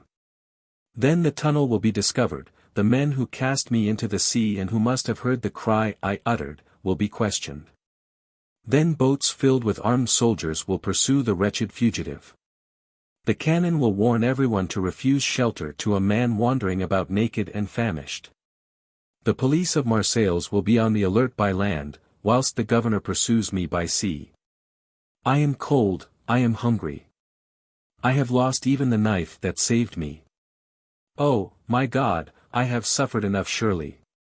Have pity on me, and do for me what I am unable to do for myself. As Dantès, his eyes turned in the direction of the Château d'If, uttered this prayer. He saw off the farther point of the island of Pomme a small vessel with lateen sail skimming the sea like a gull in search of prey. And with his sailor's eye he knew it to be a Genoese tartan. She was coming out of Marseilles harbour, and was standing out to sea rapidly, her sharp prow cleaving through the waves. Oh, cried Edmond, to think that in half an hour I could join her, did I not fear being questioned, detected, and conveyed back to Marseilles. What can I do? What story can I invent? Under pretext of trading along the coast, these men, who are in reality smugglers, will prefer selling me to doing a good action. I must wait. But I cannot, I am starving. In a few hours my strength will be utterly exhausted, besides, perhaps I have not been missed at the fortress. I can pass as one of the sailors wrecked last night. My story will be accepted, for there is no one left to contradict me. As he spoke, Dantès looked toward the spot where the fishing vessel had been wrecked, and started.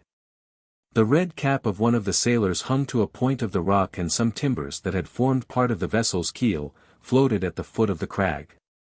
In an instant Dantès' plan was formed. He swam to the cap, placed it on his head, seized one of the timbers, and struck out so as to cut across the course the vessel was taking. I am saved, murmured he. And this conviction restored his strength. He soon saw that the vessel, with the wind dead ahead, was tacking between the Château d'If and the Tower of Planier. For an instant he feared lest, instead of keeping in shore, she should stand out to sea. But he soon saw that she would pass, like most vessels bound for Italy, between the islands of Jaros and Calaseraigne.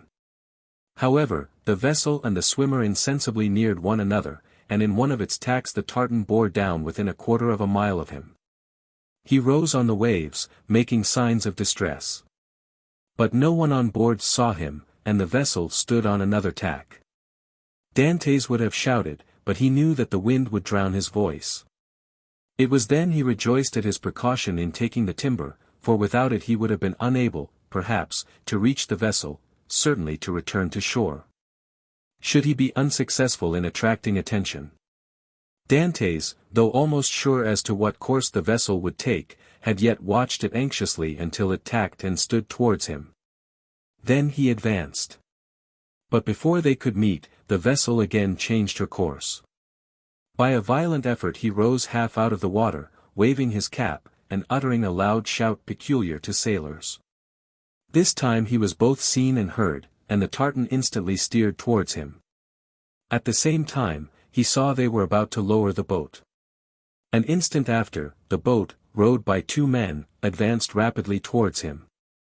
Dantès let go of the timber, which he now thought to be useless, and swam vigorously to meet them.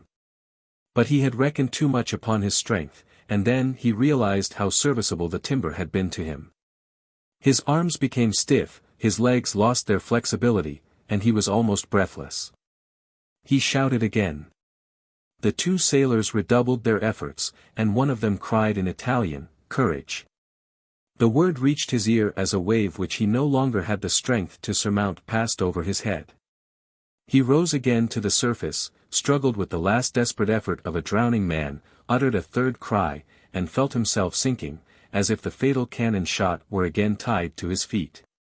The water passed over his head, and the sky turned grey.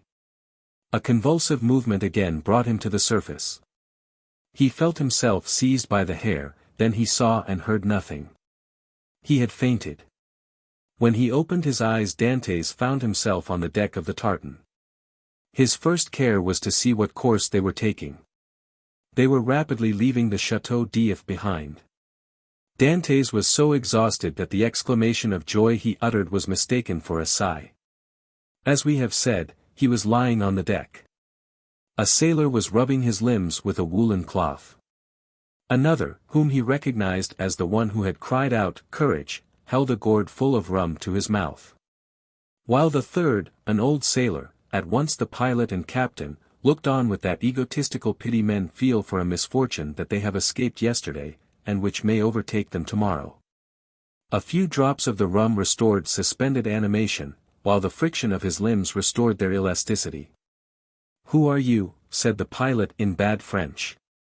"I am," replied Dantès, in bad Italian, "a Maltese sailor. We were coming from Syracuse laden with grain. The storm of last night overtook us at Cape Morgiou, and we were wrecked on these rocks." "Where do you come from?" "From these rocks that I had the good luck to cling to while our captain and the rest of the crew were all lost. I saw your vessel, and fearful of being left to perish on the desolate island, I swam off on a piece of wreckage to try and intercept your course." "You have saved my life, and I thank you," continued Dantès. "I was lost when one of your sailors caught hold of my hair." "It was I," said a sailor of a frank and manly appearance. "And it was time, for you were sinking."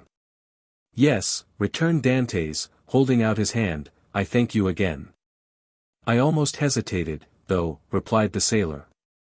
"You looked more like a brigand than an honest man, with your beard 6 inches, and your hair a foot long." Dantès recollected that his hair and beard had not been cut all the time he was at the Château d'If. "Yes," said he, "I made a vow, to Our Lady of the Grotto not to cut my hair or beard for 10 years if I were saved in a moment of danger, but today the vow expires." "Now what are we to do with you?" said the captain. "Alas, anything you please. My captain is dead, I have barely escaped, but I am a good sailor. Leave me at the first port you make. I shall be sure to find employment. Do you know the Mediterranean? I have sailed over it since my childhood. You know the best harbors. There are few ports that I could not enter or leave with a bandage over my eyes." "I say, captain," said the sailor who had cried, "Courage!" to Dantès, "if what he says is true, what hinders his staying with us?" "If he says true," said the captain doubtingly. "But in his present condition he will promise anything, and take his chance of keeping it afterwards." "I will do more than I promise," said Dantès. "We shall see," returned the other, smiling. "Where are you going?" asked Dantès. "To Leghorn." "Then why, instead of tacking so frequently, do you not sail nearer the wind?" "Because we should run straight on to the island of Ryan. You shall pass it by 20 fathoms. Take the helm, and let us see what you know." The young man took the helm, felt to see if the vessel answered the rudder promptly, and seeing that, without being a first-rate sailor, she yet was tolerably obedient. "To the sheets," said he. The 4 seamen, who composed the crew, obeyed, while the pilot looked on. "Haul taut." They obeyed. "Belay." This order was also executed. And the vessel passed, as Dantès had predicted, 20 fathoms to windward. "Bravo," said the captain. "Bravo," repeated the sailors. And they all looked with astonishment at this man whose eye now disclosed an intelligence and his body a vigor they had not thought him capable of showing. "You see," said Dantès, quitting the helm, "I shall be of some use to you, at least during the voyage. If you do not want me at Leghorn, you can leave me there, and I will pay you out of the first wages I get, for my food and the clothes you lend me. Ah, said the captain, we can agree very well, if you are reasonable. Give me what you give the others, and it will be all right, returned Dantès. That's not fair, said the seaman who had saved Dantès, for you know more than we do. What is that to you, Jacopo, returned the captain. Everyone is free to ask what he pleases. That's true, replied Jacopo, I only make a remark. Well, you would do much better to find him a jacket and a pair of trousers, if you have them. No, said Jacopo. But I have a shirt and a pair of trousers. That is all I want, interrupted Dantès. Jacopo dived into the hold and soon returned with what Edmond wanted. Now, then, do you wish for anything else, said the patron. A piece of bread and another glass of the capital rum I tasted, for I have not eaten or drunk for a long time. He had not tasted food for 40 hours. A piece of bread was brought, and Jacopo offered him the gourd. Larboard your helm, cried the captain to the steersman. Dantès glanced that way as he lifted the gourd to his mouth, then paused with hand in midair. Hollow! What's the matter at the Château d'If? Said the captain. A small white cloud, which had attracted Dantès' attention, crowned the summit of the bastion of the Château d'If. At the same moment the faint report of a gun was heard. The sailors looked at one another. What is this? Asked the captain. A prisoner has escaped from the Château d'If, and they are firing the alarm gun, replied Dantès. The captain glanced at him, but he had lifted the rum to his lips and was drinking it with so much composure, that suspicions, if the captain had any, died away. Pretty strong rum, said Dantès, wiping his brow with his sleeve. At any rate, murmured he, if it be, so much the better, for I have made a rare acquisition. Under pretence of being fatigued, Dantès asked to take the helm. The steersman, glad to be relieved, looked at the captain, and the latter by a sign indicated that he might abandon it to his new comrade. Dantès could thus keep his eyes on Marseilles. What is the day of the month? Asked he of Jacopo, who sat down beside him. The 28th of February. In what year? In what year, you ask me in what year? Yes, replied the young man, I ask you in what year. You have forgotten then. I got such a fright last night, replied Dantès, smiling, that I have almost lost my memory. I ask you what year is it? The year 1829, returned Jacopo. It was 14 years, day for day, since Dantès' arrest. He was 19 when he entered the Château d'If. He was 33 when he escaped. A sorrowful smile passed over his face. He asked himself what had become of Mercédès, who must believe him dead. Then his eyes lighted up with hatred as he thought of the 3 men who had caused him so long and wretched a captivity. He renewed against Danglars, Fernand, and Villefort the oath of implacable vengeance he had made in his dungeon. This oath was no longer a vain menace. For the fastest sailor in the Mediterranean would have been unable to overtake the little tartan, that with every stitch of canvas set was flying before the wind to Leghorn. Chapter 22. The Smugglers. Dantès had not been a day on board before he had a very clear idea of the men with whom his lot had been cast. Without having been in the school of the Abbé Faria, the worthy master of La Jeune Amélie, the name of the Genoese tartan, knew a smattering of all the tongues spoken on the shores of that large lake called the Mediterranean. From the Arabic to the Provençal, and this, while it spared him interpreters, persons always troublesome and frequently indiscreet, gave him great facilities of communication. Either with the vessels he met at sea, with the small boats sailing along the coast, or with the people without name, country, or occupation, who are always seen on the quays of seaports, and who live by hidden and mysterious means which we must suppose to be a direct gift of Providence, as they have no visible means of support. It is fair to assume that Dantès was on board a smuggler. At first the captain had received Dantès on board with a certain degree of distrust. He was very well known to the customs officers of the coast. And as there was between these worthies and himself a perpetual battle of wits, he had at first thought that Dantès might be an emissary of these industrious guardians of rights and duties, who perhaps employed this ingenious means of learning some of the secrets of his trade. But the skillful manner in which Dantès had handled the lugger had entirely reassured him. And then, when he saw the light plume of smoke floating above the bastion of the Château d'If, and heard the distant report, he was instantly struck with the idea that he had on board his vessel one whose coming and going, like that of kings, was accompanied with salutes of artillery. This made him less uneasy, it must be owned, than if the newcomer had proved to be a customs officer. But this supposition also disappeared like the first, when he beheld the perfect tranquillity of his recruit. Edmond thus had the advantage of knowing what the owner was, without the owner knowing who he was, and however the old sailor and his crew tried to pump him, they extracted nothing more from him. He gave accurate descriptions of Naples and Malta, which he knew as well as Marseilles, and held stoutly to his first story. Thus the Genoese, subtle as he was duped by Edmond, in whose favour his mild demeanour, his nautical skill, and his admirable dissimulation, pleaded. Moreover, it is possible that the Genoese was one of those shrewd persons who know nothing but what they should know, and believe nothing but what they should believe. In this state of mutual understanding, they reached Leghorn. Here Edmond was to undergo another trial. He was to find out whether he could recognize himself, as he had not seen his own face for 14 years. He had preserved a tolerably good remembrance of what the youth had been, and was now to find out what the man had become.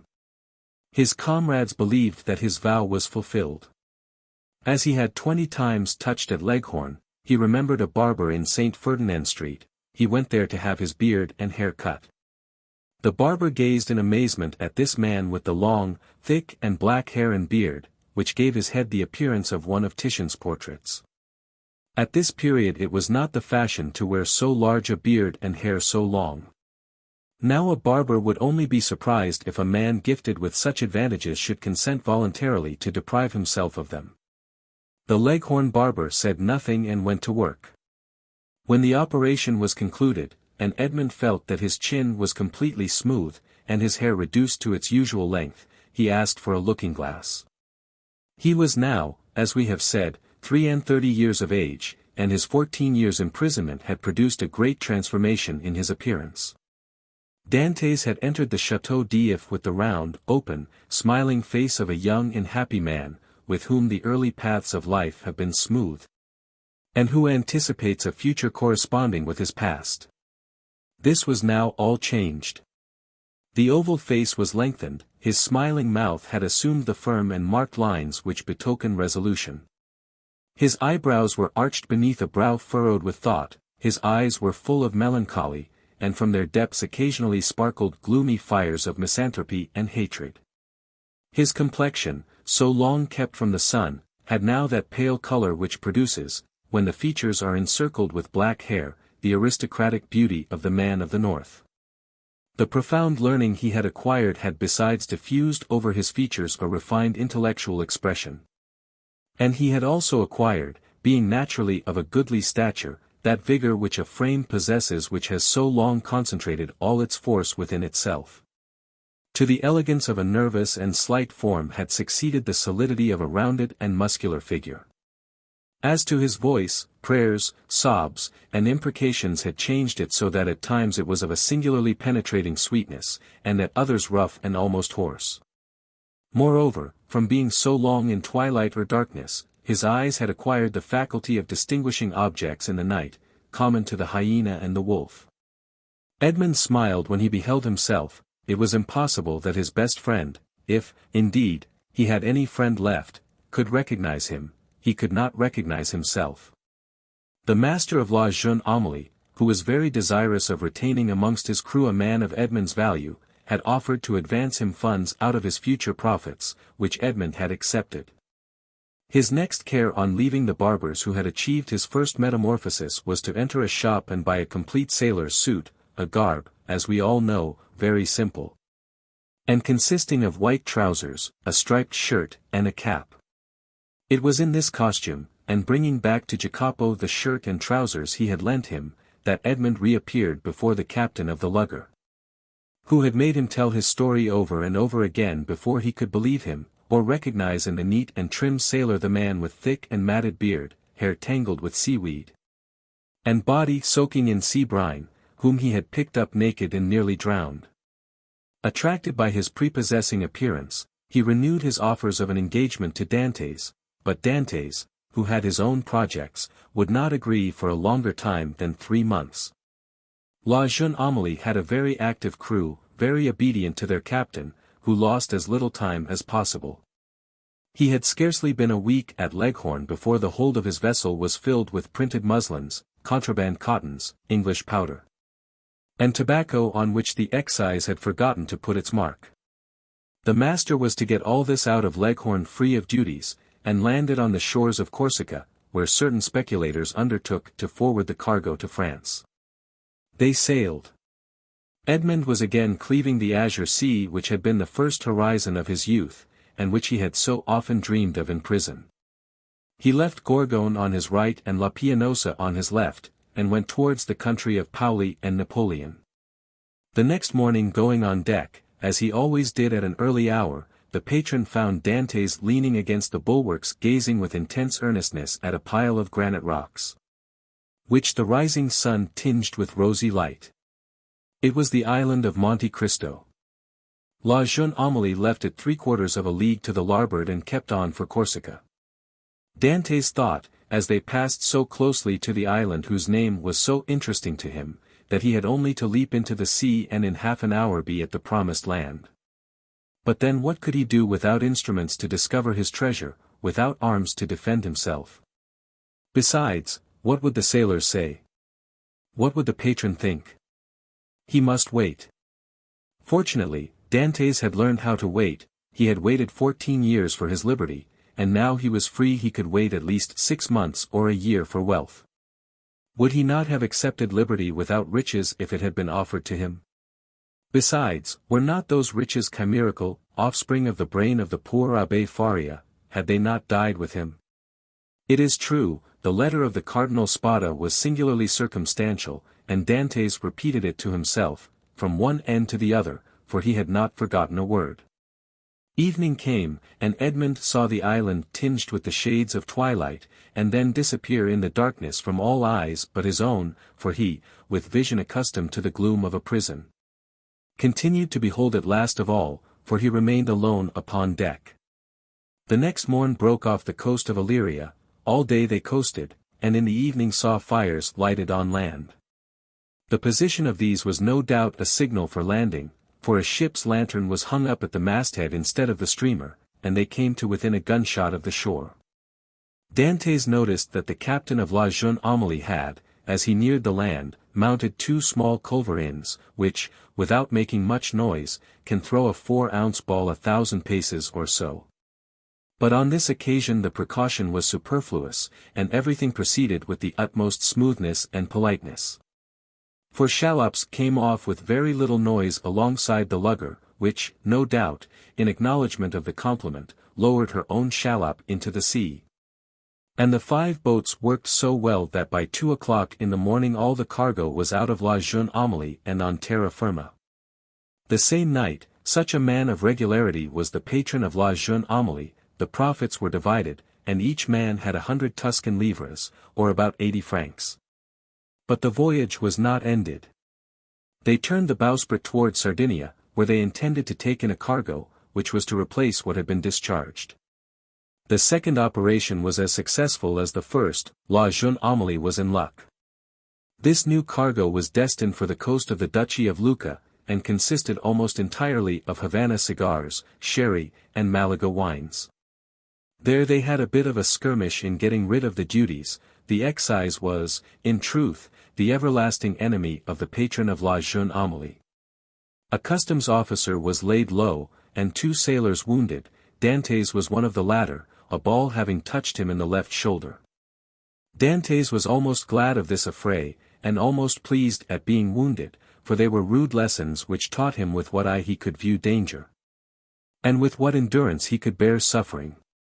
He had contemplated danger with a smile, and when wounded had exclaimed with the great philosopher, "Pain, thou art not an evil." He had, moreover, looked upon the customs officer wounded to death, and, whether from heat of blood produced by the encounter, or the chill of human sentiment, this sight had made but slight impression upon him. Dantès was on the way he desired to follow, and was moving towards the end he wished to achieve. His heart was in a fair way of petrifying in his bosom. Jacopo, seeing him fall, had believed him killed, and rushing towards him raised him up, and then attended to him with all the kindness of a devoted comrade. This world was not then so good as Dr. Pangloss believed it, neither was it so wicked as Dantès thought it, since this man, who had nothing to expect from his comrade but the inheritance of his share of the prize money, manifested so much sorrow when he saw him fall. Fortunately, as we have said, Edmond was only wounded, and with certain herbs gathered at certain seasons, and sold to the smugglers by the old Sardinian women, the wound soon closed. Edmond then resolved to try Jacopo, and offered him in return for his attention a share of his prize money, but Jacopo refused it indignantly. As a result of the sympathetic devotion which Jacopo had from the first bestowed on Edmond, the latter was moved to a certain degree of affection. But this sufficed for Jacopo, who instinctively felt that Edmond had a right to superiority of position, a superiority which Edmond had concealed from all others. And from this time the kindness which Edmond showed him was enough for the brave seaman. Then in the long days on board ship, when the vessel, gliding on with security over the azure sea, required no care but the hand of the helmsman.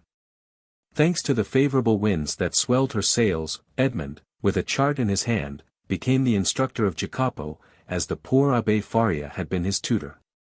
He pointed out to him the bearings of the coast, explained to him the variations of the compass, and taught him to read in that vast book opened over our heads which they call heaven, and where God writes in azure with letters of diamonds.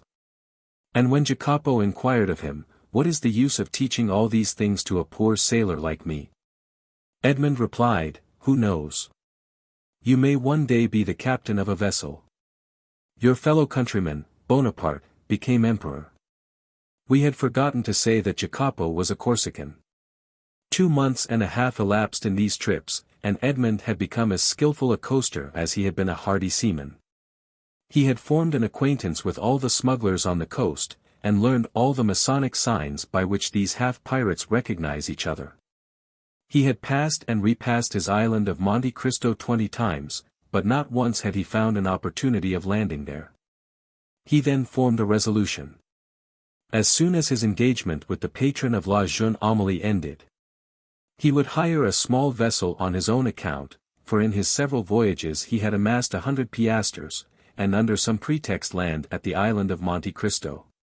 Then he would be free to make his researches, not perhaps entirely at liberty, for he would be doubtless watched by those who accompanied him. But in this world we must risk something. Prison had made Edmond prudent, and he was desirous of running no risk whatever. But in vain did he rack his imagination.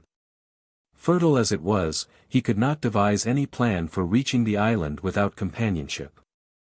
Dantès was tossed about on these doubts and wishes, when the patron, who had great confidence in him, and was very desirous of retaining him in his service, took him by the arm one evening and led him to a tavern on the Via del Oglio, where the leading smugglers of Leghorn used to congregate and discuss affairs connected with their trade.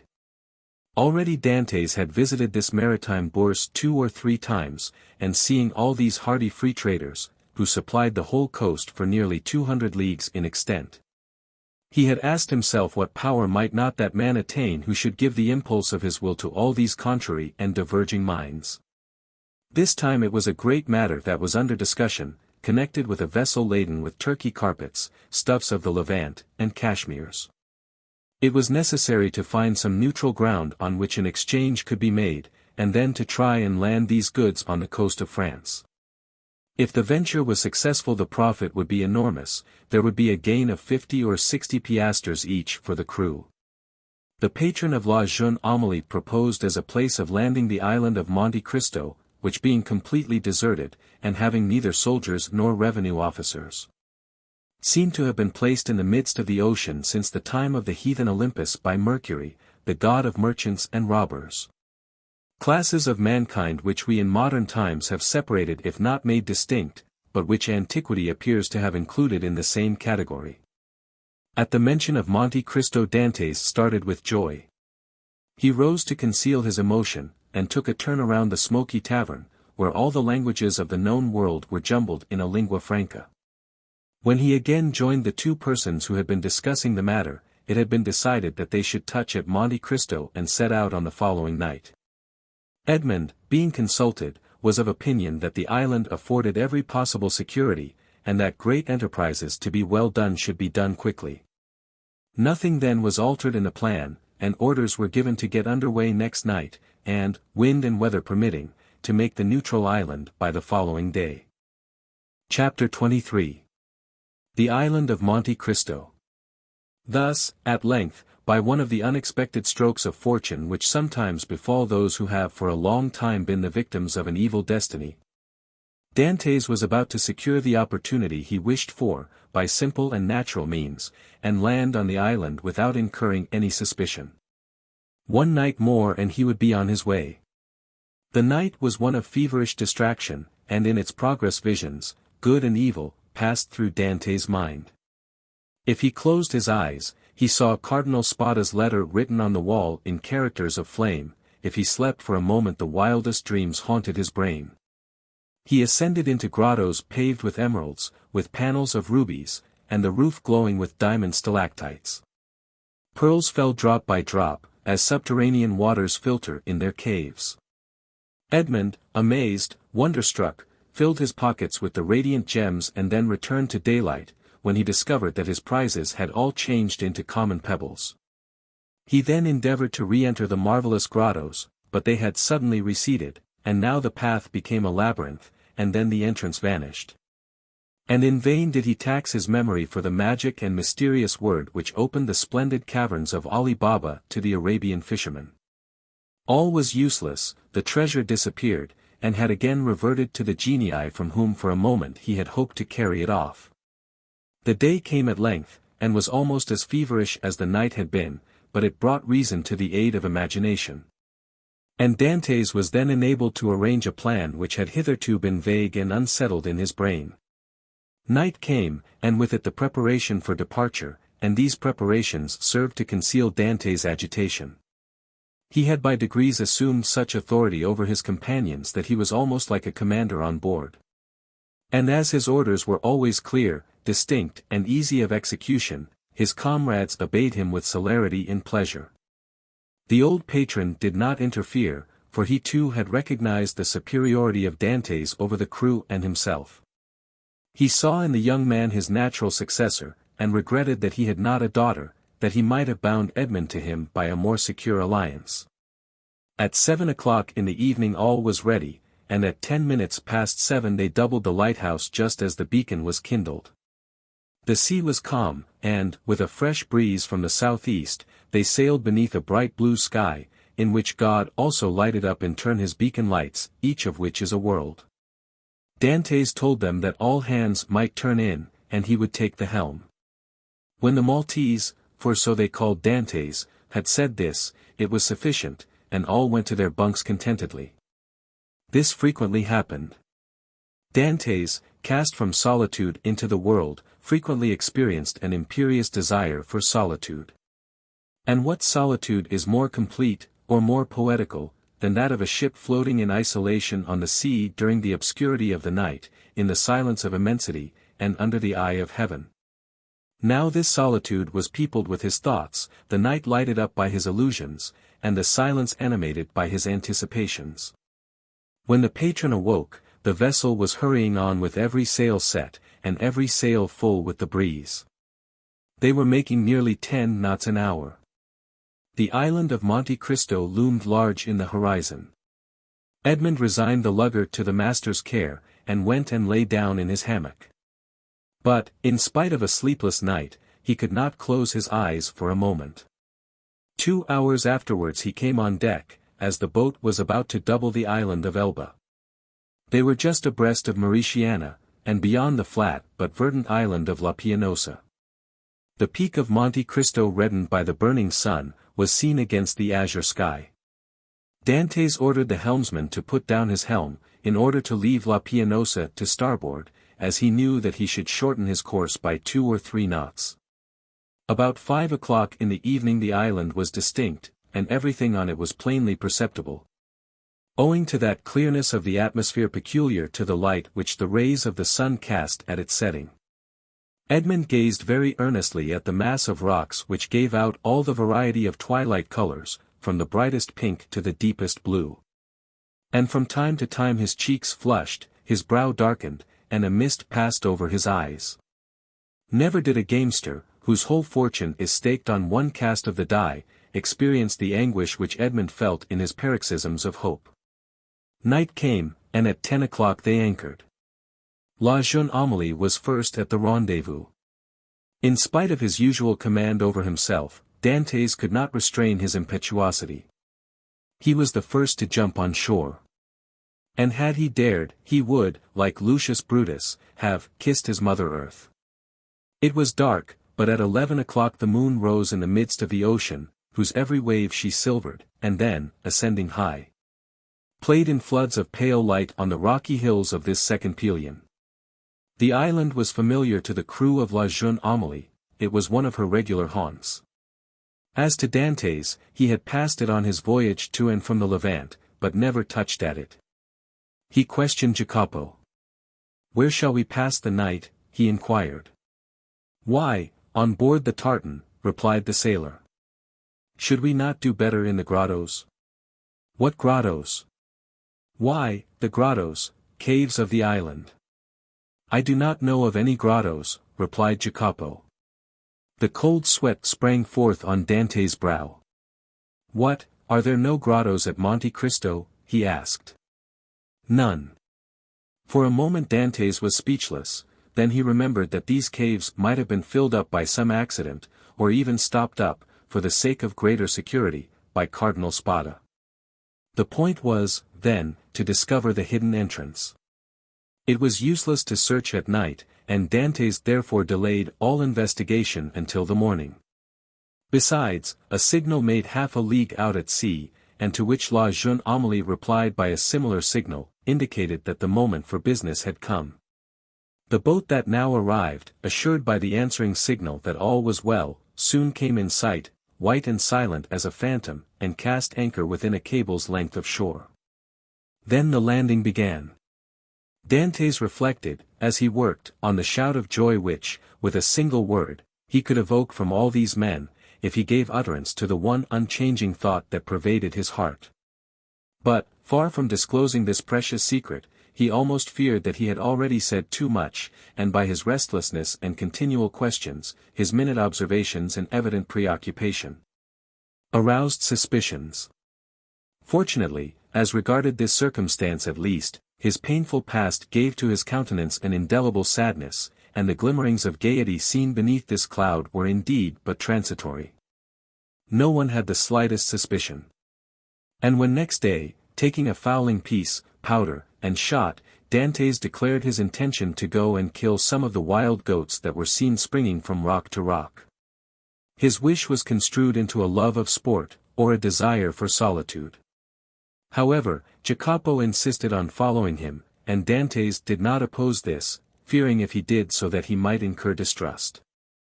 Scarcely, however, had they gone a quarter of a league when, having killed a kid, he begged Jacopo to take it to his comrades, and request them to cook it. And when ready to let him know by firing a gun. This and some dried fruits and a flask of Montepulciano, was the bill of fare. Dantès went on, looking from time to time behind and around about him. Having reached the summit of a rock, he saw, 1,000 feet beneath him, his companions, whom Jacopo had rejoined, and who were all busy preparing the repast which Edmond's skill as a marksman had augmented with a capital dish. Edmond looked at them for a moment with the sad and gentle smile of a man superior to his fellows. "In 2 hours' time," said he, "these persons will depart richer by 50 piastres each, to go and risk their lives again by endeavoring to gain 50 more. Then they will return with a fortune of 600 francs, and waste this treasure in some city with the pride of sultans and the insolence of nabobs. At this moment hope makes me despise their riches, which seem to me contemptible. Yet perchance tomorrow deception will so act on me, that I shall, on compulsion, consider such a contemptible possession as the utmost happiness. Oh, no, exclaimed Edmond, that will not be. The wise, unerring Faria could not be mistaken in this one thing. Besides, it were better to die than to continue to lead this low and wretched life. Thus Dantès, who but 3 months before had no desire but liberty, had now not liberty enough, and panted for wealth. The cause was not in Dantès, but in Providence, who, while limiting the power of man, has filled him with boundless desires. Meanwhile, by a cleft between 2 walls of rock, following a path worn by a torrent, and which, in all human probability, human foot had never before trod, Dantès approached the spot where he supposed the grottos must have existed. Keeping along the shore, and examining the smallest object with serious attention, he thought he could trace, on certain rocks, marks made by the hand of man. Time, which encrusts all physical substances with its mossy mantle, as it invests all things of the mind with forgetfulness, seemed to have respected these signs, which apparently had been made with some degree of regularity, and probably with a definite purpose. Occasionally the marks were hidden under tufts of myrtle, which spread into large bushes laden with blossoms, or beneath parasitical lichen. So Edmond had to separate the branches or brush away the moss to know where the guide marks were. The sight of marks renewed Edmond's fondest hopes.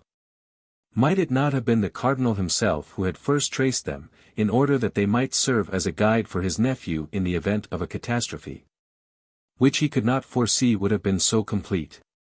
This solitary place was precisely suited to the requirements of a man desirous of burying treasure. Only, might not these betraying marks have attracted other eyes than those for whom they were made? And had the dark and wondrous island indeed faithfully guarded its precious secret? It seemed, however, to Edmond, who was hidden from his comrades by the inequalities of the ground, that at 60 paces from the harbour the marks ceased, nor did they terminate at any grotto. A large round rock, placed solidly on its base, was the only spot to which they seemed to lead. Edmond concluded that perhaps instead of having reached the end of the route he had only explored its beginning, and he therefore turned round and retraced his steps. Meanwhile his comrades had prepared the repast, had got some water from a spring, spread out the fruit and bread, and cooked the kid. Just at the moment when they were taking the dainty animal from the spit, they saw Edmond springing with the boldness of a chamois from rock to rock, and they fired the signal agreed upon. The sportsman instantly changed his direction, and ran quickly towards them. But even while they watched his daring progress, Edmond's foot slipped, and they saw him stagger on the edge of a rock and disappear. They all rushed towards him, for all loved Edmond in spite of his superiority, yet Jacopo reached him first. He found Edmond lying prone, bleeding, and almost senseless. He had rolled down a declivity of 12 or 15 feet.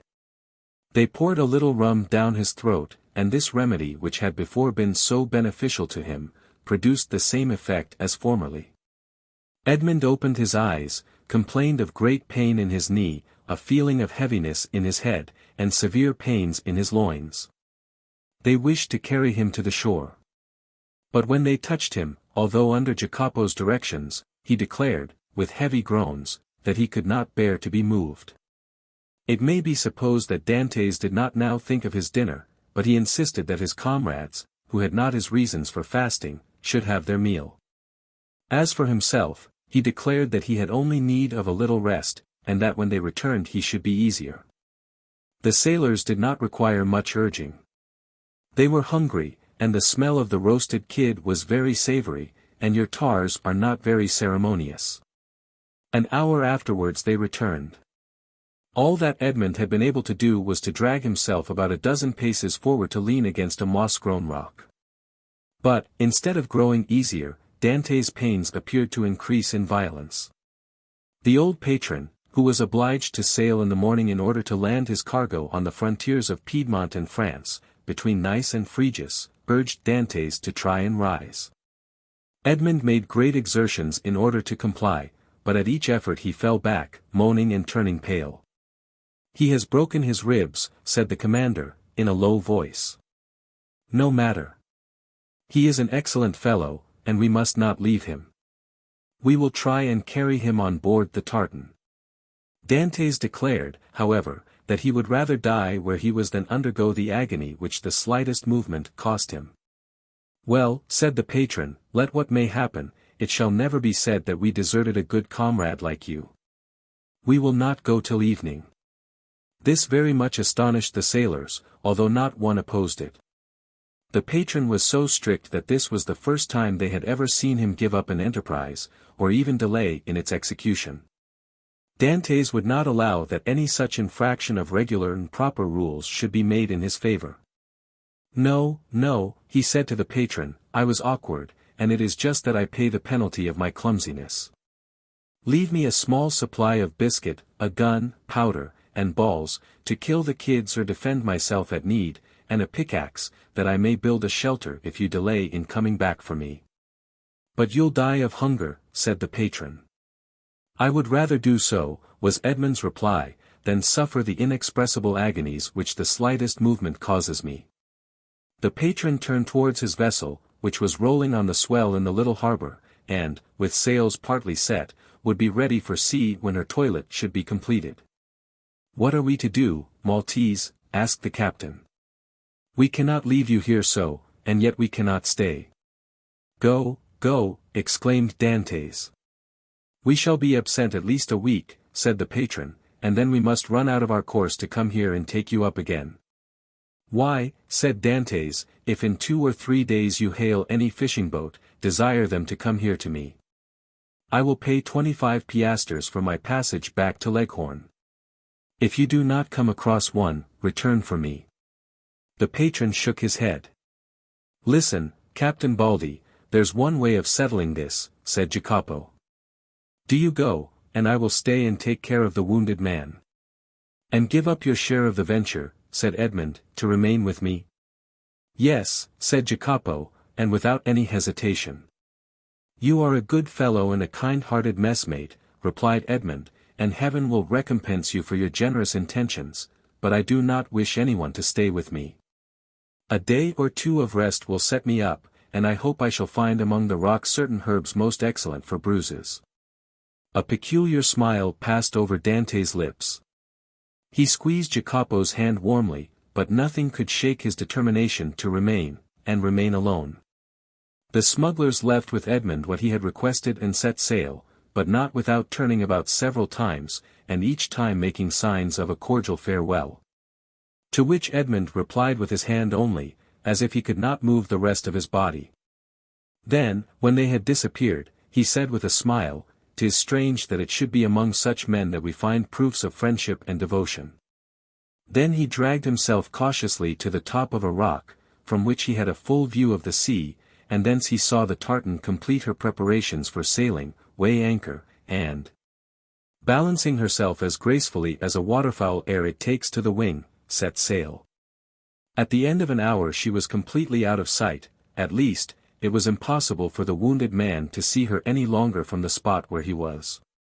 Then Dantès rose more agile and light than the kid among the myrtles and shrubs of these wild rocks, took his gun in one hand, his pickaxe in the other, and hastened towards the rock on which the marks he had noted terminated. And now, he exclaimed, remembering the tale of the Arabian fisherman, which Faria had related to him, now, open sesame. Chapter 24. The Secret Cave. The sun had nearly reached the meridian, and his scorching rays fell full on the rocks, which seemed themselves sensible of the heat. Thousands of grasshoppers, hidden in the bushes, chirped with a monotonous and dull note, the leaves of the myrtle and olive trees waved and rustled in the wind. At every step that Edmond took he disturbed the lizards glittering with the hues of the emerald, afar off he saw the wild goats bounding from crag to crag. In a word, the island was inhabited, yet Edmond felt himself alone, guided by the hand of God. He felt an indescribable sensation somewhat akin to dread, that dread of the daylight which even in the desert makes us fear we are watched and observed. This feeling was so strong that at the moment when Edmond was about to begin his labor, he stopped, laid down his pickaxe, seized his gun, mounted to the summit of the highest rock, and from thence gazed round in every direction. But it was not upon Corsica, the very houses of which he could distinguish, or on Sardinia, or on the island of Elba, with its historical associations. Or upon the almost imperceptible line that to the experienced eye of a sailor alone revealed the coast of Genoa the proud, and Leghorn the commercial, that he gazed. It was at the brigantine that had left in the morning, and the tartan that had just set sail, that Edmond fixed his eyes. The first was just disappearing in the Straits of Bonifacio. The other, following an opposite direction, was about to round the island of Corsica. This sight reassured him. He then looked at the objects near him. He saw that he was on the highest point of the island, a statue on this vast pedestal of granite, nothing human appearing in sight, while the blue ocean beat against the base of the island, and covered it with a fringe of foam. Then he descended with cautious and slow step, for he dreaded lest an accident similar to that he had so adroitly feigned should happen in reality. Dantès, as we have said, had traced the marks along the rocks, and he had noticed that they led to a small creek, which was hidden like the bath of some ancient nymph. This creek was sufficiently wide at its mouth, and deep in the center, to admit of the entrance of a small vessel of the lugger class, which would be perfectly concealed from observation. Then following the clue that, in the hands of the Abbé Faria had been so skillfully used to guide him through the Daedalian labyrinth of probabilities, he thought that the Cardinal Spada, anxious not to be watched, had entered the creek, concealed his little bark, followed the line marked by the notches in the rock, and at the end of it had buried his treasure. It was this idea that had brought Dantès back to the circular rock. One thing only perplexed Edmond, and destroyed his theory. How could this rock, which weighed several tons, have been lifted to this spot, without the aid of many men? Suddenly an idea flashed across his mind. Instead of raising it, thought he, they have lowered it. And he sprang from the rock in order to inspect the base on which it had formerly stood. He soon perceived that a slope had been formed, and the rock had slid along this until it stopped at the spot it now occupied. A large stone had served as a wedge. Flints and pebbles had been inserted around it, so as to conceal the orifice. This species of masonry had been covered with earth, and grass and weeds had grown there, moss had clung to the stones, myrtle bushes had taken root, and the old rock seemed fixed to the earth. Dantès dug away the earth carefully, and detected, or fancied he detected, the ingenious artifice. He attacked this wall, cemented by the hand of time, with his pickaxe. After 10 minutes' labor the wall gave way, and a hole large enough to insert the arm was opened. Dantès went and cut the strongest olive tree he could find, stripped off its branches, inserted it in the hole, and used it as a lever. But the rock was too heavy, and too firmly wedged, to be moved by any one man, were he Hercules himself. Dantès saw that he must attack the wedge. But how? He cast his eyes around, and saw the horn full of powder which his friend Jacopo had left him. He smiled, the infernal invention would serve him for this purpose. With the aid of his pickaxe, Dantès, after the manner of a labor-saving pioneer, dug a mine between the upper rock and the one that supported it, filled it with powder. Then made a match by rolling his handkerchief in saltpetre. He lighted it and retired. The explosion soon followed. The upper rock was lifted from its base by the terrific force of the powder, the lower one flew into pieces.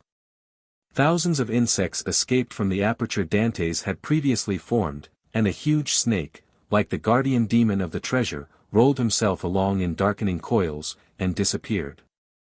Dantès approached the upper rock, which now, without any support, leaned towards the sea. The intrepid treasure-seeker walked round it, and, selecting the spot from whence it appeared most susceptible to attack, placed his lever in one of the crevices, and strained every nerve to move the mass. The rock, already shaken by the explosion, tottered on its base. Dantès redoubled his efforts. He seemed like one of the ancient Titans, who uprooted the mountains to hurl against the father of the gods. The rock yielded, rolled over, bounded from point to point, and finally disappeared in the ocean. On the spot it had occupied was a circular space, exposing an iron ring let into a square flagstone. Dantès uttered a cry of joy and surprise, never had a first attempt been crowned with more perfect success. He would fain have continued, but his knees trembled, and his heart beat so violently, and his sight became so dim, that he was forced to pause. This feeling lasted but for a moment. Edmond inserted his lever in the ring and exerted all his strength, the flagstone yielded, and disclosed steps that descended until they were lost in the obscurity of a subterraneous grotto. Anyone else would have rushed on with a cry of joy. Dantès turned pale, hesitated, and reflected. "Come," said he to himself, "be a man. I am accustomed to adversity. I must not be cast down by the discovery that I have been deceived. What, then, would be the use of all I have suffered? The heart breaks when, after having been elated by flattering hopes, it sees all its illusions destroyed. Faria has dreamed this, the Cardinal Spada buried no treasure here. Perhaps he never came here, or if he did, Caesar Borgia, the intrepid adventurer, the stealthy and indefatigable plunderer, has followed him, discovered his traces, pursued them as I have done. Raised the stone, and descending before me, has left me nothing." He remained motionless and pensive, his eyes fixed on the gloomy aperture that was open at his feet. "Now that I expect nothing, now that I no longer entertain the slightest hopes, the end of this adventure becomes simply a matter of curiosity." And he remained again motionless and thoughtful. Yes, this is an adventure worthy a place in the varied career of that royal bandit. This fabulous event formed but a link in a long chain of marvels. Yes, Borgia has been here, a torch in one hand, a sword in the other, and within 20 paces, at the foot of this rock, perhaps 2 guards kept watch on land and sea, while their master descended. As I am about to descend, dispelling the darkness before his awe-inspiring progress. But what was the fate of the guards who thus possessed his secret? Asked Dantès of himself. "The fate," replied he, smiling, "of those who buried Alaric, and were interred with the corpse."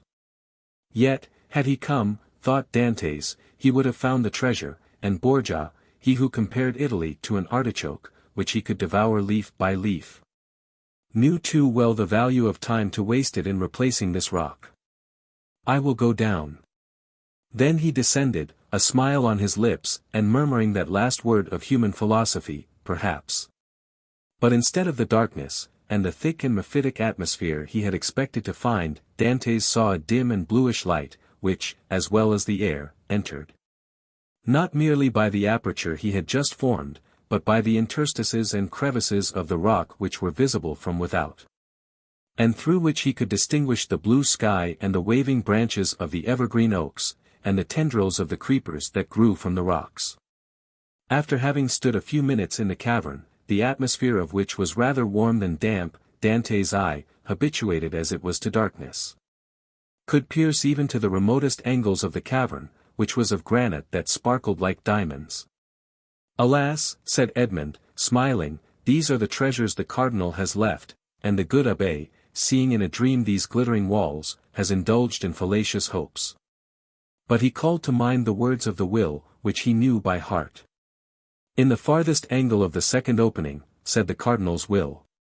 He had only found the first grotto. He had now to seek the second. Dantès continued his search. He reflected that this second grotto must penetrate deeper into the island. He examined the stones, and sounded one part of the wall where he fancied the opening existed, masked for precaution's sake. The pickaxe struck for a moment with a dull sound that drew out of Dantès' forehead large drops of perspiration. At last it seemed to him that one part of the wall gave forth a more hollow and deeper echo. He eagerly advanced, and with the quickness of perception that no one but a prisoner possesses, saw that there, in all probability, the opening must be. However, he, like Caesar Borgia, knew the value of time. And, in order to avoid fruitless toil, he sounded all the other walls with his pickaxe, struck the earth with the butt of his gun, and finding nothing that appeared suspicious, returned to that part of the wall whence issued the consoling sound he had before heard. He again struck it, and with greater force. Then a singular thing occurred. As he struck the wall, pieces of stucco similar to that used in the groundwork of arabesques broke off, and fell to the ground in flakes, exposing a large white stone. The aperture of the rock had been closed with stones, then this stucco had been applied, and painted to imitate granite. Dantès struck with the sharp end of his pickaxe, which entered someway between the interstices. It was there he must dig. But by some strange play of emotion, in proportion as the proofs that Faria had not been deceived became stronger, so did his heart give way, and a feeling of discouragement stole over him. This last proof, instead of giving him fresh strength, deprived him of it. The pickaxe descended, or rather fell. He placed it on the ground, passed his hand over his brow, and remounted the stairs, alleging to himself, as an excuse, a desire to be assured that no one was watching him. But in reality because he felt that he was about to faint. The island was deserted, and the sun seemed to cover it with its fiery glance. Afar off, a few small fishing boats studded the bosom of the blue ocean. Dantès had tasted nothing, but he thought not of hunger at such a moment. He hastily swallowed a few drops of rum, and again entered the cavern. The pickaxe that had seemed so heavy, was now like a feather in his grasp. He seized it, and attacked the wall. After several blows he perceived that the stones were not cemented, but had been merely placed one upon the other, and covered with stucco.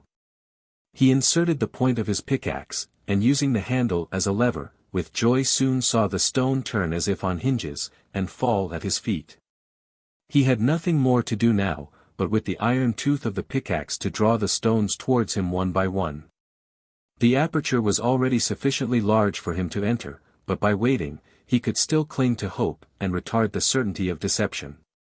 At last, after renewed hesitation, Dantès entered the second grotto. The second grotto was lower and more gloomy than the first.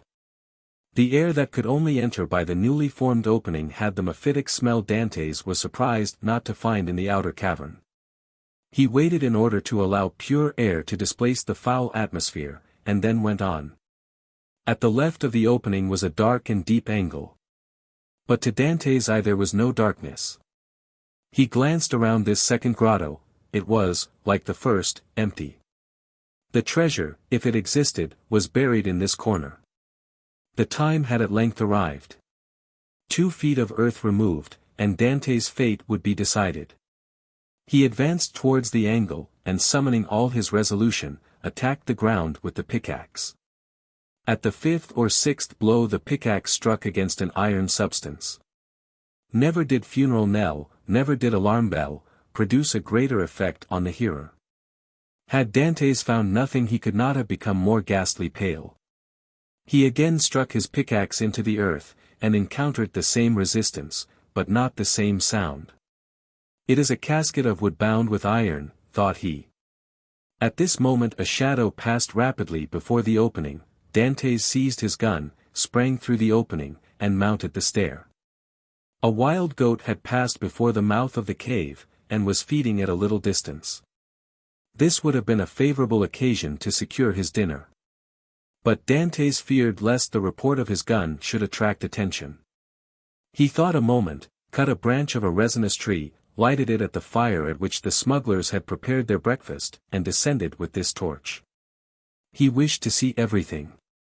He approached the hole he had dug, and now, with the aid of the torch, saw that his pickaxe had in reality struck against iron and wood. He planted his torch in the ground and resumed his labor. In an instant a space 3 feet long by 2 feet broad was cleared, and Dantès could see an oaken coffer, bound with cut steel. In the middle of the lid he saw engraved on a silver plate, which was still untarnished, the arms of the Spada family, viz. A sword, end pale, on an oval shield, like all the Italian armorial bearings, and surmounted by a cardinal's hat. Dantès easily recognized them, Faria had so often drawn them for him. There was no longer any doubt, the treasure was there, no one would have been at such pains to conceal an empty casket. In an instant he had cleared every obstacle away, and he saw successively the lock, placed between 2 padlocks, and the 2 handles at each end, all carved as things were carved at that epoch. When art rendered the commonest metals precious. Dantès seized the handles, and strove to lift the coffer. It was impossible. He sought to open it, lock and padlock were fastened. these faithful guardians seemed unwilling to surrender their trust. Dantès inserted the sharp end of the pickaxe between the coffer and the lid, and pressing with all his force on the handle, burst open the fastenings. The hinges yielded in their turn and fell, still holding in their grasp fragments of the wood, and the chest was open. Edmond was seized with vertigo, he cocked his gun and laid it beside him. He then closed his eyes as children do in order that they may see in the resplendent night of their own imagination more stars than are visible in the firmament. Then he reopened them, and stood motionless with amazement. 3 compartments divided the coffer. In the first, blazed piles of golden coin. In the second, were ranged bars of unpolished gold, which possessed nothing attractive save their value. In the third, Edmond grasped handfuls of diamonds, pearls, and rubies, which, as they fell on one another, sounded like hail against glass. After having touched, felt, examined these treasures, Edmond rushed through the caverns like a man seized with frenzy. He leaped on a rock, from whence he could behold the sea. He was alone with these countless, these unheard of treasures. Was he awake, or was it but a dream? Was it a transient vision, or was he face to face with reality? He would fain have gazed upon his gold, and yet he had not strength enough. For an instant he leaned his head in his hands as if to prevent his senses from leaving him, and then rushed madly about the rocks of Monte Cristo, terrifying the wild goats and scaring the seafowls with his wild cries and gestures. Then he returned, and, still unable to believe the evidence of his senses, rushed into the grotto, and found himself before this mine of gold and jewels. This time he fell on his knees, and, clasping his hands convulsively, uttered a prayer intelligible to God alone. He soon became calmer and more happy, for only now did he begin to realize his felicity. He then set himself to work to count his fortune. There were 1,000 ingots of gold, each weighing from 2 to 3 pounds. Then he piled up 25,000 crowns, each worth about 80 francs of our money, and bearing the effigies of Alexander VI and his predecessors. And he saw that the complement was not half empty. And he measured 10 double handfuls of pearls, diamonds, and other gems, many of which, mounted by the most famous workmen, were valuable beyond their intrinsic worth. Dantès saw the light gradually disappear, and fearing to be surprised in the cavern, left it, his gun in his hand. A piece of biscuit and a small quantity of rum formed his supper, and he snatched a few hours' sleep, lying over the mouth of the cave. It was a night of joy and terror, such as this man of stupendous emotions had already experienced twice or thrice in his lifetime. Chapter 25. The Unknown. Day, for which Dantès had so eagerly and impatiently waited with open eyes, again dawned. With the first light Dantès resumed his search.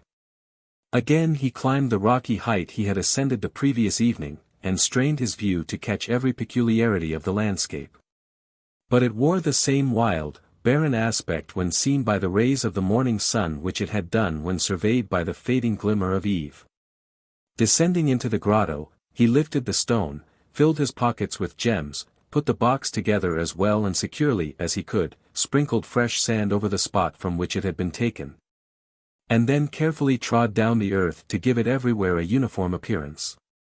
Then, quitting the grotto, he replaced the stone, heaping on it broken masses of rocks and rough fragments of crumbling granite, filling the interstices with earth, into which he deftly inserted rapidly growing plants, such as the wild myrtle and flowering thorn. Then carefully watering these new plantations, he scrupulously effaced every trace of footsteps, leaving the approach to the cavern as savage-looking and untrodden as he had found it.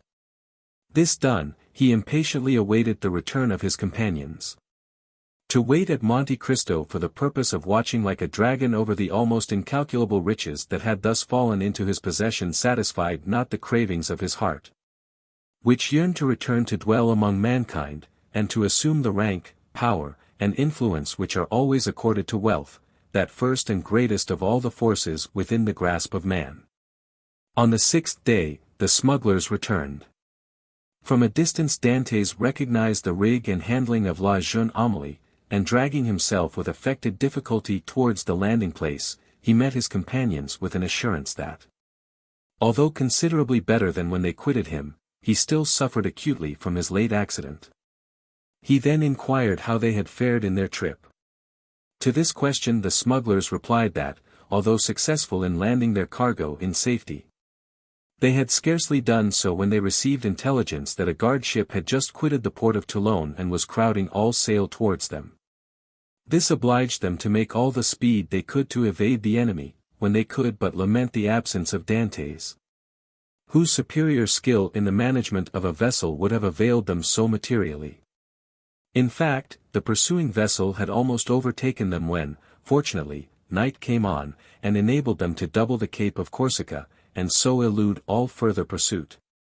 Upon the whole, however, the trip had been sufficiently successful to satisfy all concerned. While the crew, and particularly Jacopo, expressed great regrets that Dantès had not been an equal sharer with themselves in the profits, which amounted to no less a sum than 50 piastres each. Edmond preserved the most admirable self-command, not suffering the faintest indication of a smile to escape him at the enumeration of all the benefits he would have reaped had he been able to quit the island. But as La Jeune Amélie had merely come to Monte Cristo to fetch him away, he embarked that same evening, and proceeded with the captain to Leghorn. Arrived at Leghorn, he repaired to the house of a Jew, a dealer in precious stones, to whom he disposed of 4 of his smallest diamonds for 5,000 francs each.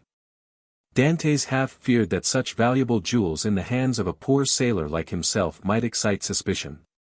But the cunning purchaser asked no troublesome questions concerning a bargain by which he gained a round profit of at least 80%. The following day Dantès presented Jacopo with an entirely new vessel, accompanying the gift by a donation of 100 piastres, that he might provide himself with a suitable crew and other requisites for his outfit, upon condition that he would go at once to Marseilles for the purpose of inquiring after an old man named Louis Dantès, residing in the Allées de Mailhan, and also a young woman called Mercédès, an inhabitant of the Catalan village. Jacopo could scarcely believe his senses at receiving this magnificent present, which Dantès hastened to account for by saying that he had merely been a sailor from whim and a desire to spite his family, who did not allow him as much money as he liked to spend, but that on his arrival at Leghorn he had come into possession of a large fortune, left him by an uncle, whose sole heir he was. The superior education of Dantès gave an air of such extreme probability to this statement that it never once occurred to Jacopo to doubt its accuracy. The term for which Edmond had engaged to serve on board La Jeune Amélie having expired, Dantès took leave of the captain, who at first tried all his powers of persuasion to induce him to remain as one of the crew, but having been told the history of the legacy, he ceased to importune him further. The following morning Jacopo set sail for Marseilles, with directions from Dantès to join him at the island of Monte Cristo. Having seen Jacopo fairly out of the harbour, Dantès proceeded to make his final adieus on board La Jeune Amélie, distributing so liberal a gratuity among her crew as to secure for him the good wishes of all, and expressions of cordial interest in all that concerned him. To the captain he promised to write when he had made up his mind as to his future plans. Then Dantès departed for Genoa. At the moment of his arrival a small yacht was under trial in the bay. This yacht had been built by order of an Englishman, who, having heard that the Genoese excelled all other builders along the shores of the Mediterranean in the construction of fast-sailing vessels, was desirous of possessing a specimen of their skill. The price agreed upon between the Englishman and the Genoese builder was 40,000 francs. Dantès, struck with the beauty and capability of the little vessel, applied to its owner to transfer it to him, offering 60,000 francs, upon condition that he should be allowed to take immediate possession. The proposal was too advantageous to be refused, the more so as the person for whom the yacht was intended had gone upon a tour through Switzerland, and was not expected back in less than 3 weeks or a month, by which time the builder reckoned upon being able to complete another. A bargain was therefore struck. Dantès led the owner of the yacht to the dwelling of a Jew, retired with the latter for a few minutes to a small back parlour, and upon their return the Jew counted out to the shipbuilder the sum of 60,000 francs in bright gold pieces. The delighted builder then offered his services in providing a suitable crew for the little vessel, but this Dantès declined with many thanks, saying he was accustomed to cruise about quite alone. And his principal pleasure consisted in managing his yacht himself. The only thing the builder could oblige him in would be to contrive a sort of secret closet in the cabin at his bed's head, the closet to contain 3 divisions, so constructed as to be concealed from all but himself. The builder cheerfully undertook the commission, and promised to have these secret places completed by the next day, Dantès furnishing the dimensions and plan in accordance with which they were to be constructed. 2 hours afterward Dantès sailed from the port of Genoa, under the inspection of an immense crowd drawn together by curiosity to see the rich Spanish nobleman who preferred managing his own yacht. But their wonder was soon changed to admiration at seeing the perfect skill with which Dantès handled the helm. The boat, indeed, seemed to be animated with almost human intelligence, so promptly did it obey the slightest touch. And Dantès required but a short trial of his beautiful craft to acknowledge that the Genoese had not without reason attained their high reputation in the art of shipbuilding. The spectators followed the little vessel with their eyes as long as it remained visible, they then turned their conjectures upon her probable destination. Some insisted she was making for Corsica, others the island of Elba, bets were offered to any amount that she was bound for Spain. While Africa was positively reported by many persons as her intended course, but no one thought of Monte Cristo. Yet thither it was that Dantès guided his vessel, and at Monte Cristo he arrived at the close of the 2nd day. His boat had proved herself a first-class sailor, and had come the distance from Genoa in 35 hours. Dantès had carefully noted the general appearance of the shore, and, instead of landing at the usual place, he dropped anchor in the little creek. The island was utterly deserted, and bore no evidence of having been visited since he went away, his treasure was just as he had left it. Early on the following morning he commenced the removal of his riches, and ere nightfall the whole of his immense wealth was safely deposited in the compartments of the secret locker. A week passed by. Dantès employed it in maneuvering his yacht round the island, studying it as a skilful horseman would the animal he destined for some important service. Till at the end of that time he was perfectly conversant with its good and bad qualities. The former Dantès proposed to augment, the latter to remedy. Upon the 8th day he discerned a small vessel under full sail approaching Monte Cristo. As it drew near, he recognized it as the boat he had given to Jacopo. He immediately signaled it. His signal was returned, and in 2 hours afterwards the newcomer lay at anchor beside the yacht. A mournful answer awaited each of Edmond's eager inquiries as to the information Jacopo had obtained. Old Dantès was dead, and Mercédès had disappeared. Dantès listened to these melancholy tidings with outward calmness, but, leaping lightly ashore, he signified his desire to be quite alone. In a couple of hours he returned. 2 of the men from Jacopo's boat came on board the yacht to assist in navigating it, and he gave orders that she should be steered direct to Marseilles. For his father's death he was in some manner prepared, but he knew not how to account for the mysterious disappearance of Mercédès. Without divulging his secret, Dantès could not give sufficiently clear instructions to an agent. There were, besides, other particulars he was desirous of ascertaining, and those were of a nature he alone could investigate in a manner satisfactory to himself. His looking-glass had assured him, during his stay at Leghorn, that he ran no risk of recognition. Moreover, he had now the means of adopting any disguise he thought proper. One fine morning, then, his yacht, followed by the little fishing boat, boldly entered the port of Marseilles, and anchored exactly opposite the spot from whence, on the never-to-be-forgotten night of his departure for the Château d'If, he had been put on board the boat destined to convey him thither. Still Dantès could not view without a shudder the approach of a gendarme who accompanied the officers deputed to demand his bill of health ere the yacht was permitted to hold communication with the shore. But with that perfect self-possession he had acquired during his acquaintance with Faria, Dantès coolly presented an English passport he had obtained from Leghorn. And as this gave him a standing which a French passport would not have afforded, he was informed that there existed no obstacle to his immediate debarkation.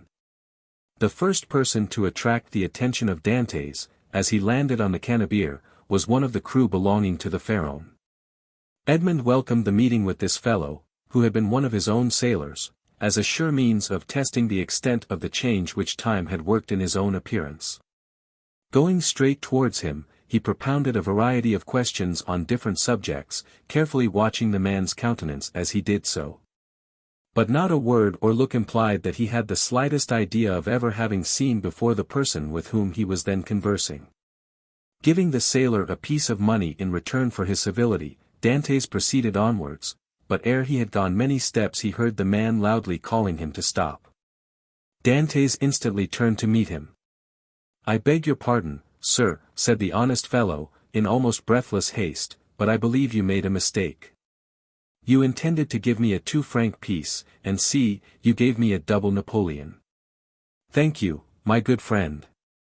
I see that I have made a trifling mistake, as you say. But by way of rewarding your honesty I give you another double Napoleon, that you may drink to my health, and be able to ask your messmates to join you." So extreme was the surprise of the sailor, that he was unable even to thank Edmond, whose receding figure he continued to gaze after in speechless astonishment. "Some nabob from India," was his comment. Dantès, meanwhile, went on his way. Each step he trod oppressed his heart with fresh emotion. His first and most indelible recollections were there.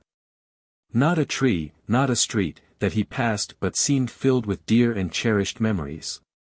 And thus he proceeded onwards till he arrived at the end of the Rue de Noailles, from whence a full view of the Allées de Mailhan was obtained. At this spot, so pregnant with fond and filial remembrances, his heart beat almost to bursting, his knees tottered under him, a mist floated over his sight. And had he not clung for support to one of the trees, he would inevitably have fallen to the ground and been crushed beneath the many vehicles continually passing there. Recovering himself, however, he wiped the perspiration from his brows, and stopped not again till he found himself at the door of the house in which his father had lived. The nasturtiums and other plants, which his father had delighted to train before his window, had all disappeared from the upper part of the house. Leaning against the tree, he gazed thoughtfully for a time at the upper stories of the shabby little house. Then he advanced to the door, and asked whether there were any rooms to be let.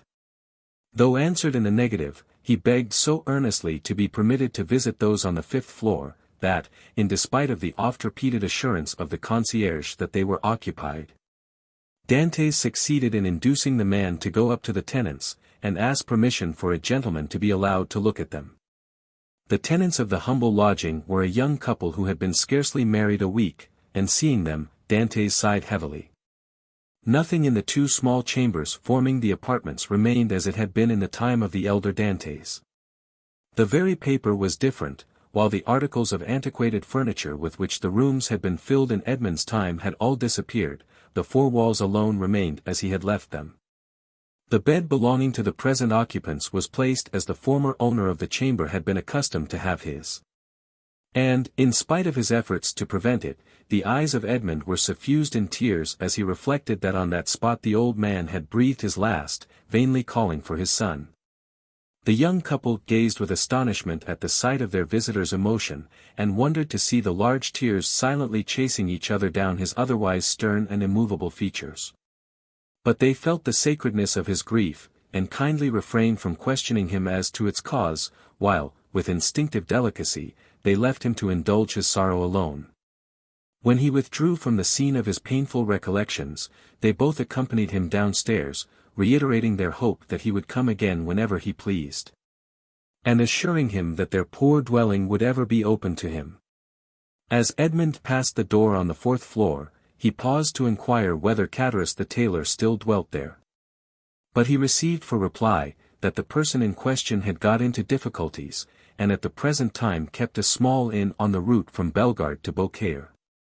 Having obtained the address of the person to whom the house in the Allées de Mailhan belonged, Dantès next proceeded thither, and, under the name of Lord Wilmore, the name and title inscribed on his passport, purchased the small dwelling for the sum of 25,000 francs, at least 10,000 more than it was worth. But had its owner asked 500,000, it would unhesitatingly have been given. The very same day the occupants of the apartments on the 5th floor of the house, now become the property of Dantès, were duly informed by the notary who had arranged the necessary transfer of deeds, etc., that the new landlord gave them their choice of any of the rooms in the house, without the least augmentation of rent, upon condition of their giving instant possession of the 2 small chambers they at present inhabited.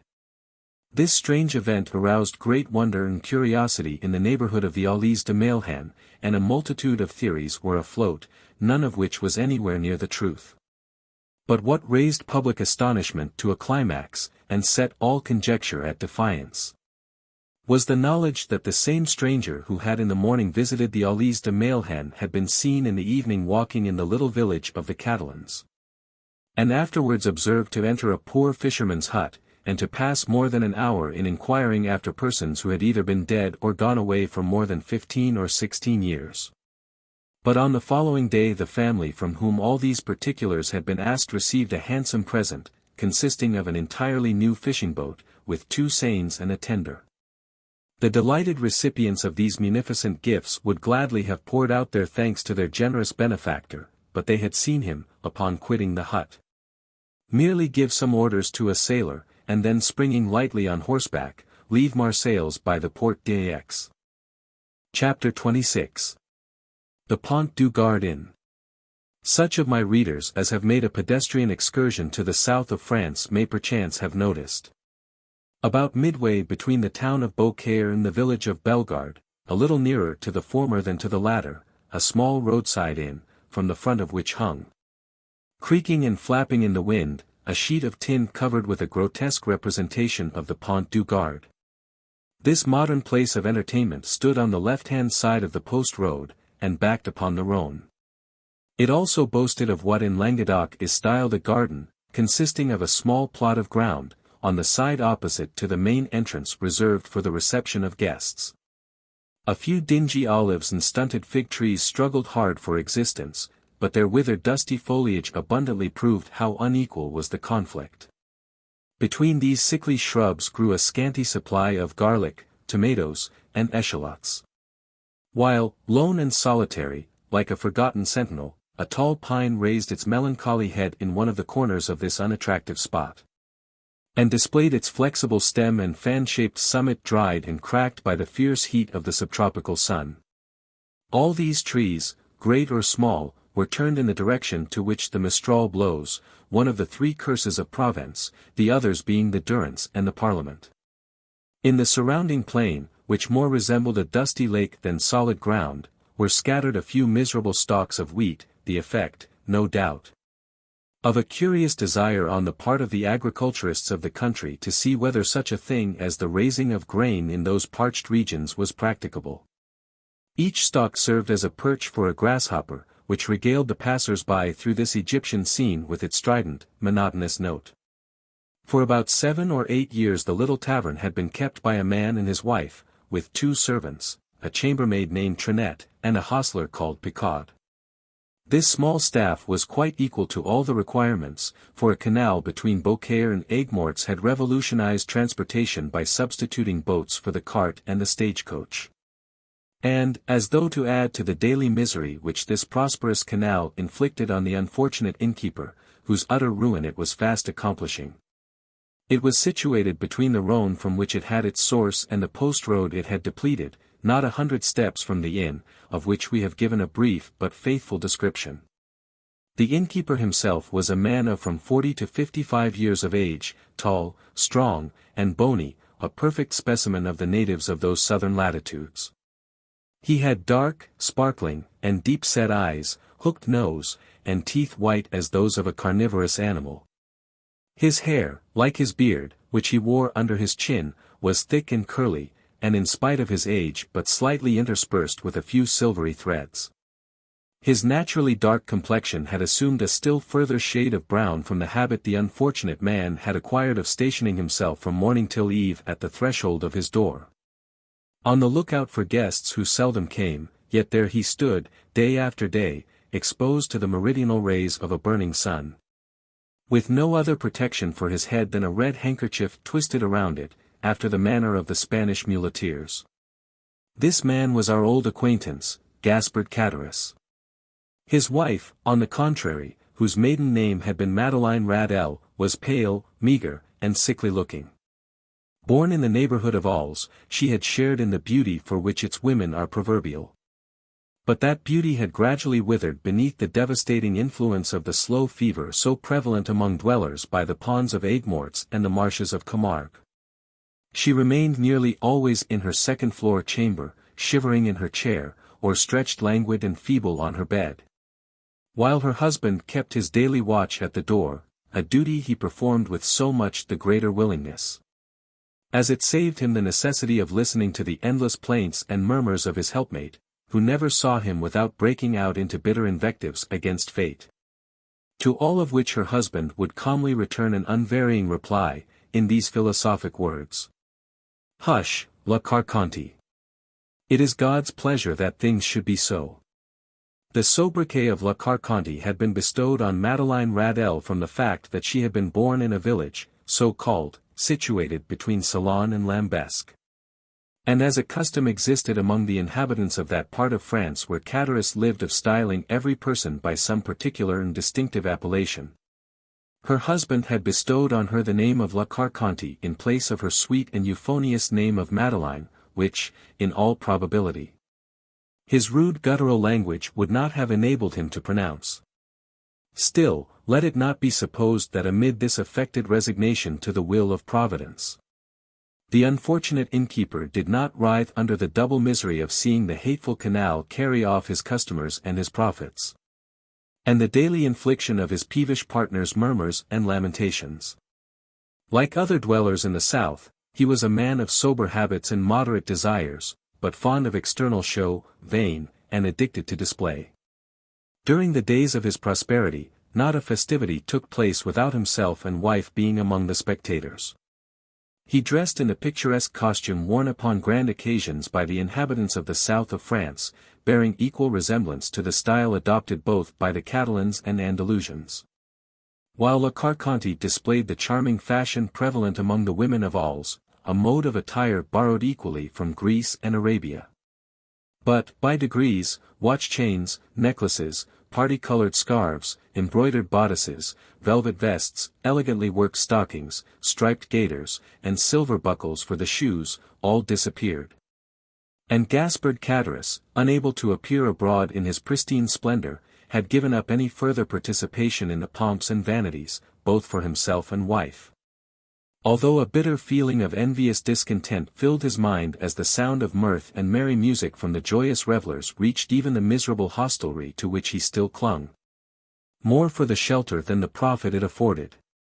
Cadaris, then, was, as usual, at his place of observation before the door, his eyes glancing listlessly from a piece of closely shaven grass, on which some fowls were industriously, though fruitlessly, endeavoring to turn up some grain or insect suited to their palate, to the deserted road, which led away to the north and south.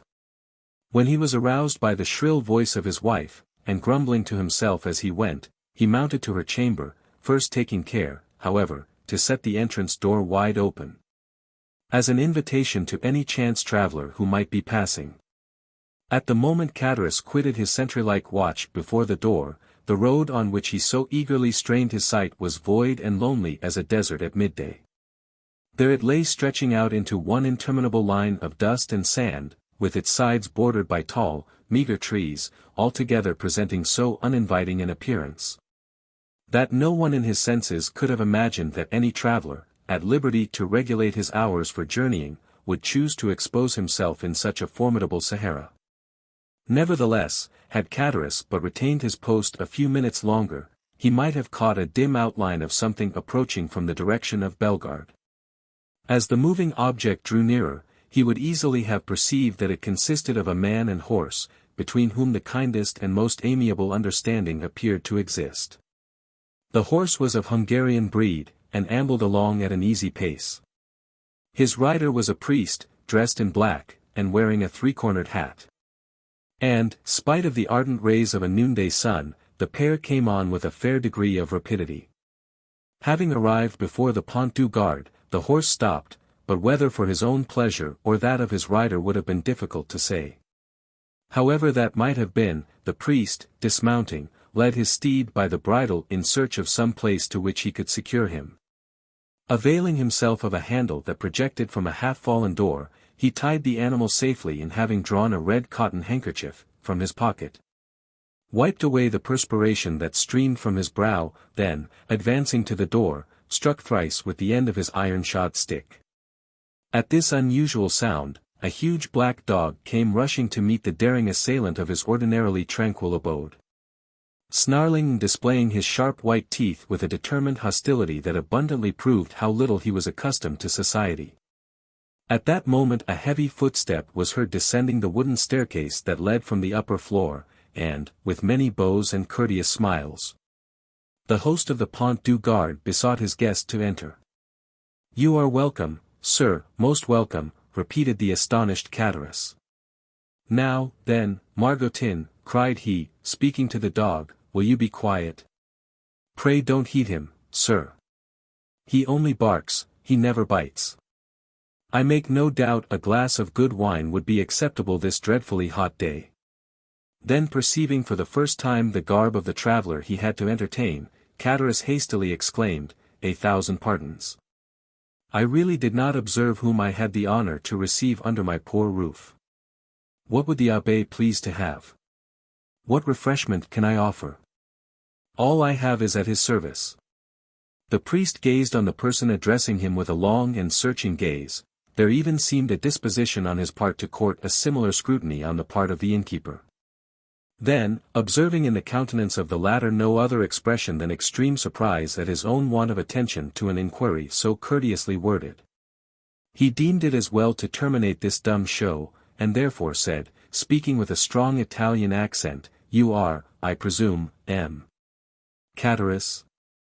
"Yes, sir," answered the host, even more surprised at the question than he had been by the silence which had preceded it.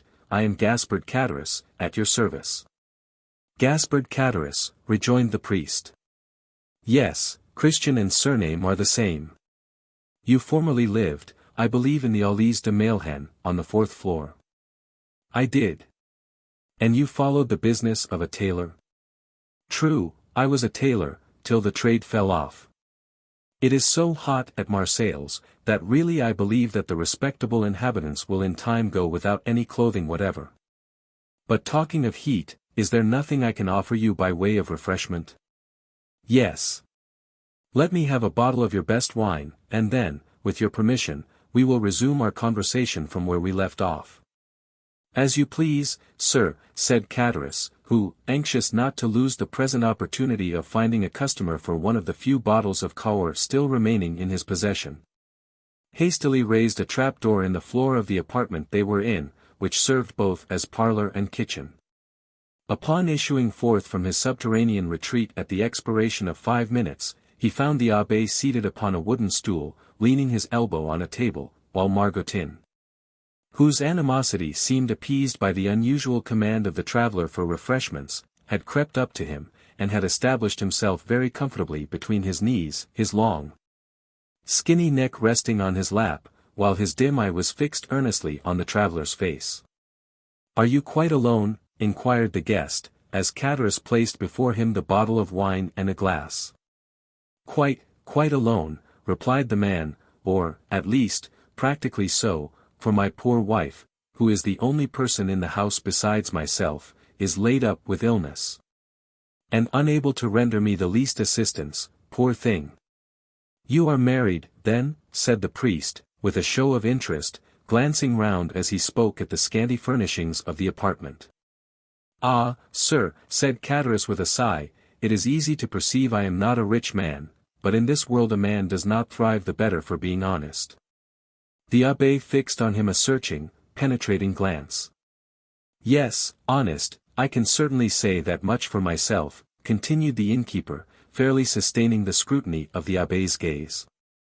"I can boast with truth of being an honest man, and," continued he significantly, with a hand on his breast and shaking his head, "that is more than everyone can say nowadays."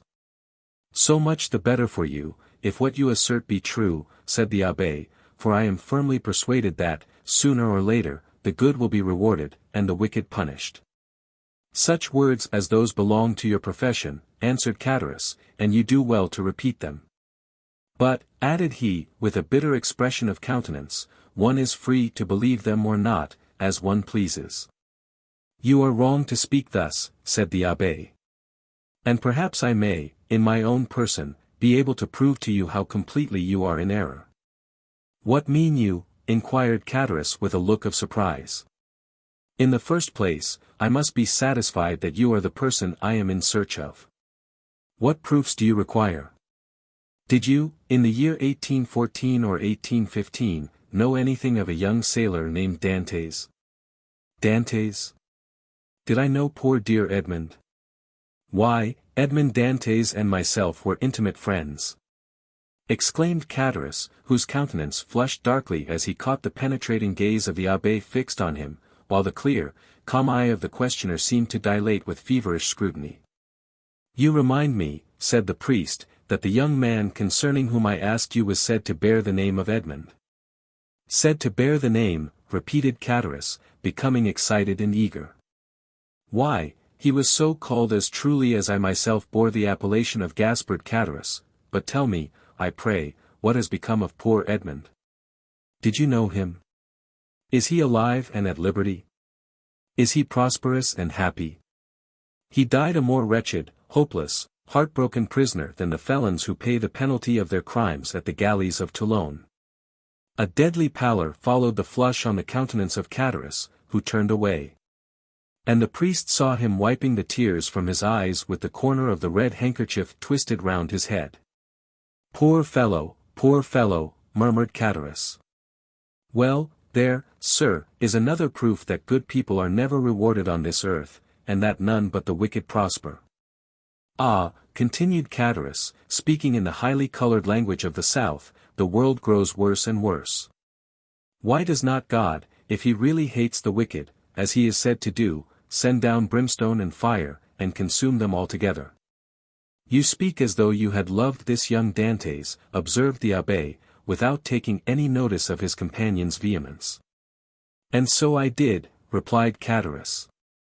Though once, I confess, I envied him his good fortune.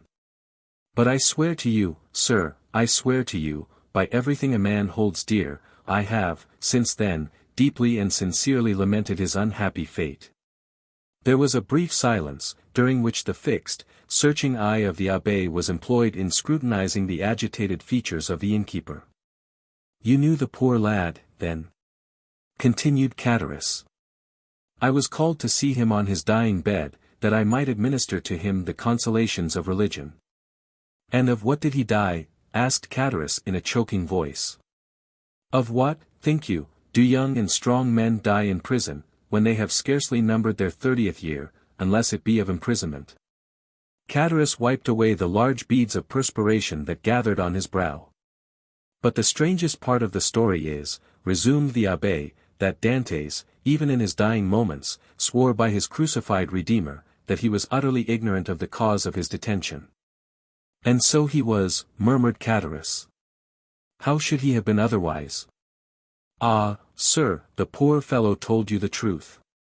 And for that reason, he besought me to try and clear up a mystery he had never been able to penetrate, and to clear his memory should any foul spot or stain have fallen on it.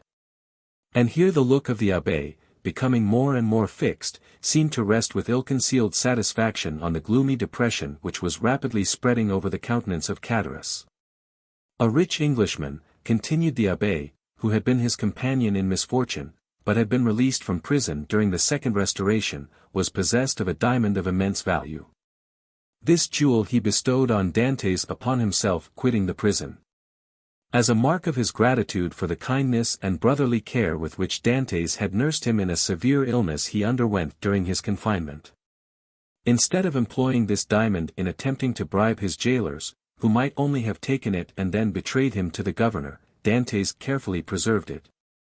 That in the event of his getting out of prison he might have wherewithal to live, for the sale of such a diamond would have quite sufficed to make his fortune. Then, I suppose, asked Cataros, with eager, glowing looks, that it was a stone of immense value? Why, everything is relative, answered the abbé. To one in Edmond's position the diamond certainly was of great value. It was estimated at 50,000 francs. "Bless me," exclaimed Catullus, 50,000 francs. Surely the diamond was as large as a nut to be worth all that.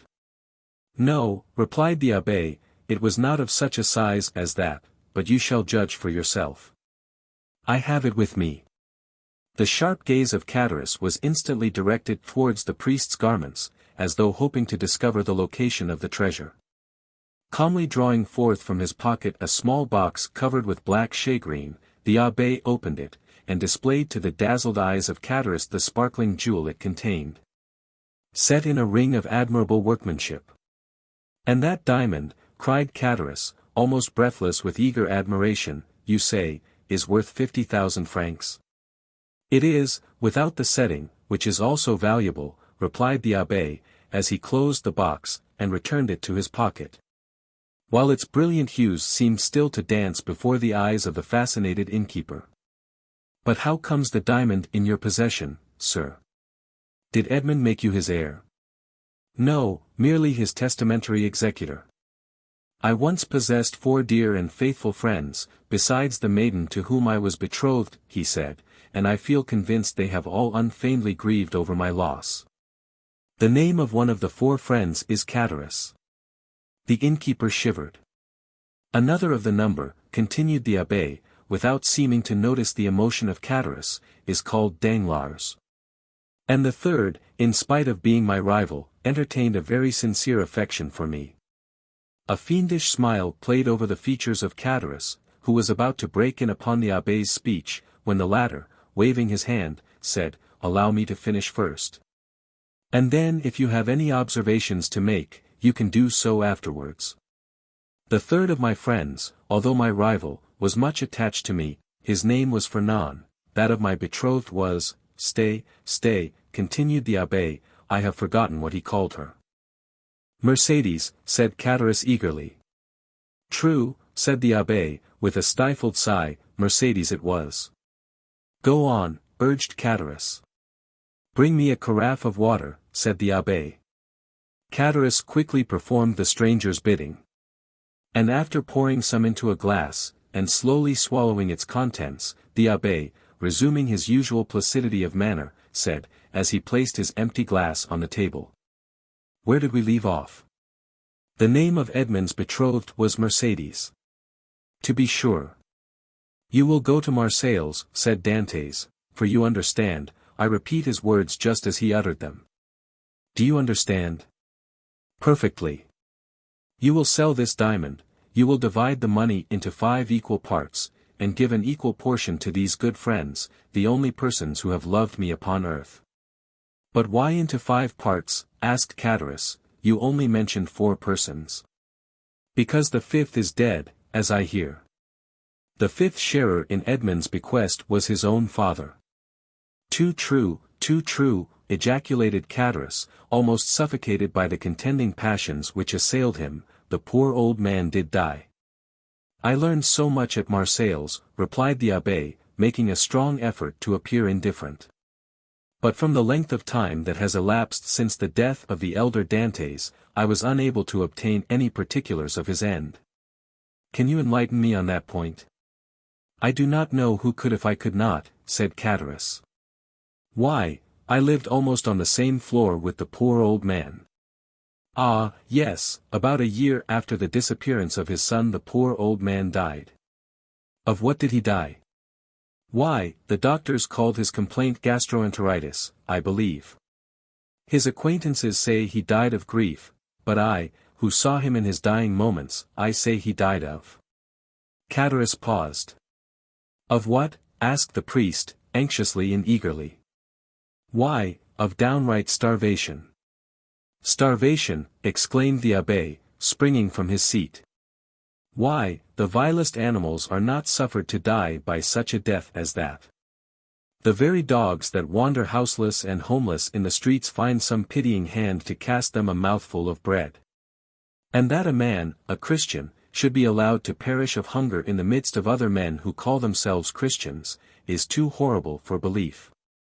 Oh, it is impossible, utterly impossible." What I have said, answered Cataras. And you are a fool for having said anything about it, said a voice from the top of the stairs. Why should you meddle with what does not concern you? The two men turned quickly, and saw the sickly countenance of La Carconte peering between the baluster rails. Attracted by the sound of voices, she had feebly dragged herself down the stairs, and, seated on the lower step, head on knees, she had listened to the foregoing conversation. Mind your own business, wife, replied Cataras sharply. This gentleman asks me for information, which common politeness will not permit me to refuse. Politeness, you simpleton! Retorted La Carconte. What have you to do with politeness, I should like to know? Better study a little common prudence. How do you know the motives that person may have for trying to extract all he can from you? I pledge you my word, madam, said the abbé, that my intentions are good. And that your husband can incur no risk, provided he answers me candidly. Ah, that's all very fine, retorted the woman. Nothing is easier than to begin with fair promises and assurances of nothing to fear. But when poor, silly folks, like my husband there, have been persuaded to tell all they know, the promises and assurances of safety are quickly forgotten. And at some moment when nobody is expecting it, behold trouble and misery, and all sorts of persecutions, are heaped on the unfortunate wretches, who cannot even see whence all their afflictions come. Nay, nay, my good woman, make yourself perfectly easy, I beg of you. Whatever evils may befall you, they will not be occasioned by my instrumentality, that I solemnly promise you. La Carconte muttered a few inarticulate words, then let her head again drop upon her knees, and went into a fit of ague, leaving the two speakers to resume the conversation, but remaining so as to be able to hear every word they uttered. Again the abbé had been obliged to swallow a draught of water to calm the emotions that threatened to overpower him. When he had sufficiently recovered himself, he said, "It appears, then, that the miserable old man you were telling me of was forsaken by everyone. Surely, had not such been the case, he would not have perished by so dreadful a death." "Why, he was not altogether forsaken," continued Cataras, "for Mercédès the Catalan and Monsieur Morel were very kind to him. But somehow the poor old man had contracted a profound hatred for Fernand, the very person," added Cataras with a bitter smile, "that you named just now as being one of Dantès' faithful and attached friends." "And was he not so?" asked the abbé.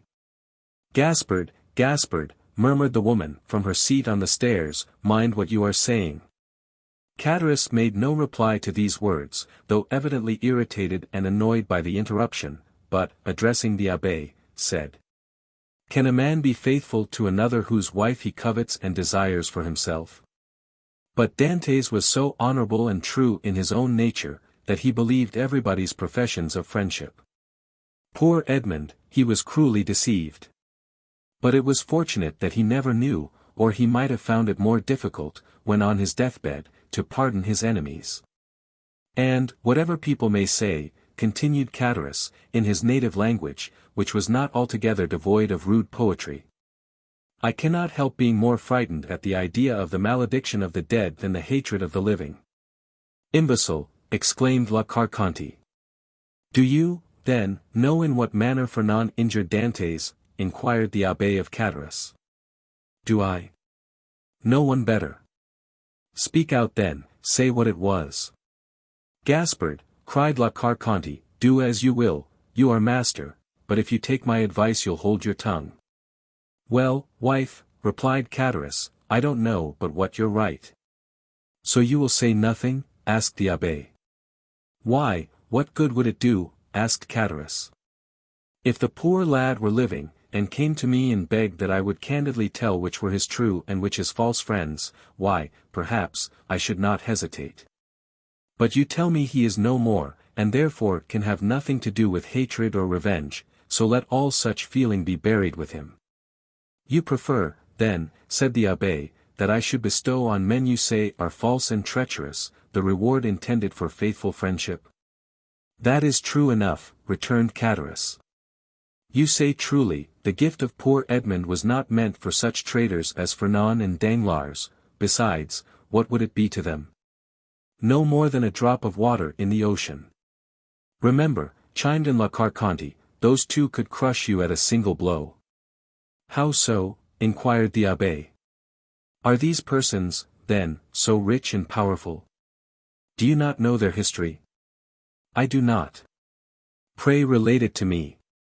Catullus seemed to reflect for a few moments, then said, No, truly, it would take up too much time. Well, my good friend, returned the abbé, in a tone that indicated utter indifference on his part, you are at liberty either to speak or be silent, just as you please. For my own part, I respect your scruples and admire your sentiments, so let the matter end. I shall do my duty as conscientiously as I can, and fulfill my promise to the dying man. My first business will be to dispose of this diamond. So saying, the abbé again drew the small box from his pocket, opened it, and contrived to hold it in such a light, that a bright flash of brilliant hues passed before the dazzled gaze of Catullus. Wife, wife, cried he in a hoarse voice, come here. Diamond, exclaimed La Carconte, rising and descending to the chamber with a tolerably firm step, what diamond are you talking about? Why, did you not hear all we said? Inquired Catullus. It is a beautiful diamond left by poor Edmond Dantès, to be sold, and the money divided between his father, Mercédès, his betrothed bride, Fernand, Danglars, and myself. The jewel is worth at least 50,000 francs. Oh, what a magnificent jewel, cried the astonished woman. The fifth part of the profits from this stone belongs to us then, does it not? Asked Catullus. It does, replied the abbé. With the addition of an equal division of that part intended for the elder Dantès, which I believe myself at liberty to divide equally with the 4 survivors. And why among us 4? Inquired Catullus. As being the friends Edmond esteemed most faithful and devoted to him. I don't call those friends who betray and ruin you, murmured the wife in her turn, in a low, muttering voice. Of course not, rejoined Catullus quickly. No more do I, and that was what I was observing to this gentleman just now. I said I looked upon it as a sacrilegious profanation to reward treachery, perhaps crime. Remember, answered the abbé calmly, as he replaced the jewel and its case in the pocket of his cassock, it is your fault, not mine, that I do so. You will have the goodness to furnish me with the address of both Fernand and Danglars, in order that I may execute Edmond's last wishes. The agitation of Catullus became extreme, and large drops of perspiration rolled from his heated brow. As he saw the abbé rise from his seat and go towards the door, as though to ascertain if his horse were sufficiently refreshed to continue his journey, Catullus and his wife exchanged looks of deep meaning. There, you see, wife, said the former, this splendid diamond might all be ours, if we chose. Do you believe it? Why, surely a man of his holy profession would not deceive us. Well, replied La Carconte, do as you like. For my part, I wash my hands of the affair. So saying, she once more climbed the staircase leading to her chamber, her body convulsed with chills, and her teeth rattling in her head, in spite of the intense heat of the weather. Arrived at the top stair, she turned round, and called out, in a warning tone, to her husband, Gaspard, consider well what you are about to do. I have both reflected and decided, answered he. La Carconte then entered her chamber, the flooring of which creaked beneath her heavy, uncertain tread, as she proceeded towards her armchair, into which she fell as though exhausted. Well, asked the abbé, as he returned to the apartment below, what have you made up your mind to do? To tell you all I know, was the reply. I certainly think you act wisely in so doing, said the priest. Not because I have the least desire to learn anything you may please to conceal from me, but simply that if, through your assistance, I could distribute the legacy according to the wishes of the testator, why, so much the better, that is all. I hope it may be so, replied Catullus, his face flushed with cupidity. I am all attention, said the abbé. Stop a minute, answered Catullus. We might be interrupted in the most interesting part of my story, which would be a pity, and it is as well that your visit hither should be made known only to ourselves. With these words he went stealthily to the door, which he closed, and, by way of still greater precaution, bolted and barred it, as he was accustomed to do at night. During this time the abbé had chosen his place for listening at his ease. He removed his seat into a corner of the room, where he himself would be in deep shadow, while the light would be fully thrown on the narrator. Then, with head bent down and hands clasped, or rather clenched together, he prepared to give his whole attention to Catalans, who seated himself on the little stool, exactly opposite to him. "Remember, this is no affair of mine," said the trembling voice of La Carconte, as though through the flooring of her chamber she viewed the scene that was enacting below. "Enough, enough," replied Catalans, "say no more about it, I will take all the consequences upon myself." And he began his story. Chapter 27. The story. "First, sir," said Catalans, "you must make me a promise." "What is that?" inquired the abbé. "Why, if you ever make use of the details I am about to give you, that you will never let anyone know that it was I who supplied them. For the persons of whom I am about to talk are rich and powerful, and if they only laid the tips of their fingers on me, I should break to pieces like glass." "Make yourself easy, my friend," replied the abbé. "I am a priest, and confessions die in my breast. Recollect, our only desire is to carry out, in a fitting manner, the last wishes of our friend. Speak, then, without reserve, as without hatred, tell the truth, the whole truth. I do not know, never may know, the persons of whom you are about to speak. Besides, I am an Italian, and not a Frenchman, and belong to God, and not to man, and I shall shortly retire to my convent, which I have only quitted to fulfill the last wishes of a dying man." This positive assurance seemed to give Catalans a little courage. "Well, then, under these circumstances," said Catalans, I even believe I ought to undeceive you as to the friendship which poor Edmond thought so sincere and unquestionable."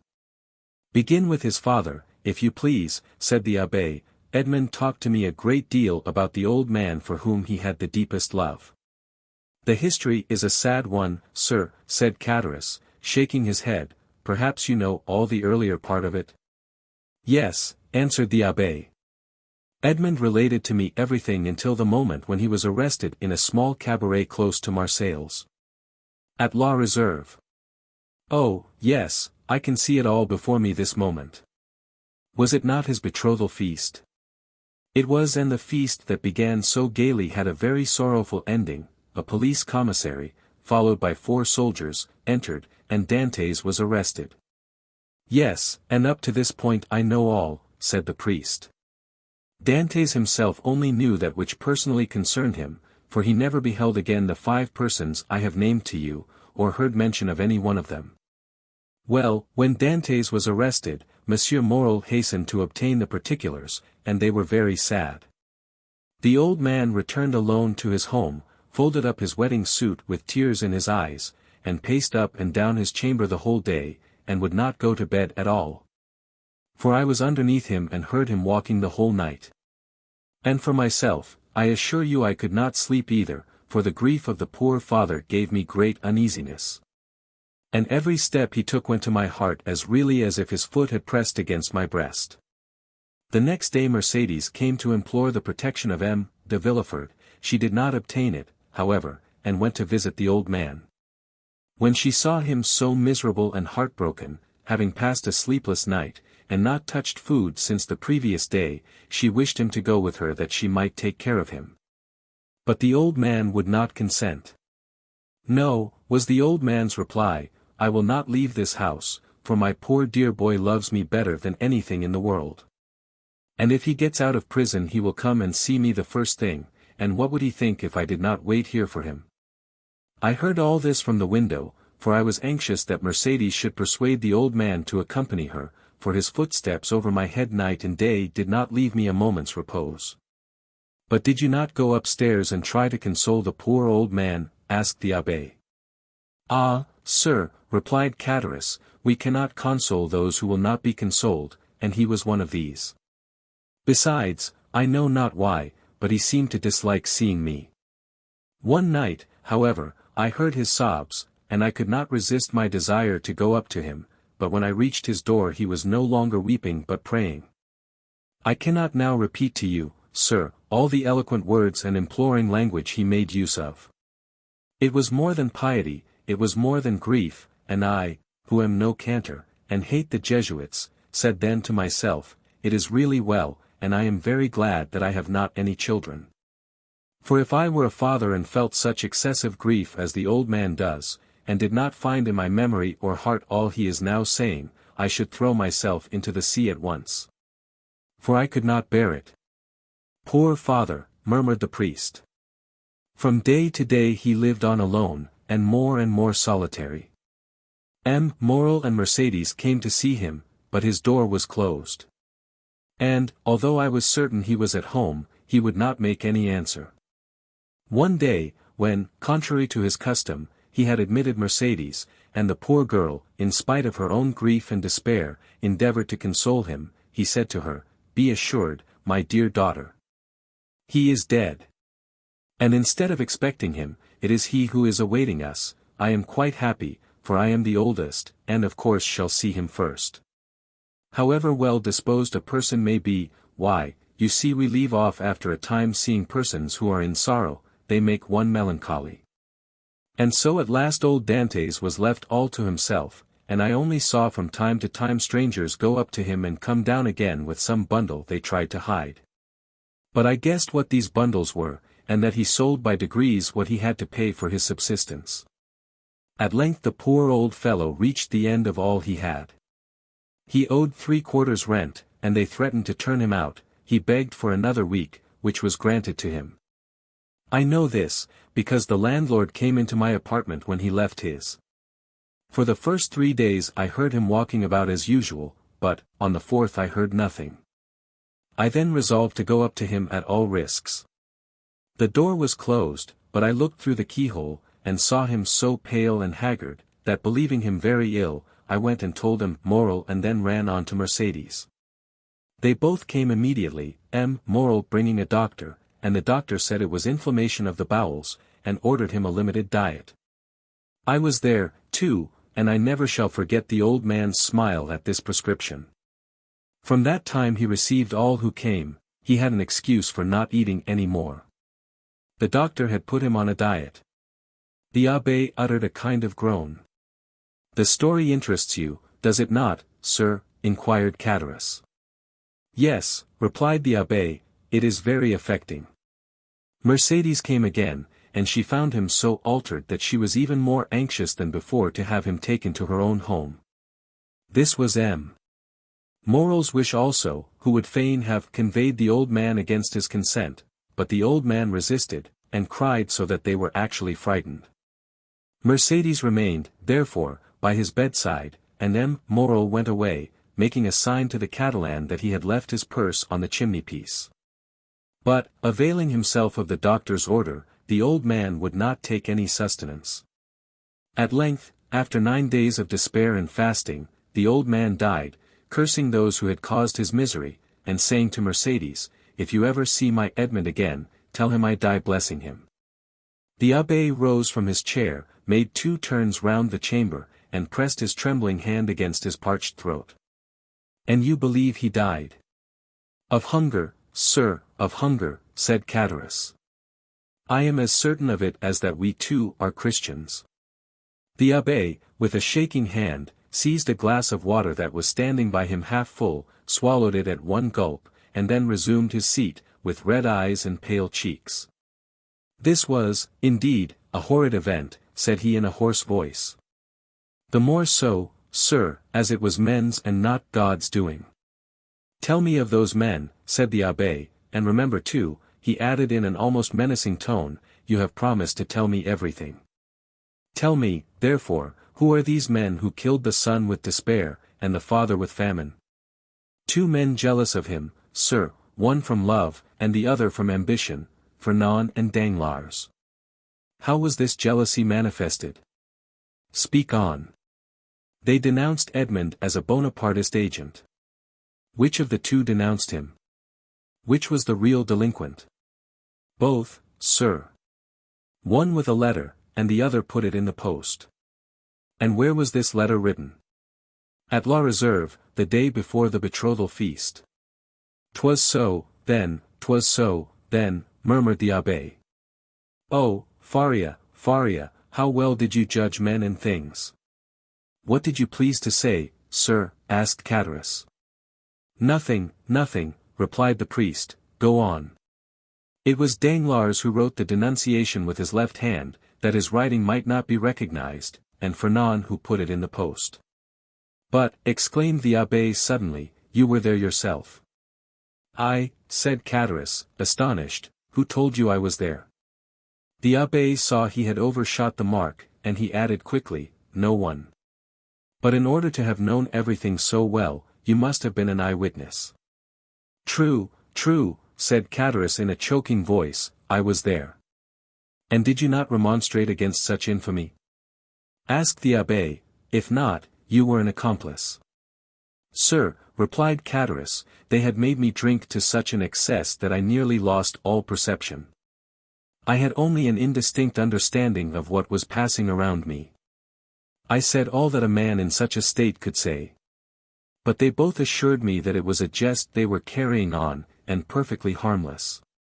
Next day, sir, you must have seen plain enough what they had been doing, yet you said nothing, though you were present when Dantès was arrested. Yes, sir, I was there, and very anxious to speak, but Danglars restrained me. If he should really be guilty, said he, and did really put into the island of Elba. If he is really charged with a letter for the Bonapartist committee at Paris, and if they find this letter upon him, those who have supported him will pass for his accomplices. I confess I had my fears, in the state in which politics then were, and I held my tongue. It was cowardly, I confess, but it was not criminal. I understand, you allowed matters to take their course, that was all. Yes, sir, answered Catullus, and remorse preys on me night and day. I often ask pardon of God, I swear to you, because this action, the only one with which I have seriously to reproach myself in all my life, is no doubt the cause of my abject condition. I am expiating a moment of selfishness, and so I always say to La Carconte, when she complains, hold your tongue, woman, it is the will of God. And Catullus bowed his head with every sign of real repentance. Well, sir, said the abbé, you have spoken unreservedly, and thus to accuse yourself is to deserve pardon. Unfortunately, Edmond is dead, and has not pardoned me. He did not know, said the abbé. But he knows it all now, interrupted Catullus, they say the dead know everything. There was a brief silence, the abbé rose and paced up and down pensively, and then resumed his seat. You have 2 or 3 times mentioned A.M. Morel, he said. Who was he? The owner of the Pharaon and patron of Dantès. And what part did he play in this sad drama? Inquired the abbé. The part of an honest man, full of courage and real regard. 20 times he interceded for Edmond. When the emperor returned, he wrote, implored, threatened, and so energetically, that on the second restoration he was persecuted as a Bonapartist. 10 times, as I told you, he came to see Dantès' father, and offered to receive him in his own house. And the night or 2 before his death, as I have already said, he left his purse on the mantelpiece, with which they paid the old man's debts, and buried him decently. And so Edmond's father died, as he had lived, without doing harm to anyone. I have the purse still by me, a large one, made of red silk. And, asked the abbé, is M. Morel still alive? Yes, replied Catullus. In that case, replied the abbé, he should be a man blessed of God, rich, happy. Catullus smiled bitterly. Yes, happy as myself, said he. What? M. Morel unhappy, exclaimed the abbé. He is reduced almost to the last extremity, nay, he is almost at the point of dishonor. How? Yes, continued Catullus, so it is. After 25 years of labor, after having acquired a most honorable name in the trade of Marseilles, M. Morel is utterly ruined. He has lost 5 ships in 2 years, has suffered by the bankruptcy of 3 large houses, and his only hope now is in that very Pharaon which poor Dantès commanded, and which is expected from the Indies with a cargo of cochineal and indigo. If this ship founders, like the others, he is a ruined man. And has the unfortunate man wife or children? Inquired the abbé. Yes, he has a wife, who through everything has behaved like an angel. He has a daughter, who was about to marry the man she loved, but whose family now will not allow him to wed the daughter of a ruined man. He has, besides, a son, a lieutenant in the army. And, as you may suppose, all this, instead of lessening, only augments his sorrows. If he were alone in the world he would blow out his brains, and there would be an end. Horrible! Ejaculated the priest. And it is thus heaven recompenses virtue, sir, added Cataris. You see, I, who never did a bad action but that I have told you of, am in destitution, with my poor wife dying of fever before my very eyes, and I unable to do anything in the world for her. I shall die of hunger, as old Dantès did, while Fernand and Danglars are rolling in wealth. How is that? Because their deeds have brought them good fortune, while honest men have been reduced to misery. What has become of Danglars, the instigator, and therefore the most guilty? What has become of him? Why, he left Marseilles, and was taken, on the recommendation of M. Morel, who did not know his crime, as cashier into a Spanish bank. During the war with Spain he was employed in the commissariat of the French army, and made a fortune. Then with that money he speculated in the funds, and trebled or quadrupled his capital. And, having first married his banker's daughter, who left him a widower, he has married a second time, a widow, a Madame de Nargonne, daughter of M. de Servius, the king's chamberlain, who is in high favor at court. He is a millionaire, and they have made him a baron, and now he is the Baron Danglars, with a fine residence in the Rue du Mont Blanc, with 10 horses in his stables, 6 footmen in his antechamber. And I know not how many millions in his strong-box. Ah, said the abbé, in a peculiar tone, he is happy. Happy? Who can answer for that? Happiness or unhappiness is the secret known but to oneself and the walls have ears but no tongue. But if a large fortune produces happiness, Danglars is happy. And Fernand? Fernand? Why, much the same story. But how could a poor Catalan fisher boy, without education or resources, make a fortune? I confess this staggers me. And it has staggered everybody. There must have been in his life some strange secret that no one knows. But, then, by what visible steps has he attained this high fortune or high position? Both, sir, he has both fortune and position, both. This must be impossible. It would seem so, but listen, and you will understand. Some days before the return of the emperor, Fernand was drafted. The Bourbons left him quietly enough at the Catalans, but Napoleon returned, a special levy was made, and Fernand was compelled to join. I went too. But as I was older than Fernand, and had just married my poor wife, I was only sent to the coast. Fernand was enrolled in the active army, went to the frontier with his regiment, and was at the Battle of Ligny. The night after that battle he was sentry at the door of a general who carried on a secret correspondence with the enemy. That same night the general was to go over to the English. He proposed to Fernand to accompany him. Fernand agreed to do so, deserted his post, and followed the general. Fernand would have been court-martialed if Napoleon had remained on the throne, but his action was rewarded by the Bourbons. He returned to France with the epaulet of sub-lieutenant, and as the protection of the general, who is in the highest favor, was accorded to him, he was a captain in 1823. During the Spanish War, that is to say, at the time when Danglars made his early speculations. Fernand was a Spaniard, and being sent to Spain to ascertain the feeling of his fellow countrymen, found Danglars there, got on very intimate terms with him. Won over the support of the royalists at the capital and in the provinces, received promises and made pledges on his own part. Guided his regiment by paths known to himself alone through the mountain gorges which were held by the royalists, and, in fact, rendered such services in this brief campaign that, After the taking of Trocadero, he was made colonel, and received the title of count and the cross of an officer of the Legion of Honor. Destiny. Destiny, murmured the abbé. Yes, but listen, this was not all. The war with Spain being ended, Fernand's career was checked by the long peace which seemed likely to endure throughout Europe. Greece only had risen against Turkey, and had begun her war of independence. All eyes were turned towards Athens. It was the fashion to pity and support the Greeks. The French government, without protecting them openly, as you know, gave countenance to volunteer assistance. Fernand sought and obtained leave to go and serve in Greece, still having his name kept on the army roll. Some time after, it was stated that the Comte de Morcerf, this was the name he bore, had entered the service of Ali Pasha with the rank of Instructor General. Ali Pasha was killed, as you know, but before he died he recompensed the services of Fernand by leaving him a considerable sum, with which he returned to France. When he was gazetted Lieutenant General. So that now, inquired the abbé. So that now, continued Catullus, he owns a magnificent house, number 27, Rue du Helder, Paris.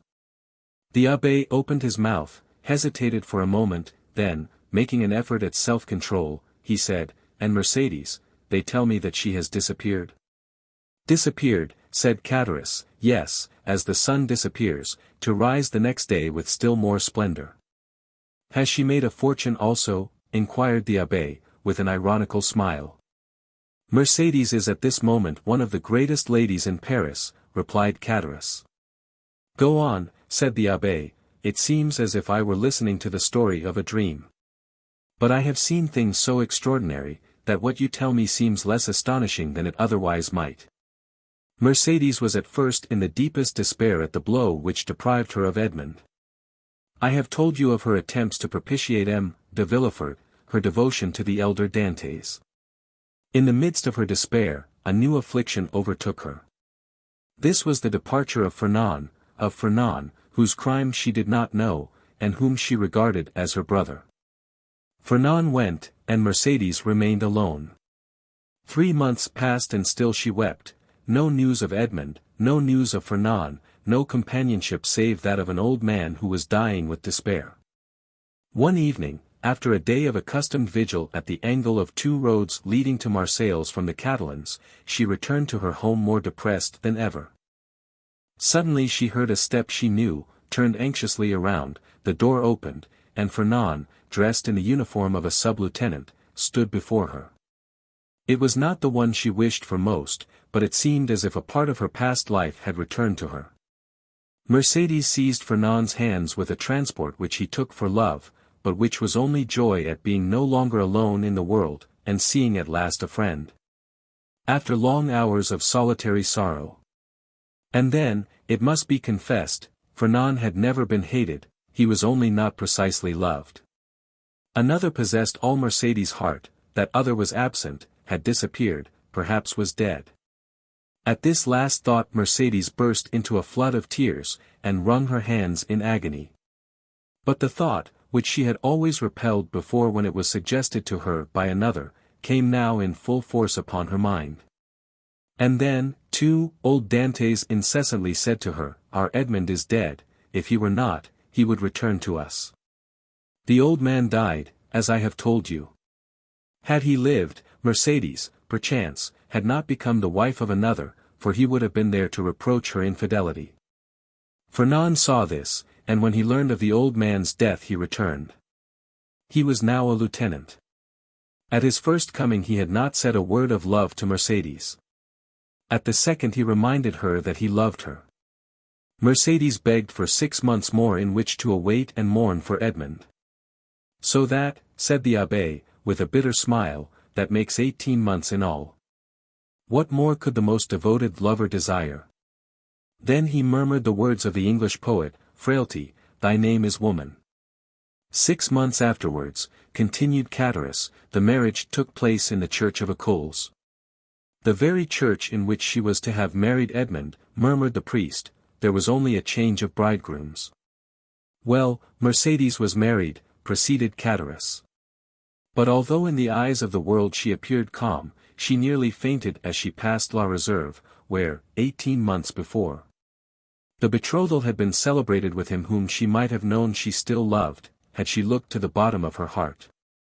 Fernand, more happy, but not more at his ease, for I saw at this time he was in constant dread of Edmond's return. Fernand was very anxious to get his wife away, and to depart himself. There were too many unpleasant possibilities associated with the Catalans, and 8 days after the wedding they left Marseilles. "Did you ever see Mercédès again?" inquired the priest. "Yes, during the Spanish War, at Perpignan, where Fernand had left her, she was attending to the education of her son." The abbé started. "Her son," said he. "Yes," replied Catullus, little Albert. "But, then, to be able to instruct her child," continued the abbé, "she must have received an education herself. I understood from Edmond that she was the daughter of a simple fisherman, beautiful but uneducated." "Oh," replied Catullus, "did he know so little of his lovely betrothed? Mercédès might have been a queen, sir, if the crown were to be placed on the heads of the loveliest and most intelligent." Fernand's fortune was already waxing great, and she developed with his growing fortune. She learned drawing, music, everything. Besides, I believe, between ourselves, she did this in order to distract her mind, that she might forget, and she only filled her head in order to alleviate the weight on her heart. "But now her position in life is assured," continued Catullus, "no doubt fortune and honors have comforted her, she is rich, a countess, and yet—" Catullus paused. "And yet what?" asked the abbé. "Yet, I am sure, she is not happy," said Catullus. "What makes you believe this?" "Why, when I found myself utterly destitute, I thought my old friends would, perhaps, assist me. So I went to Danglars, who would not even receive me. I called on Fernand, who sent me 100 francs by his valet de chambre." "Then you did not see either of them?" "No, but Madame de Morcerf saw me." "How was that?" "As I went away a purse fell at my feet, it contained 25 louis. I raised my head quickly, and saw Mercédès, who at once shut the blind." "And M. de Villefort?" asked the abbé. "Oh, he never was a friend of mine, I did not know him, and I had nothing to ask of him." "Do you not know what became of him, and the share he had in Edmond's misfortunes?" "No. I only know that some time after Edmond's arrest, he married Mademoiselle de Saint-Méran, and soon after left Marseilles. No doubt he has been as lucky as the rest. No doubt he is as rich as Danglars, as high in station as Fernand. I only, as you see, have remained poor, wretched, and forgotten." "You are mistaken, my friend," replied the abbé. "God may seem sometimes to forget for a time, while his justice reposes, but there always comes a moment when he remembers, and behold, a proof." As he spoke, the abbé took the diamond from his pocket, and giving it to Catullus, said, "Here, my friend, take this diamond, it is yours." "What, for me only?" cried Catullus. "Ah, sir, do not jest with me. This diamond was to have been shared among his friends. Edmond had one friend only, and thus it cannot be divided. Take the diamond, then, and sell it, it is worth 50,000 francs, and I repeat my wish that this sum may suffice to release you from your wretchedness." "Oh, sir," said Catullus, putting out one hand timidly, and with the other wiping away the perspiration which bedewed his brow, "oh, sir, do not make a jest of the happiness or despair of a man. I know what happiness and what despair are, and I never make a jest of such feelings. Take it, then, but in exchange." Catullus, who touched the diamond, withdrew his hand. The abbé smiled. "In exchange," he continued, "give me the red silk purse that M. Moreau left on old Dante's chimney-piece, and which you tell me is still in your hands." Catullus, more and more astonished, went toward a large oaken cupboard, opened it, and gave the abbé a long purse of faded red silk, round which were 2 copper runners that had once been gilt. The abbé took it, and in return gave Catullus the diamond. "Oh, you are a man of God, sir," cried Catullus, "for no one knew that Edmond had given you this diamond, and you might have kept it." "Which," said the abbé to himself, you would have done. The abbé rose, took his hat and gloves. Well, he said, all you have told me is perfectly true, then, and I may believe it in every particular. See, sir, replied Catullus, in this corner is a crucifix in holy wood, here on this shelf is my wife's testament, open this book, and I will swear upon it with my hand on the crucifix. I will swear to you by my soul's salvation, my faith as a Christian, I have told everything to you as it occurred. And as the recording angel will tell it to the ear of God at the day of the last judgment.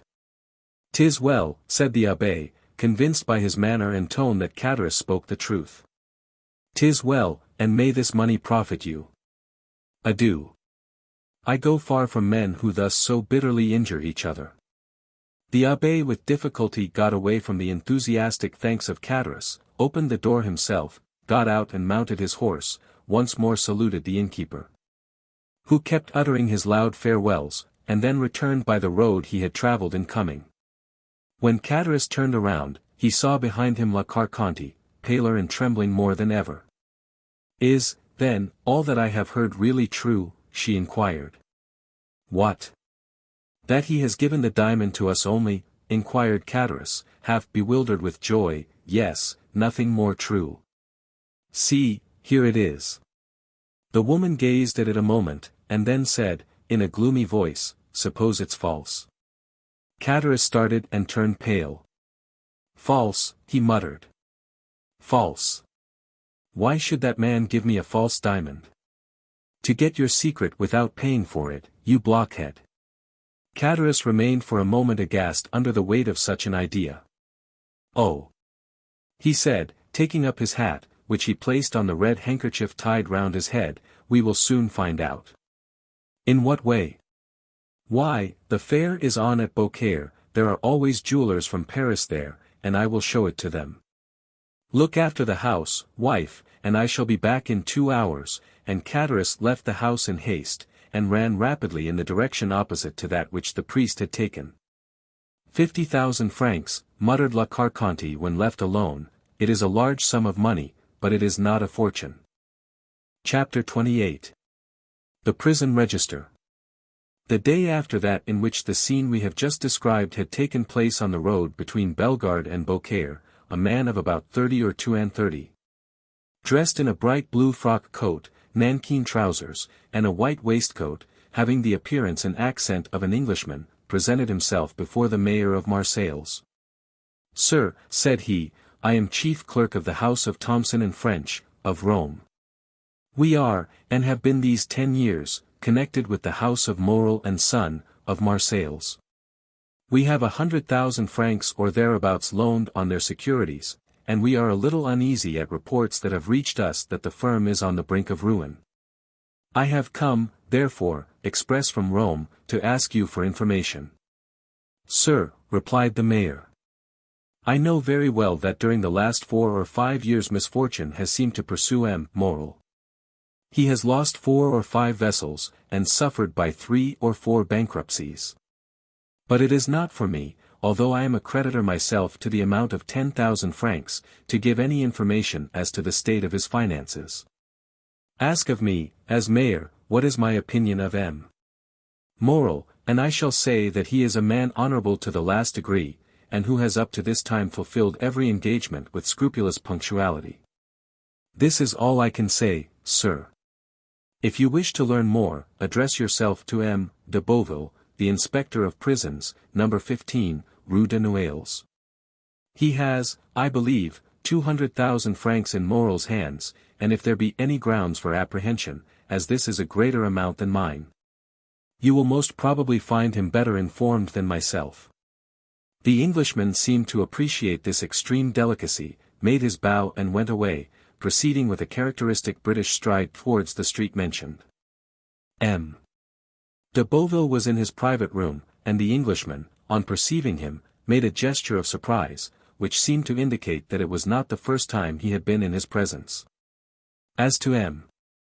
de Beauville, he was in such a state of despair, that it was evident all the faculties of his mind, absorbed in the thought which occupied him at the moment, did not allow either his memory or his imagination to stray to the past.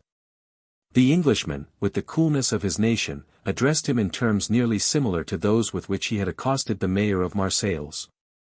"Oh, sir," exclaimed M. de Beauville, "your fears are unfortunately but too well founded, and you see before you a man in despair. I had 200,000 francs placed in the hands of Morel and Son. These 200,000 francs were the dowry of my daughter, who was to be married in a fortnight, and these 200,000 francs were payable, half on the 15th of this month, and the other half on the 15th of next month. I had informed M. Morel of my desire to have these payments punctually, and he has been here within the last half hour to tell me that if his ship, the Pharaon, did not come into port on the 15th, he would be wholly unable to make this payment." "But," said the Englishman, "this looks very much like a suspension of payment." "It looks more like bankruptcy," exclaimed M. de Beauville despairingly. The Englishman appeared to reflect a moment, and then said, "From which it would appear, sir, that this credit inspires you with considerable apprehension. To tell you the truth, I consider it lost." "Well, then, I will buy it of you." "You?" "Yes, I. But at a tremendous discount, of course." "No, for 200,000 francs.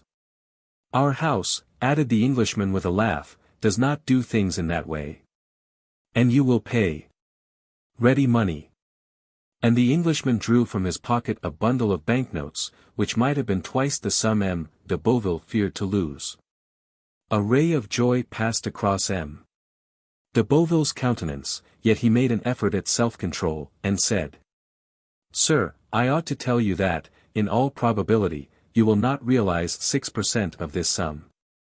"That's no affair of mine," replied the Englishman, "that is the affair of the house of Thomson and French, in whose name I act. They have, perhaps, some motive to serve in hastening the ruin of a rival firm. But all I know, sir, is, that I am ready to hand you over this sum in exchange for your assignment of the debt. I only ask a brokerage."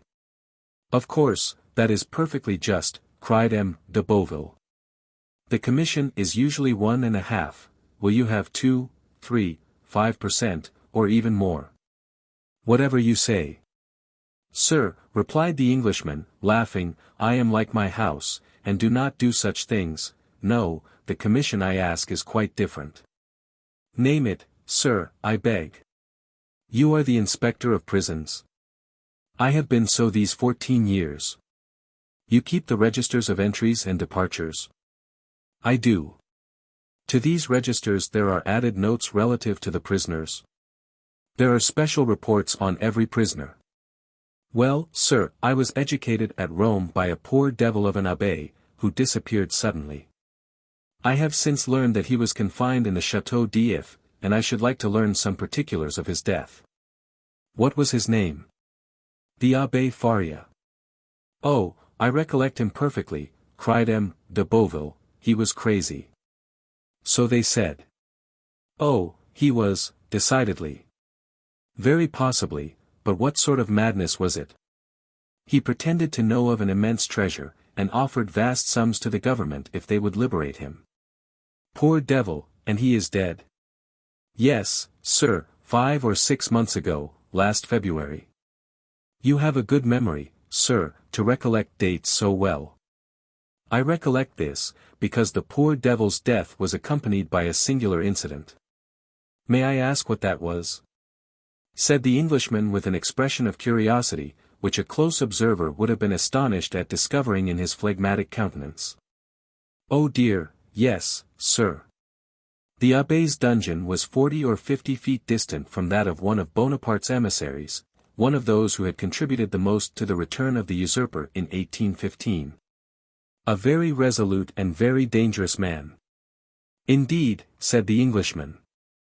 "Yes," replied M. de Beauville, "I myself had occasion to see this man in 1816 or 1817, and we could only go into his dungeon with a file of soldiers. That man made a deep impression on me, I shall never forget his countenance." The Englishman smiled imperceptibly. "And you say, sir," he interposed, "that the two dungeons were separated by a distance of 50 feet. But it appears that this Edmond Dantès, this dangerous man's name was Edmond Dantès. It appears, sir, that this Edmond Dantès had procured tools, or made them, for they found a tunnel through which the prisoners held communication with one another. This tunnel was dug, no doubt, with an intention of escape. No doubt, but unfortunately for the prisoners, the Abbé Faria had an attack of catalepsy, and died. That must have cut short the projects of escape. For the dead man, yes, replied M. de Beauville, but not for the survivor. On the contrary, this Dantès saw a means of accelerating his escape. He, no doubt, thought that prisoners who died in the Château d'If were interred in an ordinary burial ground, and he conveyed the dead man into his own cell, took his place in the sack in which they had sewed up the corpse, and awaited the moment of interment. It was a bold step, and one that showed some courage, remarked the Englishman. As I have already told you, sir, he was a very dangerous man. And, fortunately, by his own act disembarrassed the government of the fears it had on his account. How was that? How? Do you not comprehend? No. The Château d'If has no cemetery, and they simply throw the dead into the sea, after fastening a 36-pound cannonball to their feet. Well? Observed the Englishman as if he were slow of comprehension. Well, they fastened a 36-pound ball to his feet, and threw him into the sea. Really, exclaimed the Englishman. Yes, sir, continued the inspector of prisons. You may imagine the amazement of the fugitive when he found himself flung headlong over the rocks. I should like to have seen his face at that moment. That would have been difficult. No matter, replied de Beauville, in supreme good humor at the certainty of recovering his 200,000 francs, no matter, I can fancy it. And he shouted with laughter. So can I, said the Englishman, and he laughed too, but he laughed as the English do, at the end of his teeth. And so, continued the Englishman who first gained his composure, he was drowned? Unquestionably. So that the governor got rid of the dangerous and the crazy prisoner at the same time? Precisely. But some official document was drawn up as to this affair, I suppose, inquired the Englishman. Yes, the mortuary deposition. You understand, Dantès' relations, if he had any, might have some interest in knowing if he were dead or alive. So that now, if there were anything to inherit from him, they may do so with easy conscience. He is dead, and no mistake about it. Oh, yes. And they may have the fact attested whenever they please. So be it, said the Englishman. But to return to these registers. True, this story has diverted our attention from them. Excuse me. Excuse you for what? For the story? By no means, it really seems to me very curious. Yes, indeed. So, sir, you wish to see all relating to the poor abbé, who really was gentleness itself. Yes, you will much oblige me. Go into my study here, and I will show it to you. And they both entered M. de Beauville's study. Everything was here arranged in perfect order.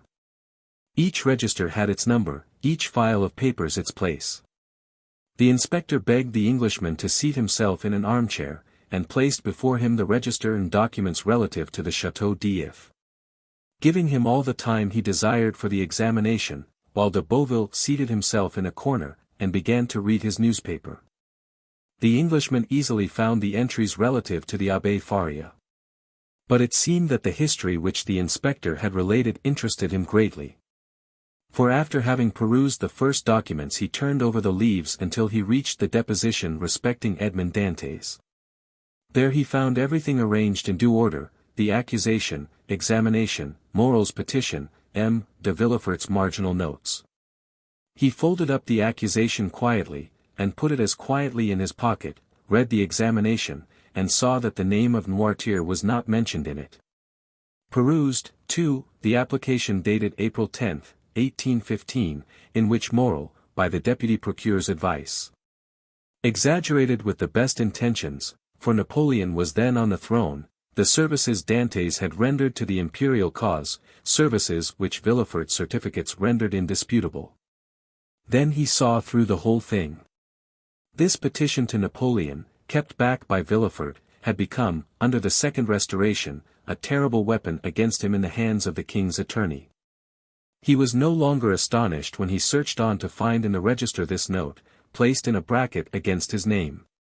Edmond Dantès, an inveterate Bonapartist, took an active part in the return from the island of Elba. To be kept in strict solitary confinement, and to be closely watched and guarded.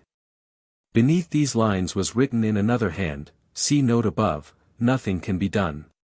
He compared the writing in the bracket with the writing of the certificate placed beneath Morel's petition, and discovered that the note in the bracket was the same writing as the certificate, that is to say, was in Villefort's handwriting.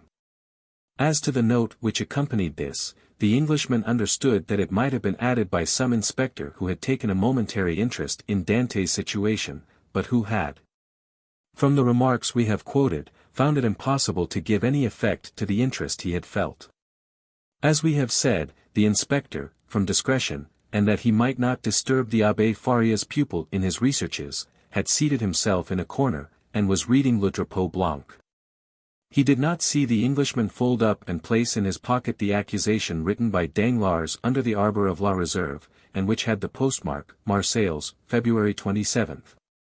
Delivery 6 o'clock, p.m.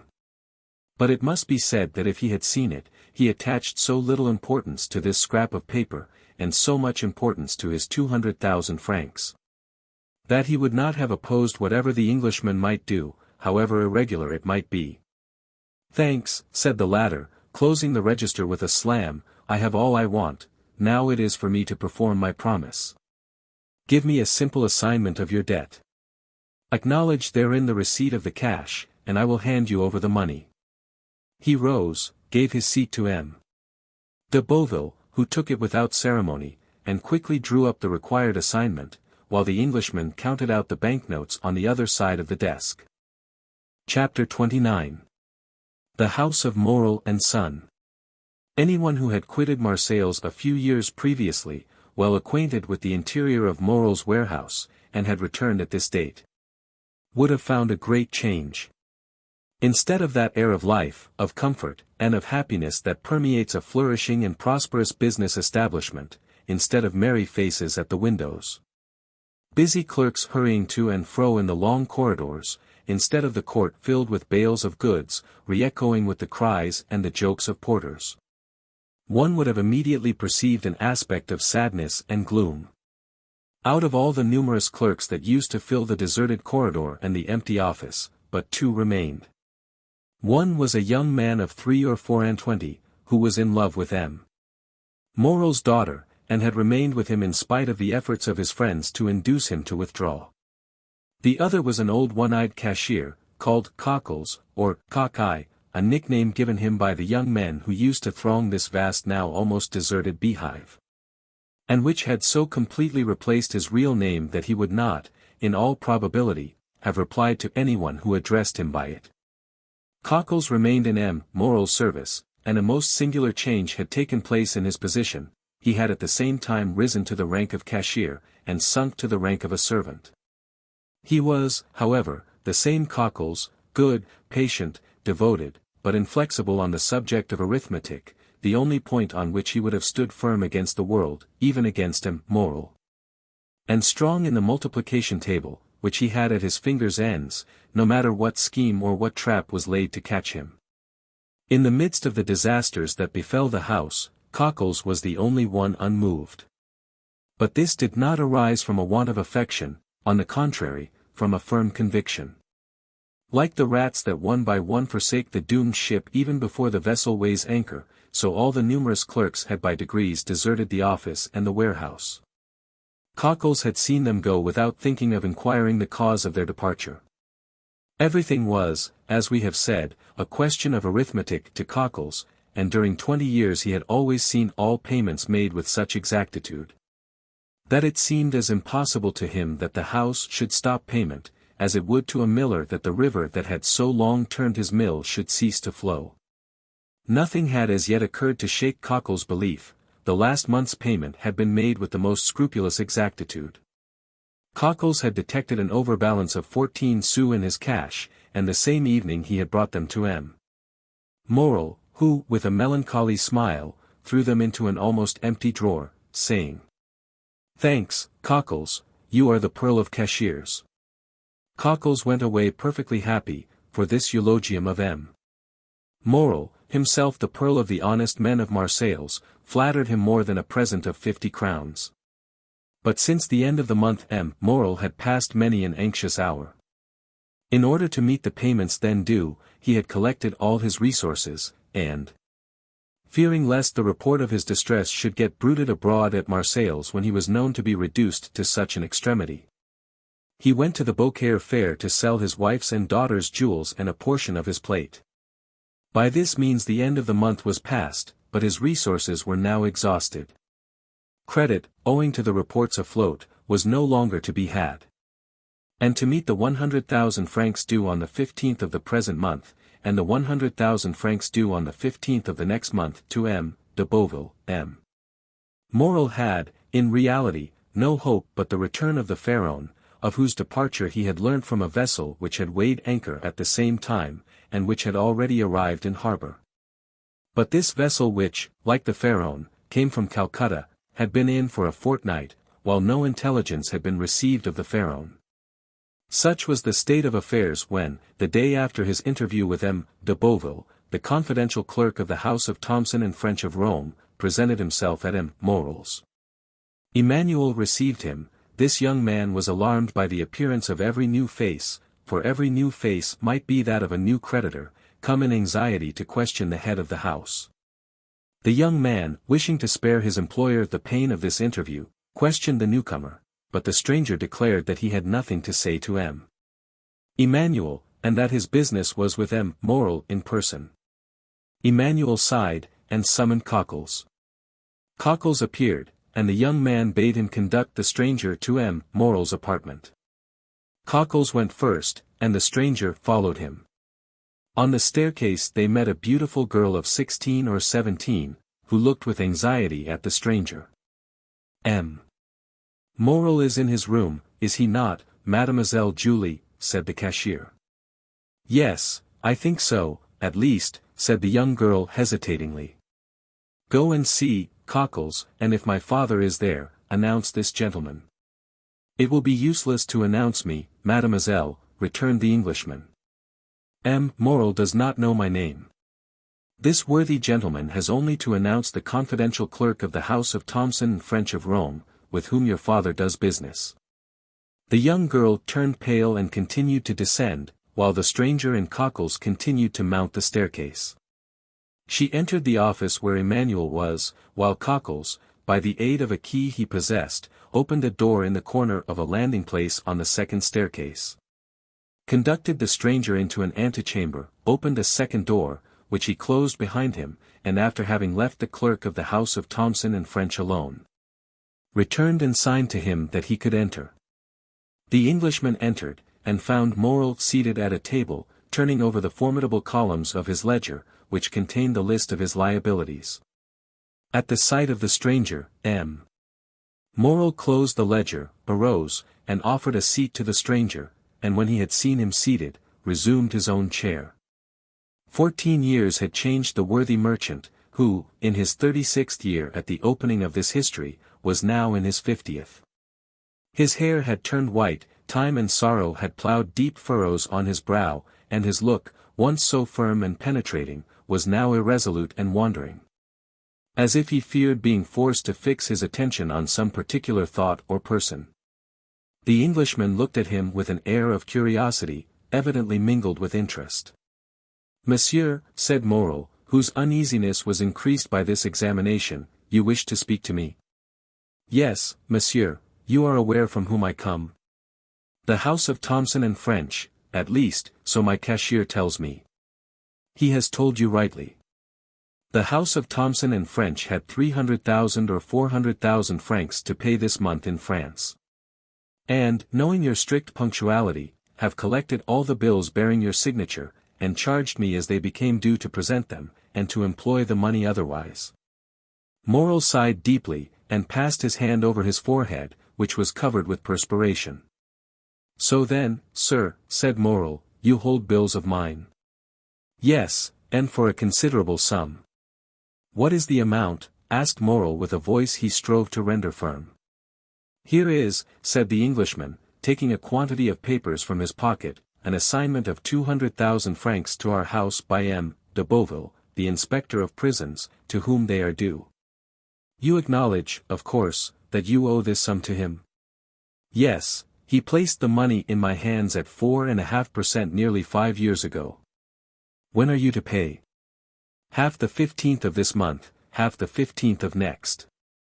"Just so, and now here are 32,500 francs payable shortly, they are all signed by you, and assigned to our house by the holders."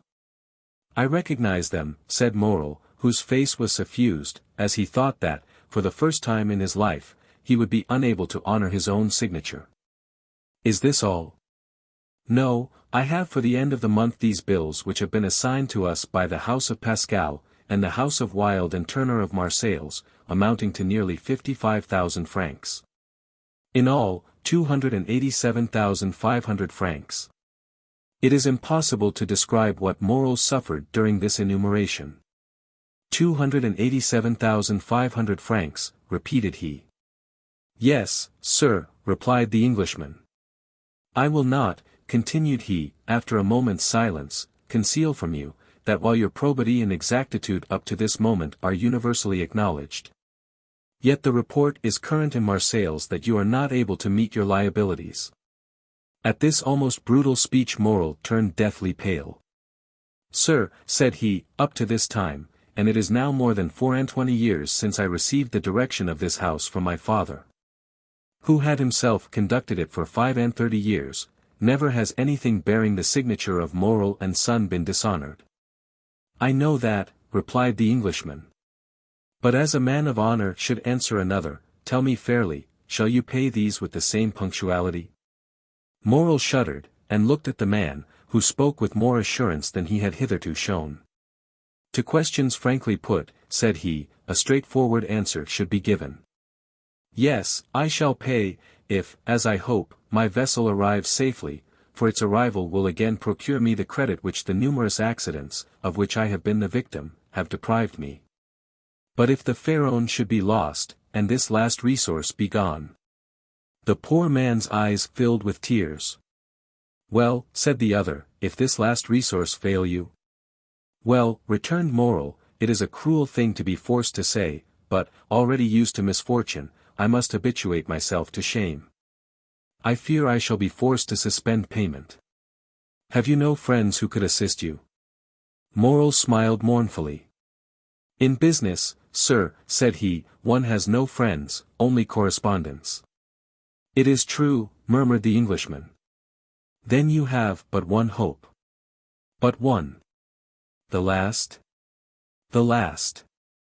So that if this fail, I am ruined, completely ruined. As I was on my way here, a vessel was coming into port.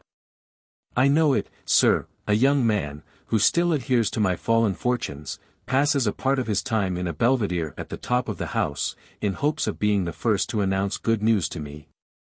He has informed me of the arrival of this ship. And it is not yours?" "No, she is a Bordeaux vessel, La Gironde, she comes from India also, but she is not mine." "Perhaps she has spoken to the Pharaon, and brings you some tidings of her?" "Shall I tell you plainly one thing, sir? I dread almost as much to receive any tidings of my vessel as to remain in doubt. Uncertainty is still hope." Then in a low voice Morel added, "This delay is not natural. The Pharaon left Calcutta the 5th of February, she ought to have been here a month ago." "What is that?" said the Englishman. "What is the meaning of that noise?" "Oh, my God!" cried Morel, turning pale, "what is it?"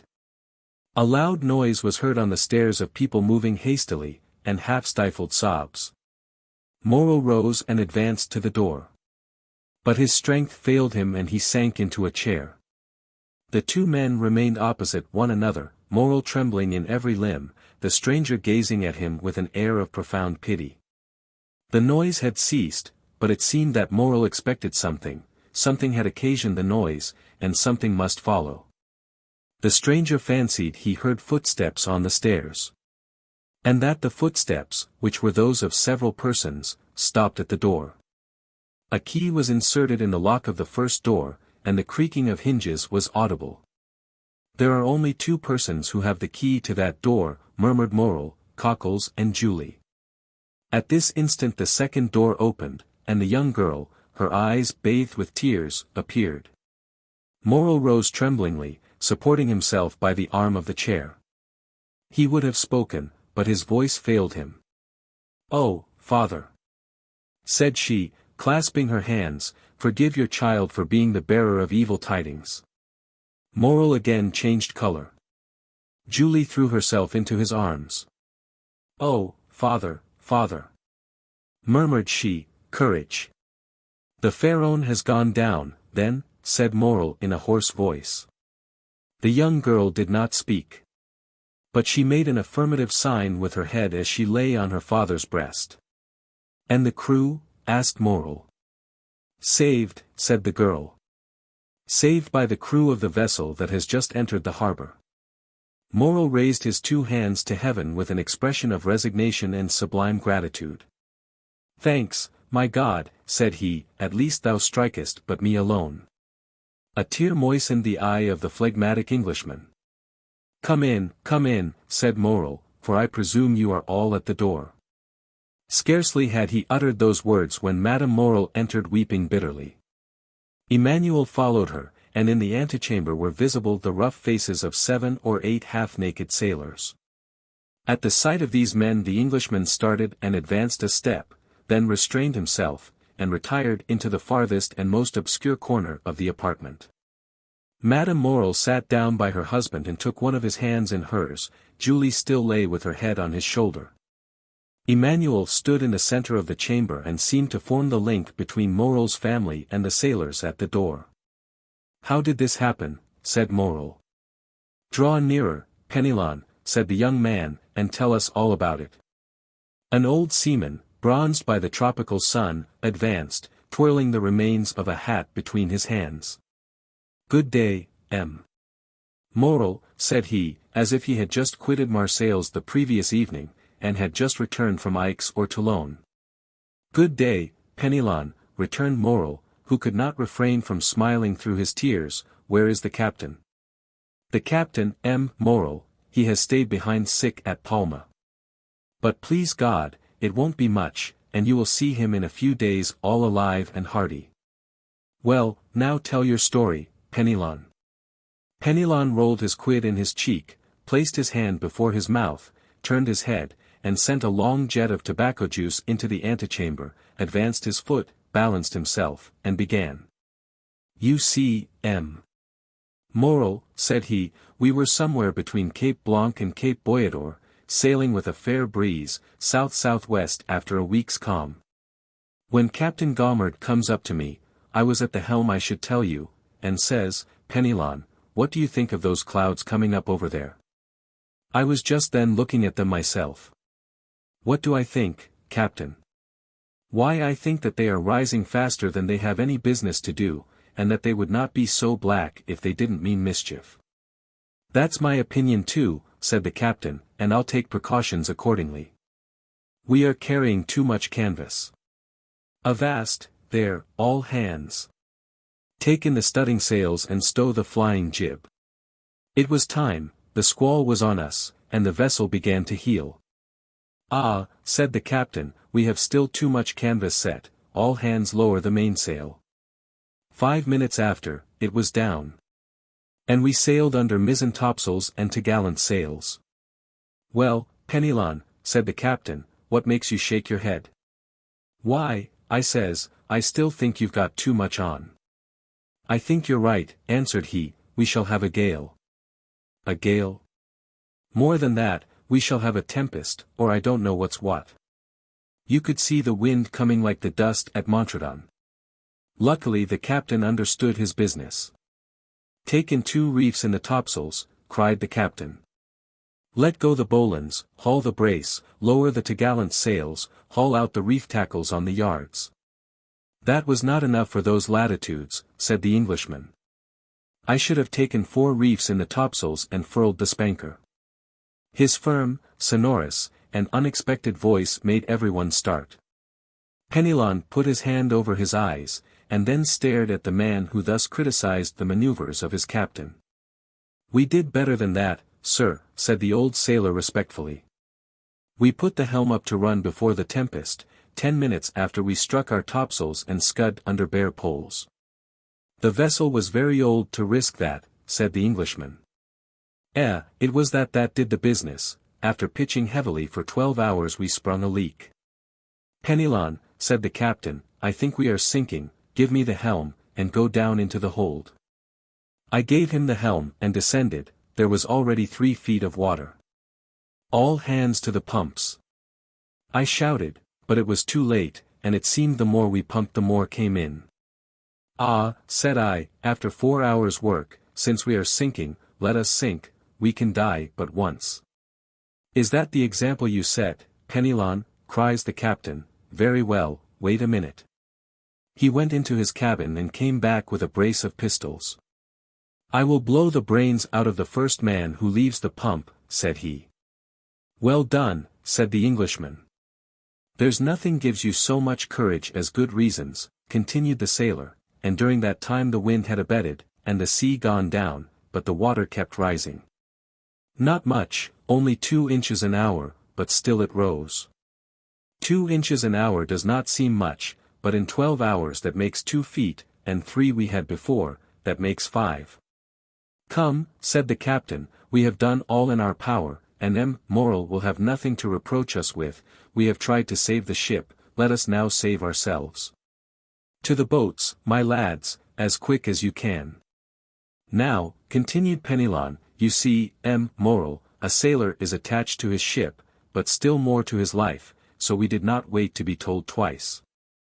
The more so, that the ship was sinking under us, and seemed to say, get along, save yourselves. We soon launched the boat, and all 8 of us got into it. The captain descended last, or rather, he did not descend, he would not quit the vessel, so I took him round the waist, and threw him into the boat, and then I jumped after him.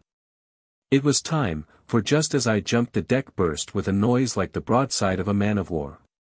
10 minutes after she pitched forward, then the other way, spun round, and then goodbye to the Pharaon. As for us, we were 3 days without anything to eat or drink, so that we began to think of drawing lots who should feed the rest, when we saw La Gironde. We made signals of distress, she perceived us, made for us, and took us all on board. There now, Morel, that's the whole truth, on the honor of a sailor, is not it true, you fellows there? A general murmur of approbation showed that the narrator had faithfully detailed their misfortunes and sufferings. Well, said Morel, I know there was no one in fault but destiny. It was the will of God that this should happen, blessed be his name. What wages are due to you? Oh, don't let us talk of that, Morel. Yes, but we will talk of it. Well, then, 3 months, said Penelon. Cockles, pay 200 francs to each of these good fellows, said Morel. At another time, added he, I should have said, give them, besides, 200 francs over as a present. But times are changed, and the little money that remains to me is not my own, so do not think me mean on this account. Penelon turned to his companions, and exchanged a few words with them. As for that, Morel, said he, again turning his quid, as for that. As for what? The money. Well, we all say that 50 francs will be enough for us at present, and that we will wait for the rest. Thanks, my friends, thanks, cried Morel gratefully, take it. And if you can find another employer, enter his service, you are free to do so. These last words produced a prodigious effect on the seaman. Penelon nearly swallowed his quid. Fortunately he recovered. What, Morel, said he in a low voice, you send us away, you are then angry with us.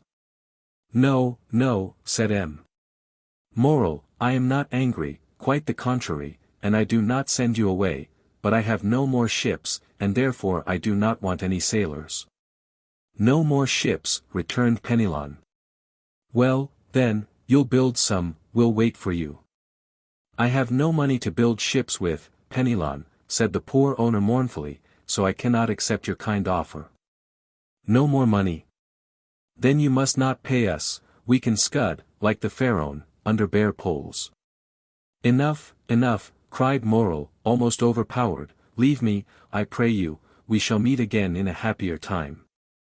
Emmanuel, go with them, and see that my orders are executed. At least, we shall see each other again, M. Morel, asked Penelon. Yes, I hope so, at least. Now go. He made a sign to Cockles, who went first, the seaman followed him and Emmanuel brought up the rear. Now, said the owner to his wife and daughter, leave me, I wish to speak with this gentleman.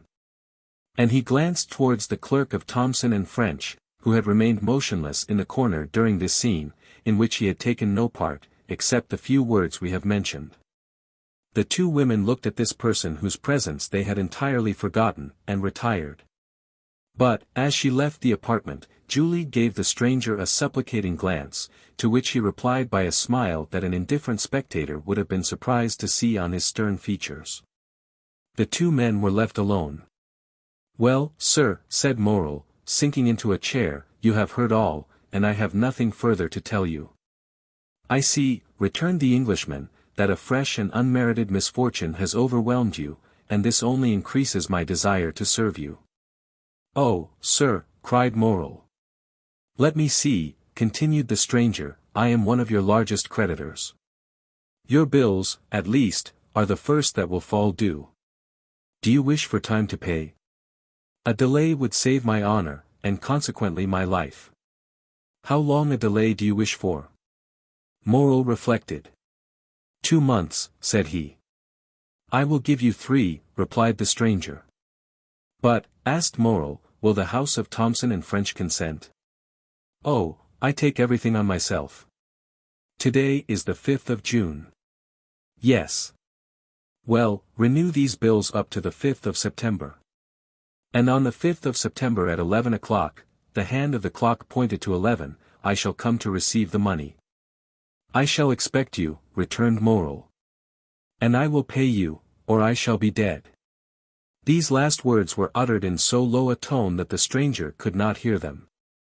The bills were renewed, the old ones destroyed, and the poor shipowner found himself with 3 months before him to collect his resources. The Englishman received his thanks with the phlegm peculiar to his nation, and Morel, overwhelming him with grateful blessings, conducted him to the staircase. The stranger met Julie on the stairs. She pretended to be descending, but in reality she was waiting for him. Oh, sir, said she, clasping her hands. Mademoiselle, said the stranger, one day you will receive a letter signed Sinbad the Sailor. Do exactly what the letter bids you, however strange it may appear. Yes, sir, returned Julie. Do you promise? I swear to you I will. It is well. Adieu, mademoiselle. Continue to be the good, sweet girl you are at present, and I have great hopes that heaven will reward you by giving you Emmanuel for a husband. Julie uttered a faint cry, blushed like a rose, and leaned against the baluster. The stranger waved his hand, and continued to descend. In the court he found Penelon, who, with a rouleau of 100 francs in either hand, seemed unable to make up his mind to retain them. Come with me, my friend, said the Englishman. I wish to speak to you. Chapter 30. The 5th of September. The extension provided for by the agent of Thomson and French, at the moment when Morel expected it least, was to the poor shipowner so decided a stroke of good fortune that he almost dared to believe that fate was at length grown weary of wasting her spite upon him. The same day he told his wife, Emmanuel, and his daughter all that had occurred, and a ray of hope, if not of tranquillity, returned to the family.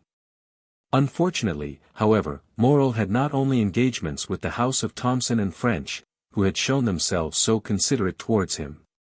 And, as he had said, in business he had correspondents, and not friends.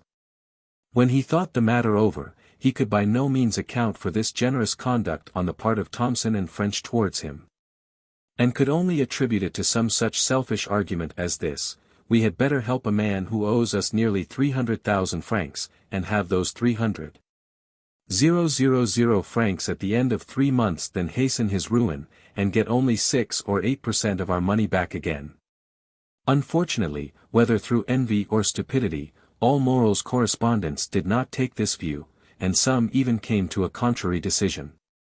The bills signed by Morel were presented at his office with scrupulous exactitude, and, thanks to the delay granted by the Englishman, were paid by Cockles with equal punctuality. Cockles thus remained in his accustomed tranquillity. It was Morel alone who remembered with alarm, that if he had to repay on the 15th the 50,000 francs of M. de Beauville, and on the 30th the 32,500 francs of bills, for which, as well as the debt due to the inspector of prisons, he had time granted, he must be a ruined man. The opinion of all the commercial men was that, under the reverses which had successively weighed down Morel, it was impossible for him to remain solvent. Great, therefore, was the astonishment when at the end of the month, he cancelled all his obligations with his usual punctuality. Still confidence was not restored to all minds, and the general opinion was that the complete ruin of the unfortunate shipowner had been postponed only until the end of the month. The month passed, and Morel made extraordinary efforts to get in all his resources. Formerly his paper, at any date, was taken with confidence, and was even in request. Morel now tried to negotiate bills at 90 days only, and none of the banks would give him credit. Fortunately, Morel had some funds coming in on which he could rely. And, as they reached him, he found himself in a condition to meet his engagements when the end of July came. The agent of Thomson and French had not been again seen at Marseilles. The day after, or 2 days after his visit to Morel, he had disappeared, and as in that city he had had no intercourse but with the mayor, the inspector of prisons, and M. Morel, his departure left no trace except in the memories of these 3 persons. As to the sailors of the Pharaon, they must have found snug berths elsewhere, for they also had disappeared. Captain Gaumard, recovered from his illness, had returned from Palma. He delayed presenting himself at Morel's, but the owner, hearing of his arrival, went to see him. The worthy shipowner knew, from Penelon's recital, of the captain's brave conduct during the storm, and tried to console him. He brought him also the amount of his wages, which Captain Gaumard had not dared to apply for. As he descended the staircase, Morel met Penelon, who was going up. Penelon had, it would seem, made good use of his money, for he was newly clad.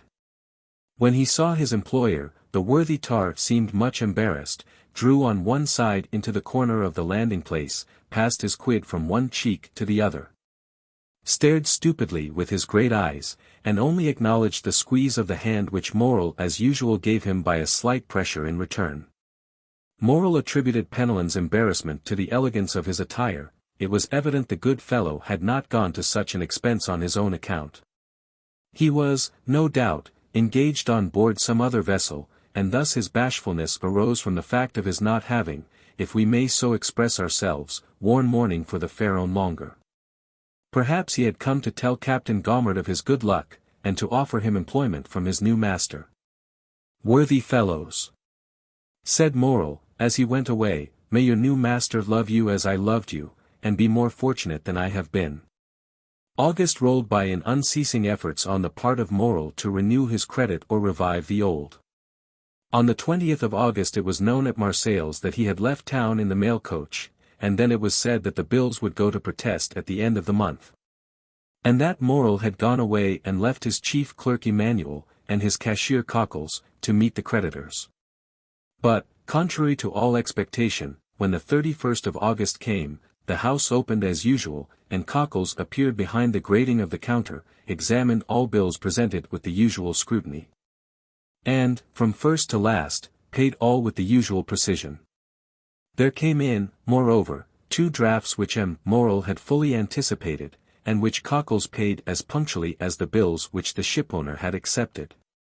All this was incomprehensible, and then, with the tenacity peculiar to prophets of bad news, the failure was put off until the end of September. On the 1st, Morel returned. He was awaited by his family with extreme anxiety, for from this journey to Paris they hoped great things. Morel had thought of Danglars, who was now immensely rich, and had lain under great obligations to Morel in former days. Since to him it was owing that Danglars entered the service of the Spanish banker, with whom he had laid the foundations of his vast wealth. It was said at this moment that Danglars was worth from 6 to 8 millions of francs, and had unlimited credit. Danglars, then, without taking a crown from his pocket, could save Morel. He had but to pass his word for a loan, and Morel was saved. Morel had long thought of Danglars, but had kept away from some instinctive motive, and had delayed as long as possible availing himself of this last resource. And Morel was right, for he returned home crushed by the humiliation of a refusal. Yet, on his arrival, Morel did not utter a complaint, or say one harsh word. He embraced his weeping wife and daughter, pressed Emmanuel's hand with friendly warmth, and then going to his private room on the second floor had sent for Cockles. Then, said the two women to Emmanuel, "We are indeed ruined." It was agreed in a brief council held among them, that Julie should write to her brother, who was in garrison at Nîmes, to come to them as speedily as possible. The poor women felt instinctively that they required all their strength to support the blow that impended. Besides, Maximilien Morel, though hardly 22, had great influence over his father. He was a strong-minded, upright young man. At the time when he decided on his profession his father had no desire to choose for him, but had consulted young Maximilien's taste. He had at once declared for a military life, and had in consequence studied hard, passed brilliantly through the Polytechnic school, and left it as sub-lieutenant of the 53rd of the line. For a year he had held this rank, and expected promotion on the first vacancy. In his regiment Maximilien Morel was noted for his rigid observance, not only of the obligations imposed on a soldier, but also of the duties of a man, and he thus gained the name of the Stoic. We need hardly say that many of those who gave him this epithet repeated it because they had heard it, and did not even know what it meant. This was the young man whom his mother and sister called to their aid to sustain them under the serious trial which they felt they would soon have to endure. They had not mistaken the gravity of this event, for the moment after Morel had entered his private office with Cockles, Julie saw the latter leave it pale, trembling, and his features betraying the utmost consternation. She would have questioned him as he passed by her, but the worthy creature hastened down the staircase with unusual precipitation, and only raised his hands to heaven and exclaimed, "Oh! Mademoiselle, mademoiselle, what a dreadful misfortune! Who could ever have believed it?" A moment afterwards Julie saw him go upstairs carrying 2 or 3 heavy ledgers, a portfolio, and a bag of money. Morel examined the ledgers, opened the portfolio, and counted the money. All his funds amounted to 6,000 or 8,000 francs, his bills receivable up to the 5th to 4,000 or 5,000, which, making the best of everything, gave him 14,000 francs to meet debts amounting to 287,500 francs. He had not even the means for making a possible settlement on account. However, when Morel went down to his dinner, he appeared very calm. This calmness was more alarming to the two women than the deepest dejection would have been. After dinner Morel usually went out and used to take his coffee at the Club of the Phocéens, and read the Semaphore. This day he did not leave the house, but returned to his office. As to Cockles, he seemed completely bewildered. For part of the day he went into the courtyard, seated himself on a stone with his head bare and exposed to the blazing sun. Emmanuel tried to comfort the women, but his eloquence faltered. The young man was too well acquainted with the business of the house, not to feel that a great catastrophe hung over the Morel family. Night came, the two women had watched, hoping that when he left his room Morel would come to them, but they heard him pass before their door, and trying to conceal the noise of his footsteps. They listened. He went into his sleeping room, and fastened the door inside. Madame Morel sent her daughter to bed, and half an hour after Julie had retired, she rose, took off her shoes, and went stealthily along the passage. To see through the keyhole what her husband was doing. In the passage she saw a retreating shadow. It was Julie, who, uneasy herself, had anticipated her mother. The young lady went towards Madame Moreau. "He is writing," she said. They had understood each other without speaking. Madame Moreau looked again through the keyhole. Moreau was writing. But Madame Moreau remarked, what her daughter had not observed, that her husband was writing on stamped paper. The terrible idea that he was writing his will flashed across her.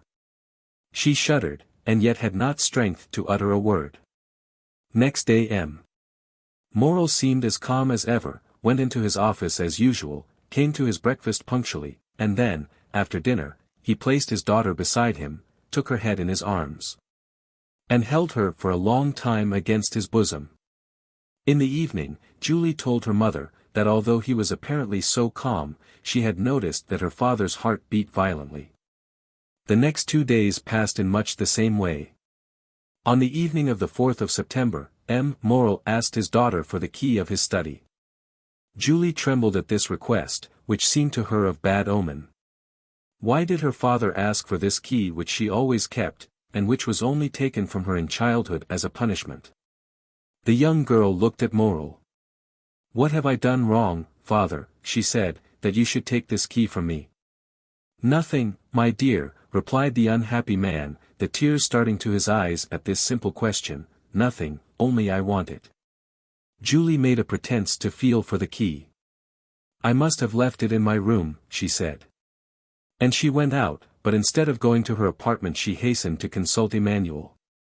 "Do not give this key to your father," said he, "and tomorrow morning, if possible, do not quit him for a moment." She questioned Emmanuel, but he knew nothing, or would not say what he knew. During the night, between the 4th and 5th of September, Madame Moreau remained listening for every sound, and, until 3 o'clock in the morning, she heard her husband pacing the room in great agitation. It was 3 o'clock when he threw himself on the bed. The mother and daughter passed the night together. They had expected Maximilian since the previous evening. At 8 o'clock in the morning Moreau entered their chamber. He was calm, but the agitation of the night was legible in his pale and careworn visage. They did not dare to ask him how he had slept. Moreau was kinder to his wife, more affectionate to his daughter, than he had ever been. He could not cease gazing at and kissing the sweet girl. Julie, mindful of Emmanuel's request, was following her father when he quitted the room, but he said to her quickly, "Remain with your mother, dearest." Julie wished to accompany him. "I wish you to do so," said he. This was the first time Moreau had ever so spoken, but he said it in a tone of paternal kindness, and Julie did not dare to disobey. She remained at the same spot standing mute and motionless. An instant afterwards the door opened, she felt 2 arms encircle her, and a mouth pressed her forehead. She looked up and uttered an exclamation of joy. "Maximilian, my dearest brother," she cried. At these words Madame Moreau rose, and threw herself into her son's arms. "Mother," said the young man, looking alternately at Madame Moreau and her daughter, "what has occurred, what has happened? Your letter has frightened me, and I have come hither with all speed."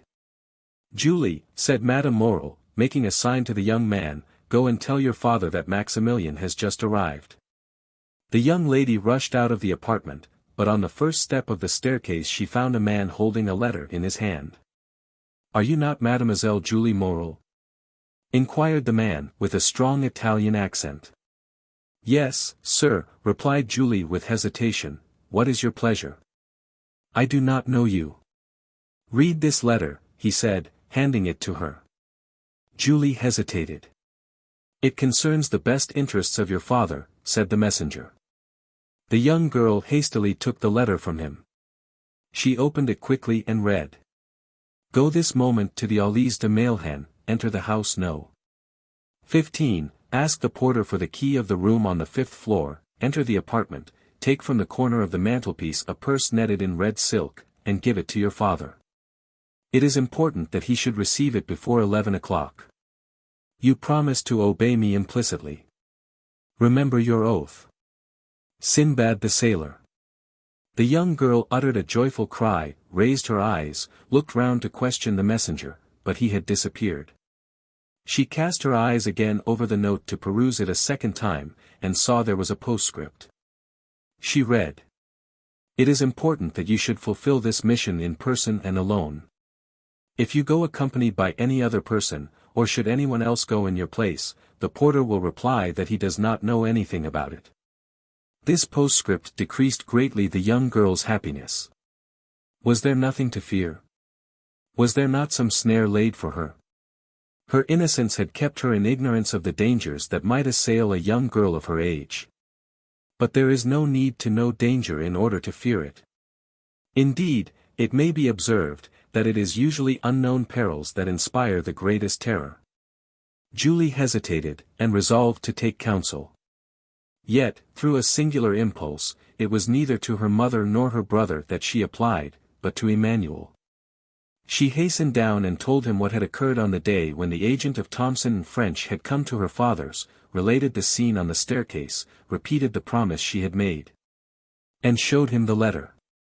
You must go, then, mademoiselle, said Emmanuel. Go there, murmured Julie. Yes, I will accompany you. But did you not read that I must be alone, said Julie. And you shall be alone, replied the young man. I will await you at the corner of the Rue du Musée, and if you are so long absent as to make me uneasy, I will hasten to rejoin you, and woe to him of whom you shall have cause to complain to me. Then, Emmanuel, said the young girl with hesitation, it is your opinion that I should obey this invitation? Yes. Did not the messenger say your father's safety depended upon it? But what danger threatens him, then, Emmanuel? She asked. Emmanuel hesitated a moment, but his desire to make Julie decide immediately made him reply. Listen, he said. Today is the 5th of September, is it not? Yes. Today, then, at 11 o'clock, your father has nearly 300,000 francs to pay. Yes, we know that. Well, then, continued Emmanuel, we have not 15,000 francs in the house. What will happen then? Why, if today before 11 o'clock your father has not found someone who will come to his aid, he will be compelled at 12 o'clock to declare himself a bankrupt.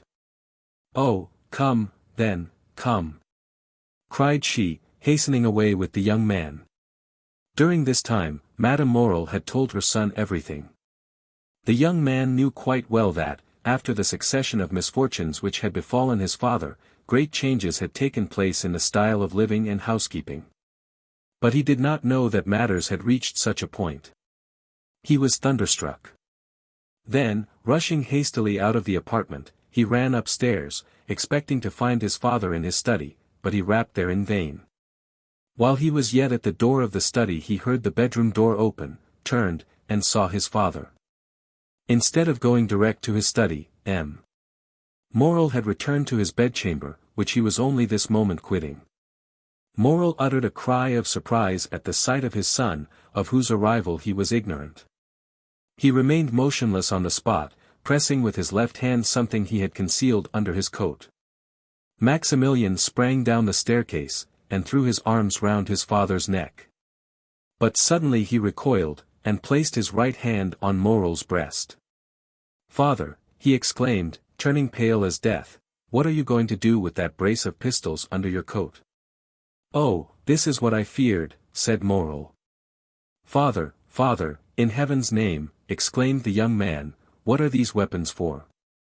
Maximilian, replied Morrel, looking fixedly at his son, you are a man, and a man of honor.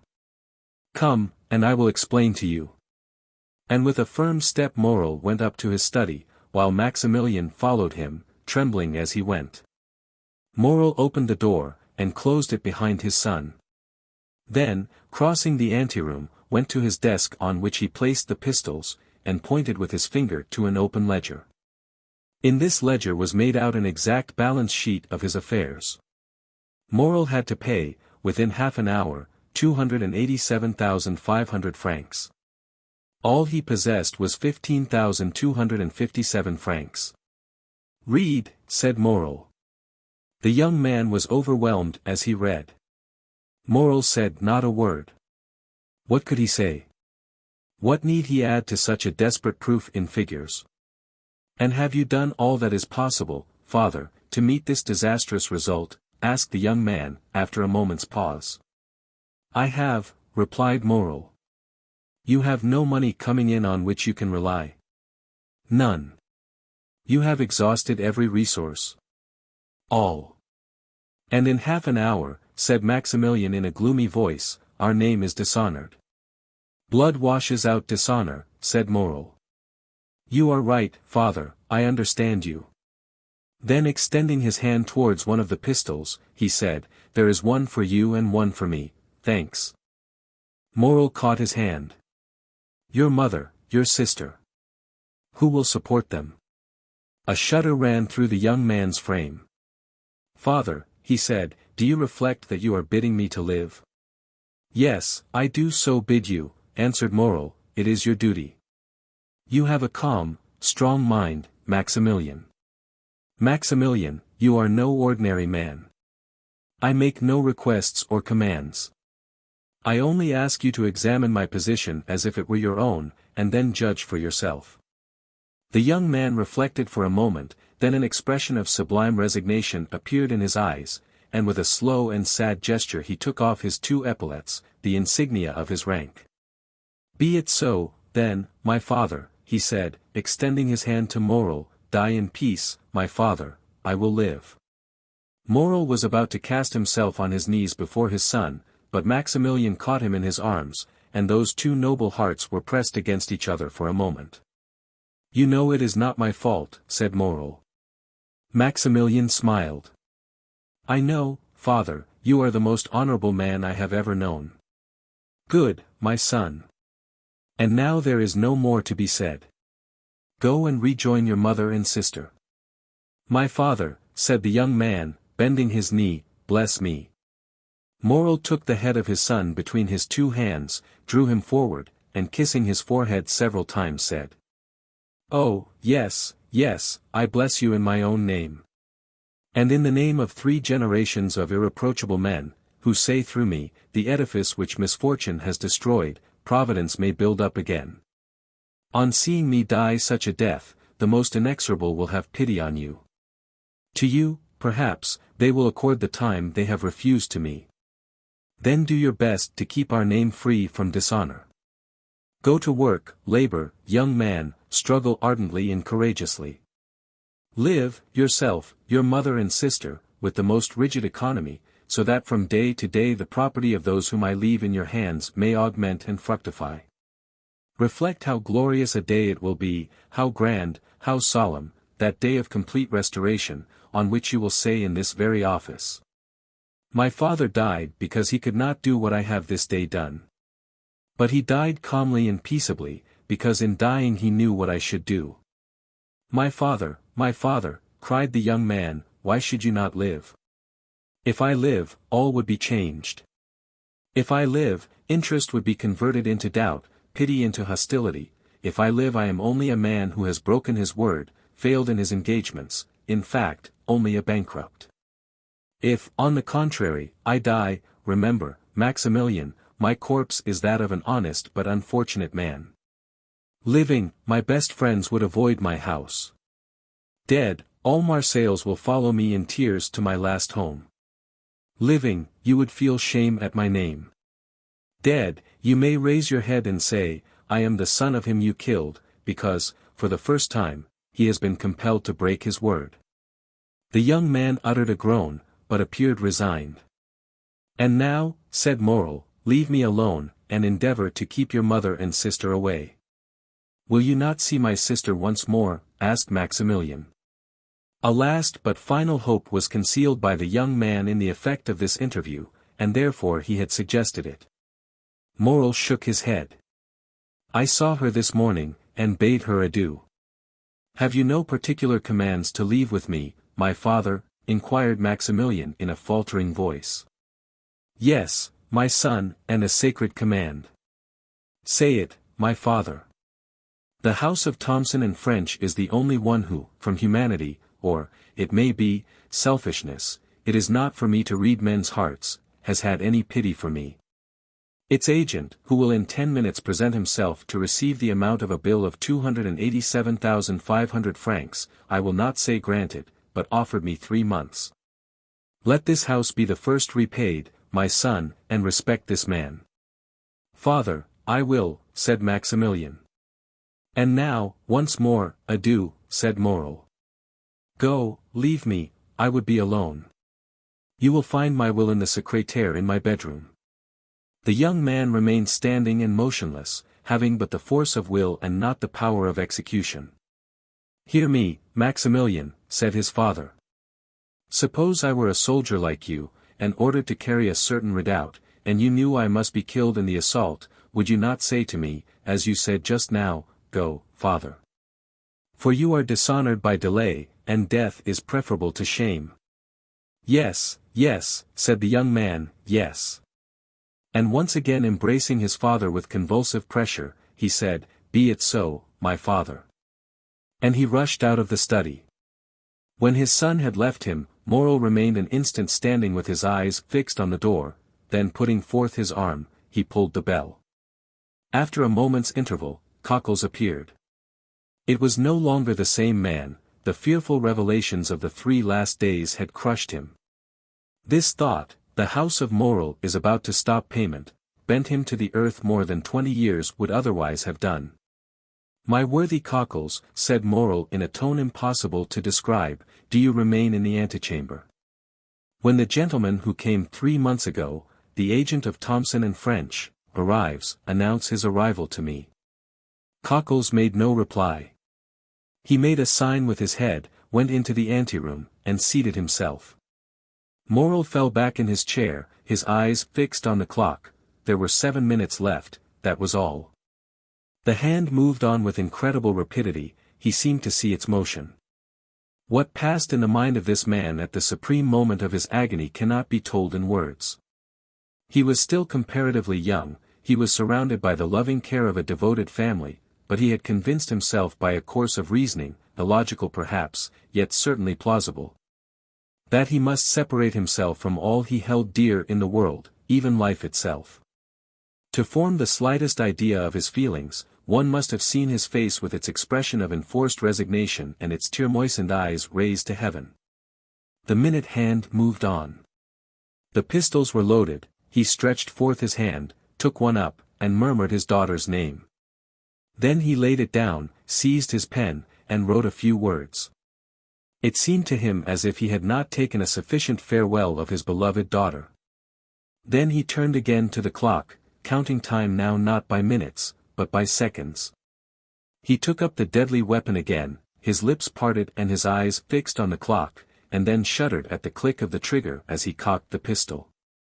At this moment of mortal anguish the cold sweat came forth upon his brow, a pang stronger than death clutched at his heartstrings. He heard the door of the staircase creak on its hinges, the clock gave its warning to strike 11, the door of his study opened. Morrel did not turn round, he expected these words of Cockles, the agent of Thomson and French. He placed the muzzle of the pistol between his teeth. Suddenly he heard a cry, it was his daughter's voice. He turned and saw Julie. The pistol fell from his hands. "My father!" cried the young girl, out of breath, and half dead with joy, "saved, you are saved." And she threw herself into his arms, holding in her extended hand a red, netted silk purse.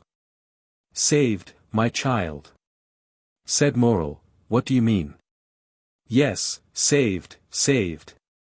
"See, see," said the young girl. Morrel took the purse, and started as he did so, for a vague remembrance reminded him that it once belonged to himself. At one end was the receipted bill for the 287,000 francs, and at the other was a diamond as large as a hazelnut, with these words on a small slip of parchment, "Julie's dowry." Morrel passed his hand over his brow, it seemed to him a dream. At this moment the clock struck 11. He felt as if each stroke of the hammer fell upon his heart. "Explain, my child," he said, "explain, my child," he said, "explain, where did you find this purse?" "In a house in the Allées de Mailhan, no." 15, on the corner of a mantelpiece in a small room on the 5th floor. But, cried Morel, this purse is not yours. Julie handed to her father the letter she had received in the morning. And did you go alone? Asked Morel, after he had read it. Emmanuel accompanied me, father. He was to have waited for me at the corner of the Rue du Musée, but, strange to say, he was not there when I returned. Monsieur Morel, exclaimed a voice on the stairs, Monsieur Morel. It is his voice, said Julie. At this moment Emmanuel entered, his countenance full of animation and joy. The Pharaon, he cried, the Pharaon. What, the Pharaon? Are you mad, Emmanuel? You know the vessel is lost. The Pharaon, sir, they signal the Pharaon. The Pharaon is entering the harbor. Morel fell back in his chair, his strength was failing him.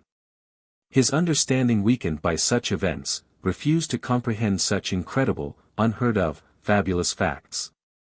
But his son came in. Father, cried Maximilian, how could you say the Pharaon was lost? The lookout has signaled her, and they say she is now coming into port. My dear friends, said Morel, if this be so, it must be a miracle of heaven. Impossible, impossible. But what was real and not less incredible was the purse he held in his hand, the acceptance receipted, the splendid diamond. Ah, sir, exclaimed Cockles, what can it mean, the Pharaon? Come, dear ones, said Morel, rising from his seat, let us go and see, and heaven have pity upon us if it be false intelligence. They all went out, and on the stairs met Madame Morel, who had been afraid to go up into the study. In a moment they were at the Canebière. There was a crowd on the pier. All the crowd gave way before Morel. The Pharaon. The Pharaon, said every voice. And, wonderful to see, in front of the Tower of St. John, was a ship bearing on her stern these words, printed in white letters, the Pharaon, Morel and son, of Marseilles. She was the exact duplicate of the other Pharaon, and loaded, as that had been, with cochineal and indigo. She cast anchor, clewed up sails, and on the deck was Captain Gommard giving orders, and good old Penelon making signals to M. Morel. To doubt any longer was impossible. There was the evidence of the senses, and 10,000 persons who came to corroborate the testimony. As Morel and his son embraced on the pier head, in the presence and amid the applause of the whole city witnessing this event, a man, with his face half covered by a black beard, and who, concealed behind the sentry-box, watched the scene with delight, uttered these words in a low tone. Be happy, noble heart, be blessed for all the good thou hast done and wilt do hereafter. And let my gratitude remain in obscurity like your good deeds. And with a smile expressive of supreme content, he left his hiding-place, and without being observed, descended one of the flights of steps provided for debarkation, and hailing 3 times, shouted, Jacopo, Jacopo, Jacopo. Then a launch came to shore, took him on board, and conveyed him to a yacht splendidly fitted up, on whose deck he sprung with the activity of a sailor. Thence he once again looked towards Morel, who, weeping with joy, was shaking hands most cordially with all the crowd around him, and thanking with a look the unknown benefactor whom he seemed to be seeking in the skies. And now, said the unknown, farewell kindness, humanity, and gratitude. Farewell to all the feelings that expand the heart. I have been heaven's substitute to recompense the good, now the God of vengeance yields to me his power to punish the wicked. At these words he gave a signal, and, as if only awaiting this signal, the yacht instantly put out to sea.